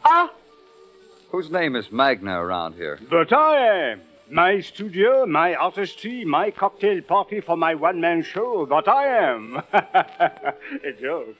A joke? No. I was just asking. You have taken the tour? Come, I will show you Magna.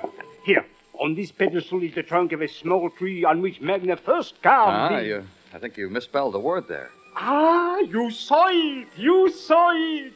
How Magna extracted the essence of the word and set it down for the world to applaud. Oh, you primitive!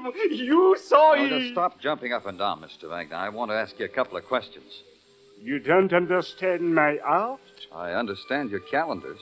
You are not a primitive after all. Yeah, take a look at this one. I brought it along. Magna does not autograph reproduction. Who is this girl? Who modeled for this painting? As it is printed on top. November modeled for it. Yeah, but what's her name? November. I forgot to tell you I'm from the police, Mr. Magna. November posed for the painting. A touch of gold, a sniff of sorrow, the dying days, all embodied in a woman. I found one...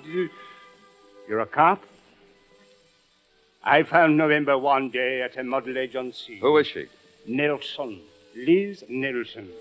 A pedestrian name for November, yes? No? Where do I find her? Liz Nelson? Her address? Her address. I will write it down for you. Don't extract the essence for me, Mr. Magna. Just the number and the street. What else?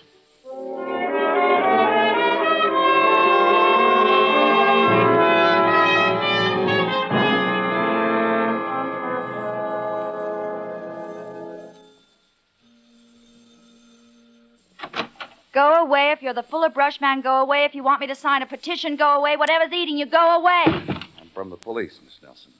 Oh, yeah. Now I can tell. I can tell by the way you put your foot in the door. Police or a mature college boy working his way through a mature college. Let's go inside, Miss Nelson. All right, let's go inside. The bed, it looks like that because I live in it. When I'm not working that at it, every minute. That way I stay bewitched. The police want me to pose to improve their public relations. That's why you're here. Eddie Donald. You know him, Miss Nelson? Uh-huh. And maybe you can tell me where he is. Uh-uh. But you can't tell me about him. Uh-huh. Tell me. You first. You tell me why. Uh-huh. Well, let's see now. I know Eddie for 4 years now. 2 years of that he was in Dannemora prison. Why? I never followed his career, so I don't know why. After that? He called me. Lots of times. Left a number where I could reach him. Sometimes I call back. Depended on my schedule and my mood. When was the last time the schedule permitted? Oh, about 3 months ago. I got it penciled in my little black book. Frank Conroy, a man from Texas. He in the book? He's dead, isn't he? I read about it. Is he in the book? Uh-uh. First I heard of him, he was dead. And Eddie Donald, when was the last time you saw him? I told you, 3 months ago. You inscribed a picture to him. Forever and ever, it said. A calendar picture. The cost of my beauty. Men look at my picture and they want me to belong to them forever and ever. Sometimes it's for always. I put down what they tell me. Oh. Let's not answer it, huh?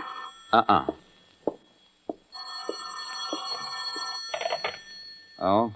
Eddie? Eddie? Hmm? I figure you'd be there. This is Jack Perry. I'll make it easy for you. Try room B, 1829, West 47. Who was it? Miss Nelson.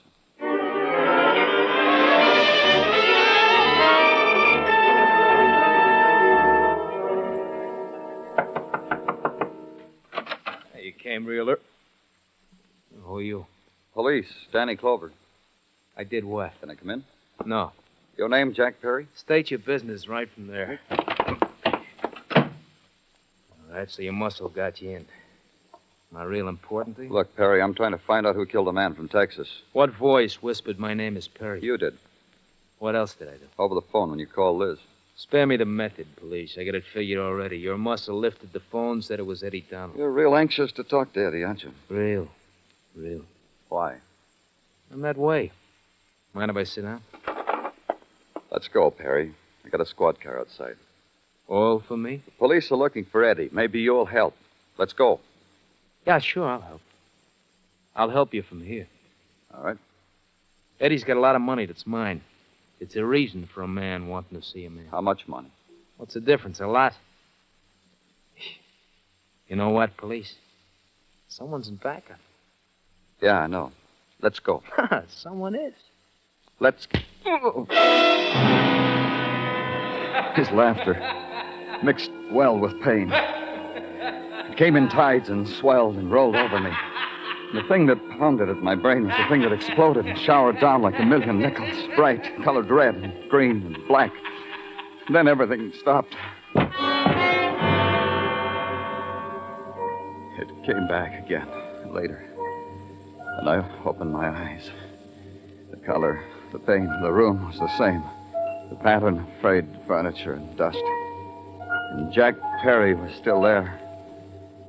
Only he was different. He wasn't laughing anymore. He couldn't. He'd been shot to death.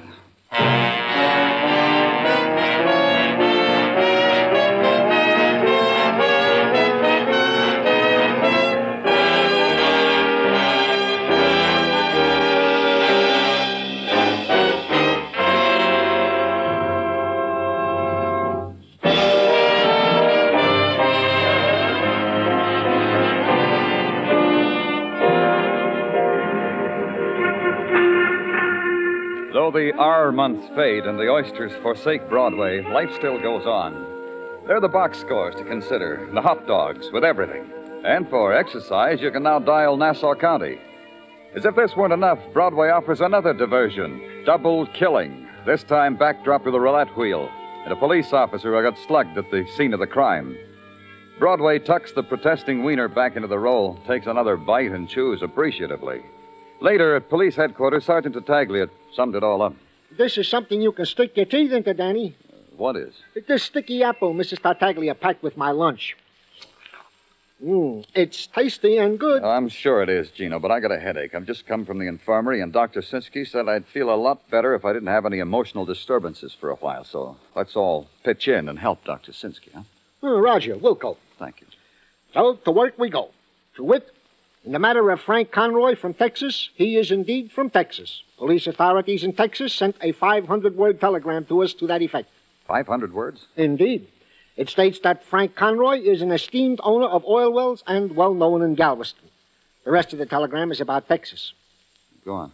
In the matter of Jack Perry, the man who was killed under your very nose was a man known to all and sundry as a man who delighted in floating games of chance.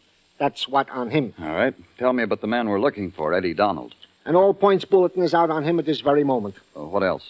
Eddie Donald was released in Dannemora nigh onto 6 months ago after serving a 2-year stretch for assault and battery. Before he went to jail, Tartaglia. Hearsay has it that this same Eddie Donald was a steerer for the gambling industry. Precisely speaking, for Mark Oslo. Yeah. And hearsay has it that Mark Oslo isn't operating anymore. You believe that, Danny? No. Well, we've never been able to get anything on him. Tartaglia, Yeah? does Oslo still live at the same address? I checked that already, Danny, and yeah, he does. In that tumble-down shack on Park Avenue. Hey, Danny, I brought you one, too. I was hiding a sticky apple behind my back.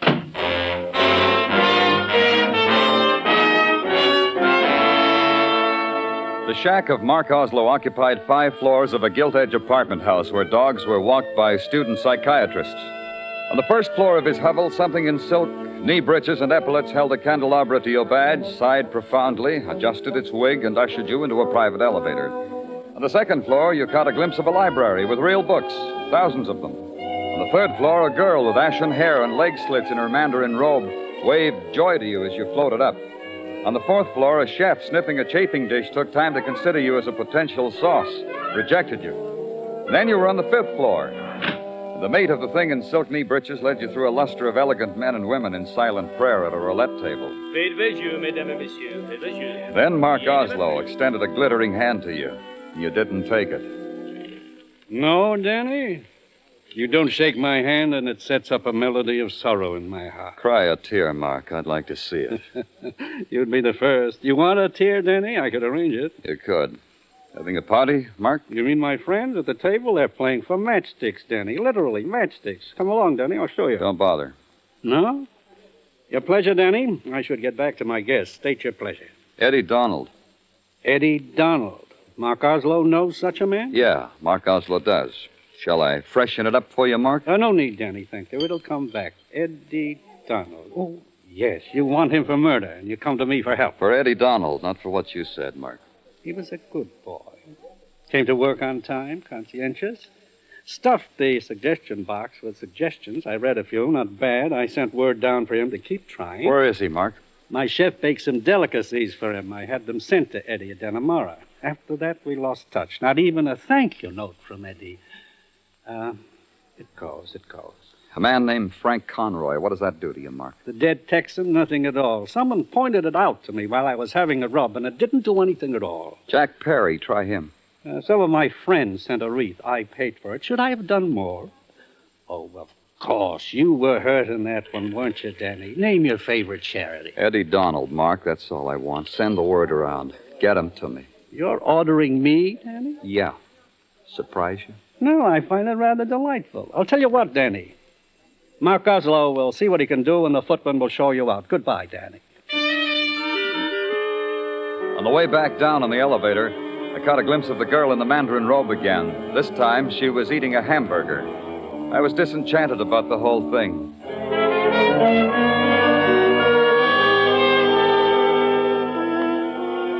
I called headquarters. Nothing on Eddie Donald. Phoned cab garages. Nothing. Spent a few more hours dropping in on back rooms and dropping the name of Eddie Donald. Blank stares. Then I went home and slept on it.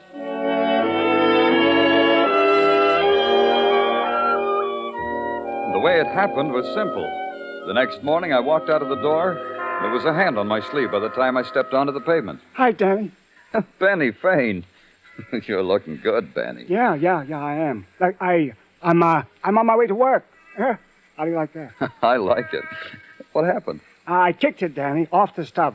Got a job. Look at me. $50 suit, suede shoes, watched by Lon Jean. Beautiful, huh? I'm credit, Danny, but I'm going to pay for it. Legitimate job. Publishing. Huh? Publishing what? Well, anyhow, Danny, the reason I've been waiting for you on my way to work is because I never let my old friends down, so you never let them down. Still working for you. Now, don't call it stewing, Danny. I can't stand that word. Nobody called it anything, Benny. Okay. Now, look. Try the Bronx, Danny, if you want to find Eddie Donald. You know where those guys build them shacks by the river, those guys out of work? Well, try the one with the Bull Durham sign for a front door.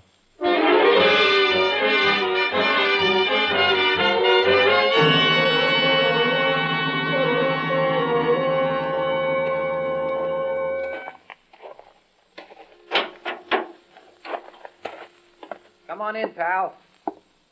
Oh, it's not a pal. No, Eddie. I'd appreciate it if you tell me your name. It slips the memory. Danny Clover, police. That's right, Danny Clover. You are the slough who wants me for the murder of, let me think now, Frank Conroy from Texas and Jack Perry from Stinkville, right? Uh-huh. Let's go, Eddie. Gladly. Huh? I said I will go with you gladly. However, if you should care to listen to my side for a minute, I think this courtesy will not go unrewarded. You haven't got much time, Eddie. Not even enough to give you the for real murderer of those two? The real murderer, Eddie? For real. Interested? Maybe. A story goes with it, Mr. Clover. That Texan.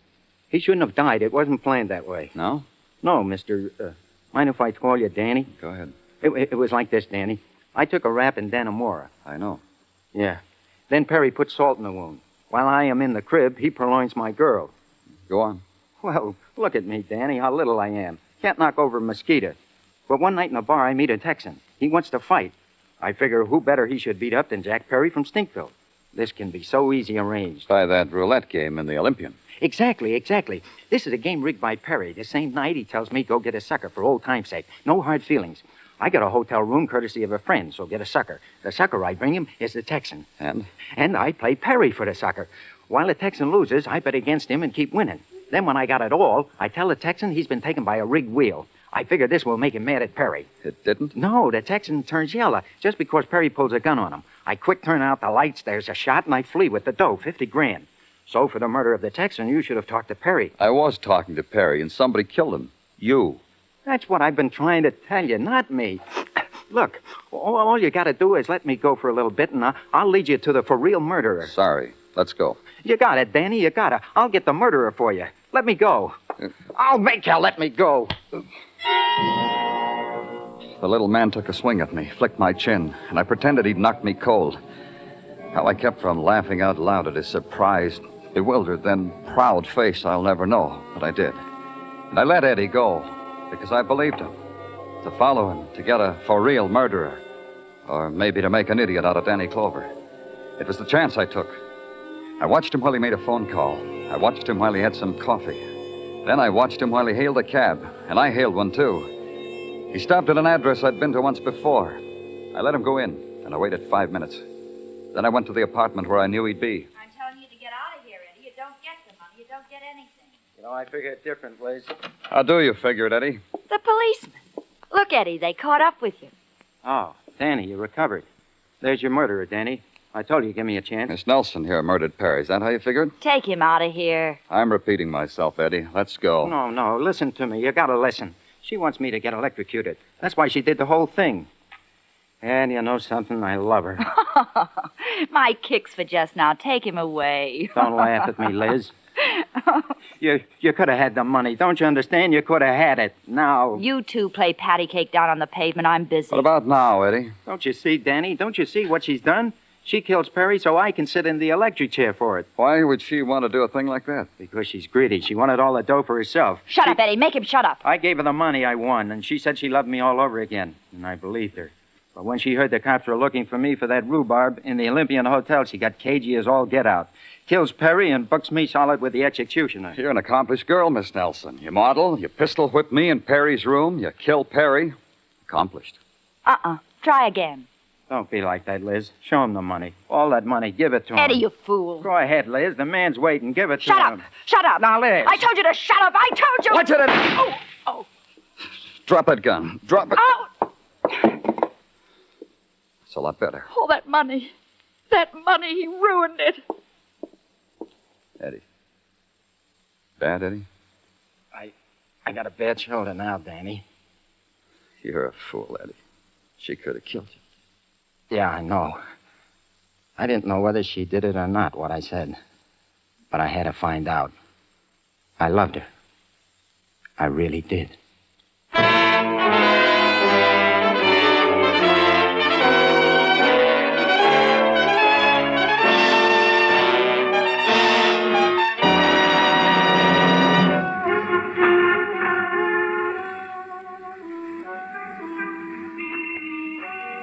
Broadway.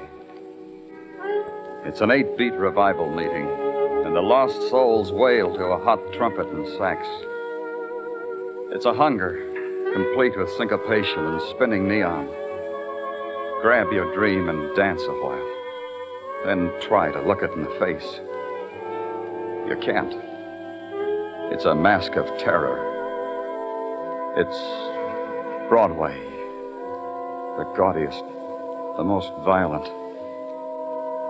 the lonesomest mile in the world. Broadway, my beat.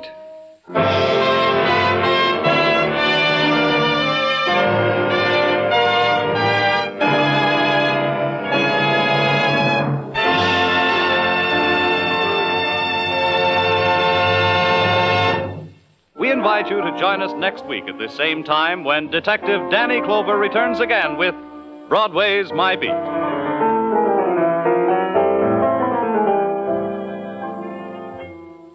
Broadway's My Beat is produced and directed by Elliott Lewis, with music composed and conducted by Alexander Courage. The program is written by Morton Fine and David Friedkin and stars Larry Thor as Detective Danny Clover with Charles Calvert as Tartaglia. Included in tonight's cast were Peggy Weber, Francis Robinson, Eddie Quillen, Herb Butterfield, Jay Novello, and Anthony Barrett.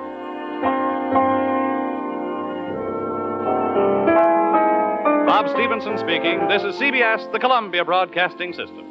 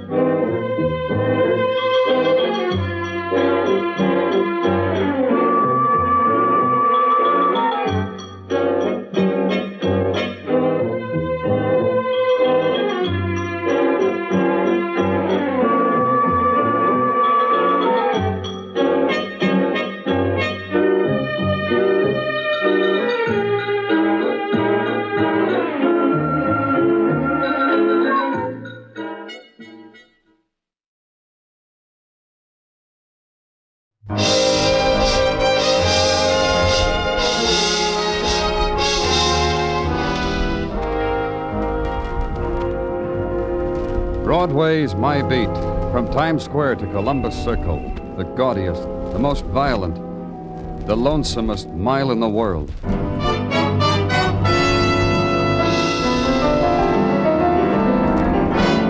Broadway's My Beat, with Larry Thor as Detective Danny Clover.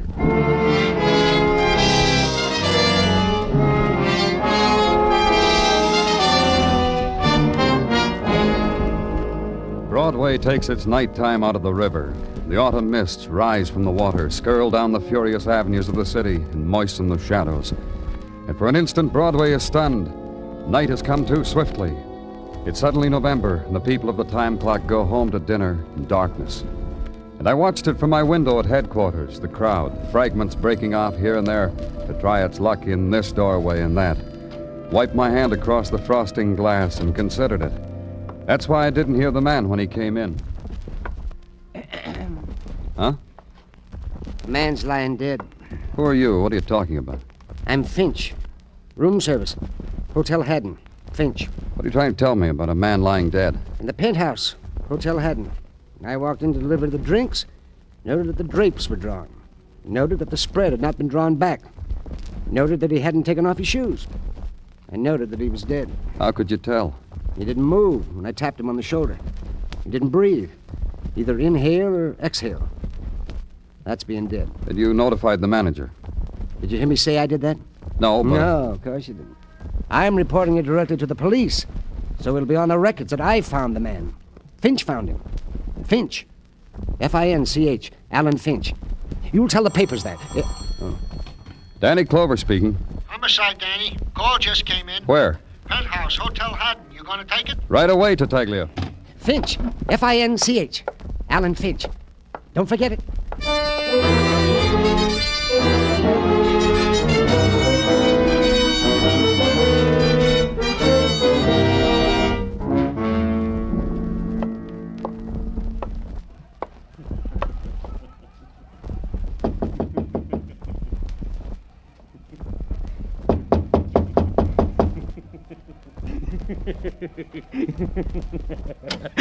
What do you want?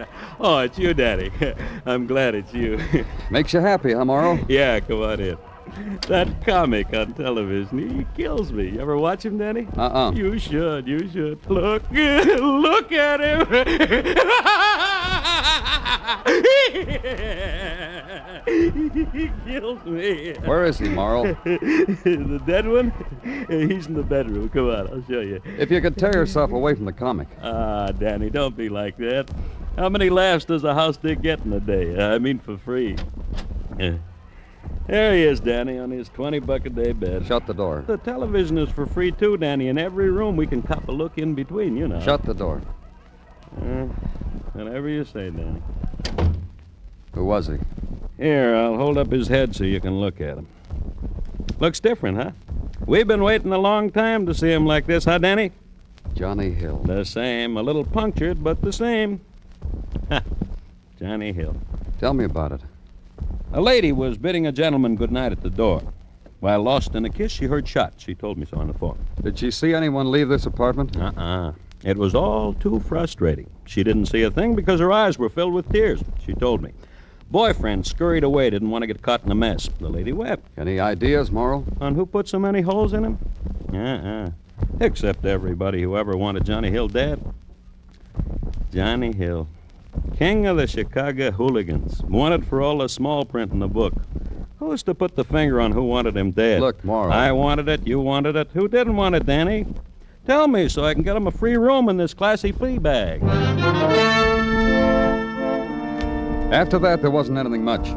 Morrow said he was going back and look at the comic, except now the comic was through and there was a cowboy instead, which was even better, Morrow assured me. And when the boys from Technical came, they were on Morrow's side. When I asked everybody why the cowboy carried 3 guns, they sneered at me. So I left. Then it was legwork. Find out why a hoodlum from Chicago had come to New York to die. Ring doorbells. Ask a man in a midnight blue dinner jacket what he knew about the death of Johnny Hill. And have him beckon to 5 more midnight blue dinner jackets. Alibis. Then the nightclub circuit. Start where the cover charge is $10 and the upholstery genuine, and ask questions, and get no answers. Then to the joints of plastic leather and no dance floor and no minimum, and get no answers. Then to the dives of the open collar and the biggest beer in town for a dime. And in one of them there's a man. His name is Benny Fane, and he's not happy. Go away, Danny. What's the matter with you, Benny? Nothing. You used to help us out. What happened? I'm not stooling no more, that's all. Go away, Danny. Because you don't want to tell me about Johnny Hill? Just go away. Suppose the boys around got to know you used to work for me, Benny. What about Johnny Hill? Yesterday. That's when he hit town. Where'd he go? There's people watching us, Danny. There's nobody watching us. Where'd he go?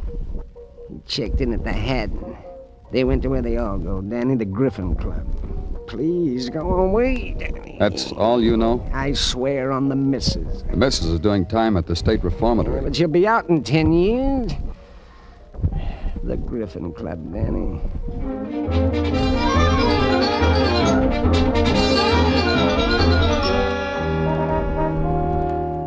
The Griffin Club was a polite brownstone mansion that peeked at the park through white lace curtains, needle-pointed with aqua griffons.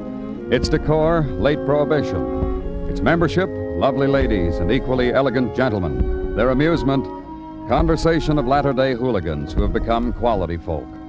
I knew that because when I walked in, the tinkle stopped. The whisper of silk took over, and I was looked at as if I were a cheap wine spilled on the fawn-colored rug. A lady rose quickly to wipe away the stain I was making in their drawing room. I'm afraid you've made a mistake. We're only for members. We suggest the wise, right? Don't you know me, Betsy? You're full of them, aren't you? Mistakes. I'm Mrs. Crane, vice president in charge of accepting and rejecting. Oh, sure you are, Betsy. All right, so I know you. You're running out of your class, aren't you, Danny? I don't think so. Johnny Hill made me a member. You were having a lovely time till you walked in. You turned it sour. But I recall that's the way you are. I said Johnny Hill, and you didn't even drop your fan. Drop it, Betsy, so I'll have to pick it up for you. He's in Chicago. In the morgue. But you know that, don't you, Betsy? Huh, you finally made it. I'm glad for Johnny. You'll tell him. Before that, he did all the normal things for him. Checked in at the Haddon penthouse, came here, then back to the Haddon. Died in his bed. Normal for Johnny. I'll tell my friends how it was. Thanks, Danny. They've been itching to know. And you'll tell me the things that Johnny did here, won't you, Betsy? For old time's sake?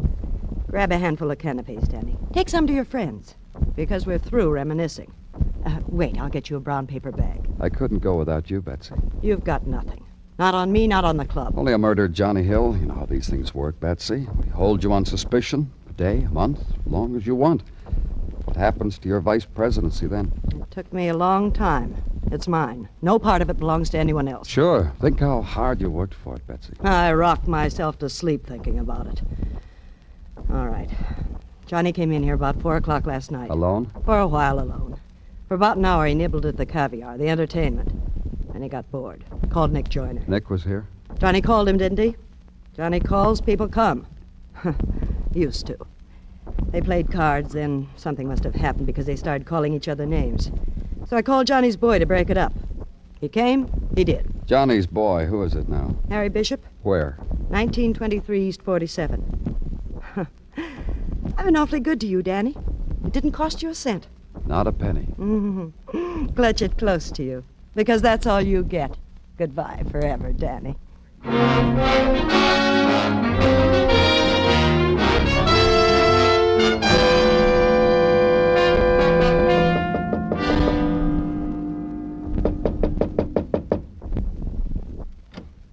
Yeah? Are you Harry Bishop? Let's go inside. Let's go, Harry. You sound like Law. Law. Later, Law. The mood will come to me and I'll call you. I said inside. Inside. Better. You got a permit for this gun? Gun, Harry, on the bed. Holy smokes, a gun. Did you shoot Johnny Hill with it? You have yourself a sniff. See? Hasn't been used since the mowed down ducks on Lake Michigan. I duck hunt with a 38. The ducks appreciate it. I wonder how that gun got here. I thought it was in Chicago. I'll ask you again, Harry. Did you shoot Johnny with it? You lost your mibs. Johnny was done with a 45. How'd you know that? It wasn't in the papers. Nick carried a 45. Nick Joyner, the guy who shot Johnny. You're sure of it, huh? Johnny was killed with a 45, wasn't he? That's right. See? Nick Joyner. What happened at the Griffin Club last night? A card game with peckled cards. Johnny dropped maybe 50 G's. Nick won it with peckled cards. Maybe Johnny wasn't going to stand for it. Maybe Nick beat him to it. You took Johnny home after the game? Back to the Haddon. Tucked him in. Where's Nick? I'll find him. That's why the gun, Harry? You're going to take care of Nick?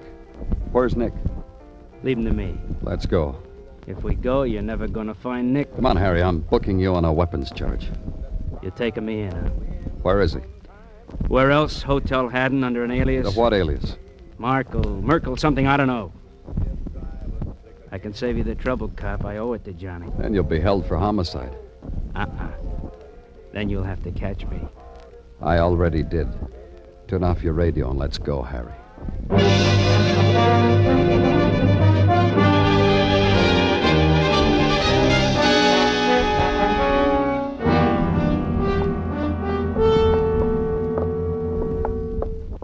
Imagine Nick Joyner living under an alias. Merkel.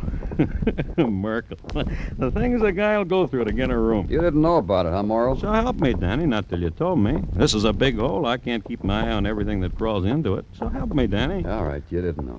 You think Nick's the one that got to Johnny? I ask you a civil question. The least you can do This is... it? Huh? Yeah, 1218. A room reserved for shoe salesmen, usually. Must be slow in shoes.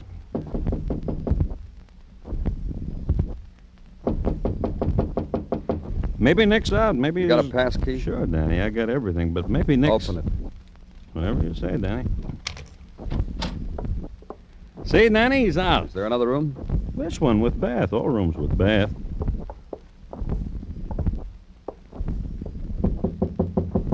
Nick, I'm sorry to barge in, but guess who? Hey, Danny's in the shower. Nick. Nick. Hey, Nick. Open it, Morrow. Tell him we're here. Nick. Nick! Nick can't hear you, Morrow. He can't hear anything anymore. Nick is dead.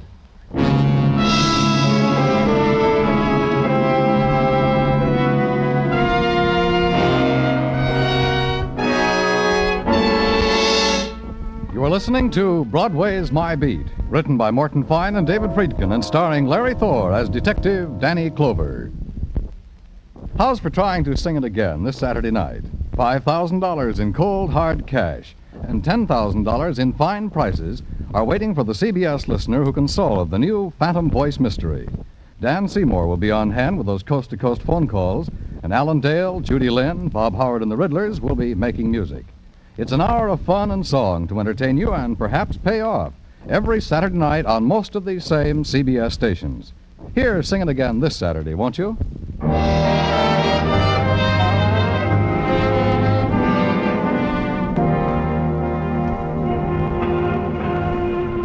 Broadway stands on a street corner and raises its collective coat collar against the coming of winter's night.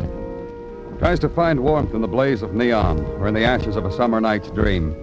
And for a time, Broadway warms its hands at memory, tasting its glow, watching it flicker, watching it die. Then it goes looking somewhere else. And the Translux screams in its ear. Murder, it screams. Gangster dead in Swank Hotel. Nick Joyner found dead. Broadway is happy. Broadway is daring. It goes right ahead and accepts the substitute. Grins. It found what it was looking for.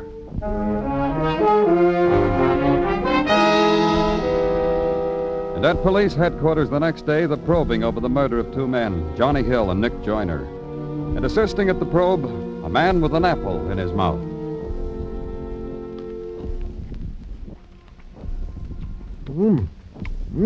Good. What, Detective? I was merely remarking that this apple is, good. Try on a bite, Danny. Some other time. Roger. I will save you a piece in wax paper. Look for it around the water cooler, Danny. That way it'll keep cool. Anything else you're saving for me, Gino? No, nothing. Oh, you mean... Uh-huh. Oh, you didn't have to mention it, Danny. I was coming out with it anyway. I'm sorry. You're forgiven. If I don't forgive you, who should I? All right, Danny, all right. In the matter of the killing of Johnny Hill, hailing from Chicago... You'll tell me, huh? Well, it goes without saying. Established by technicals, said Johnny Hill was undone by a revolver caliber .45. I know that. They've checked on the bullets. Found them to stem from a gun owned by Nick Joyner, hailing lately from this city. That means that... Permit me to finish your thought, Danny? That means that without a shadow of a doubt, or as Mike Schreck, the bald-headed miracle detective from Philadelphia would have it, it means that Johnny of Chicago was undone by Nick of this city because of an argument over a friendly game of cards. You know, Danny, Mike Schreck coined a phrase for such cases. Open and shut. That's Schreck. Now you'll tell me about Nick Joyner. Well, need you ask? Nick Joyner was undone by a poison, the title of which can be found in any child's chemistry magazine. What else? Danny, we found someone who might be sorry Nick is dead. That's what else. Who? His missus, Mrs. Claire Joyner of 902 Benton Road, Forest Hills. You know, I think I'll pen a note to Shrek about this. Why? Well, it's a riddle to his liking, Danny. Look, if Nick killed Johnny, who killed Nick?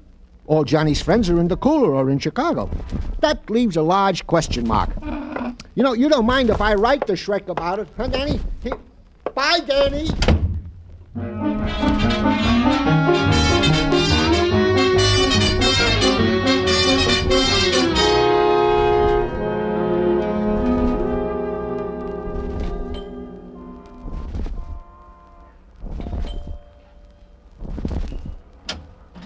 Can you come back? Oh, I'm sorry. Sorry about what? I thought you were the door-to-door tea salesman. The jewel truck is across the street, and I was going to tell him... Who are you? Danny Clover, police. Oh, please come in. In here. Please sit down. Thank you. I'm afraid I haven't very much time. Nick is... I know. I want to see him just once more. He's at the mortuary. I feel I ought to see him. How long has it been since you and your husband lived together? I don't know exactly how to answer that, Mr. Clover. Well, a month, a year? No, longer than that. Once Nick brought home a black gown, strapless and cut... Well, you know. I put it on. I looked like a housewife looking ridiculous in a strapless gown. Nick left then. He moved out? No, he moved out just a month ago. It's been 3 years since he bought me the gown. You knew about About Nick's business affairs? That he was a thief? That he was a hoodlum? I knew about that. It didn't matter? I'll tell you something, Mr. Clover. Nick would go out and something would happen to him. Maybe he'd beat a man with a gun. He'd come home and stare at me. He needed me so he could feel ashamed. You still loved him? While he was here, I was glad. He's gone, but I'm not sorry. Nick wasn't the kind of man who could live very long. But I had him for part of the time that he did. Mrs. Joyner... No, please, you understand, Mr. Clover. Long ago, Nick wanted me to move someplace. You know, Park Avenue, a place like that. But Park Avenue, well, it was like the strapless gown. Did you ever meet any of Nick's friends? Nick didn't have any friends. He had people he had fun with. Like who?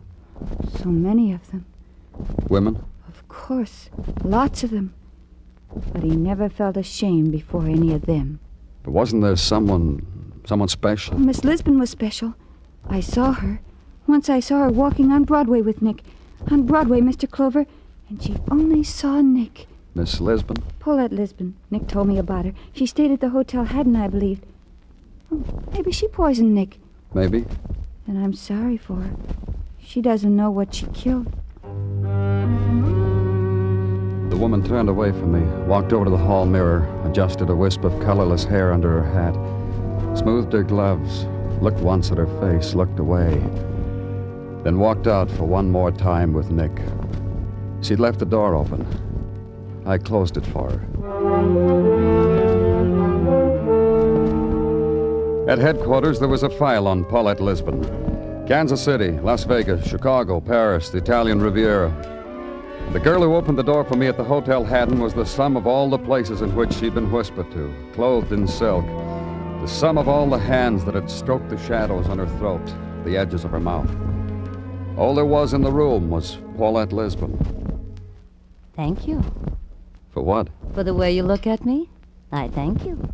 Miss Lisbon. Nick looked at me like that sometimes. Other men makes a girl feel good. I mean good. You liked Nick? Nick brought me pretty flowers.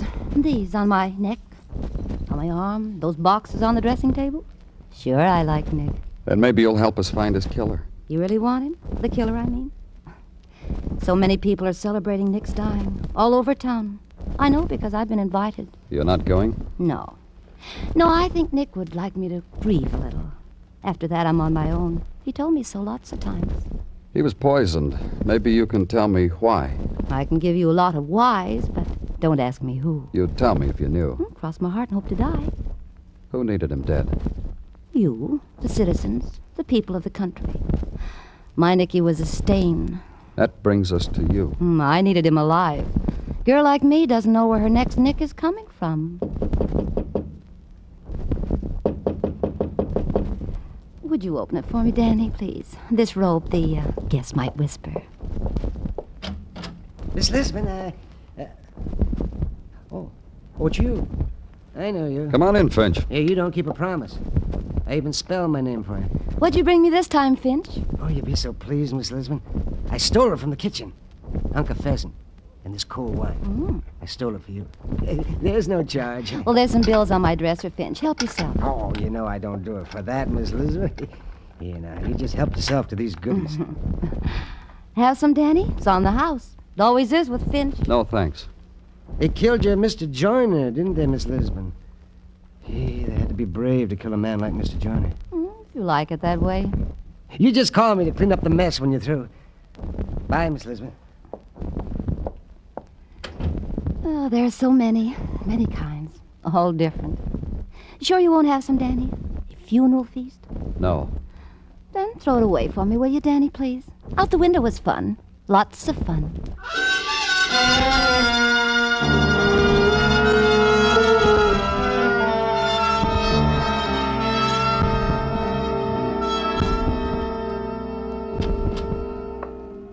Danny?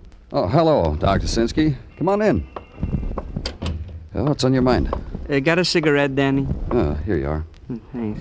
Light? No, I wouldn't think of it. I carry my own matches. A very strange thing just happened, Danny. Oh, like what? I just finished an autopsy on Johnny Hill. An autopsy? What for? He was shot to death. What do you need an autopsy for? Because he wasn't shot to death. What are you talking about? Of course he was shot. Of course he was, with 3 .45 caliber bullets. But that's not what killed him. Look. Please, Danny, let me have my minute of glory, huh? Thank you. I happened to see the photographs taken of Johnny by our boys. Why, I asked myself, is there so little blood from a man who's been shot by a large caliber bullet? Then at the morgue, I examined Johnny. Very little blood on his clothes. So you performed an autopsy? Just to prove my point. Johnny was dead before he was shot. What? Johnny was poisoned to death with the same poison that killed Nick Joyner.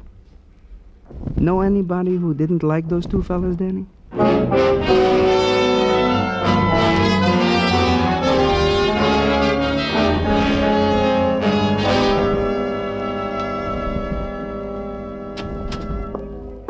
Here he is, Danny. Oh, sit down. Me? Him. You leave, Morrow. Oh, Danny, I lend you my office. Be polite. Out.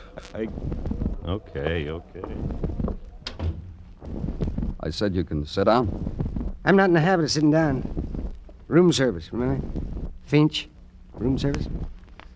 Tell me about yourself, Finch. I told you. Room service. I mean, how you live, your friends, what you do outside of the hotel. You're interested? Yeah, I am. Well, thanks. Yeah, I'll tell you. How do I live? I work 8 hours, read a lot, go to the movies a lot. Write letters to the newspapers. They printed some of them. Spell your name right? Always. I have such a simple name to remember. Maybe that's why everybody forgets it. What about your friends? No, I've tried that. People don't measure up. Does Miss Lisbon measure up? She's beautiful. I'd like her to admire me, but really doesn't matter. Don't you care what people think about you, Finch? Used to bother me. I used to try. When I was younger, I took physical culture exercises and correspondence courses and personality, but I never finished. I don't know, somehow. Well, I don't know. Now you don't care. Oh, people are stupid. They don't know what goes on inside of other people. Me. Why are you asking me these things, Mr. Clover? Because I admire you. Oh, thank you. Here.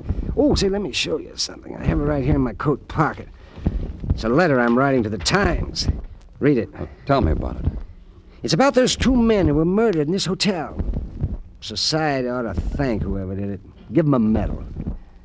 Don't you think so, Mr. Clover? Think what? Give them a medal. Whoever poisoned those 2 men. Yeah, that's one way of looking at it, Finch. See, you know, Mr. Clover, you and I think alike. You can understand a man. I think we can be great friends. Uh-huh. I think I would have hated Nick Joyner myself. Yeah, that's right. Tell me about it. Well, if I would have poisoned a big man like Johnny Hill, And if someone would have come along and taken all the credit for it by emptying his gun into Johnny... Oh, what kind of courage did that take? Killing a dead man. Maybe Nick didn't know Johnny was dead. He probably just thought Johnny was sleeping. Oh, that doesn't make any difference. Nick got all the glory for killing Johnny. And you couldn't stand that, could you? You wanted that glory. What's that? You killed them both, didn't you? Johnny and Nick. What's that? Poisoned Johnny because of how important it would make you feel inside yourself. You could walk the streets and look at the people and know they didn't know how important you are. I didn't say that, Mr. Glover. And Nick messed it up for you. So you had to kill Nick. No, that's not right, Mr. Glover. You said they were both poisoned. How'd you know? I just found out. Now, listen to me. When you reported the first murder to me yesterday, you took great pains to give me details. But you didn't say he was shot because you didn't know he was. You've got to listen. No. You listen to me. Think about it, Finch. Alan Finch kills two big, notorious gangsters. But look, Mr. Glover. Think about it, Finch. Your picture and all the papers, your name and all the headlines. Alan Finch. Not just letters to the editor. Pictures. Headlines. Personal interviews? About how I did it? Sure. Of course. Maybe a picture of Miss Lisbon and me. And she'll be crying. Let's go tell the papers about it, Finch. Finch. Alan Finch. F-I-N-C-H. Finch.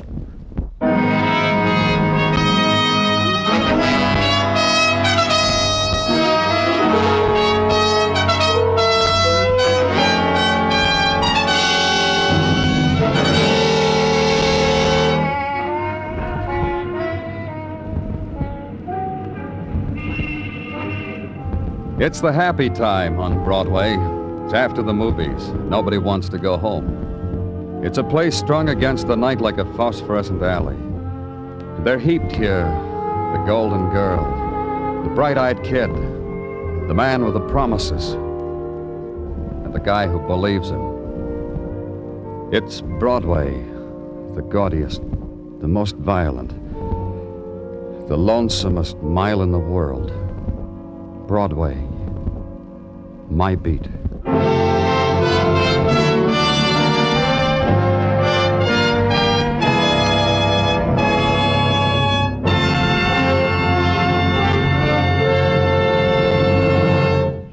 Broadway's My Beat stars Larry Thor as Detective Danny Clover with Charles Calvert as Tartaglia. The program is produced and directed by Elliott Lewis with musical score composed and conducted by Alexander Courage. Included in tonight's cast were Howard McNear, Marlo Dwyer, Gigi Pearson, Adrian Marden, Lou Merrill, and Jack Crucian. We Americans have a valuable heritage, a heritage of individual freedom that includes the freedom to worship as we wish at the church or synagogue of our own choice. By attending church regularly, we can gain the moral and spiritual strength to meet the many problems which confront us today. Help support your church and attend regularly with your family.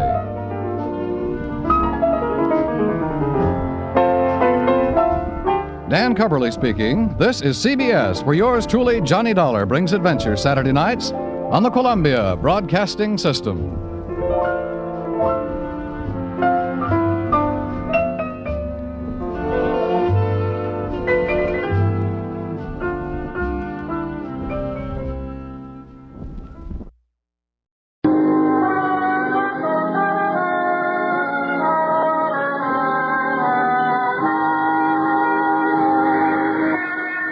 Broadway's My Beat, from Times Square to Columbus Circle, the gaudiest, the most violent, the lonesomest mile in the world.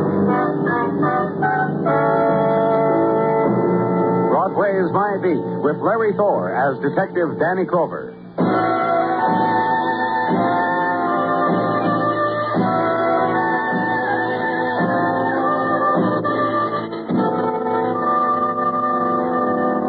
When it's April and the twilight sighs briefly, Broadway assumes the starting position. And chalk line marking the beginning of the race is composed of Death of Day, Edge of Night, the 1,000-kilowatt dash. And for the victor, secret whisperings to be set adrift on the evening wind. The light pools filled from street lamp where wait the undreamed dreams, shedding the wrappings of day, slipping already into the lace of neon and night. On your mark, and bang, the night explodes. Run, kid, run. To the victor, the spoils of April night.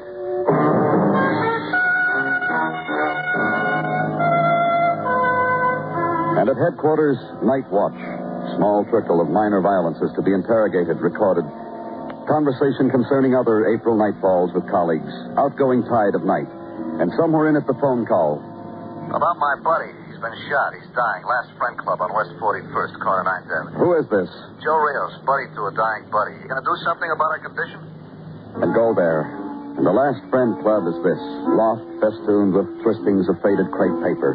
Hand-painted cardboard stating address of nearest Veterans Administration, of State Unemployment Office, of bar and grill with private booths with daily specials for ex-servicemen, and hung on piano wires over improvised stage, shield of an infantry company, and the man grinning up at it. In case one of the boys gets slipshod about a dues payment, he'll be back in the room, put a spotlight on the shield, remain very quiet. Boy remembers, boy pays. You said... Yeah, over there. Well, we got a partition for those who seek recreation. Ping-pong table and so forth. Whoever did it must have helped him onto the ping-pong table, laid that banner over him. It's okay, Harry. Somebody got here. Ambulance is coming, too. They'll move you somewhere. You understand me, Harry? No, huh? I'm sorry. Harry Gray. From 2 blocks down, 1312 West 39th. He was here to our dance earlier. Harry's a very good dancer, the Fred Astaire of the club. Aren't you, Harry? And you found him like... Yeah, just like that, I found him. You scrounging for something? It was a dance, you said. It's late. Everybody's gone. I'll give you the light. I live here. I sleep here. Last Friend exec. $80 a month and that cot over there. You left the dance and came back? I left the dance, took a lady dancer home, came back. Oh, look, huh? My friend's dying. Harry's got a condition. Anybody going to do anything about it? Then the intrusion in squad strength of the men from Police Technical, whose tactical maneuvers are habit. Measure quickly from point A to wounded man. Roll up the tape, and then measure from point B, thereby fixing attempted murder in coordinates. Then assign Harry Gray as property of the interns. Also to be mentioned, the man with the camera, the man with the dusting powder, and the new recruit who walks behind people and peers over shoulders. Area of violence secured. So leave.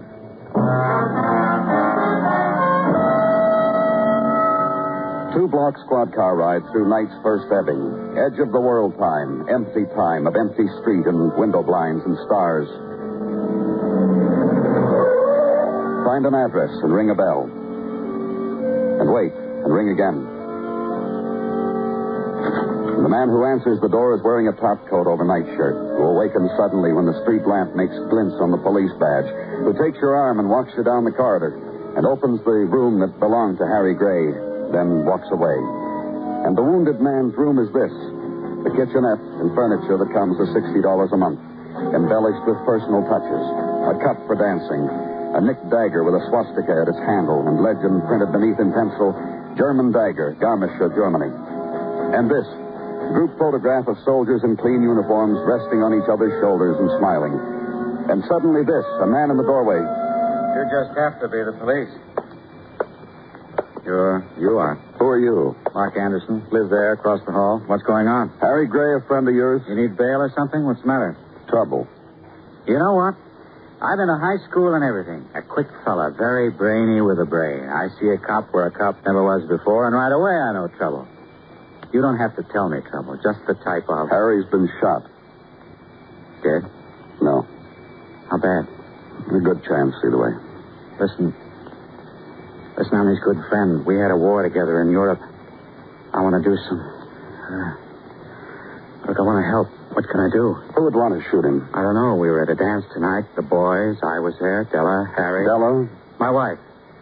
Harry and his girl, everybody. Who was the girl with Harry? Nicky something. I don't know. Funny name, foreign.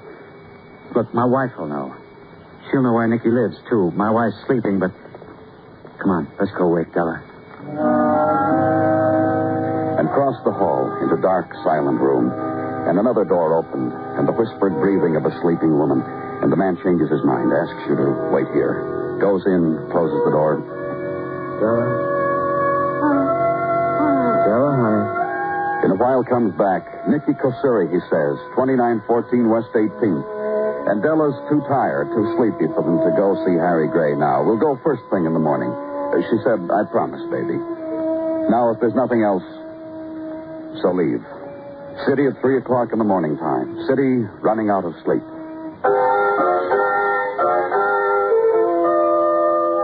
And later in the morning, West 18th Street. And the girl, Nikki Kosuri.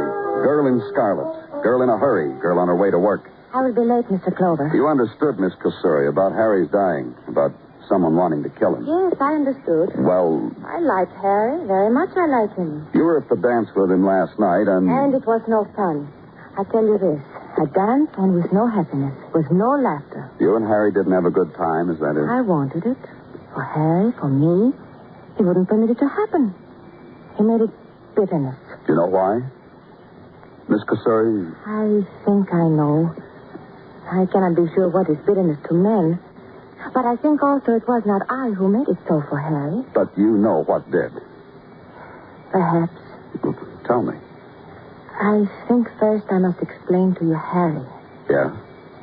A man somehow of reflections. A man not his own, but a reflection of other men and other men's emotions. I don't understand. The club. The Last Friend Club. And its dancings. That is Harry's true life. And Mark. Mark Anderson? Mark and Bella.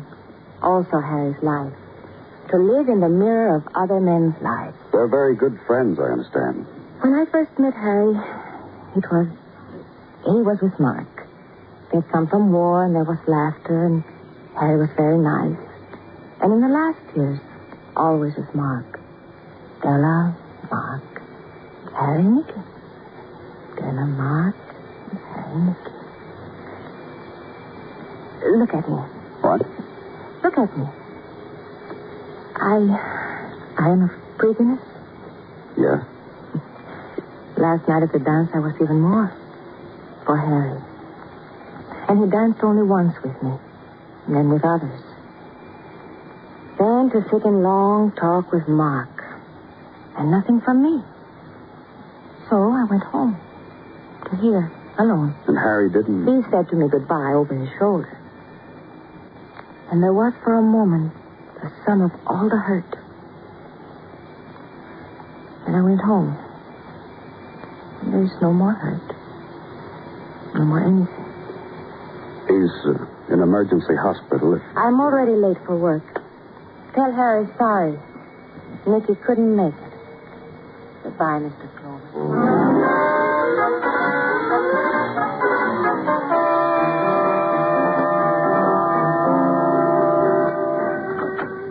Danny? Oh, come on in, Dennison.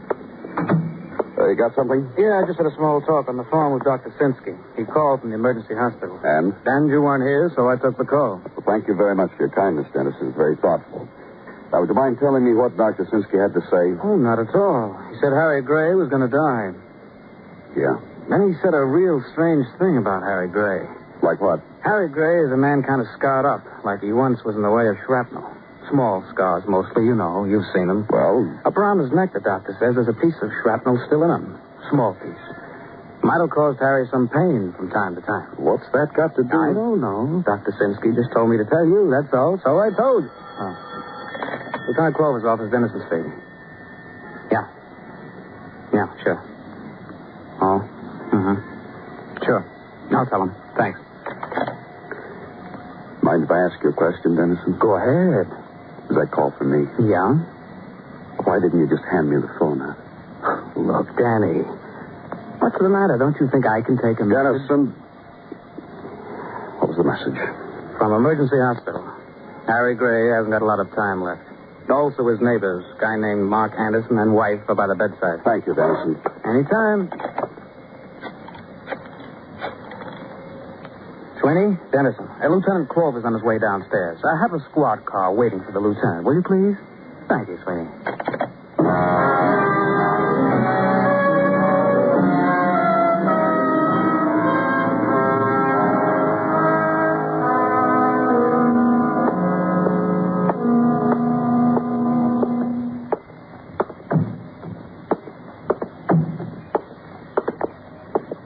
Hello, Mr. Clover.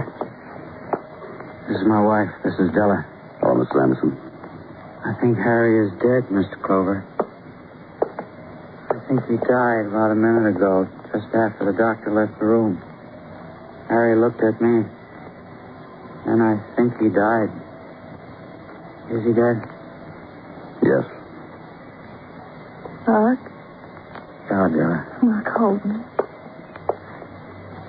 Hold me, hold me, hold me.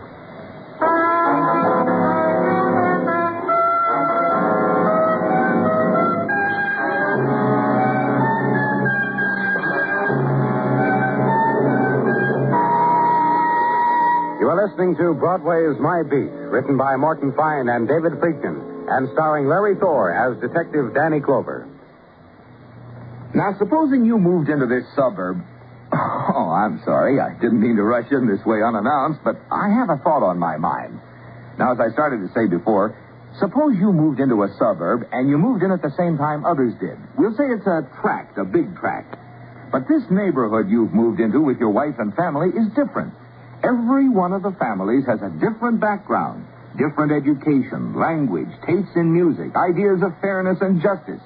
Different in all respects, even down to their ideas of what type of trees should line the street. What would you do to make this a friendly community? Not necessarily a community where everyone would have to conform to one set of ideas, but a community that would work well together, and where the people wouldn't go around hitting each other over the head with shovels or throwing each other into cement mixers. Would you suggest that everyone get together to try to understand each other? Of course you would. And how long do you think it would take? Certainly many years. This is what the United Nations is trying to do in the community of nations. It is man's best hope for peace and justice.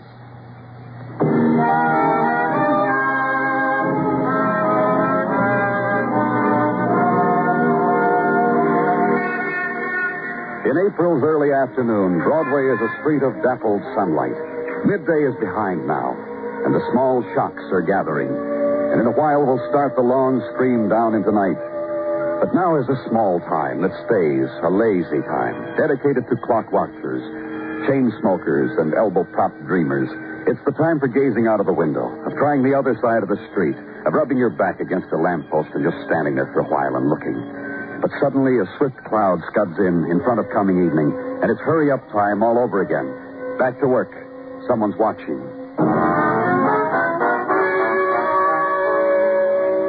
And for me, work was office. You swing the swivel back around to face the desk, and the man on the other side of it. Danny, it's me. It's Gino. Yeah, Gino, I know. Well, focus on me, Danny.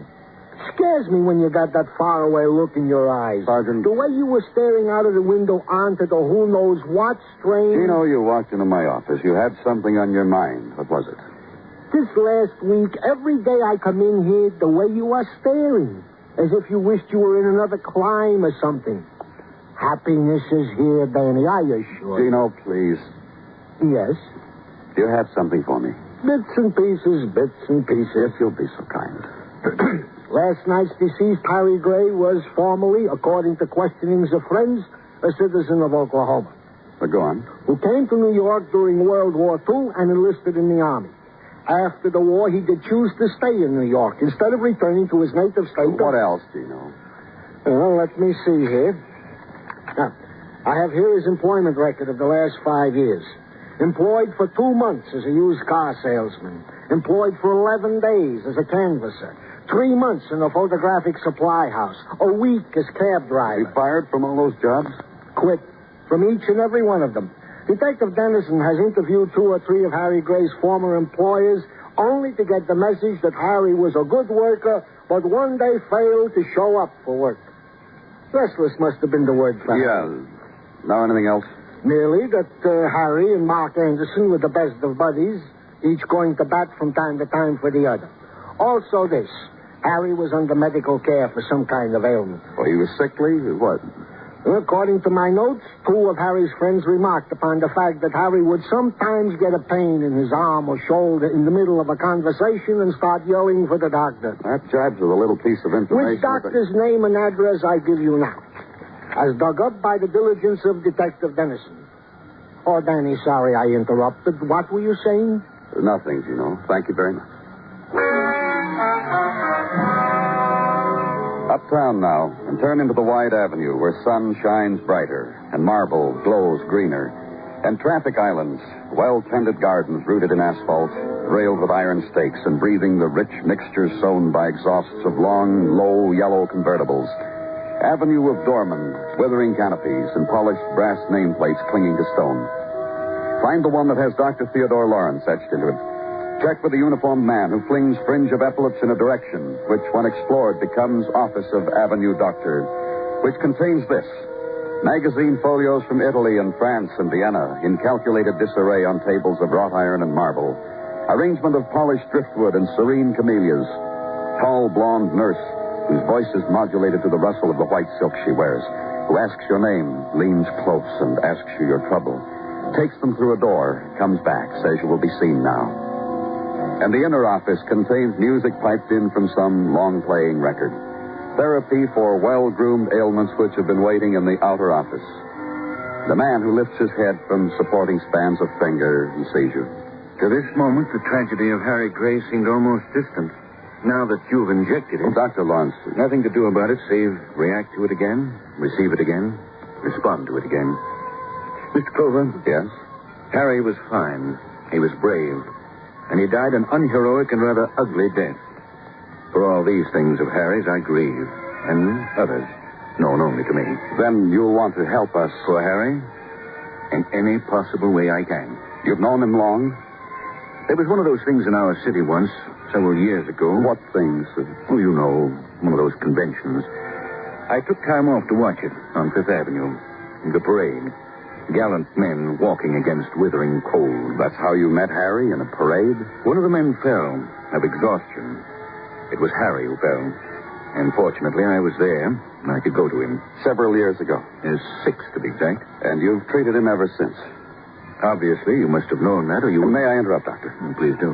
The shrapnel in his neck, that's what you were treating him for. Which gave him some pain. At first, at rather strange intervals. But then... Then what? That little piece of shrapnel in his neck. An oversight by the army surgeons who dug a lot of shrapnel out of him. But this little piece stayed. It was nothing, really. Couldn't something have been done about it? Yes, they could have. But you didn't do it. I could fence with you, but I tell you right out. Harry wouldn't let me. Would not permit it. For the reason Harry said to me... Said what? I was only trying to phrase it as he did. Harry said, "You take that scrap metal out of my neck, Doc, I stop being a hero." And he said something else. You want to hear? Yes.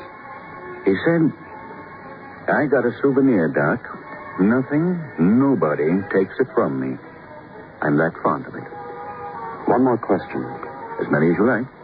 This office, where it is, you, expensive. Harry was a gallant man. Harry was what he was. I made an arrangement in my fee for that. Just that one question? Yes. Thank you. Good day, Mr. Clover. So leave the doctor now, head bowed down again to the cradle of his fingers. Outside, and the night, find a restaurant that advertises a specialty of charcoal broiled steaks, but is all out of steaks tonight when you finally get a table. But the chicken is fine, you're assured, and it is, although slender. So pay the check, leave the tip, and outside again. Squad car ride again. Cross town now to East 41st. Last Friend Club. And that badge admits you any place, mister. Yes, sir. The fellas at the green felted card tables are just playing for chips. And everybody's just here to enjoy a quiet evening. You can see that for yourself. Then ask a question. Pose a man's name, Joe Rios. Man who a couple days ago phoned in a call that a man here was dying. Ask to see Joe Rios. Be taken to him. This way, mister. Joe's in back having a beer. Hey, Joe. Policeman Joe. Know him? Oh, hello, Clover. Wants to talk to you. Want to talk to me, Clover? I've been wondering. You weren't around before. Have a seat. You want some beer? Johnny, get him some beer. Forget it. Forget it, Johnny. You sit down, too, Johnny. Now, what, Clover? More about Harry, Joe. Oh, yeah. Johnny? Uh-huh. Did you like Harry? Not much. What a way to talk. He's dead, Johnny. I didn't like him very much. Why not? What do you think about that, Joe? Why didn't I like him? Well, Harry wasn't likable. Maybe that's why, huh? Yeah. Mr. Clover, Harry wasn't One of you boys kill him? You kill him, Johnny? No. You, Joe? Nah. Who did? Who would want to kill him, Joe? Harry was a hero, Clover. No one wants to kill heroes. What do you mean? Hero, H-E-R-O. Saved a buddy's life. Makes heroes. Right, Johnny? The best way to be one. East side of the Rhine, Clover. All of us.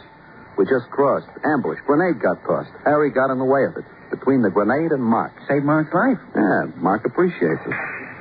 Would you say so, Johnny? Yeah, I'd say so. I'd say so, too. Faster than you, Johnny. Well, I was just thinking, that's all. Oh. Yeah. Thinking. How about that Atlantic City thing? Yeah, Atlantic City. Mike got married, Clover. Married Della. Took her down to Atlantic City for a honeymoon. 2 days later. What happened? Harry showed up. Stayed the rest of the week with him. Joe. Harry couldn't hold a job. How did he live? Where'd he get his money from? Well, we just told him, didn't we, Johnny? Well, sure we did. We just told you, Clover. Hi, Clover.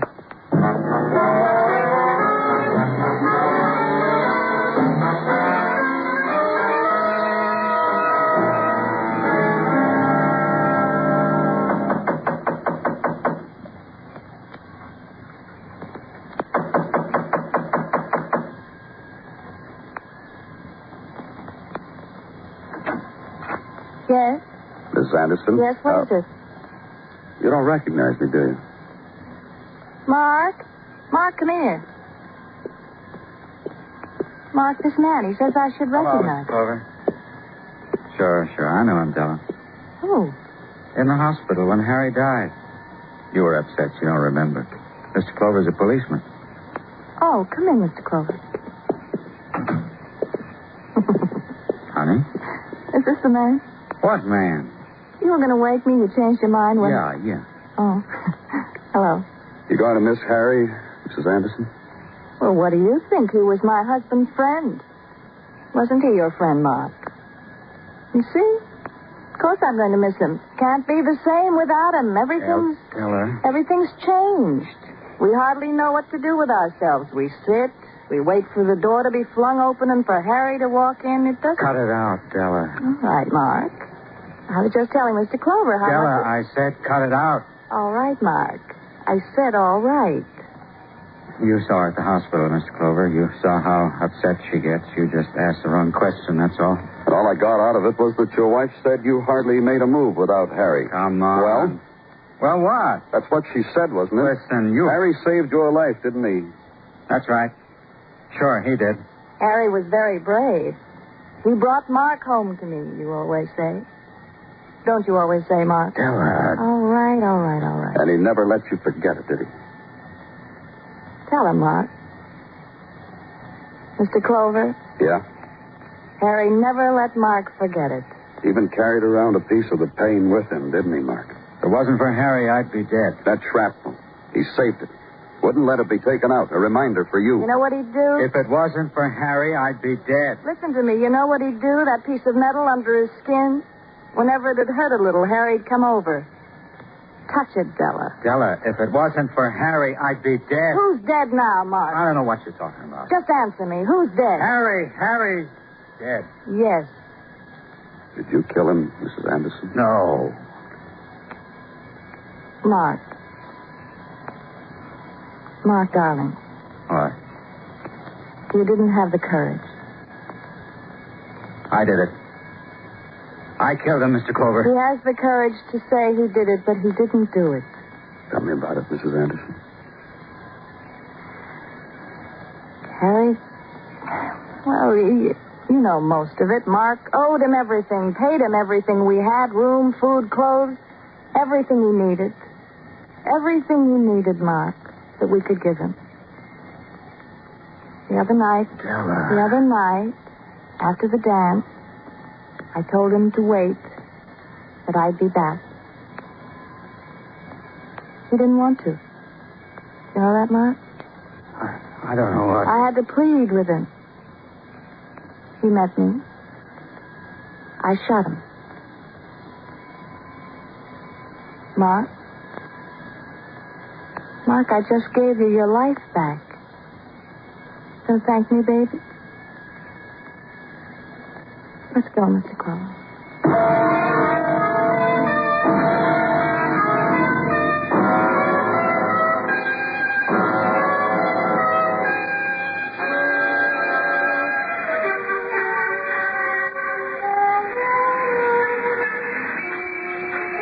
In the springtime, night sighs down on Broadway like a rosy promise. And someone smiles and takes your hand, whispers. And then the lights are brighter, the noise louder, and your scream mixes well with the scream of night. It's Broadway. The gaudiest, the most violent, the lonesomest mile in the world. Broadway. My beat.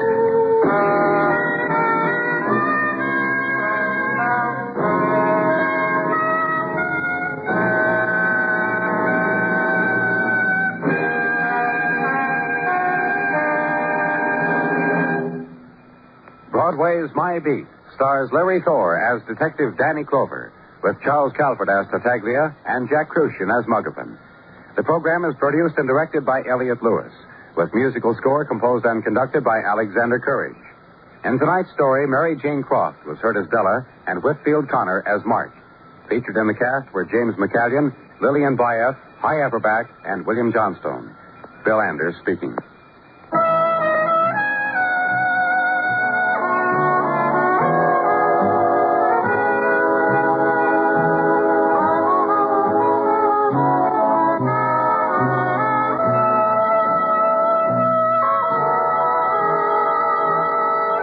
Broadway is My Beat has come to you through the worldwide facilities of the United States Armed Forces Radio and Television Service.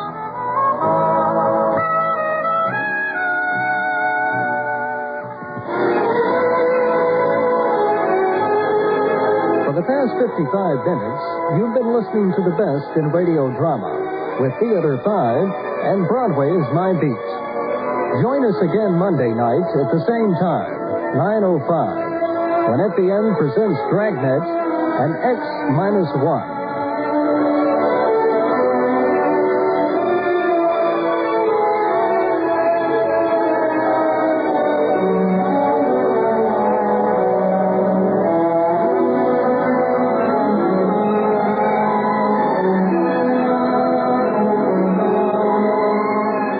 If you're considering applying for either a hardship discharge or a compassionate reassignment, be smart. Get it right the first time by visiting your local Red Cross field director. Red Cross can save you time and trouble by advising both you and your family on what documents you'll need and what information they should contain. Your local Red Cross field representative is a good person to know. Serving American forces everywhere, the American National...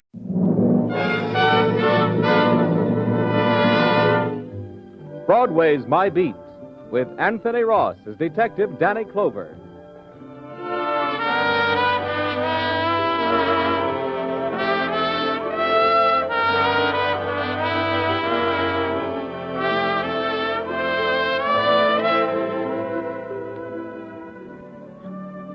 Broadway's My Beat. From Times Square to Columbus Circle. The gaudiest, the most violent, the lonesomest mile in the world.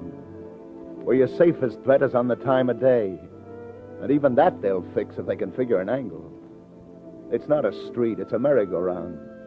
Where you can't tell whether that pretty girl sitting over there in the convertible parked by the curb should be called Dimples or Double Cross.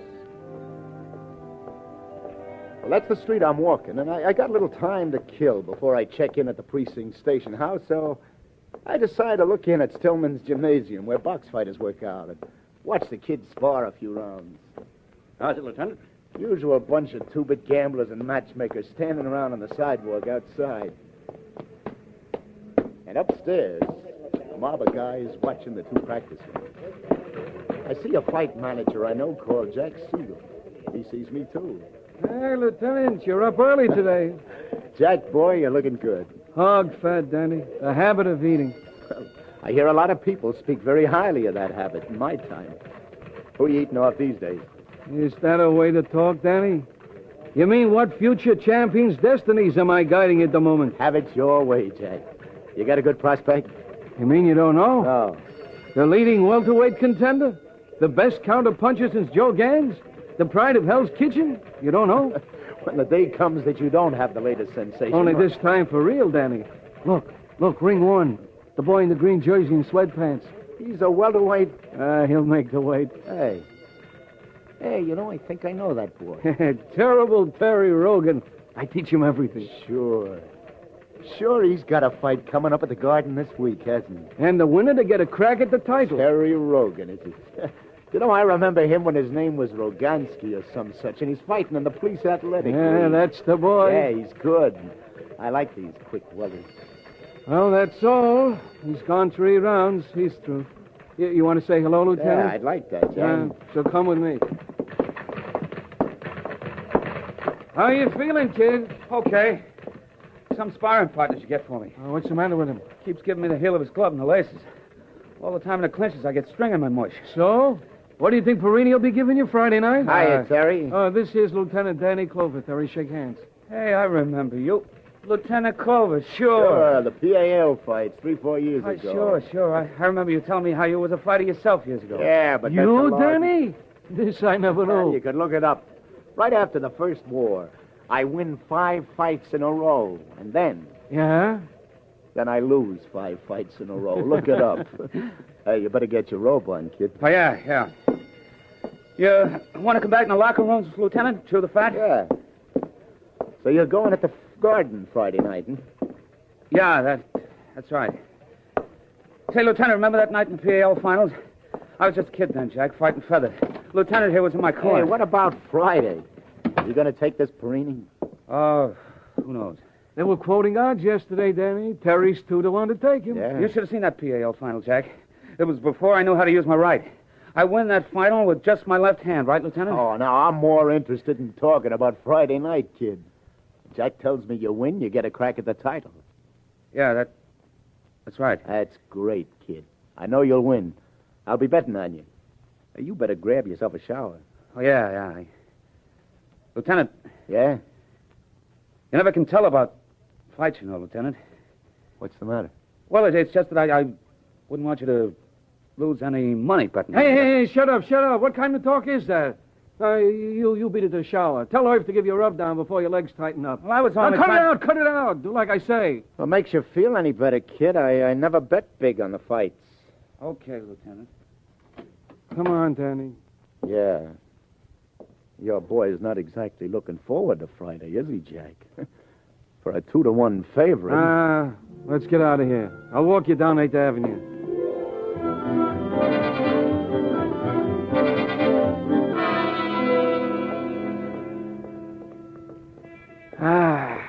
Sunlight. The gym gives me the Williams. I can't figure it. Your boy trying to tout me off of betting on him. Grief, Danny. Do me a favor, forget it. Huh? He's like this all the time before a fight. Why, you should believe it, 2 months ago, we was fighting at the arena. What's the matter? Hey, get that. Over there in that convertible across the street. Oh, yeah. Her. You know that? Boy, on a spring day like this, I could wish I were 20 years younger. Say, wouldn't that break your heart? Yeah, she probably would, too. What's the matter, Jack? What's wrong with her? Come on, I got ulcers. Hey, she's so beautiful, she's untrue. Come on. Well, you know her? Who is she? Trouble. Trouble for my boy. Louise is her first name, Lindsay is her last name, but her middle name is Trouble. Oh? 5 weeks ago, she turns up and he's been running around with her ever since. It's quite a car she's got. She in the money? Not that. The car is the kid's. He buys it day after he drops Kid Leviton in the 3rd. Oh, forget it, Jack. A young fighter and a beautiful like that go together like 5 and 2. It's a natural. Don't help my ulcers. Take it easy, Lieutenant. Where you going? Back to the gym. I get thinking. When I get thinking, I get worrying. When I get worrying, I got to get back and have a look at my boy. I'll see you around. Hi, Danny. What do you know for sure? Not much, Al. Where you been, Stillman's? Yeah, watching young Terry Rogan. He goes to the Garden Friday night. Oh, yeah, Rogan. What about him? Keep your money in your pocket, Danny. What? Big Sig Sherman's in town, you know. Huh? I'll see you around, Danny.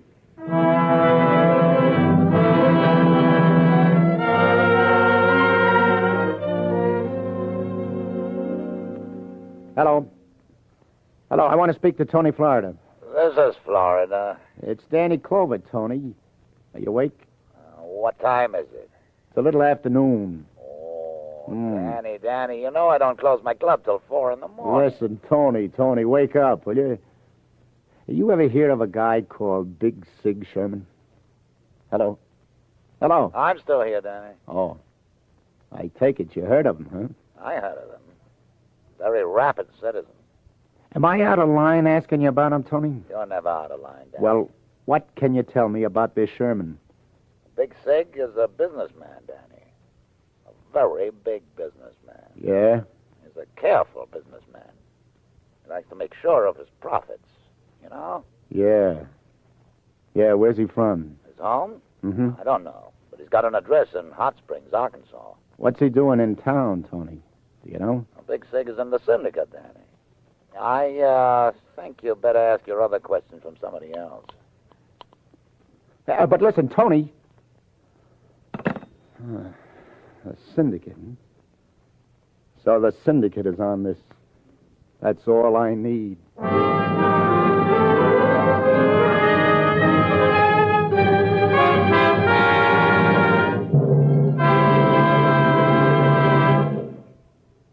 We pause to say there'll be laughter on the old Erie Canal and in a modern high school classroom tonight as Helen Hayes stars in the famous comedy The Farmer Takes a Wife on CBS's Electric Theater, and as Eve Arden stars as America's favorite teacher, our Miss Brooks. In The Farmer Takes a Wife, Miss Hayes will be heard as a canal boat cook who has to choose between farm life and the rip-roaring, colorful life she has known on the canal. As our Miss Brooks, Eve Arden will be the object of a raiding party by a rival high school faculty. The bait for her services being a handsome male teacher.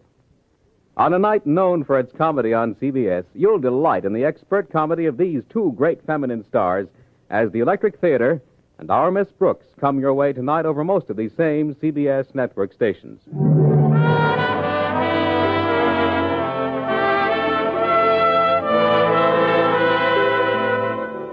And now back to Broadway and Detective Danny Clover, who likes to pick up his cigars and gossip at the same place, the Cleveland Hotel cigar stand. Well, hello, sweetheart. Lieutenant Clover. Just who I've been waiting for. What are you doing Friday night? Are you on duty? Friday night? A visiting fireman was by here this morning and bought a dozen tickets for the fight Friday night, and then turned around and bought 2 more. The last 2 for me. Ringside. What do you know? I did not either. All I did was smile at him and to say I wished I could get to see a fight sometime. You want to come with me? I'll let you know later, Sally. Now, give me a handful of cigars. Give me a handful of money. And what I hear, it's going to be a fight worth seeing. This Terry Rogan, you know, fighting Patsy Perini.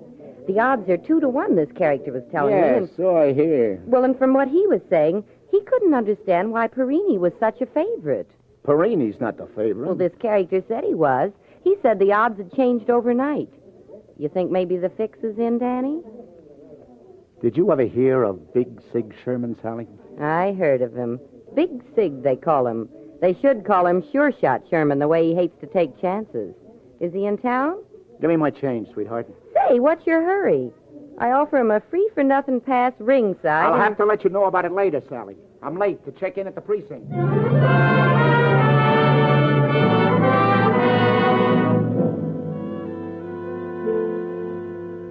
What is all this? Assign you to the garden fight? Now look, Clover. I'm sure it's not going to be a square rattle, Captain, unless I can just get the time. I need every man in the squad to work in this narcotics hall, Clover. Look, sir.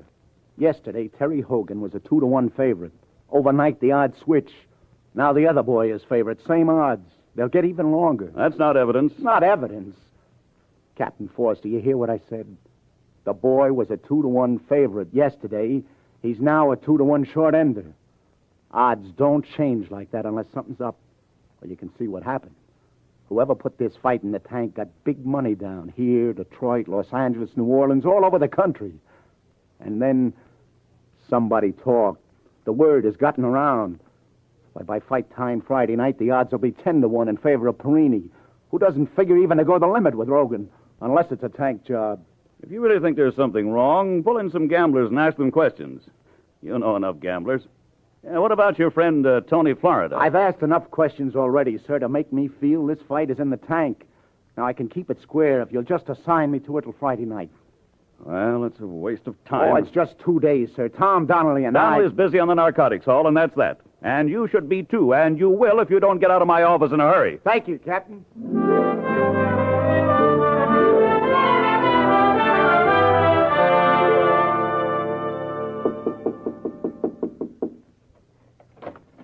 Oh. Hi, Terry. Can I come in? Yeah, sure, Lieutenant.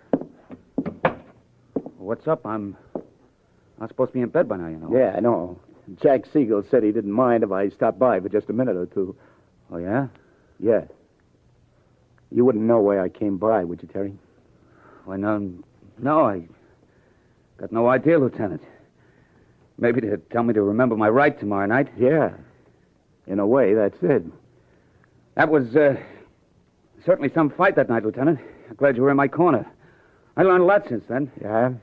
Sure, that Jack Siegel, he's one smart manager. He's not too smart for his own good, is he, Terry? What do you mean? Something funny's going on with the odds in this fight, Terry. First, it's 2-1 on you, and, well, if you wreck it, I figure it's an overlay at that. Then all of a sudden, since overnight, the odds get twisted around to where you're the long shot. How about that? Oh, well, that's just gambler talk, isn't it? Who knows why these things happen? Yeah. Who knows? Hey, Lieutenant, you don't think I'd do anything, well, crooked, do you? You tell me, Terry. Honest, Lieutenant, you got me all wrong. Who's this Louise Lindsay, Terry? How long have you known her? Now, look, Lieutenant, just forget her. See, keep her out of this. What's there to keep her out of, Terry? Why, what we're talking about. I'm engaged to Louise, Lieutenant. That's absolutely straight. Where's she from? None of your business. She's my fiancée, that's all. Oh, just your fiancée. That's right. We're getting hitched right after this fight, if you want to know. Sure. Congratulations, kid. Get a good night's sleep. I'm sorry if I sounded off a little. Yeah, that's okay. Night. Don't forget to keep your right hand up tomorrow night. Yeah. Yeah.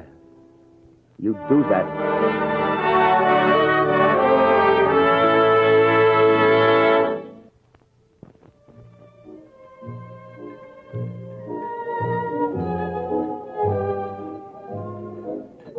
Evening, Danny. I saved the table for you. It'll be quiet over in the corner. Thanks, Tony. Say, the girl show up yet? Yeah, she's here. You're doing very well for yourself these days. Something, isn't she? Black hair. I prefer hair like that. It's on the level. With a blonde, who knows? Oh, the hair, yes. You could be sure about the hair. And thanks, Tony.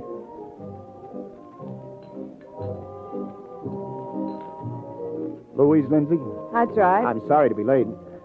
I'm Danny Clover. Sit down, Lieutenant. Thanks. What's so important you've got to meet me in a nightclub at 11 at night? I understand you're engaged to that fighter, Terry Rogan. Yeah, I called Terry to tell him you wanted to see me, and he got all upset. It's no good for him the night before he fights. Tells me you think there's something phony about the fight. I was getting that idea. And you think maybe I'm responsible, that is?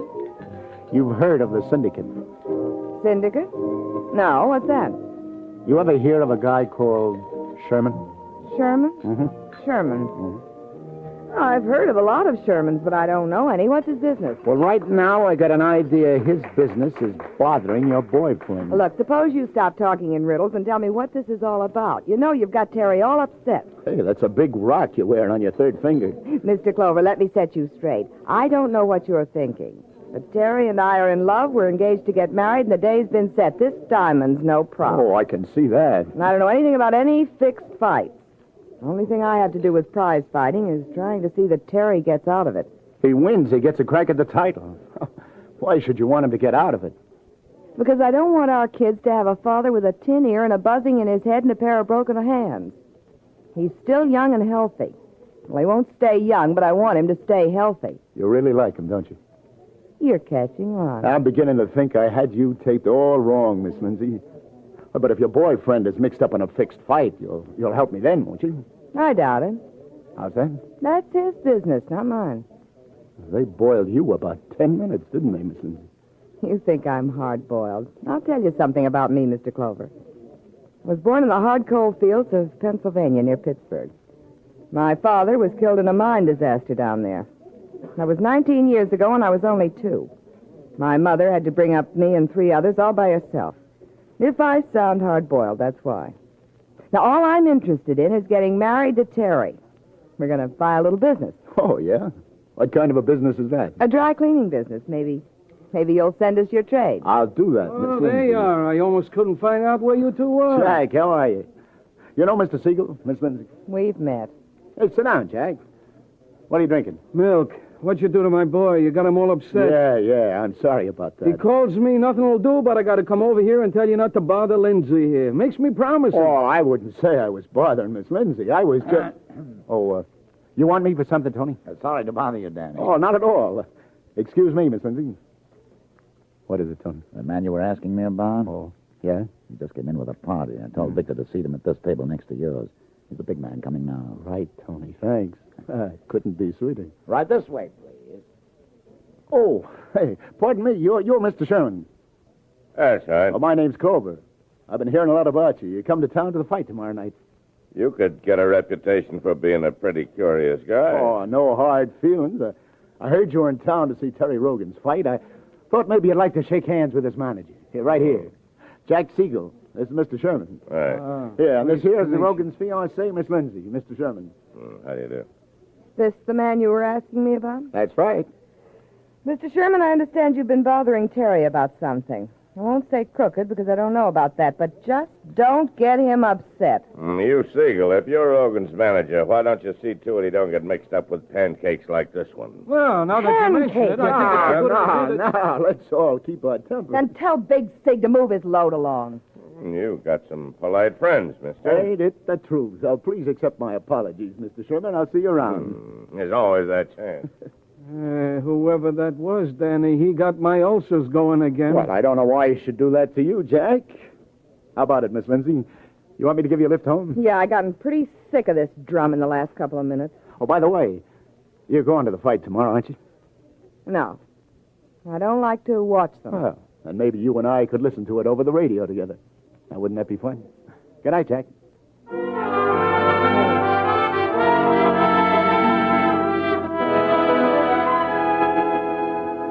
Sergeant. Yeah? Put this on the teletype to Washington, will you? Sure, Danny, right away. Hey, Dad? Bureau of Mines. What's your business with them? I found a gold mine last night. Go on, will you? Get on it.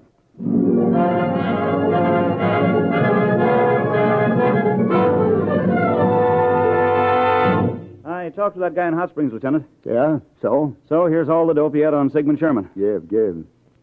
See. Picked up 3 times for vagrancy, once on the Sullivanite, once for... Yeah, it's quite a guy. It's never an indictment, much less a conviction. Yeah, let's see. Operated racetrack, 1940-42.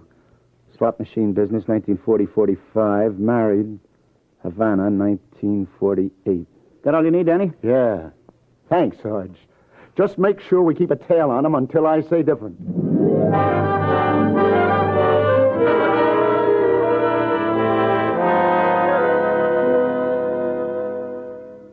Can you make it to the fights tonight with me, Danny? I'm sorry, baby. I got a date. A date, Lieutenant, at your age? At my age? Oh, I say it's business, Sally. No kidding. But you could do me a favor. Tell me, why should I? Oh, listen, you know these unlawful citizens who take bets on various sporting events? Yes. Well, of course, it'd be strictly out of line for me to know any of those characters myself. Are you kidding? But I would appreciate it if you could hunt one of them up. Place a sawbuck with them at the prevailing odds. Okay, a sawbuck goes on Perini. I like Terry Rogan. Well, I don't know him personally, Danny, but didn't you hear? This is a sure thing for Perini. It's all over town. Nevertheless, Sally, do me the favor of placing my sawbuck where it'll do the most good. On Terry Rogan.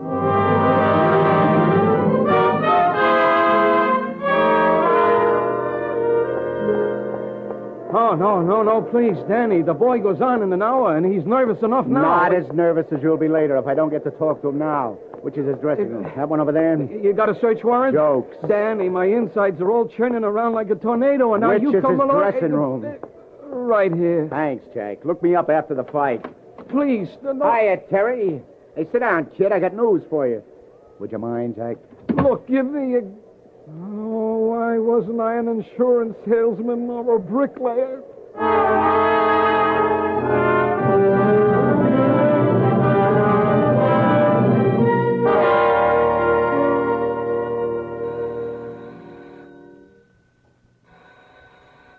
Just a minute. Come in. Oh, it's you. We had a date, remember? Well, now, don't tell me you haven't got a radio. I'm just going out, Lieutenant. I'm meeting some friends until after... Oh, no. You can't do this. You can't stand me up. We made a date, remember? Yeah, but I'm... Oh, no, goodness gracious. Look, it's after 10 already. The fight will have started. Ah, there's the radio. Hey, don't tell me you weren't going to listen. I turned the radio off. I don't like fights. I don't like to listen. This is going to be a good fight, Miss Lindsay. You may be surprised. And there's the left to the body from Rogan. And Perini takes another to the head, and another and a hard to the body, like a whirlwind. And now Perini's trying to tie him up across the ring, and Terry Rogan gets in the left hook as they break. Yeah, this Rogan's really got killer in him tonight. They didn't tell me this was a grudge fight, but there's a right to the head and another, and a left to the midsection of Perini. What's the matter, Miss Lindsay? Perini's against the ropes, and now he's down. Perini's down. 3, 4, 5. You surprised, Miss Lindsay? 6, 7, 8, 9, 10. Terry Rogan wins by a whirlwind knockout in 1:17 of the first round. And what a contender for the welterweight title this boy, Terry Rogan, is. Well, it's all over, and here is Bill. I don't think you figured it that way, did you, Miss Lindsay? I'm very glad for Terry, and glad it's over so quickly. You know something? He probably never told you this, but I'm the guy that taught him how to use his right. In more ways than one. Mr. Clover, I've got to go to meet him. I promised to meet him after the fight. I know you did, Miss Lindsay. But you see, by now, he knows that you're not going to meet him, and never really meant to meet him. What do you mean? You know we're engaged. Oh, I hand it to you, Miss Lindsay. You're a good performer. The trouble is your imagination is a little too rich for your blood. You got going on that hard luck story about the hard coal mines. But there's no hard coal near Pittsburgh, Miss Lindsay. The hard coal is up around Scranton. But, And about your old man dying in a mine cave-in. There were no fatalities from mine disasters near Pittsburgh 19 years ago, like you said. Oh, no, I know a lot about you. Well, I lied about my age. I figured that possibility, Miss Lindsay. Because you're such a good performer, I wanted to give you all the best of it. Then when Sherman showed up, you remember Sherman, Miss Lindsay? The guy you said you never heard of. Oh, you had to go call him by his nickname, Big Sig. And you never heard me call him that. You're just bluffing. You've got nothing to go Now, on. last night, if you'd said that, you couldn't have been smarter. But since then, Miss L, I had a chance to ask some questions around. Old police routine. Well, say, but let's not let all this talk upset our evening. Why, we got a date, remember? Yeah? A date? Yeah. You think we can be nice about this? Yeah. You and I are going to step out together. We're going to a place that stays open all night. A place on West 47th Street called the 16th Precinct Station House. Big Sig is waiting for you there. And you wouldn't want to keep your husband waiting, would you, Mrs. Sherman?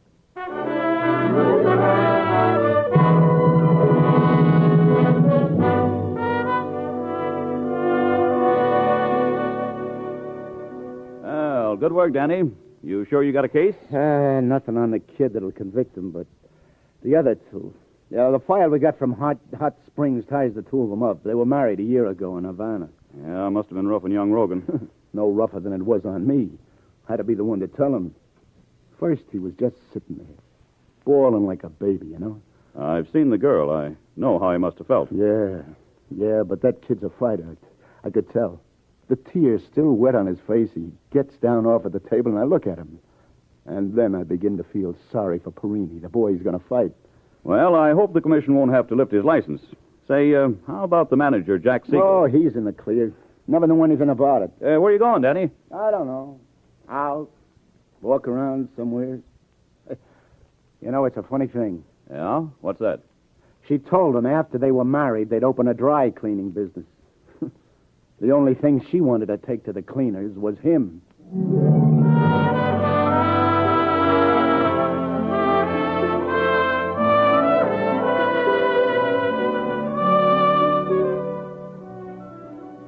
It's midnight on my beat now. The street's in full swing. If you want to get to the top quick, Broadway is the place to do it. But there are plenty of guys around. Angle guys. Weisenheimers.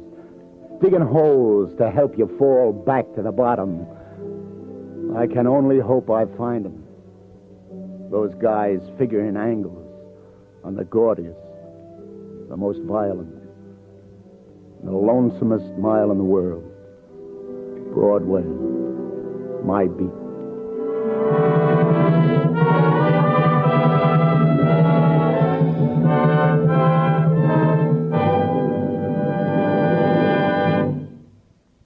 Columbia has just brought you Broadway's My Beat with Anthony Ross as Detective Danny Clover. Jean Carson was Sally, Julie Stevens was Louise, Bill Quinn was Terry, Gilbert Mack was Terry's manager, and James Goss, Peter Capel, Paul Luther, and Ted Jewett were also members of today's cast. Today's broadcast was written by Peter Lyons and produced and directed by John Dietz. The musical score was composed and conducted by Robert Stringer. This is Bern.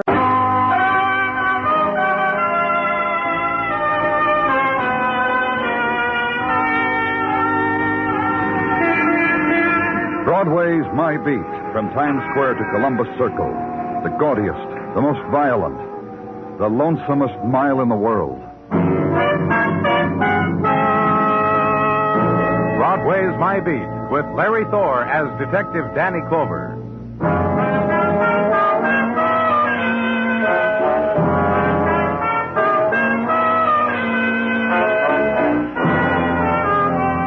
The wind of October begins its departure from Broadway, scatters the brown leaves of regret before it, piles them high at this corner and that, and the mob turns up its coat collar, drifts the autumn street and looks for a friend, looks, sees only the 2-hour dream promised by the theater marquee, sees warmth on the other side of the plate glass windows, and sees this, the girl with the soft fur held close to her throat, covering her face right up to her eyes. And where she was is chillness. That was October. Image and farewell. Get moving, kid.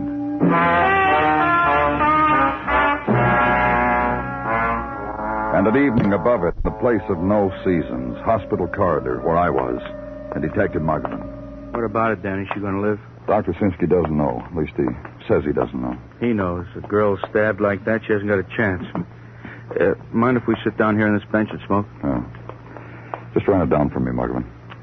The subway guard, Times Square, said it was 10 o'clock, give or take a couple of seconds, that he heard her scream. Local train had stopped, people getting on and off, rush, you know. So a girl screamed. Do you think the people stopped rushing to see what was the matter? No, they kept right on. Come on, Margolin, just tell me. The guard battled his way through to where the girl screamed she had a knife in her. Yeah. Couldn't tell if she'd been on the train and was getting off or what. They called emergency ambulance, got her here about half an hour ago. No witnesses? Oh, the usual crop. Each with a story of the way they figured it happened. Nothing. Identification? Lots of that. Wallet, usual stuff. Oh, here, wait a minute. Here. Yeah. I wrote it down for you. Mary Trevor, 1212 West 37th. What else? She was carrying an overnight bag, Dan. He'd been away or was going away for a day, too. Nightgown, underthings, slippers, you know the stuff. A novel to read, a couple of women's magazines. She had a nice vacation, huh?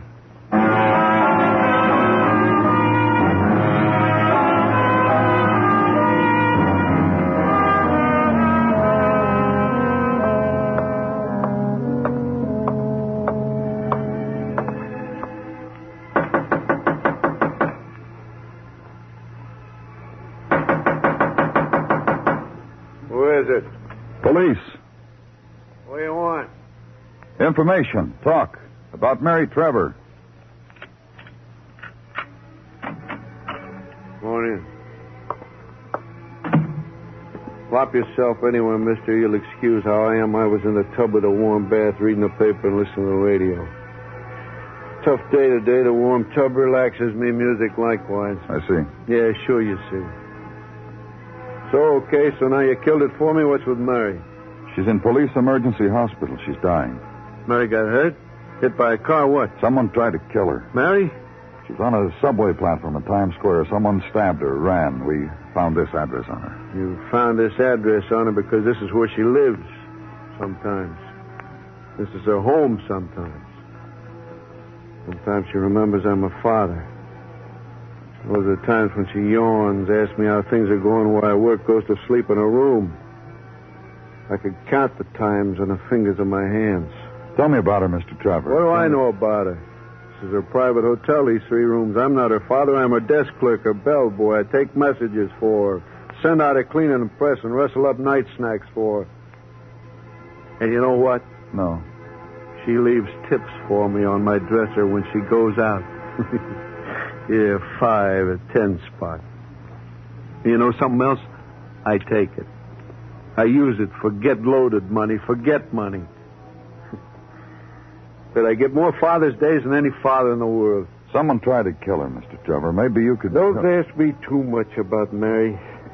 I don't know about her life, so I wouldn't know about her dying. Well, her friends, people she ran around with, men, girlfriends. Doesn't get through to you, huh? Unbelievable, huh? Well, I'll lay it out for you. This girl stopped being my child maybe 5 years ago. After that, we couldn't find anything in common. We get lost in different worlds. She had a bag with her when we found her, a traveling bag. She ran in here a couple of nights ago, said she was in a big hurry, threw her things in a bag, told me she was going out of town, not to wait up. Don't question me where, mister, because I knew better than to ask her. You said she left money for you, 5s and 10s. She must have a good job. You could call it a job if you want. Well, tell me about it. Mary's got a rich friend, rich girlfriend. My Mary does things for her like sponge, I think the word is. That's the word, sponge. You know who she is, where she lives? Joan Hunt, Park Avenue. I checked once, found it in the phone book. Mary wasn't lying. There was such a girlfriend. Now, you do something for me, mister. The address where my kid's dying, I want to go to her. Maybe now I can get through to her.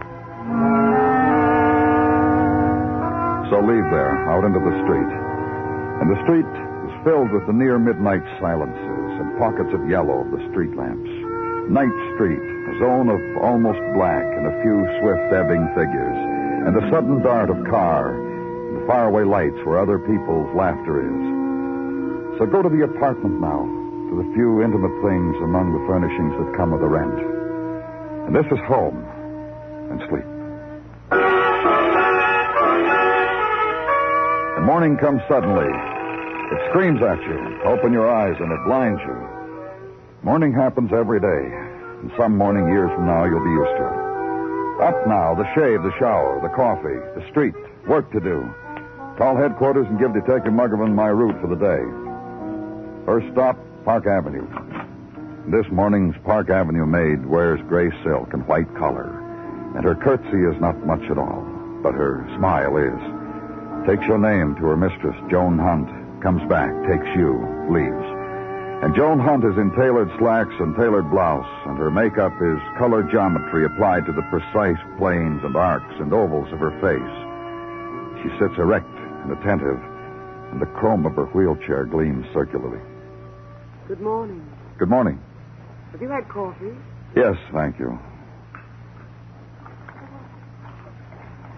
It's about Mary Trevor. Yes? She's dying. That's a shame. It happened on a subway. She was stabbed. And? Miss Hunt. Yes? The police are interested in finding out who did it. You must know I realize that. I saw Miss Trevor's father last night. He told me there was sort of relationship between you two. Precisely what? He said his daughter sponged off you. She did. I'm sorry, Miss Hunt, but... Like this, Mr. Clover. I was injured some years ago. It was a ski jump.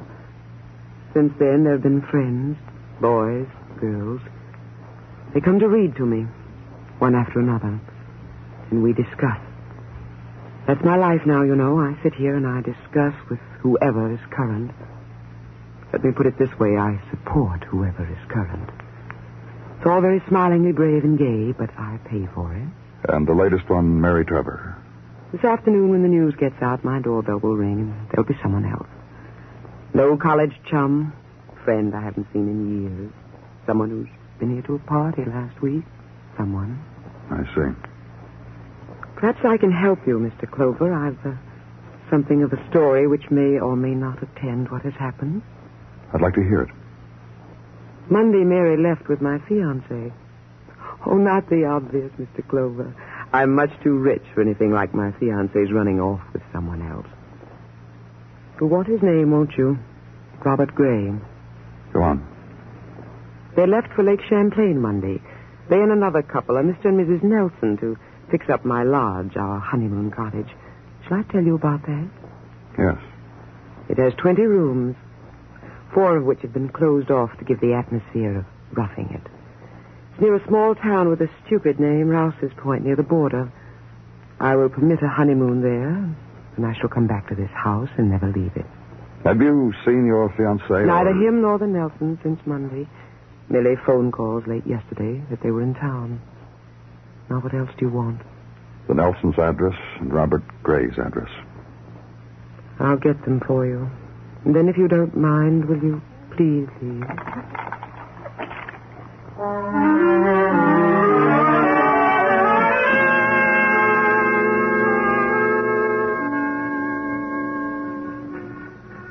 Whatever it is you want of me, make it brief, Let's not make a crise of it.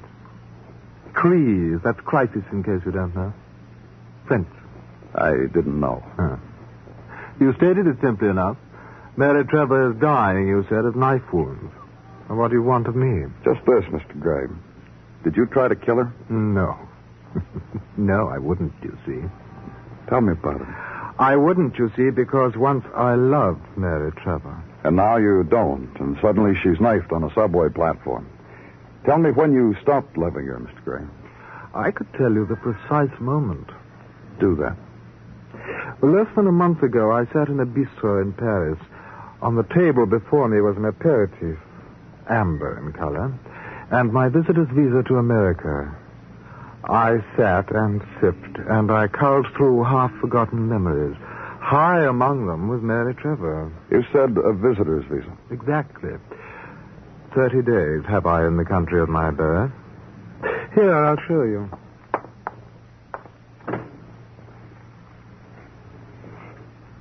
My papers, the visa, my birth certificate, my passport. French passport, as you see, because I'm a French citizen. Well, look at them. It happened to me what they say in the travel folders. I saw Paris, I tasted of Paris, I went on my knees to her, begged for citizenship. Got it. What brought you back, Mr. Graham? A longing. In Paris, I lived on small articles to the Tribune about American tourist behavior and customs abroad. Now, here I shall live on small articles to the Paris Tribune, behavior and customs of the Americans at home. Until you marry Joan Hunt, that is. You asked for the moment when I fell out of love with Mary Trevor. I called her when I arrived. We had cocktails and old remembrances. And then she took me to Joan to display me. I saw Joan. At that precise moment, I loved Joan and no longer Mary. Miss Hunt is very rich. Miss Hunt is helpless and lonely and crippled, and I love her, and I'm going to marry her. Touché, Mr. Clover? You went to Miss Hunt's lodge with Mary. To prepare Joan's and my place of honeymoon. Clean it up. With Mary and with Dickie and Lucy Nelson. Very proper. Very comme il faut. Dickie and Lucy are giddy idiots, but they're respectable folk. As was Mary. As was I. When did you see her last? When my cab dropped the Nelsons off at their apartment. Then Mary off at a subway station uptown. I kissed Mary's forehead, and our forever parting was graceful. Now, if you... Never mind, Mr. Gray. I'll get it. Hello? That you, Danny? Yeah, Muggerman, what do you want? I'm here at the hospital with Mary Trevor, Danny. She's trying to say something. She wants to talk to Robert Gray. All right, write down what she says. I'll get Gray. It's for you, Mr. Gray. Who? Mary Trevor. She wants to talk to you. You going to take the call, Mr. Gray? Yes. Yes, I am. Mary, it's me. It's Robert. I'm deeply sorry about... Mary? Mary? Playful joke, Mr. Clover? There's no one there. Give me the phone. Hello? Hello, Muggavan. Yeah, Danny. Give Mr. Gray the message. Tell him Mary Trevor couldn't say a word to him. She just died.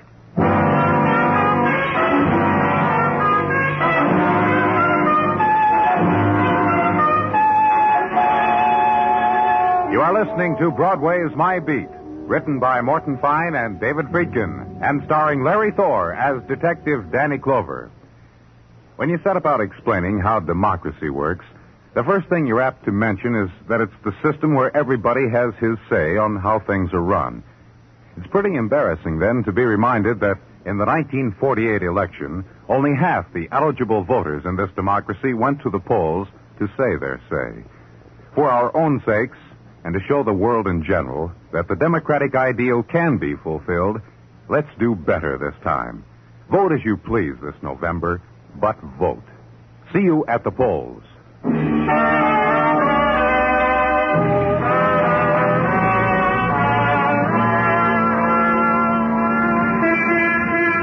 October's dying is of gold and of an autumn leaf that floats a river spilling into winter's seas. And for Broadway, too, it is the gentle time, the slow curve of light that bends from brilliant summer glint, bows, dissolves into chill grays. Indian summer mists into autumn smoke. The time of the early afternoon stroll and the swift appraisal of winter's mannequins, the drawing of lots in the football pools, and the newest emotion, movies in 3 dimensions. The good time, the gentle time. So walk the late October street, kid, before it's pulled out from under you.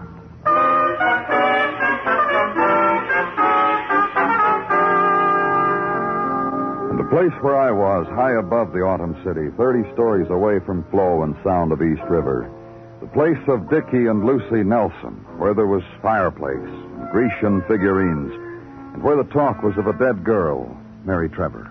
Tell him, Dickie. Tell him, sweet, how desolate we are over the girl. Mary was a companion, Mr. Clover. A boon companion. Often made us laugh till tears, Lucy and me. Can you understand our sense of loss? She made jokes, and you'll miss them, is that it? Now that you've asked, yes, we'll miss them. Dickie. Yes, dear.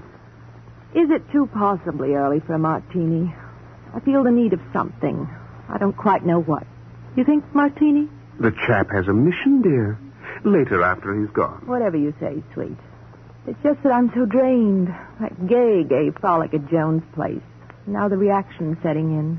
Drained, listless. Tell me about it, Mrs. Nelson. About what? The gay time you had at Joan Hunt's place. Lake Champlain was never lovelier. Sweet. Will you ever forget that odd little native fellow who helped us get Joan's place ready for a honeymoon? Will you ever forget that thing he said about the canopied bed? Never. Never as long as I draw breath. I'm going to try to explain something to you two. Please do, please. A girl is dead, murdered. The last few days of her life, you were with her. You can tell me about it here, or we can go downtown. There aren't many yucks there. I think you should know that. The chap is quite right, dear. This is deadly serious. Get your things. We're going downtown. No, it's quite simple, really. Don't get your hackles up. Mary and that Robert Gray, the fortunate fiancé, and Lucy and I, early Tuesday we arrived at Joan's place. We got it in order for her honeymoon. Then Wednesday we celebrated. There was a jug, and Lucy and I got squiffed, and we communed with nature and had laughter together. And when we woke up Thursday, there was Robert and Mary with coffee for us, and our things all packed for the trip home. And Thursday evening, Robert dropped us off right over here. And that's the last we've seen of either of them. Our oath. Our solemn word. Dickie? Yes, dear. I had a thought. I had a funny thought. Let's open honeymoon palaces all over the world. We'll make it a career, our life's work. Oh, Dickie, the thought kills me. Honeymoon palaces. Lucy, darling, you've outdone yourself. Honeymoon. And they laughed, and they hit each other with their elbows, and they were happy. The jollity was too much for me. I felt left out and unwanted, and it struck me that perhaps the time to go was now. So I did. Back to headquarters and sit at the desk. A few minutes of thinking. And Sergeant Gino Tattaglia happens. Danny? Come on in, Gino. Why the big grin? Listen. You listening, Danny? Yeah. Tippecanoe and Tyler, too. What? Tippecanoe and Tyler, too, Danny. What about it? It does have a ring to it, doesn't it? My fourth-born, Donald, brought the phrase home from school with him last night. Tippecanoe and Tyler, too. Gino. Gino.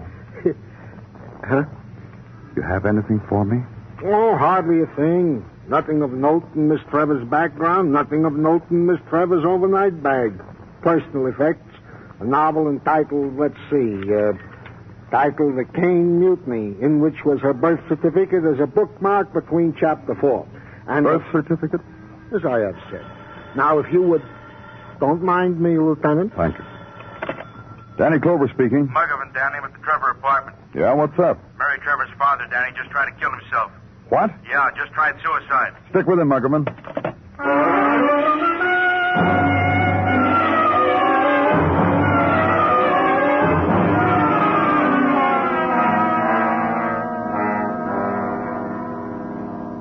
I must have been out of my mind. I don't know. I went crazy. Suddenly it was the only thing I could do, kill myself. Why? Why did you try to commit suicide, Mr. Trevor? Well, don't just sit there and shake your head. You plugged up the apartment and turned on the gas, so there must have been a reason. Leave me alone. Remorse? You sorry about something? Nodding your head won't do it, Mr. Trevor. Talk to us. Tell us what you're sorry about. Leave me alone. Look, Mr. Trevor, your daughter was murdered. You don't like the kind of life she leads, so you kill her. Then you become very unhappy. You've done a very terrible thing, you tell yourself, so you make up for it. Flip on the gas. It doesn't hurt. You're dead real easy, and the whole thing's over with. That's the best you'll give us, huh? The bit with shaking the head? Who called the police, Muggerman? Some woman saw Trevor break that window over there, give a yell, and fall down, called it in. What are we going to do with him? Book him, I guess. Let's go, Trevor. Did you hear what the lieutenant said? That was crazy. Scared, too, huh? When you started getting a little woozy from the gas, real panicky, all of a sudden you don't want to kill yourself. Like you killed your daughter. What? Like you killed your daughter. No, I didn't do that. She's dead. I didn't want to live anymore because she's dead, but I didn't kill her. You see... What? Something happened to me. My baby dying, and she was going to get married, and me being her father and loving her. That's all there was to anything I did, loving her. What could I do anymore about living? What could I do? Who was your daughter going to marry? There. Huh? In the table drawer where the phone is. This letter? Yeah. Let's see it. Yeah. Oh. We're here in Canada, Daddy, Bob and I. He's going to marry me. I'll make him do it. I found a way. Signed Mary. Take a look, Muggerman. The envelope, too. Uh-huh. Bob. Robert Gray? Has to be. The envelope's postmarked Wednesday. LaCall, Canada. Yeah. Have Dr. Sinsky look at Mr. Trevor, Muggerman. I got a couple of stops to make. So ride the late afternoon streets. Uptown on 5th to 42nd. Public Library. Ask for an atlas and get it. And locate a town in Canada called LaCall. Then know what you need to know. Leave there, cross town to a place you've been to before, to the apartment of Robert Gray. And no one answers your knock. And Robert Gray's door is locked.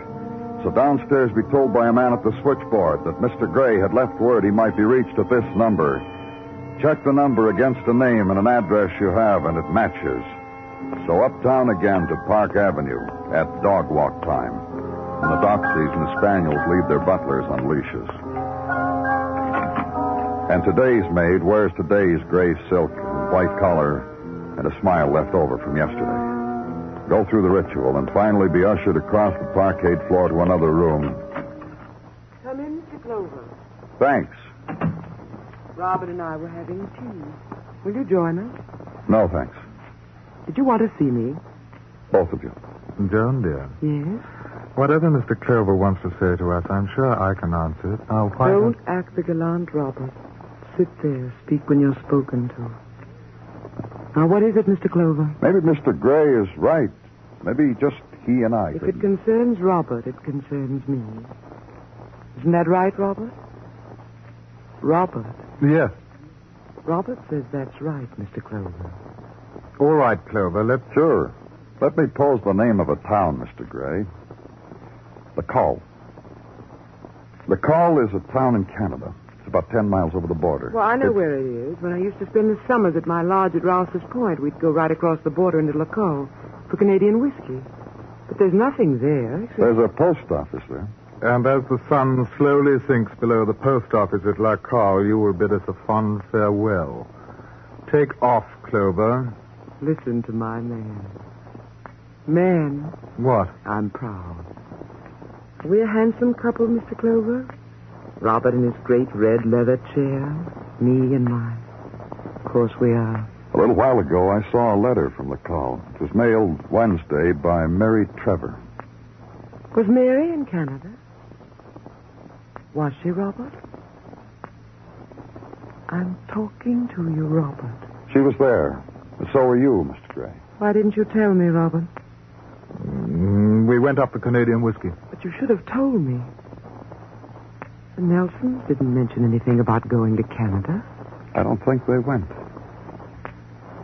Did they get loaded, Robert?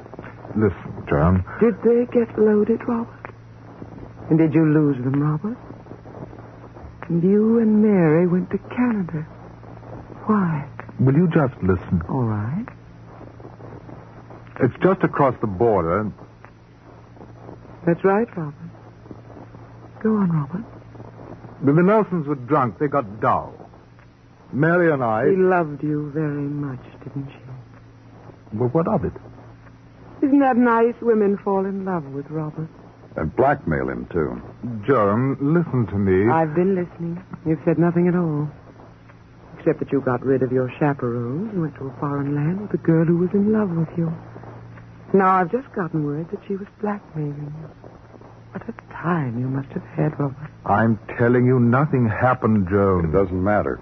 You're an alien on a visitor's permit. You went out of the country. The law says you'd be deported for that. You couldn't let that happen. The blackmail, right, Mr. Clover? That's right. What did she want from you, Robert? Money? No, it couldn't be that. Then what else? You? That's what she wanted, Robert. She wanted to marry you, didn't she? You know what she did? She made me go. She had it all planned. She had her birth certificate along so she could get out of the country and in again. Made you go, Robert. Oh, Robert. She said, let's get away from the Nelsons. All I'd have to do is show my birth certificate, and no one would know that I was an alien. Let's get back to the blackmail, shall we? Mary could have had you deported. And deported Robert couldn't have me. And let's face it, my darling, my money. So you had to kill her to keep her quiet. Is that right, Robert? How did you do it, dear?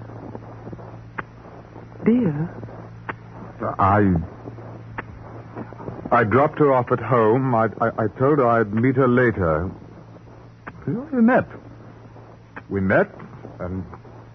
No suspense, darling. Just the story. We met. And there was all that subway crowd. You planned to kill her, didn't you? You were carrying a knife, so you must have planned. Help me. Help me, Joan. All right. Mr. Clover. Mm-hmm. I'm trying to phrase it so it won't seem obvious. My thoughts are how to buy Robert back from you. Forget it. If not money, then this. I told you. This wheelchair I'm in, I get lonely. I'm sorry. Robert. What? Goodbye, Robert.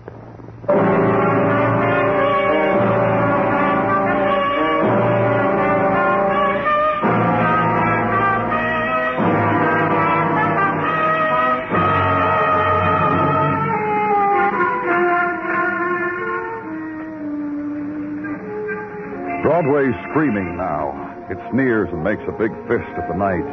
And the Midway's boiling. It's yokel and clown and jack-in-the-box that leaps from dark doorways. And it's geek with no arms, no legs, and no heart. It's Broadway.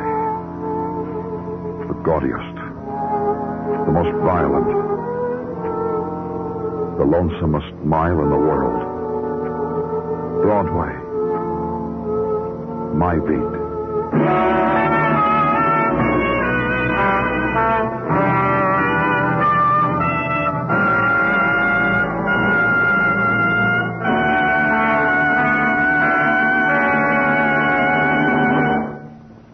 Broadway's My Beat stars Larry Thor as Detective Danny Clover, with Charles Calvert as Tartaglia and Jack Crucian as Muggavan.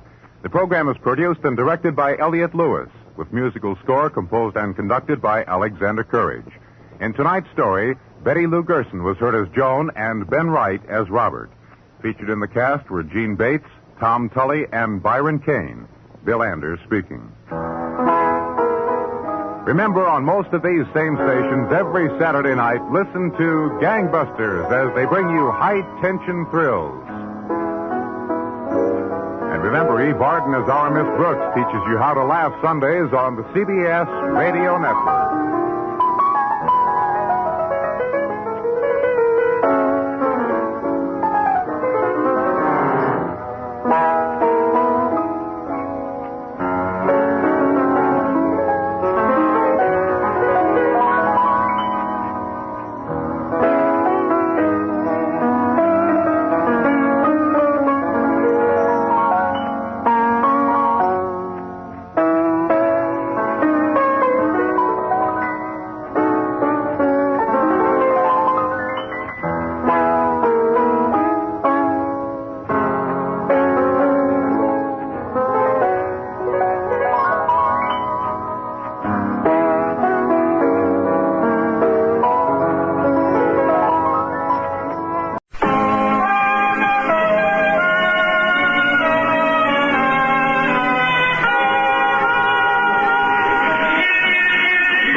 My Beat, from Times Square to Columbus Circle, the gaudiest, the most violent, the lonesomest mile in the world. Broadway's My Beat, with Larry Thor as Detective Danny Clover.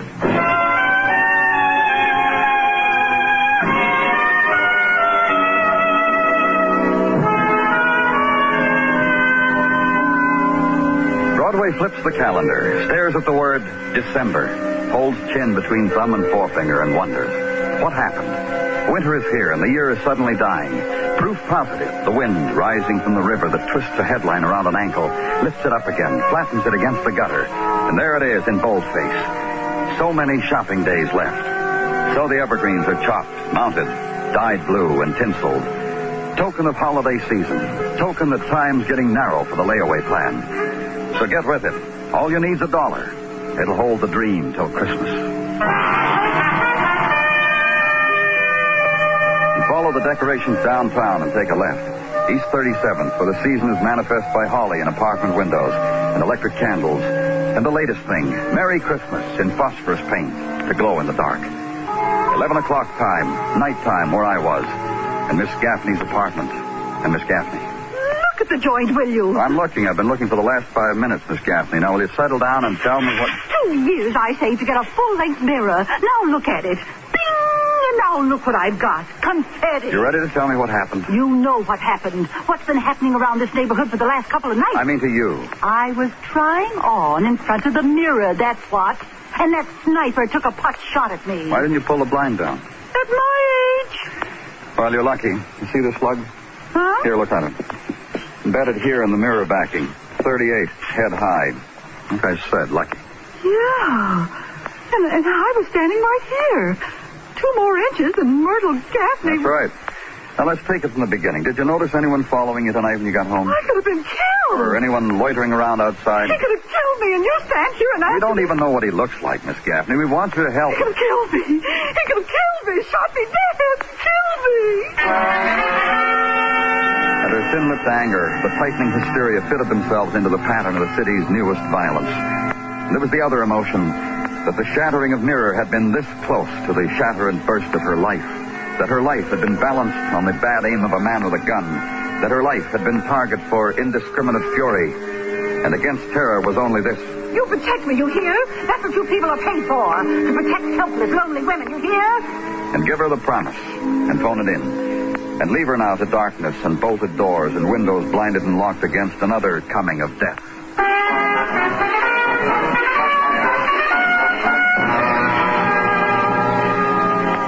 And walk this winter's streets to where a room is, and hot plate, and minute coffee. And for a while after that, wander the narrow room. And for a while after that, sleep. And next day at headquarters is used in attendance at lineups where Miss Gaffney can identify no one. In marking areas on a map, trying to plot the boundaries of a sniper's violence. The cultured calm of the woman on the phone who was very definite she was next on the sniper's list, but was unafraid. And suddenly there's quick winter twilight, and the comment upon it by Detective Macklin. Look at him, Danny. Millions running home to a hot supper and take what eats you out on the kids. A way to live, huh? Yeah, it is. Me? My life is subtly mixed up with panicky ladies who've had pot shots taken at them. That Lois Stewart over on West 30, for instance. You've already told me about her. She wrote me a little poem how her life was really contained in that flower vase the sniper shot to pieces in her flat. She even wrote it down for me. Here, I'll read it. You've already read it to me. Will you take the reaction of this Lois Stewart and pose it against the reaction of Mrs. B. Morris on West 32nd? Did I tell you about her? No, but I'll read it in your report. This one cried a lot. Hung on to me. She was putting in a light bulb, she told me, when wham, through the window the sniper shot the bulb, right? I'll get it then. Lieutenant Clover's office, Detective Muggavan. Yeah. Yeah, where? 2126. Got it.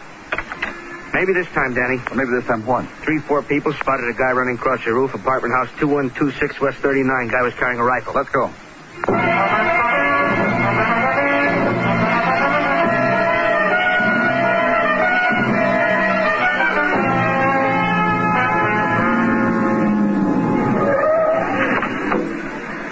Lieutenant. They got him, Lieutenant. Bringing him down. Good. Yeah. Oh, here they come. Let me go. I want to go home. Let me go. I'll take him, officer. Come on, you. Take your hands off of me. Find the gun, officer? No, but he had a gun. We'll find it. Get him in the car, Muggavan. Hand me the flash, Muggavan. Yeah. Here. He's a kid. What's your name, son? Mickey Ruick. How old are you, Mickey? Going on 16. You live near here? No, Brooklyn. What are you doing here? You were on that roof with a gun. What were you doing there? What'd you do with the gun? I want to go home. Go home, Mickey. Later. First, we want to know what you were doing prowling around on that roof with a gun. You like to shoot at women, Mickey? I didn't shoot at anybody. Come on, kid. You just tell us. We'll understand. You like all this publicity you're getting, being called a sniper, scaring everybody. You like it, don't you? Makes you feel pretty big, doesn't it, Mickey? I didn't shoot at anybody. I read it. Go on, Mickey. I read in the papers about the sniper. Found the gun, Lieutenant. Here, thanks. In the alley. You must have heaved it off the roof. Take a look, Mickey. Plastic. Tough to tell from the real thing. Is this your gun, Sonny? Yeah, it's mine. Where'd you get it? I took it. All right, I stole it. Department store. This afternoon after I read about the sniper, the toy shop. Look. Yeah? I was playing, that's all. You read books tell you how to play like this? The lieutenant means comic books, things like that. You. What? You're a real lieutenant, huh? Well, what about it, Mickey? Can I see your gun? Turn him over to juvenile, Muggavan. Then you can start looking for a sniper all over again.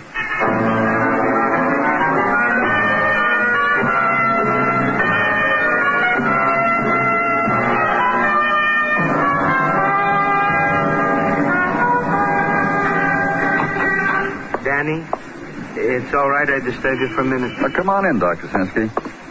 I was just... Yeah, I see what you're doing, Danny. May I also look at the portraits? A series of them, Doctor. Take your pick. The department artist sketched them from fragmentary descriptions given us by the women who were shot at by the sniper, helpful bystanders, a few crackpots. All different. These are the faces of violence, huh, Danny? Anybody's face. So what you look for is anybody. A killer who's been denied the death of women, perhaps because of some slight defect in vision.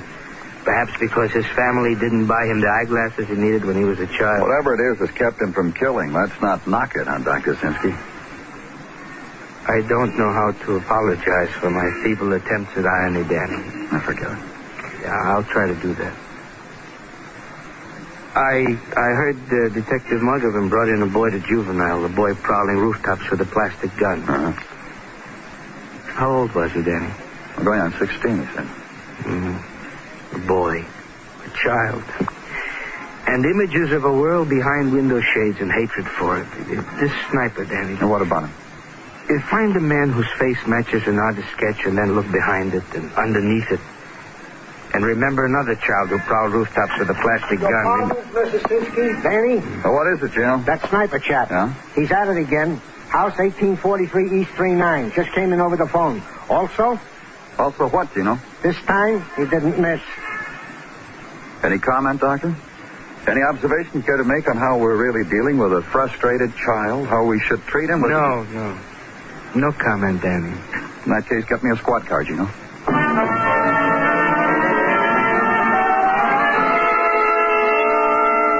And go there. And what was night's still brownstone house with an early Christmas tree lighted in its living room window, its promise to be viewed from the street, has become this. Cluster and steaming whisper of crowd peering close through window, beyond tree to where lay another promise. The yet unopened and hidden gift of the season's violence. And get past them and inside is a woman sprawled against fabric of sofa, and a man kneeling at her feet. Blanche, listen to me. Just listen. There'll be a doctor in a minute, and he'll know what to do. Blanche, please. Mr. What? What do you want? I'm from the police. I'll get out of your way. She's dead, isn't she? My wife's dead. I knew it all the time. Must have been quick. Where the bullet struck just above the eye. Had to be quick. Oh, wait a minute. I want to let them know. I want to let those people outside know. She's dead. That's what you're waiting for, isn't it? She's dead. Wait, I'll show you. Now you can have a good look. Look at my wife. Look at my dead wife. Step right up, ladies and gentlemen. Step right up and see this.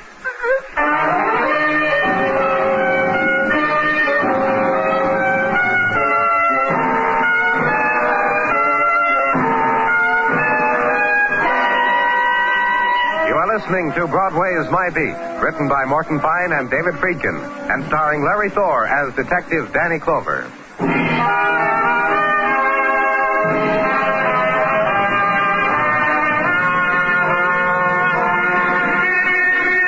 The merry holidays begin their swift curve into the canyon street, and Broadway rushes the season. Against the distant cry of on dancer, on prancer, the sleek dancers, the eager prancers bargain for the sprig of mistletoe, buy it, hang it in the doorway. Under it strike the holiday pose, and watch the winter women walk by, the scented fur hugged close, December wind rippling it against their cheeks, their mouths. The same wind that breathes them away from you. So, shrug a shoulder, kid, make jaunty the scarf, and relax. Under no Yuletide tree will it be barren, according to the advertisements.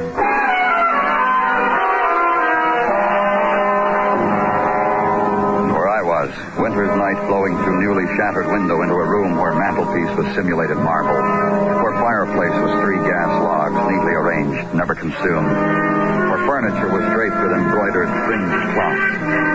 And this, room where death was. You're cold, mister. I'll turn on a fire. Never mind. I shouldn't have done that. I shouldn't have broken open the window and yelled at those people. They'll think I'm crazy. Well, don't worry about it, Mr. Dermit. Tell me something, mister. What? You've been around where people have been killed. Women, a man's wife, for instance. You see that a lot, don't you? Hmm? Well, the husbands of those other women you've seen dead, what did they do? What did they say? I want to know so I won't louse up the etiquette. Oh, Mr. Dermit. They cry like I did. They go out of their head like I did. Tell me, mister. You really need to know. No, I got all I need to know. A little while ago, I had a wife. Now I got a memory. Blanche. Not how she is now, not how she was yesterday, sick, and the day before, a year before.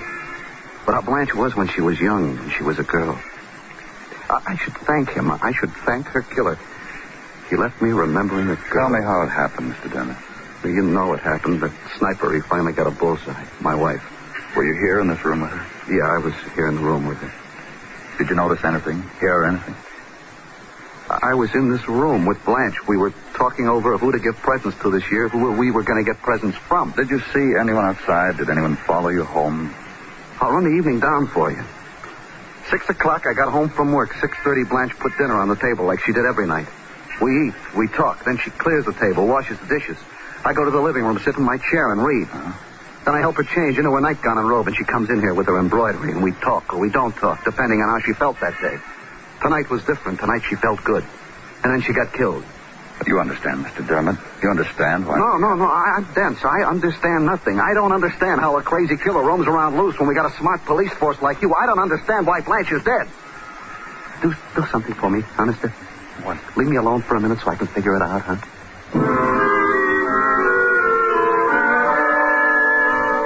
Watch him move away from you to the lonely place. The couch where his wife is dead. And watch him kneel again at her feet. And for a little while, the time he needed. Go to the door, whisper to the official intruders. They understand. It gives them the interval to adjust focus on cameras, to test with current wit the spring and snap of steel tape, to smooth and make neat the folds of shroud. Then their spill into the room, and the man's instant is gone. So leave there and go home.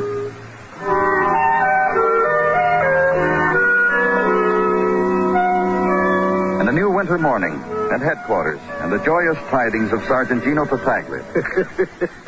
Were you happy, Gino? In me, Danny, you are gazing upon a contented fellow. Well, I'm glad. Chuckling because last night was the Tartaglia night at our neighbors, the Renboms. Contented because a frolicsome time was had by all and sundry. Gino. Among which sundry was Fargo. Fargo Rembom, a veritable card.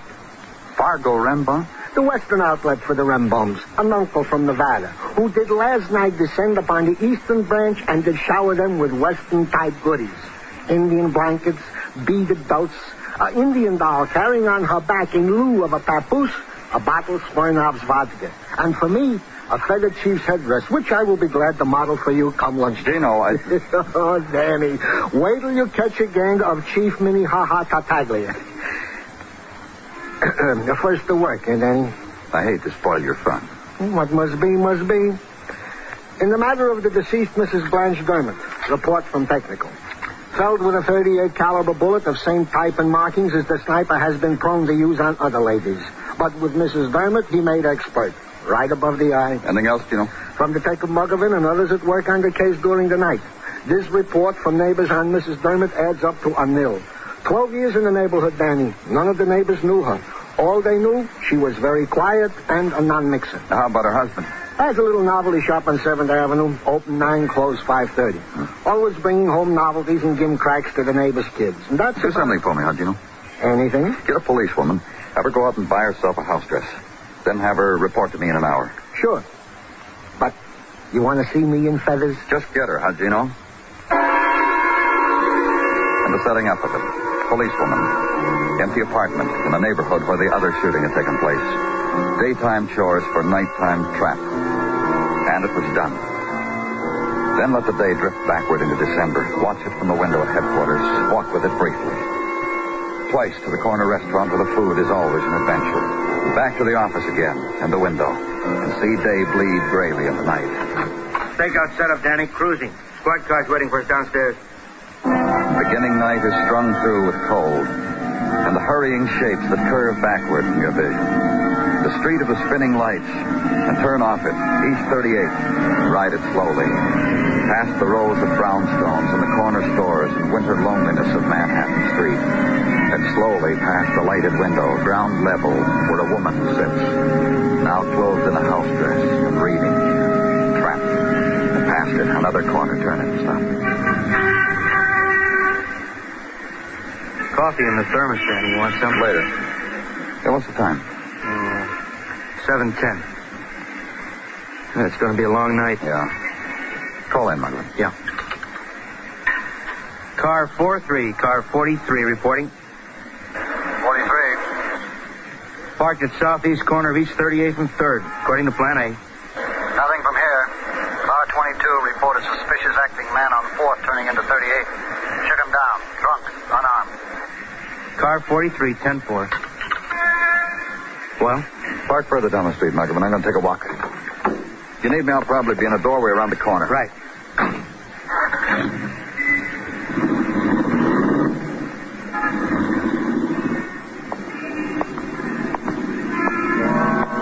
Past the lighted window again. And the woman in the house dress, policewoman, reading. Cross the street and watch her. She gets up, frames herself against the light, stares the night.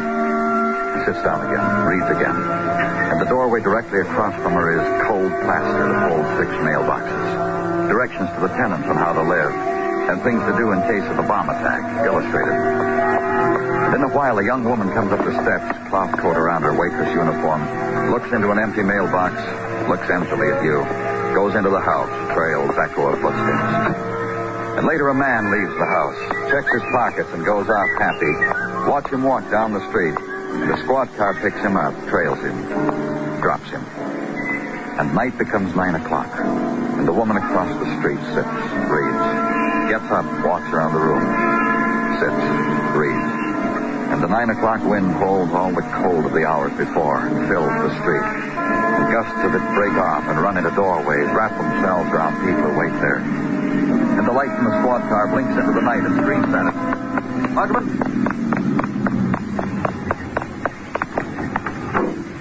Sniper, Danny. Just got a communication. Where? 2 blocks from here on 40. Let's go.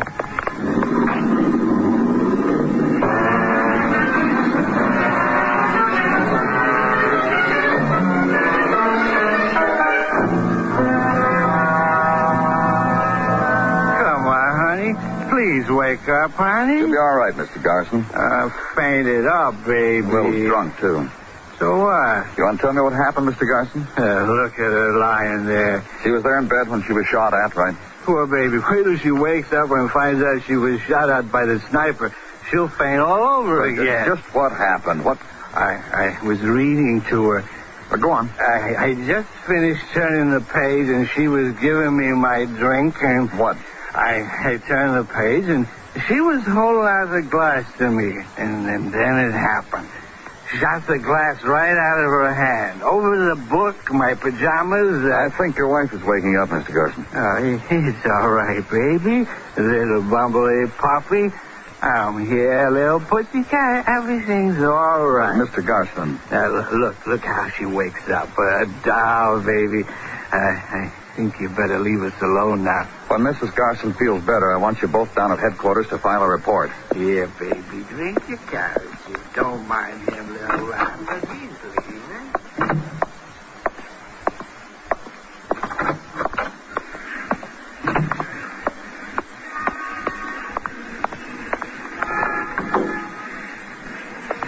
Well? Shot came from the alley, through the bedroom window. The woman was in bed. Sniper shot a glass out of her hand. Lucky. Is she? Well, I'd say she is. What would you say? Consider it, Muggerman. 4 women were lucky. The 5th was killed. Think about it. Well, I just told you. Reverse it. Think about it the other way. Yeah. So let's make a call, huh?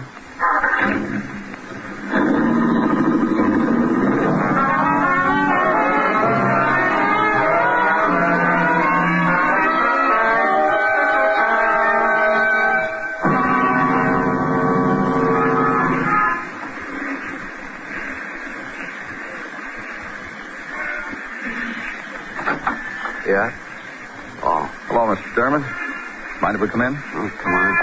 This is Detective Muggerman, Mr. Dermit. Oh, hi. I'm sorry about your wife, Mr. Dermit.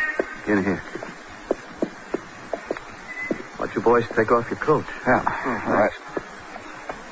When are you going to get your window fixed, Mr. Dermit? Putting that cardboard in, that's as far as I'm going to go. I'm moving. Where are you going? Away from here. Think I'm going to live here anymore? Yeah, it must be real tough. I can tell you this. I sure miss it. How long were you married, Mr. Dermit? I told you, 12 years. Oh, that's right. I'd forgotten. 12 years. You're not going to believe this. We never had an argument. Why not? Huh? Well, I've been married 14 years, and starting with our third anniversary, my wife and I had little arguments every week, and a big one once a month. And we're very happy. So why haven't you had any arguments, Mr. Dermit? You didn't argue with my wife, mister. Why not? She'd get upset. Oh, that's right. I forgot. You forgot what? That your wife was a sickly one. You been checking on me? What was the matter with your wife? I asked you a question. You been checking on me? But what do you keep in this drawer, Mr. Dermit? Hey, dog. Knitting stuff. Just that, Danny. What's the big idea of opening that drawer? A lot of knitting in there. Your wife like to knit? You just don't open any drawers without permission, you hear? Yeah, she likes to knit. She likes to crochet and tat and hook ruck. So what difference does that make? She must have had a lot of time on her hands. Well, what if she did? Well, hey, now what's the matter with you? I don't want you going around opening things. What do you think? Nothing in here, Danny. A picture album, Christmas decorations. What are you looking for, anyhow? Let's talk some more about your wife, Mr. Dermit. She was a good, sweet, kind woman. Yeah, they all are. Did you hate her very much? Hate her? I was married to her. Yeah, I know, 12 years. Why should I hate her? A sickly woman, a woman who never went out, a woman who sat home all day. Yeah, I'll try the kitchen, Danny. What are you looking? Just tell me that, will you? I'll cut it out, Mr. Dermit. If you just tell me what he's looking for. A gun. You think I'm the sniper? Are you? You out of your mind? Look at it this way, Mr. Dermit. 5 women were shot at. The only one who was hit, your wife. Not wounded either, killed. The other 4, drinks shot out of their hand. A light bulb shattered. A vase, a mirror. My wife was unfortunate, that's all. The other 4... Fortunate? At first we thought we were looking for a man who couldn't shoot well, who was trying to kill and was missing. Now we're going on the premise that he was missing on purpose. I don't understand what you're talking about. Missing on purpose. A crack shot who could shoot out light bulbs through windows, who could kill your wife through a window. Danny? What's he doing in there? Let's go see him. Well, you're breaking up my house? You hid this marksman medal. Where'd you hide the gun?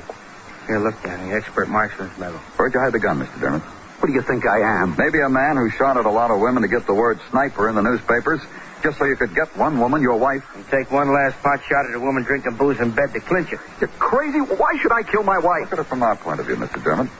You're a man who likes people, likes to be nice to children. Likes to go outside sometimes, too, huh? Yeah, my wife wouldn't let me do that. Your wife, a woman who sits in a chair and knits. No friends, nobody to stop in. No fun. 12 years of it. Not even any arguments. 12 years to get fed up.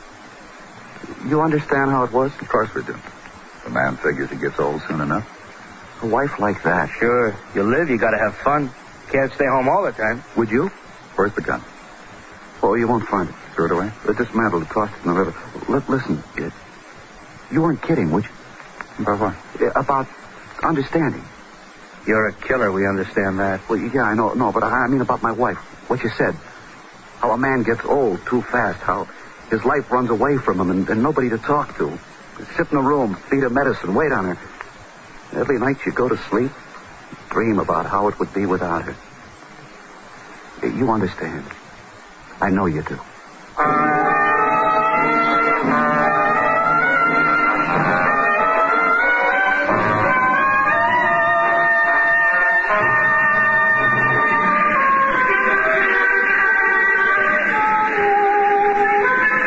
The time of winter, daytime, leaves Broadway fast. You walk toward the shadows. Someone smiles and takes your hand, whispers to close your eyes, then bangs your head against the night. And your scream mixes well with the shriek of the riot. It's Broadway. The gaudiest, the most violent, the lonesomest mile in the world. Broadway. My beat.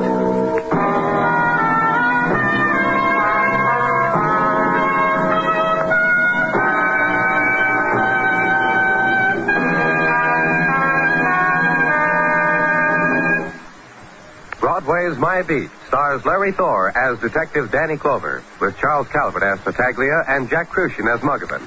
The program is produced and directed by Elliott Lewis, with music composed and conducted by Alexander Courage.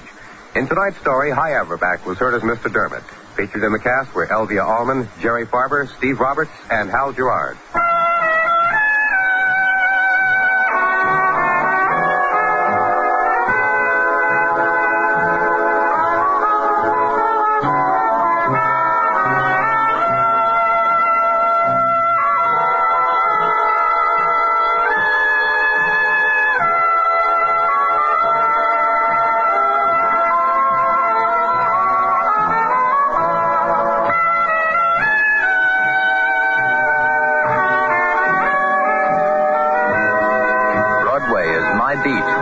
come to you through the worldwide facilities of the United States Armed Forces Radio and Television Service.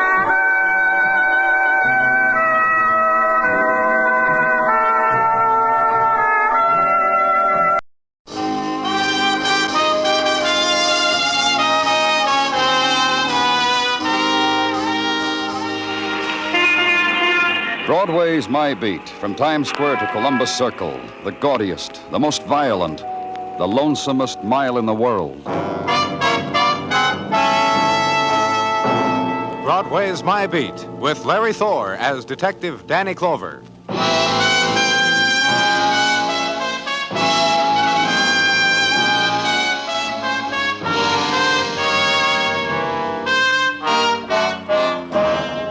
Into February on Broadway now, near the tail end of the winter wind, the frantic wind that drifts, that whips around corners, that gathers itself into squalls out of the secret hiding places it knows, then rushes down alleys searching for what the world has left behind.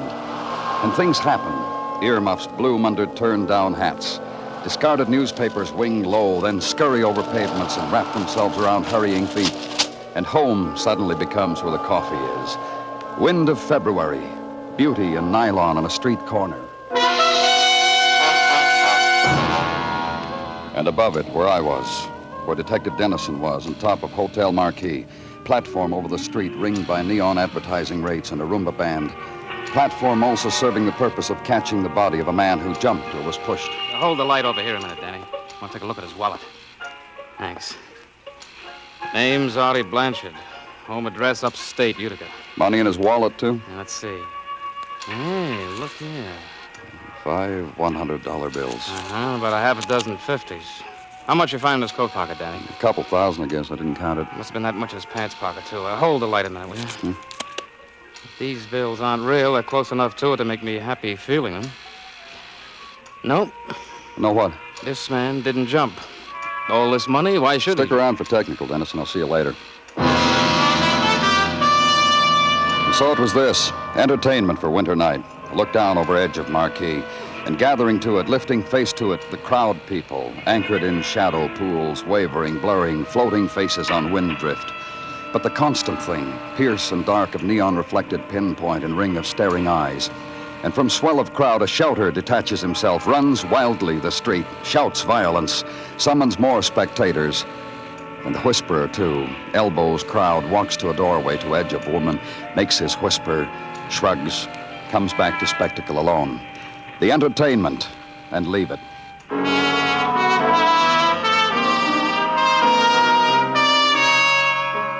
Back into hotel now, and to hotel manager who offers his services freely.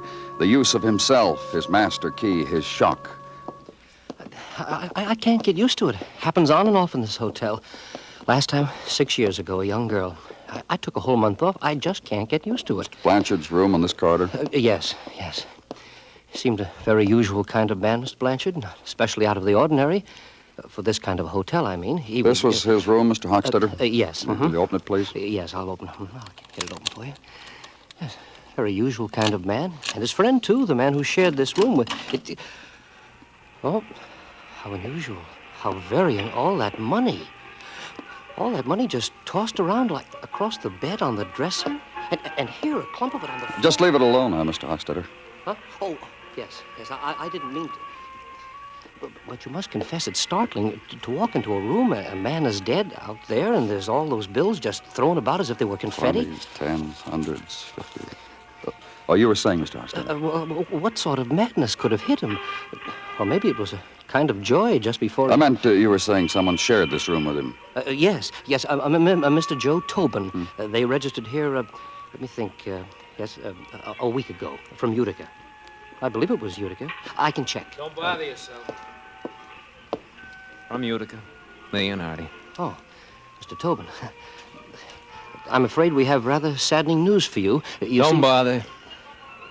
I know about Artie. Lobby dames are all excited with his name. What happened to him? One of your bellhops spread the word. You police? Uh-huh. I'm Joe Tobin. This was my bed, that one was Artie's. It's been like that for a lot of years now. Like what, Mr. Tobin? Hey, bank night in a hotel room, huh? How do you figure, officer? Somebody shove Artie through the window, then toss dough around like it was corn for your pigeons. I asked you something, Mr. Tobin. All that dough. The killers, Artie. Oh, you mean about me and Artie? How we were? Uh-huh. Pals, friends, buddies, everything 50-50. Born and raised in Utica. Everything, but everything, half mine, half his. Finally kicked together 10 grand, come to this large town to buy a filling station. Artie had a brain. He said, filling station, Joe, in a year, double our investment. That's how we were. Everything 50-50. Except... Except what, Mr. Tobin?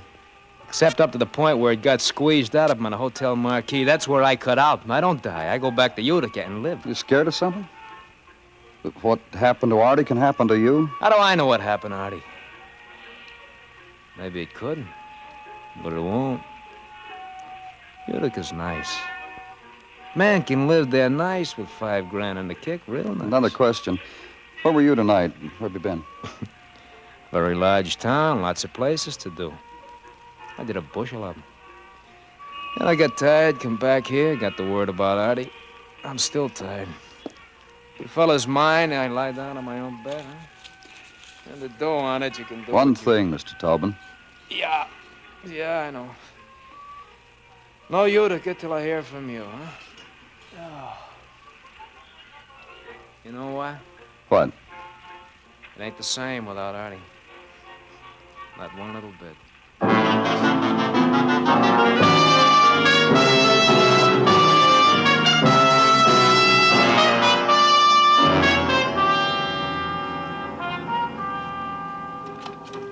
Danny? Good morning, Gino. Yeah, what's the good word? Danny, if I am green this morning, blame it on my chlorophyll. That's a good word? On my soap, Danny, for I am not a greedy man. What are you talking about? This morning, before you came in, I counted $25,000, of which not a cent belonged to me. So if green is the color of Tartaglia, blame it on... That's how much money Blanchard had with him, at $25,000. On his person, plus what was found in his room. $25,212, of which not a sou is counterfeit. You know the last time I saw that much money, Danny? Well, please tell me. When I visited my cousin Kendall. The one from Baltimore? That's right. The one with the bad table manners. The wealthy Tartaglia. He opened his safe for me once for my birthday and showed me. Can you imagine a man who can't even write his name Gino. and ask him for the time of day? You think he'll give it to you? Gino, please. With him, it's always just before 3 o'clock so he can go to the bank and cash another check. With him, it's all... Danny Clover speaking. This is Mrs. Miller. Yeah? Mrs. Dorothy Miller, 1612 East 27th. Yes, Mrs. Miller. What can I do for you? I read this morning that Mr. Blanchard is dead, that you found him on his hotel marquee. Well, that's right. What about it? I was with him last night. My address is 16... I have it. I'll be right there. Of course you will. Bye.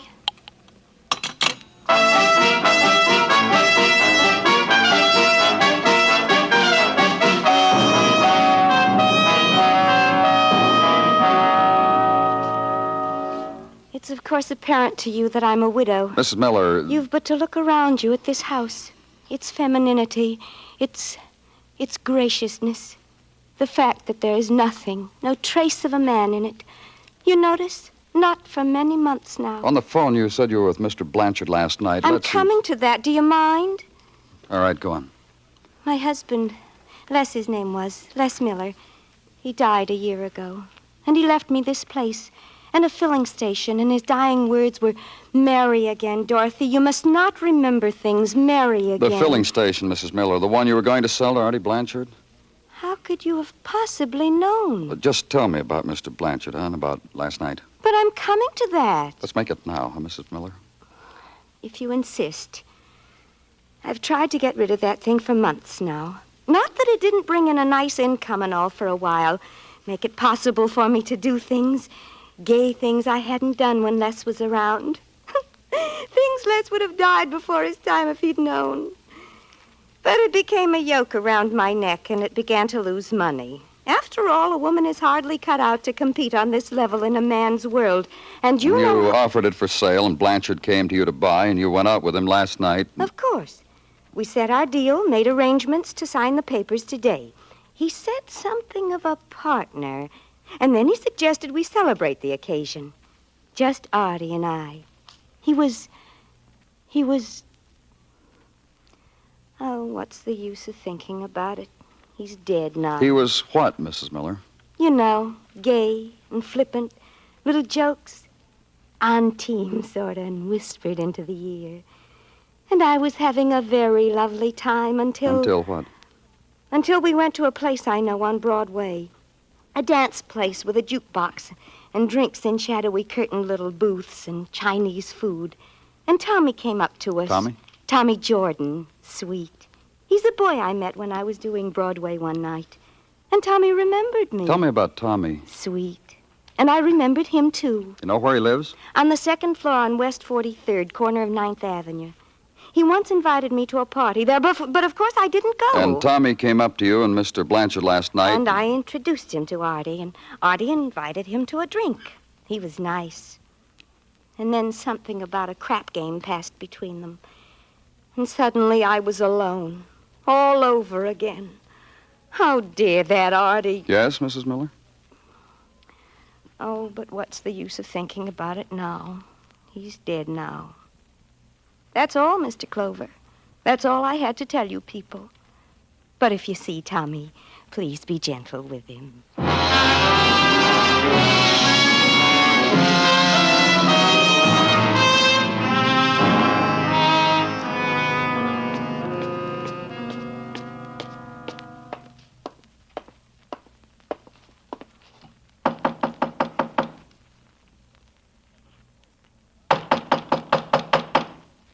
Who is it? Tommy?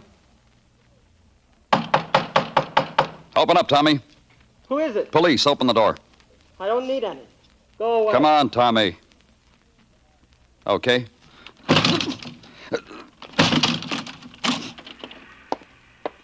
So you're a strong man. So what did it get you? Get down from that window, son. One more step closer and I'm going to jump. Why?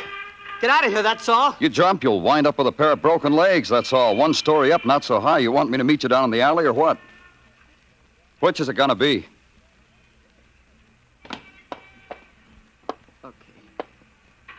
Okay. Now. That's right. Now we'll talk. Don't hurt me. Nobody's gonna hurt you.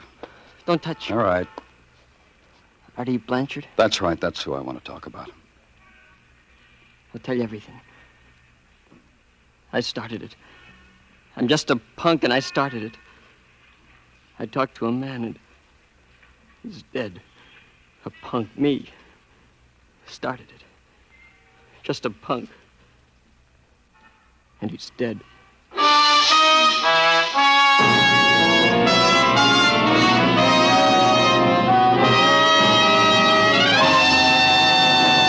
You are listening to Broadway's My Beat, written by Morton Fine and David Friedkin, and starring Larry Thor as Detective Danny Clover. When choosing a career, most people want to be sure that they'll have a job when they're through studying. That's why the nursing profession is such an ideal one for young women who are high school graduates and in good health. After only 3 years of study, graduate nurses can find plenty of job opportunities in many interesting fields. For information on your chances in the nursing profession, inquire at your nearest hospital or nursing school.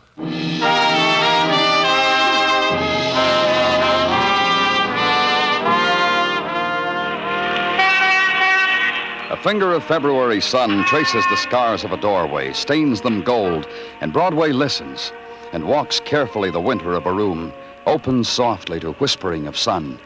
This could be what was waited for, longed for, held in wind-driven solitude. When delight will be measured once more in heat shimmer and slow drift of white cloud, when a million suns will fling gold against pavement and lie on the cheeks of summer women. So throw wide the door, and you were mistaken. And mid-afternoon of February is the pallor of a Broadway boy named Tommy Jordan. And the room of Tommy Jordan, room of peeling wallpaper, and light bulb shaded with photo from movie magazine, and grimy souvenirs of his street, leather pillow, stack of magazines. Room where I was, and Tommy, and in a little while, Detective Dennison. You want something, Sonny? Cigarette? Glass of water? Name it, Sonny, it's yours. Go somewhere and die, huh? Oh, just worried about you, kid. The way you look. Last time I saw you, you were fancier. Younger, too. How old are you, Tommy? Older, like he said. I'm 19 since the last time he picked me up. You're gonna let me talk? Sure, Tommy. You said you wanted to talk about Artie Blanchard. I didn't kill him.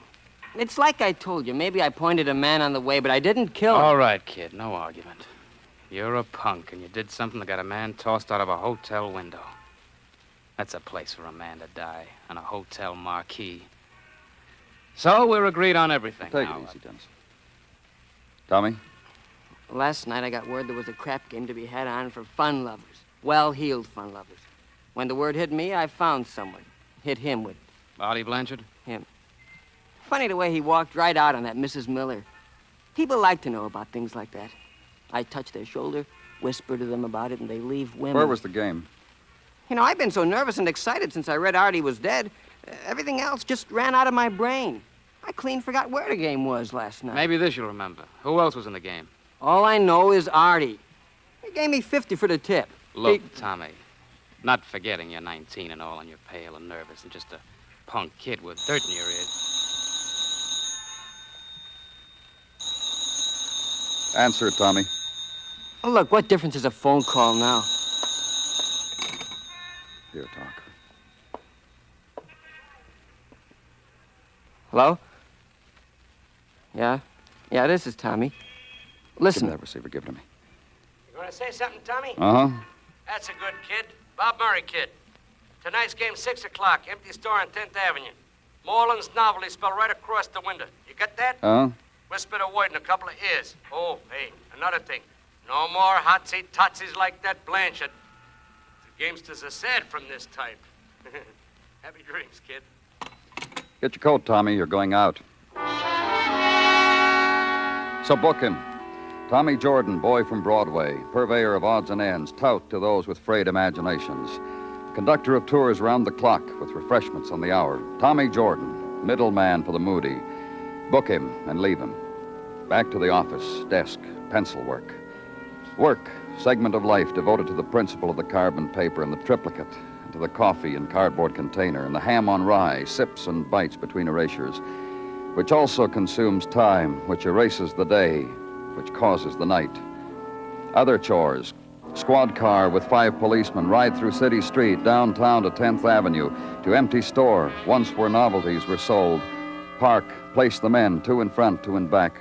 Walk over to the front entrance with Detective Dennison. Yeah? Bob Murray? Yeah.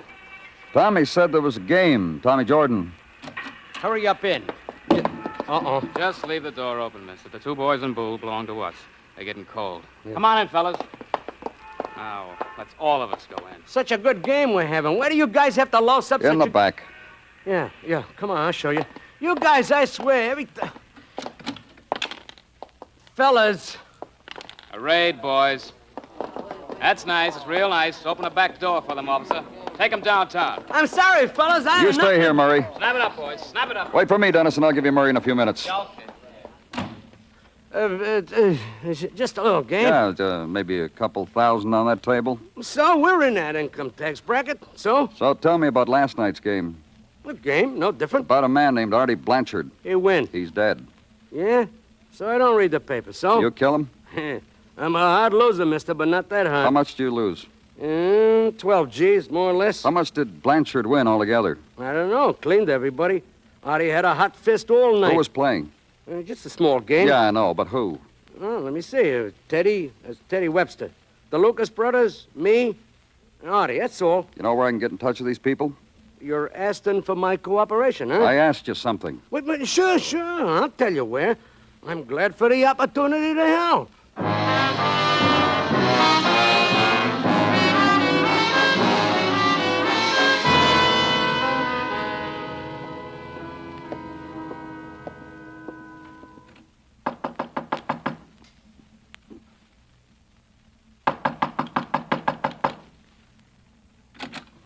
Hello. Police. I'm looking for Teddy Webster.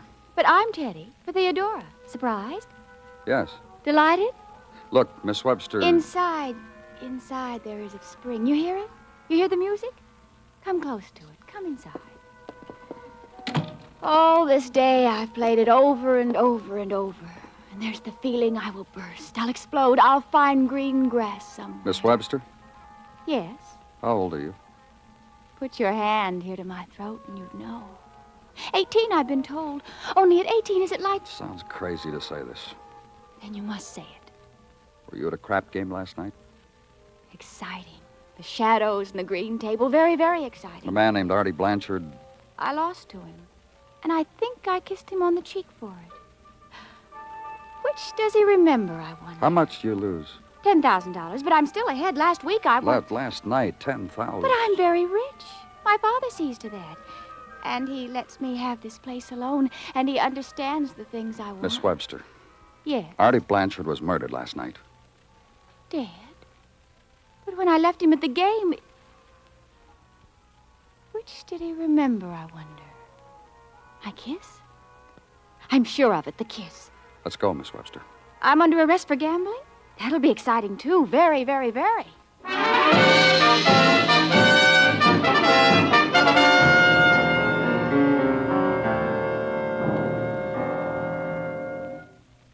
All I'm asking you to do is be quiet, that's all. Okay, let's try it softly, Mr. Lucas. How much did you lose at the dice game last night? How much But please, you want to wake my brother? In about 2 minutes, yeah. Give him the 2 minutes, huh? He's tired. He was figuring a system for Vegas. It tired him out. Very fine mathematical brain, but it tires him. How about last night? He get real tired? Not very, no. He hardly got to hold the dice. That Blanchard was, very hot. My brother Ray must have dropped maybe 14 G's. He stood there trying to figure out by mathematics how to stop this guy Blanchard. How much did you lose, Mr. Lucas? Compared to Ray, I practically won. I lost 4 G's. Let's go wake Ray, huh? Oh, we have to? We have to. Ray, wake up. That's the boy. We're arrested, Ray.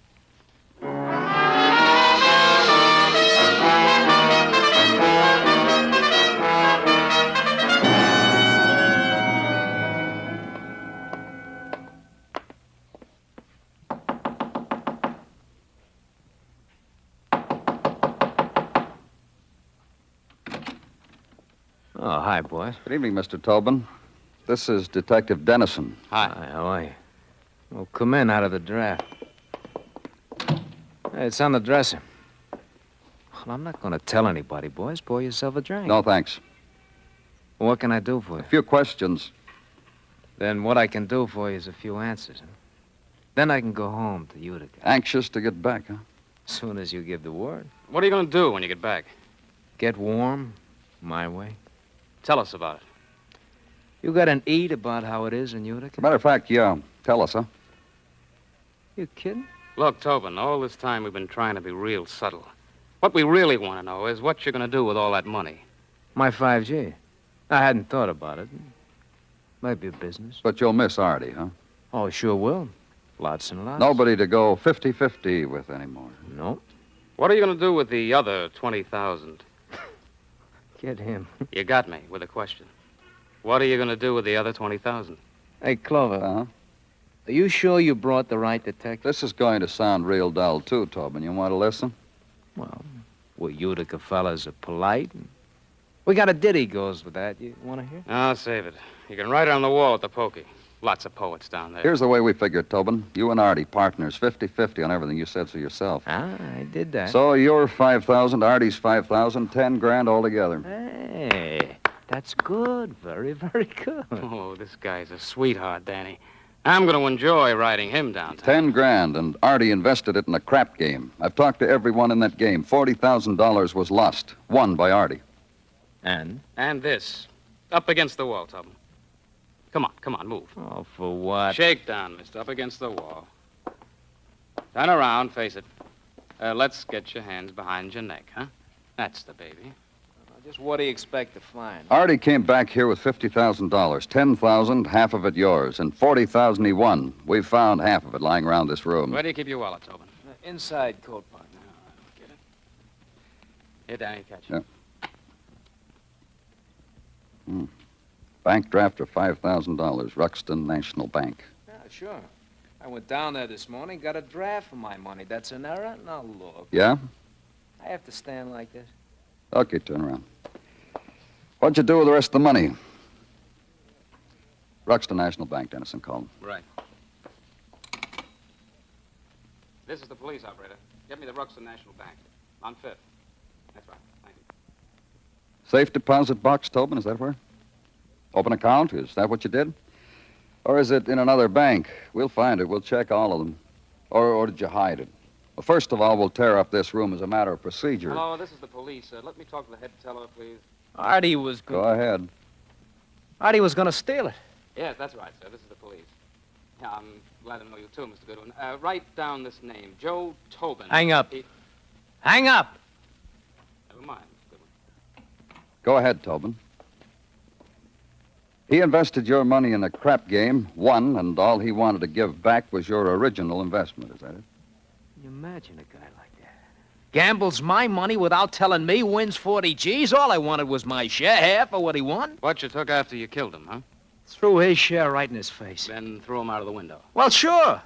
What do you expect? He was my part. A guy crosses a part. What can they expect? You got a 50-50 understanding, mister. Shaking hands with a guy. Buddy, guy crosses you? Kill him, huh? Sure. What else you gonna do with a guy like that?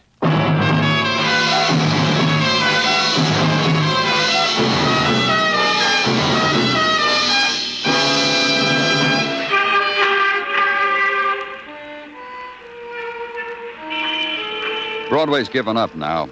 The night is dying, and it's becoming another day. And for an hour, the fury lies sleeping.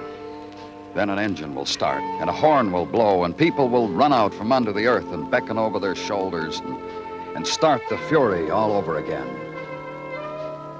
It's Broadway, the gaudiest, the most violent, the lonesomest mile in the world. Broadway, my beat.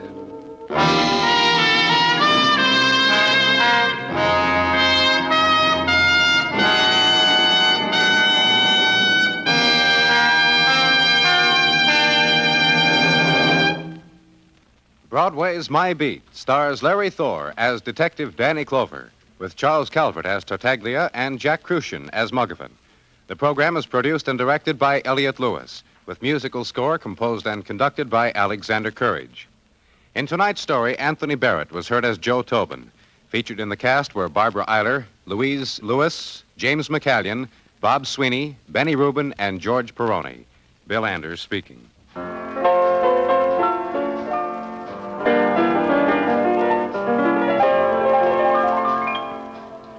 Every Monday at the Star's Address, CBS Radio presents the Dean of the Drama programs, Lux Radio Theater, over most of these same stations. This Monday night is no exception. For Screenland personalities and another full adaptation of an outstanding motion picture, be sure to be listening. Monday nights, it's Lux Radio Theater on CBS Radio. Stay tuned now for the Vaughn Monroe Show, which follows immediately over most of these same stations.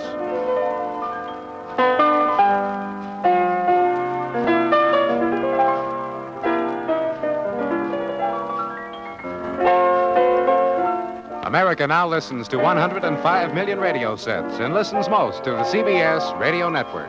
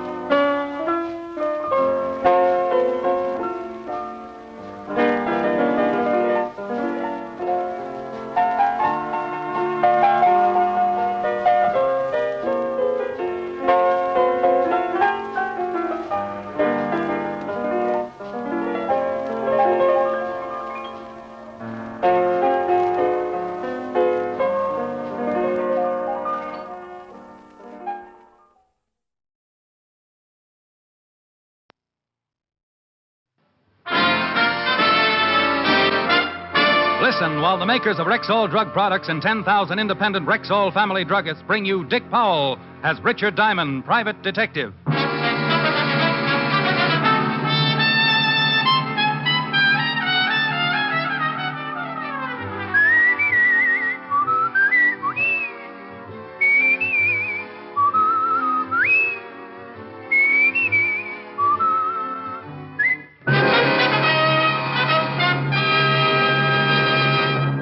Good evening.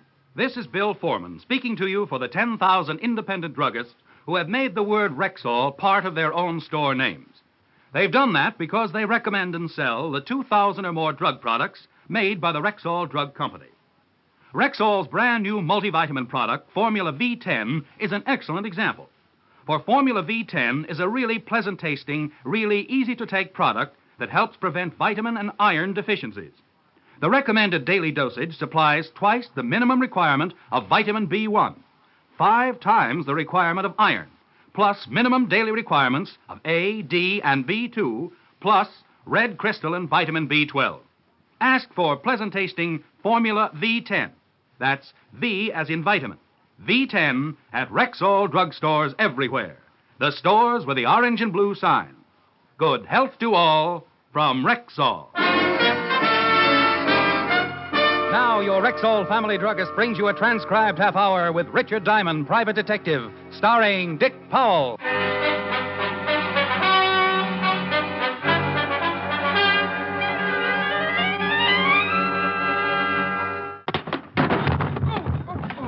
Oh, gee, Diamond, I'm sorry. Did I hurt you? Oh, no, Seymour. I feel great. Oh. Who needs teeth? Come to think of it, though, I might be more comfy down here if you'd lift this desk off my chest. Oh, yeah, sure. There you go. Oh, well, thanks. Sorry, I didn't mean to knock you over. Sorry, forget it. I enjoy having my chest crushed as much as the next guy. Okay. Now, the throw I'm going to show you now is called a Japanese shoulder toss. Huh? Look, Seymour, you've convinced me. Judo is a wonderful sport. I didn't realize what I'd been missing all these years. I love this sport, judo. Now, what'll it be, canasta or old maid? What? How about hopscotch? Oh, come on. Let me show you just one more throw, huh? Not even if it was with a beanbag. Hey, maybe some wrestling holds in. I know a lot of wrestling stuff. Must be some trick you'd like me to try. No, Seymour. I really don't believe Well, come to think of it, yes, there is. A wonderful little trick. Huh? You get yourself a nice long rope, throw it high up into the air. Yeah? And then real quick you climb way, way up to the top and just disappear. Oh, that's nuts. Oh, a defeatist, huh? Well, no. Diamond Detective Agency, brains, experience, enthusiasm, delirium tremens. Rick, don't be so silly. I might have been a prospective client. Oh, hi, sweetie. Hi. Yeah, I guess you're right. But you'll have to admit, I have got brains and enthusiasm and good looks and a dynamic personality. And my father can beat up your father.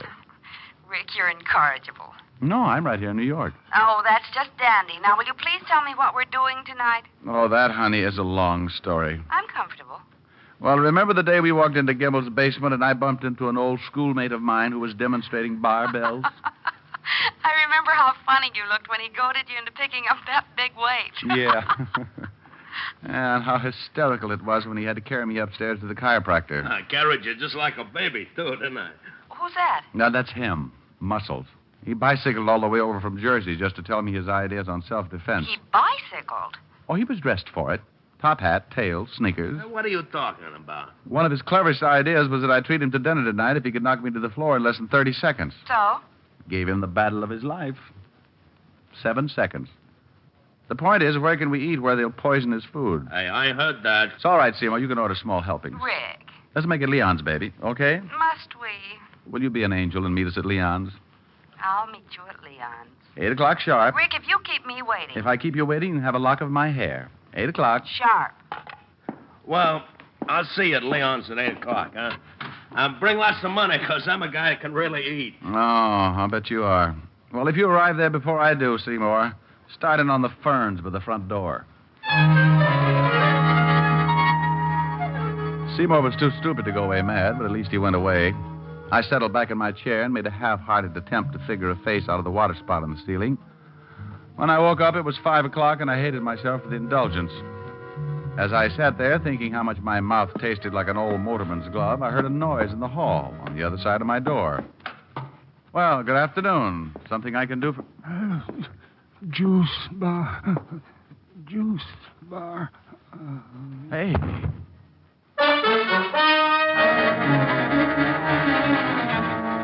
He He fell face forward into the pool of blood at his feet, like a wino who'd stumbled into a fountain of muscatel.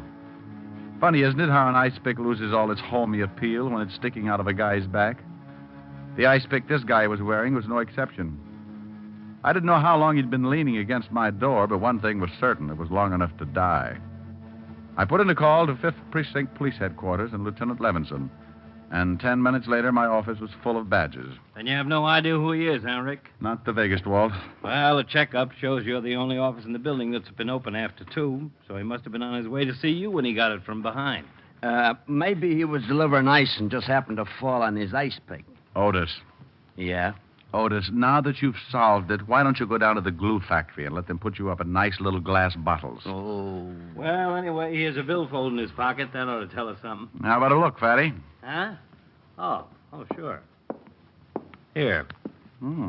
Quite a card collector, wasn't he? Quite. Gold Furriers, the Copper Room, O'Toole's Diner. It's lousy food.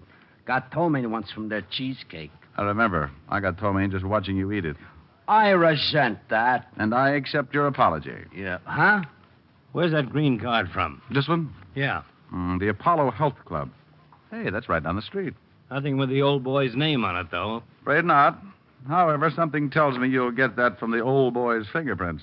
Let's hope so.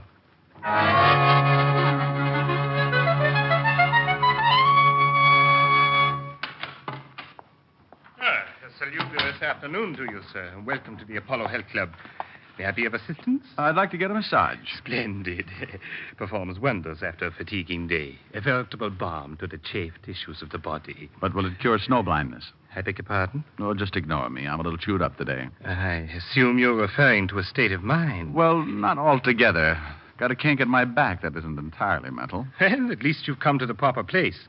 A measure of skillfully applied anatomical science will regenerate the damaged musculature in no time.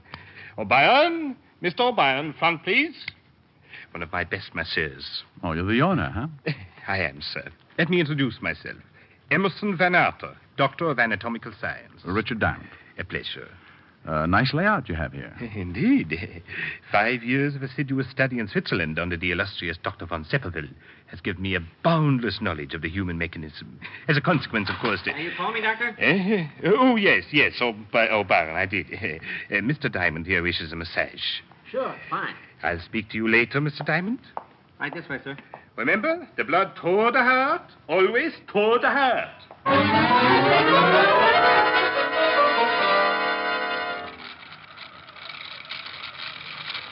A real private detective, huh? Too private, judging from last month's receipts. Hey, you know, you really rubbed that kink out of my back. Good. Don't know if you noticed it, but I was doing all my rubbing with my right arm. Tore a muscle on my left shoulder this morning. Really put it out of commission. Oh, that's too bad. Speaking of things being out of commission reminds me, there's a body down at the morgue I'd like you to take a look at. Guy might have been a client of yours. Oh, what makes you think that? Had a card from the Apollo Club in his billfold. Oh? When could you come down? How about tonight? We close here at 10. Fine. Make it, what about 10:30? Know where the morgue is? Yeah. Now, how'd this guy die, anyway? Somebody hid their ice pick in his spinal column. No kidding. Yeah. The corpse is a little dark-complexioned man. Kinky hair, glasses, bald spot on the top of his head. Hey, that description fits a guy who comes in here every night around closing time. Fanatic on diet. He buys wheat germ from us by the case. Know his name or where he lives? Oh, I know that Pardon the intrusion, gentlemen, but I'm afraid I'll have to ask Mr. O'Brien to hurry down to the gymnasium. Oh, sure, right away, sir. Here's a fresh towel, Mr. Diamond. Thanks. Sorry to interrupt like this, but we're a trifle understaffed, and expediting the evening rush is something of a problem. Quite all right. Talk to you later tonight, Mr. Diamond. All right. Oh, hey, in case you can't make it, give me a buzz at Leon's restaurant. I'll be there till 9:15. Right.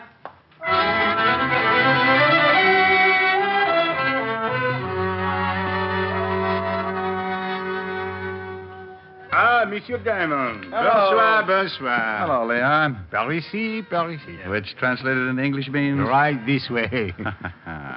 Both my guests arrived? Oui.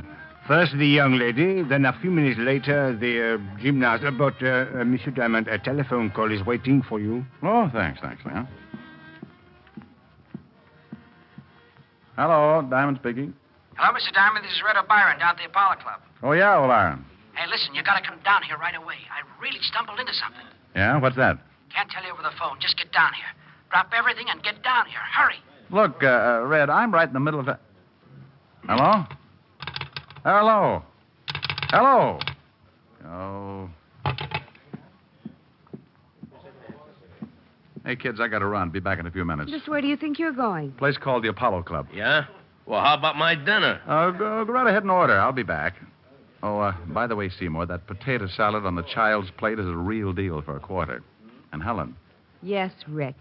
shoot the kill if he even suggests wrestling.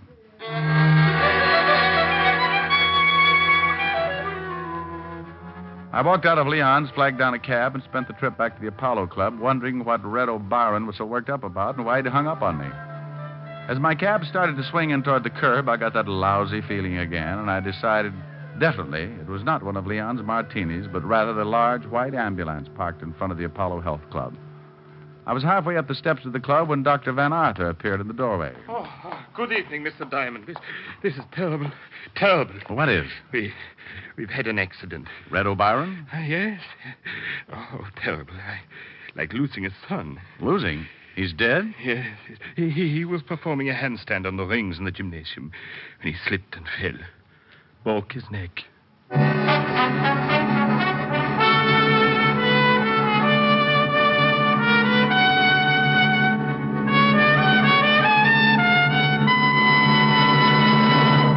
Now, Rexall's Pharmaceutical Laboratories announce a brand new vitamin product, Rexall 5X Vitamins.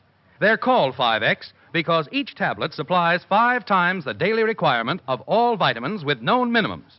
What's more, each tablet contains 5 micrograms of red crystalline B12. Right now, your Rexall family druggist is introducing this new vitamin product with a special offer. He will give you, free of extra cost, a 10-day trial supply of 5X vitamins when you purchase the regular bottle of 50 tablets. Try 5X vitamins for 10 days. And if you're not completely satisfied, simply return the unopened bottle of 50 and your full purchase price will be refunded. Ask for the regular 50-tablet bottle and 10-day trial bottle of Rexall 5X vitamins. Both just $6.95 at Rexall drugstores everywhere. The stores with the orange and blue sign. And now back to tonight's adventure with Richard Diamond, Private Detective, starring Dick Powell. Well, hello, Otis. Is the lieutenant around? Yeah, he's around, so what? Otis, did you ever think how silly you'd look hanging from your thumbs? Ah, go soak your head. You mean that's how you shrunk yours? Ooh. Well, now, isn't that a coincidence? Is it? I was just thinking how peaceful it is around the precinct when you're not. Yeah. You shut up, you. You tell him, Fatty. How would you like to... I'd like a little information, if you don't mind. I'd like you to see what facts you can scare up on the guy who runs the Apollo Health Club. Name is Van Arthur. If I remember right, the stiff we hauled away in front of your office today had a card from the Apollo Club in his billfold. You remember right? And we found out his name was Rudy Lubin. Narcotics has a file on him that goes forever. How about the ice pick? Any fingerprints? None. Well, that's always a help. I should say. Personally, I think Otis did it. Think I did what? You see, Walter, typical pathological reaction? What do you mean? Oh, don't worry, Otis. We won't let them hang you, right, Walt? Right. Not as long as we have a rope and a tree. No. Hey, what's up? Who you calling? Leon's restaurant. Helen's over there breathing with her diaphragm. And Seymour... Oh, you don't know him, but he's tearing phone books apart. Good evening, Leon. Oh, hello, Leon. This is Richard Diamond. My friend still there? Oui. They are waiting for you, no? They're waiting for me, yes.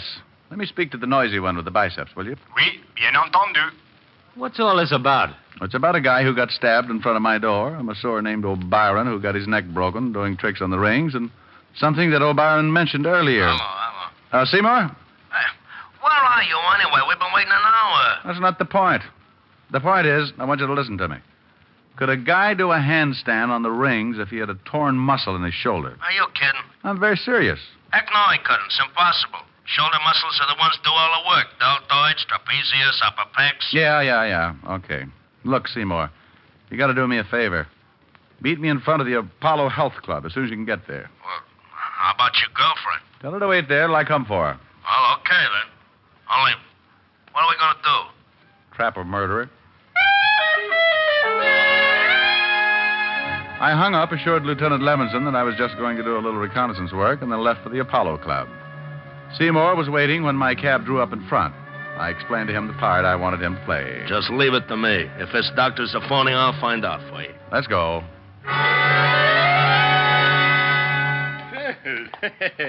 Hello again, Mr. Diamond. Doctor? I just talked to the O'Brien boys' family. Oh, it was heartrending, absolutely heartrending. I almost broke down. No, you will before it's over. Huh? I'd like you to meet a friend of mine, Seymour Caper. A pleasure, sir. What do you say, Doc? Seymour's been having a little trouble with his chest lately. I told him you were a doctor of... anatomical science. Yeah, and that you could undoubtedly do him some good. Very kind of you. It's something to do with my muscles. You know anything about them?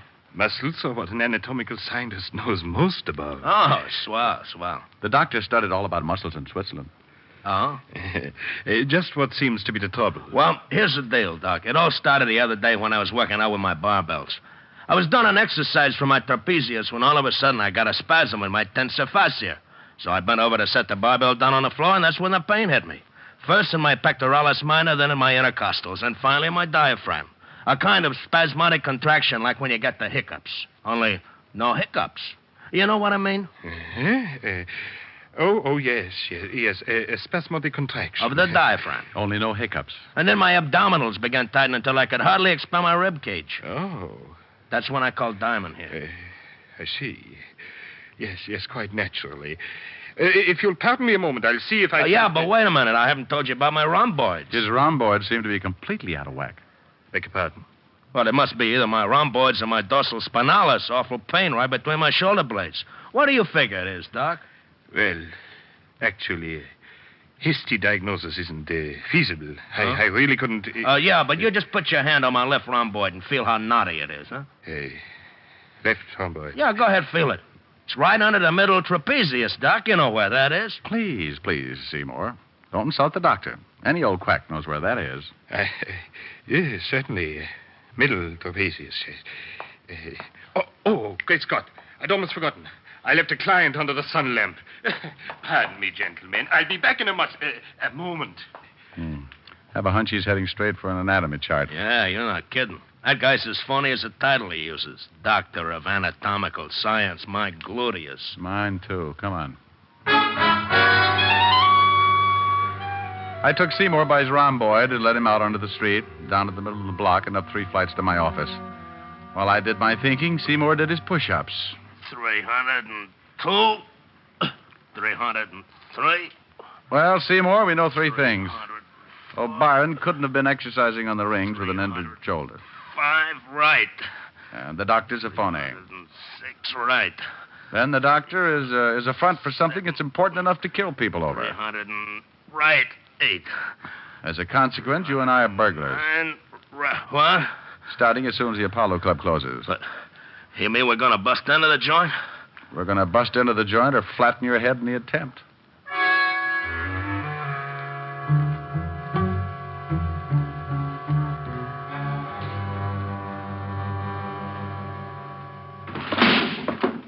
Seymour, you opened that window beautifully.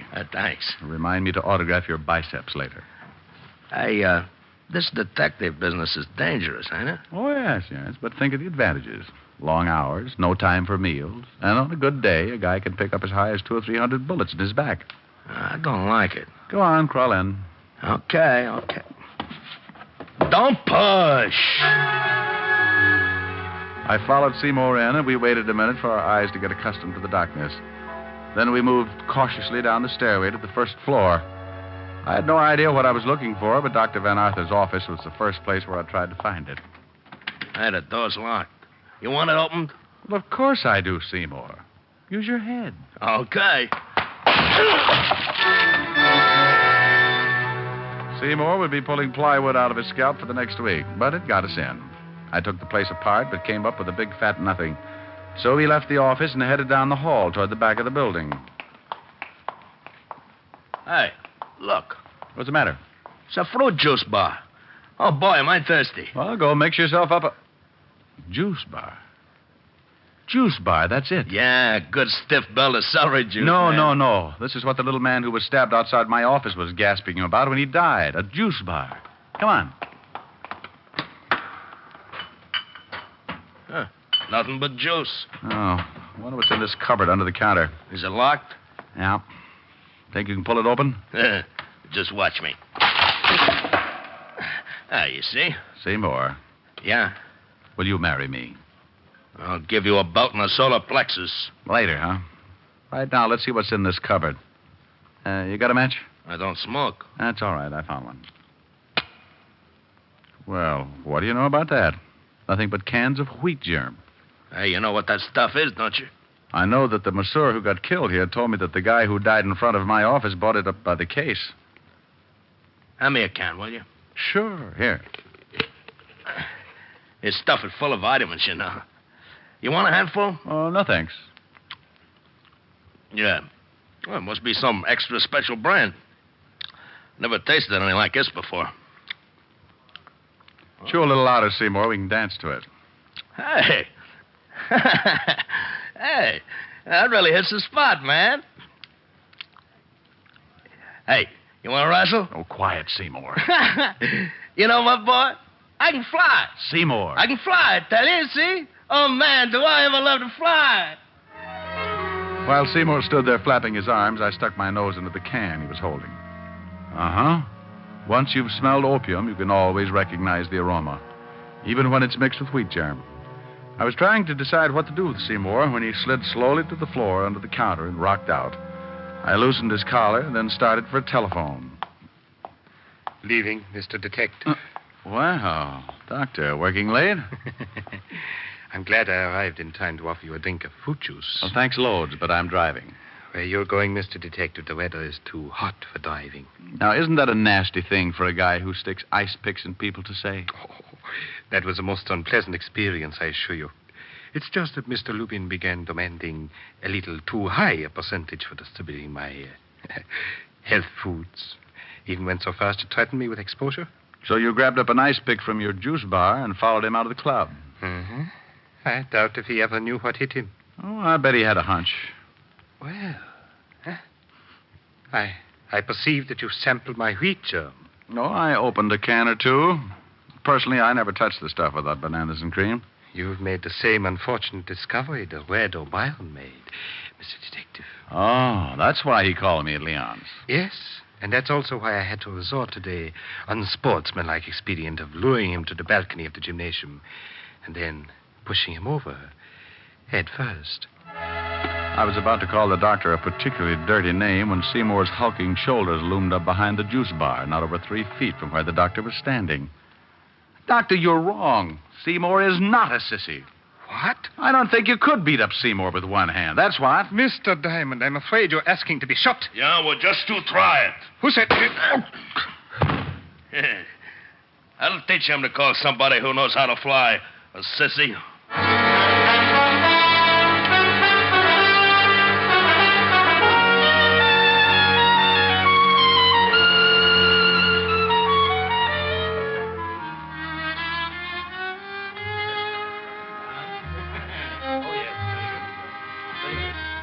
Still here, though, huh? Oui, but very angry. Look, Leon, you got to do something for me. Oui? Tell the violinist to get his big fat Stradivarius over to where she's sitting. And quick. Oui, immediately.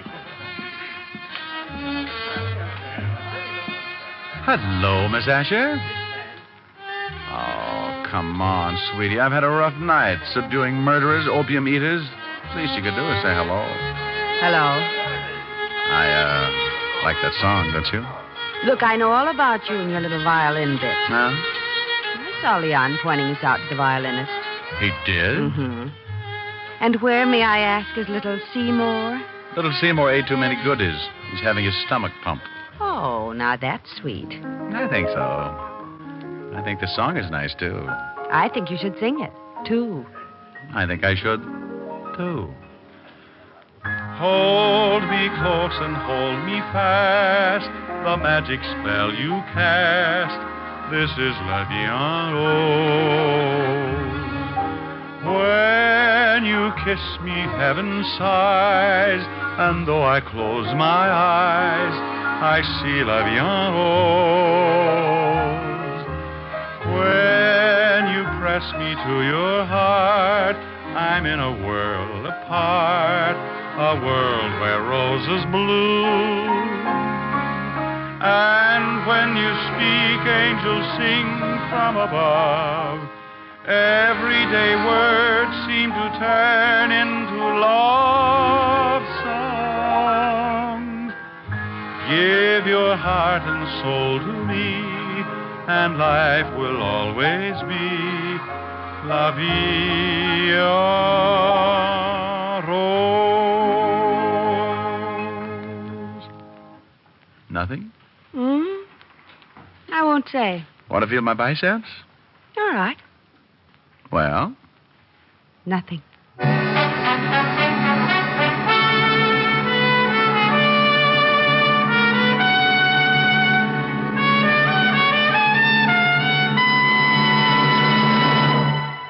Here's a way to lose up to 5 pounds a week and lose where it shows.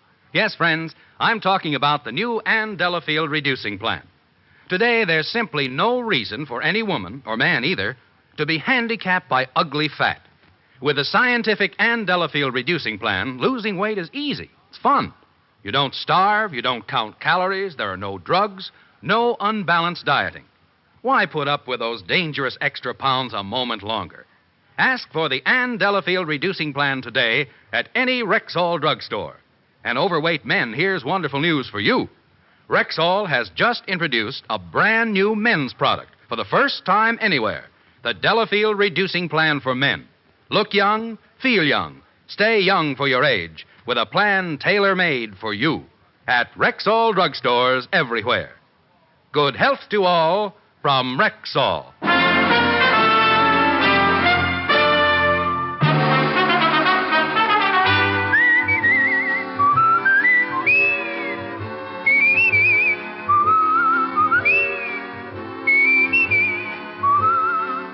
Richard Diamond, Private Detective, stars Dick Powell in the title role and was written by Harvey Easton with music composed and conducted by Frank Worth.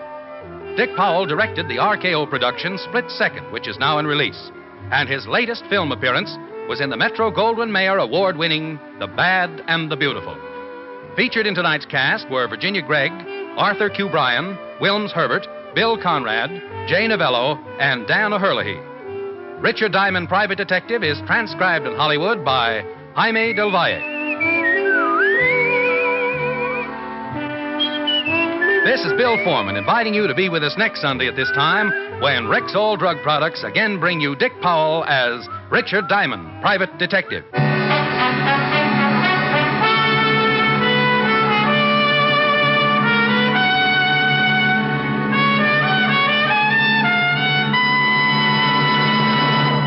Now, enjoy quick, cooling relief from sunburn with Rexall Sunburn Cream.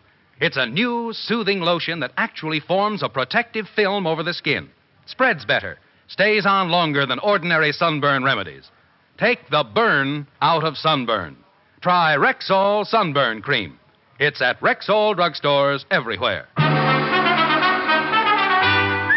This is the CBS Radio Network.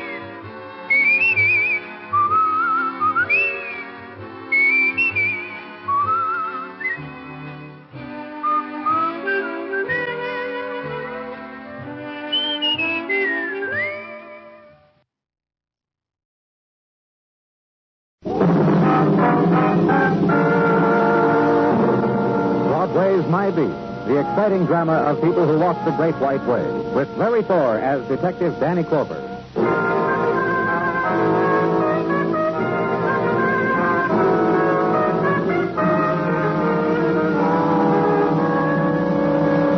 There comes a time on Broadway, a little-known time, when night takes its hour to die.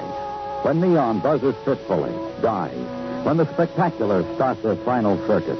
Then the features turn a corner, go away. Lonely time and limbo, when the street is layered with the imagined echoes of a scream.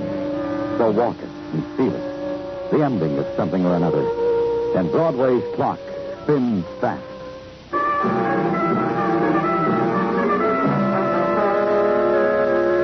And east now, walk it toward the river, and its special night sound and smells and its curve of waning moon. Stop and consider this thing.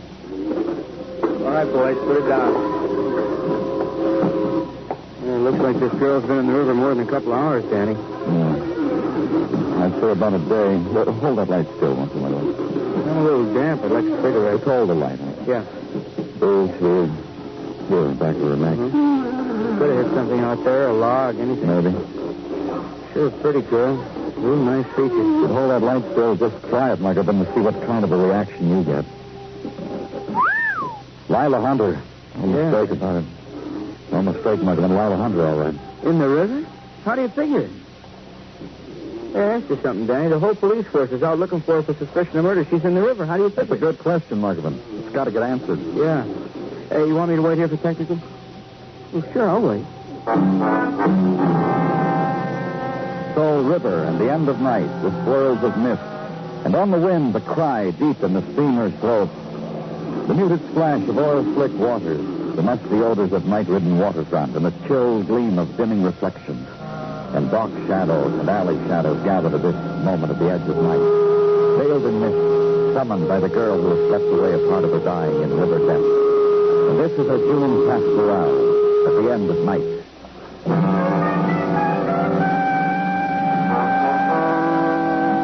Wait with it a while. Give it into the hands of the official handlers of the dead. Leave it. And on a cot in a squadron at headquarters, sleep until daylight strikes you between the eyes. And wake with the emptiness still heavy on your back. And walk a corridor to your office. And the door that opens into another day. I kept it hot for you, Danny. Oh, thanks, Dino. I rented the use of Technician Gordon's Bunsen burner. Rented?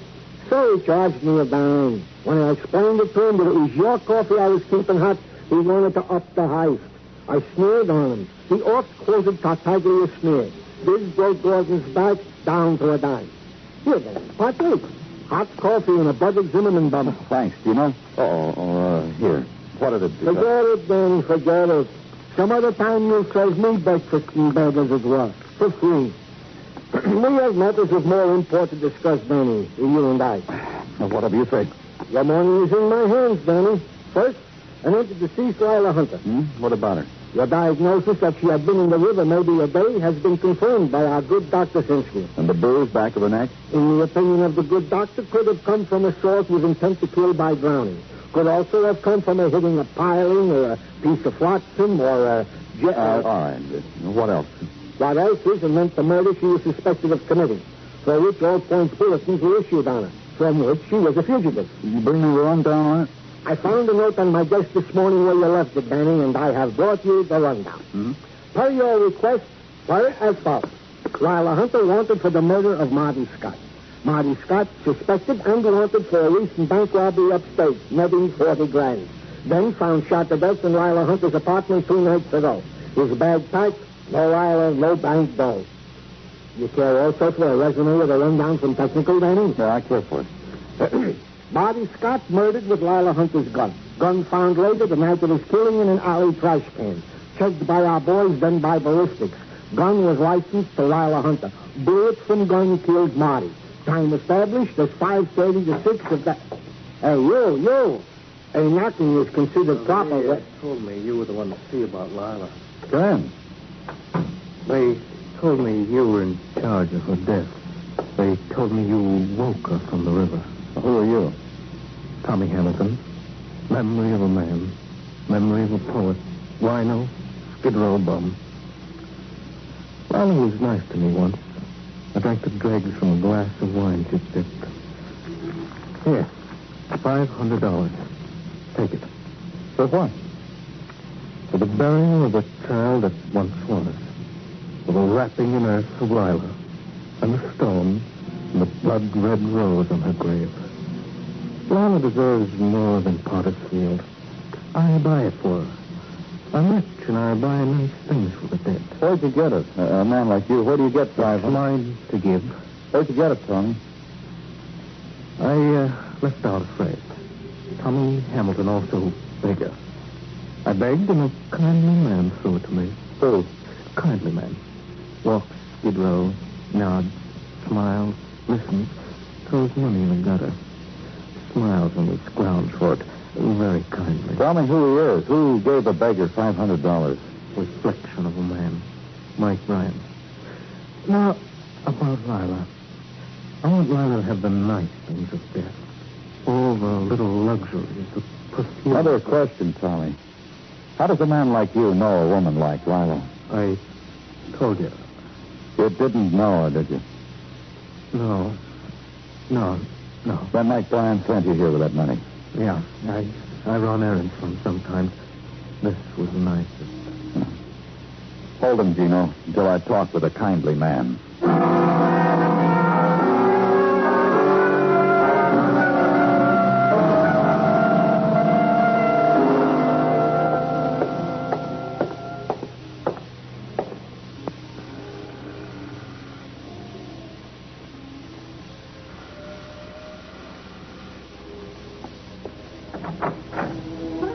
Hello, Danny. Hi, Mike. How are you? Come in. Sit down. This is Selena, a friend. Danny Clover, dear. How do you do? Mix us some drinks. Nothing for me. Selena doesn't drink either. Just one for me, dear. It's about Lila Hunter. I know. I'm sorry about Lila to drown like that. And it's about Marty Scott, too. I don't feel anything about him. Dead, alive, pick away from the bee, I get nothing at all. Do you think that... Thanks, dear. What did you say, Danny? Do you think Marty's death, Lila's... Yes, I do. A link between them, sure. How? I don't know that, Danny. Haven't thought about it. You want me to think about it and let you know? I'll do it. Be glad to. You were questioned about Marty's death, Mike, weren't you? You know that. Selena, dear. Yes, like that. Thank you. He used to work for you. Well, once I had a history, Danny. Long time ago. No police record, but a history. Police didn't like me. Shook me down, made pledges what they would do to me. But I never went to jail. Danny, you know what I do now. I lay sewers for housing projects. I know all about them. Just talk to me about Marty Scott. Once when the police didn't like me, Marty used to run down to the corner and get me the free papers I like to read. And now no connection. None. But Danny, he robbed the bank last week. What connection? Just left your employ and struck out for himself, is that it? Well, it's pleasant here. Music, darkwood furniture, drapes, Selena, quiet talk. Don't come into my place, Danny. Make suggestions to me like that. Take me down to headquarters, say whatever you like. Not here.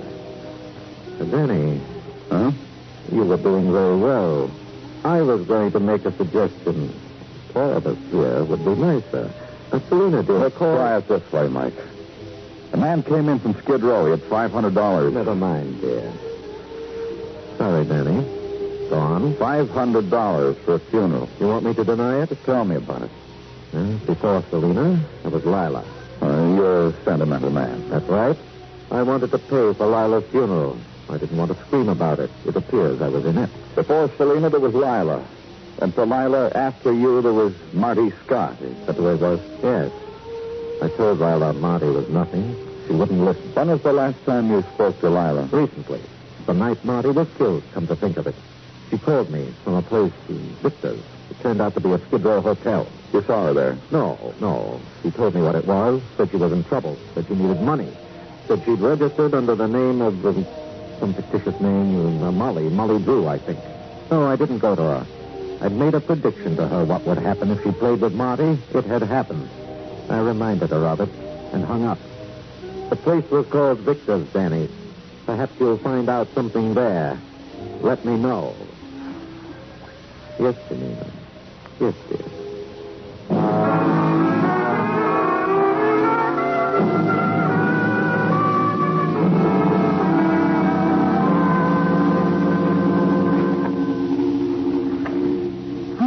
This is a day that'll live.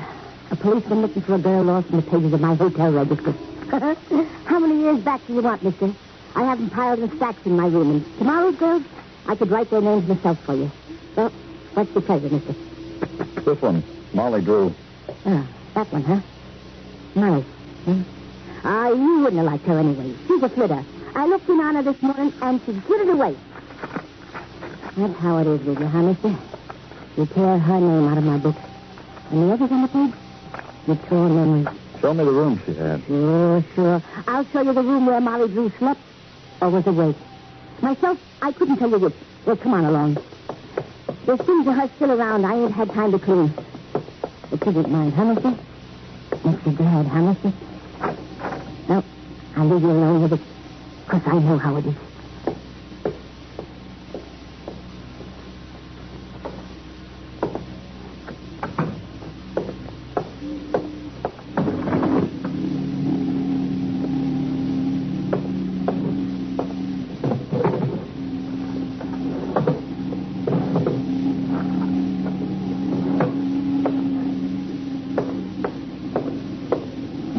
Traveling bag. Initials L.H. Just a moment. All right.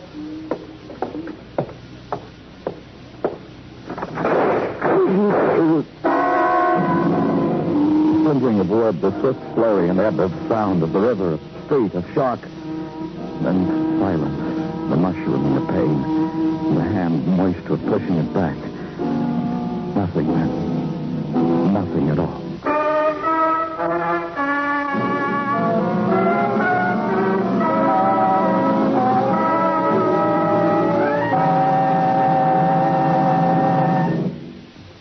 What can you do with 6 cents? Not much? Don't you believe it. Because for 6 cents a year, you, as an American taxpayer, are helping to provide medical care and nutrition to the underprivileged children of the world. You are doing this through UNICEF, the United Nations Children's Fund.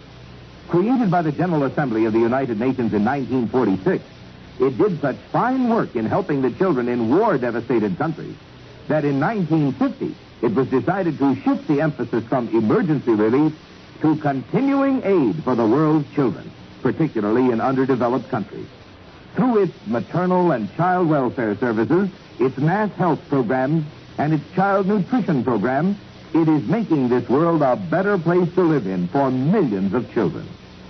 You are a part of the great work being done by this special body of the United Nations, and it costs you only 6 cents a year.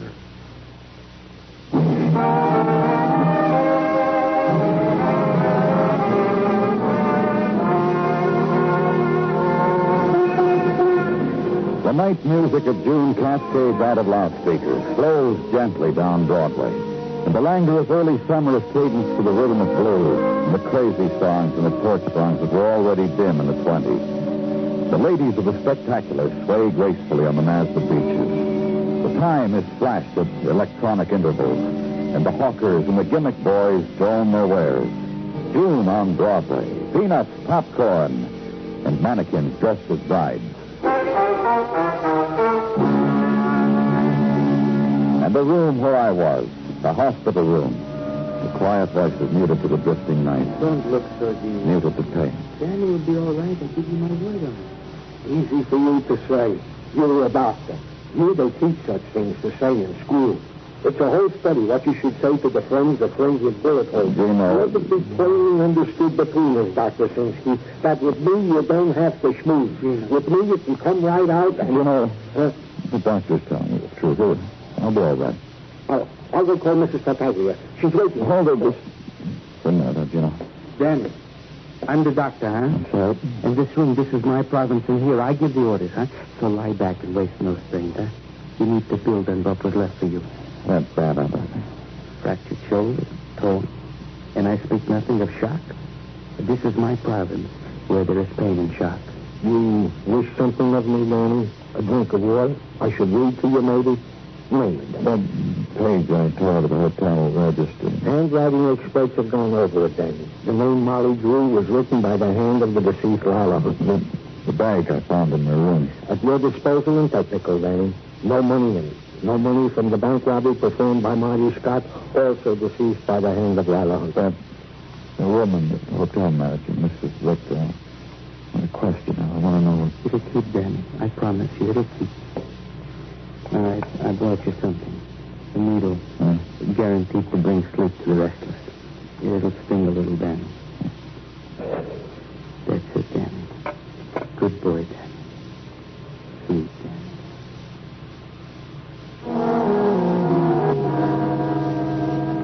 4 days in a hospital. A novel read, Gin Rummy with Nurse Topless and chocolate-covered cherries in the follows in homicide. Complete with a note from Officer Robert Bob Hayward, the fun-loving sleuth. And visits from Sergeant and Mrs. Tartaglia, and pizzas in brown paper bags. Also reporters who brought nothing, but ate chocolate-covered cherries and pizzas. Examinations and bandage changes, solitaire and boredom, and Nurse Topless, who somehow always had 2 and I knocked with 1. 4 days in a hospital. And then the 5th morning, get up, get out of there. Back to work, check in, phone calls, have Muggavan bring in Mrs. Victor, proprietor of Victor's on Skid Row. Talk to her. I don't know what you want to talk to me about. What the police have been talking to you about for 4 days, Mrs. Victor. Shoulder hurt much? It's coming along fine. I got a bum shoulder myself. Don't hurt much when it rains. Oh, but when the thunder and lightning. Watch out. Climb under the bed and watch out. Got a cigarette? Here. Have one of mine, Mrs. Victor. You want a light? I ain't going to chew on it. Sure, I'm going to light. Yeah. Who shot me, Mrs. Victor? You've been in the hospital. You don't know what I've been telling them cops, do you? No, I don't. Boy, I was as surprised as you was when you got shot. The lady up in 212 screamed down the hall. Her fuse was blown. So I was on the 2nd floor with fuses when I hear black, 3 shots. Who was the lady? I checked out, Danny. Transfer with no baggage, according to her, Mrs. Victor. Sure, according to me. If you can't believe me, who are you going to believe in this world? Well, let's talk about Lila Hunter. Who? Lila Hunter, you know who he means. The girl who registered as Molly Drew. A flitter. I could tell. I size people. Do you understand something, Mrs. Victor? Do you understand we're trying to solve a double murder and you're right in the middle of it? That Lila. That Molly, whoever she was, a flitter. That's true that she was found dead. She'd been dead for a day when she was found. Now, think about it. Did she have any visitors last Monday? I couldn't say. But you must have read in the papers that she was wanted for murder, didn't you? Tricky, ain't you? No paper said no Molly Drew was wanted for nothing. Now, let me tell you one thing right now. What do you want, Gina? That robbery Marty Scott was mixed up in, some of the dough turned up. Holding a guy in the Harlem precinct. He tried to make a deposit at the Ruxton National Bank on 116th Street. Cashier called us. Keep talking to Mrs. Victor, Macklin. Yep. But you know... Squad car's waiting, Danny.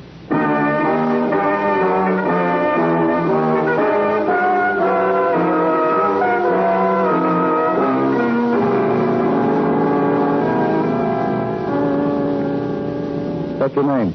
I'm Palma, Rico Palma. Why do you hold me here in jail? What do you do for a living? I have a travel agency for Trans-Mexico. Airplanes. I am an agent. And this money was passed at your agency? See.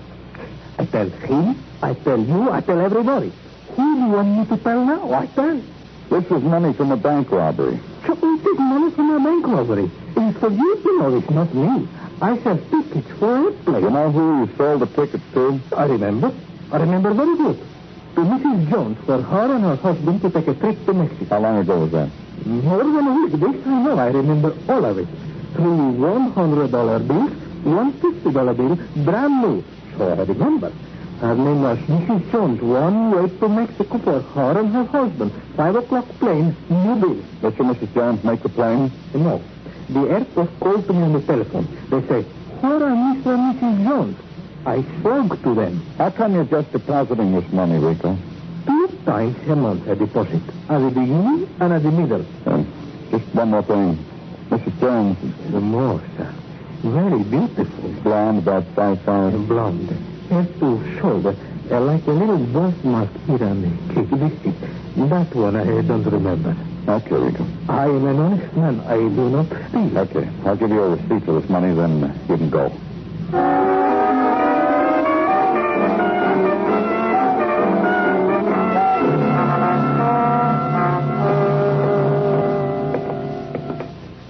Okay, open her up, guard.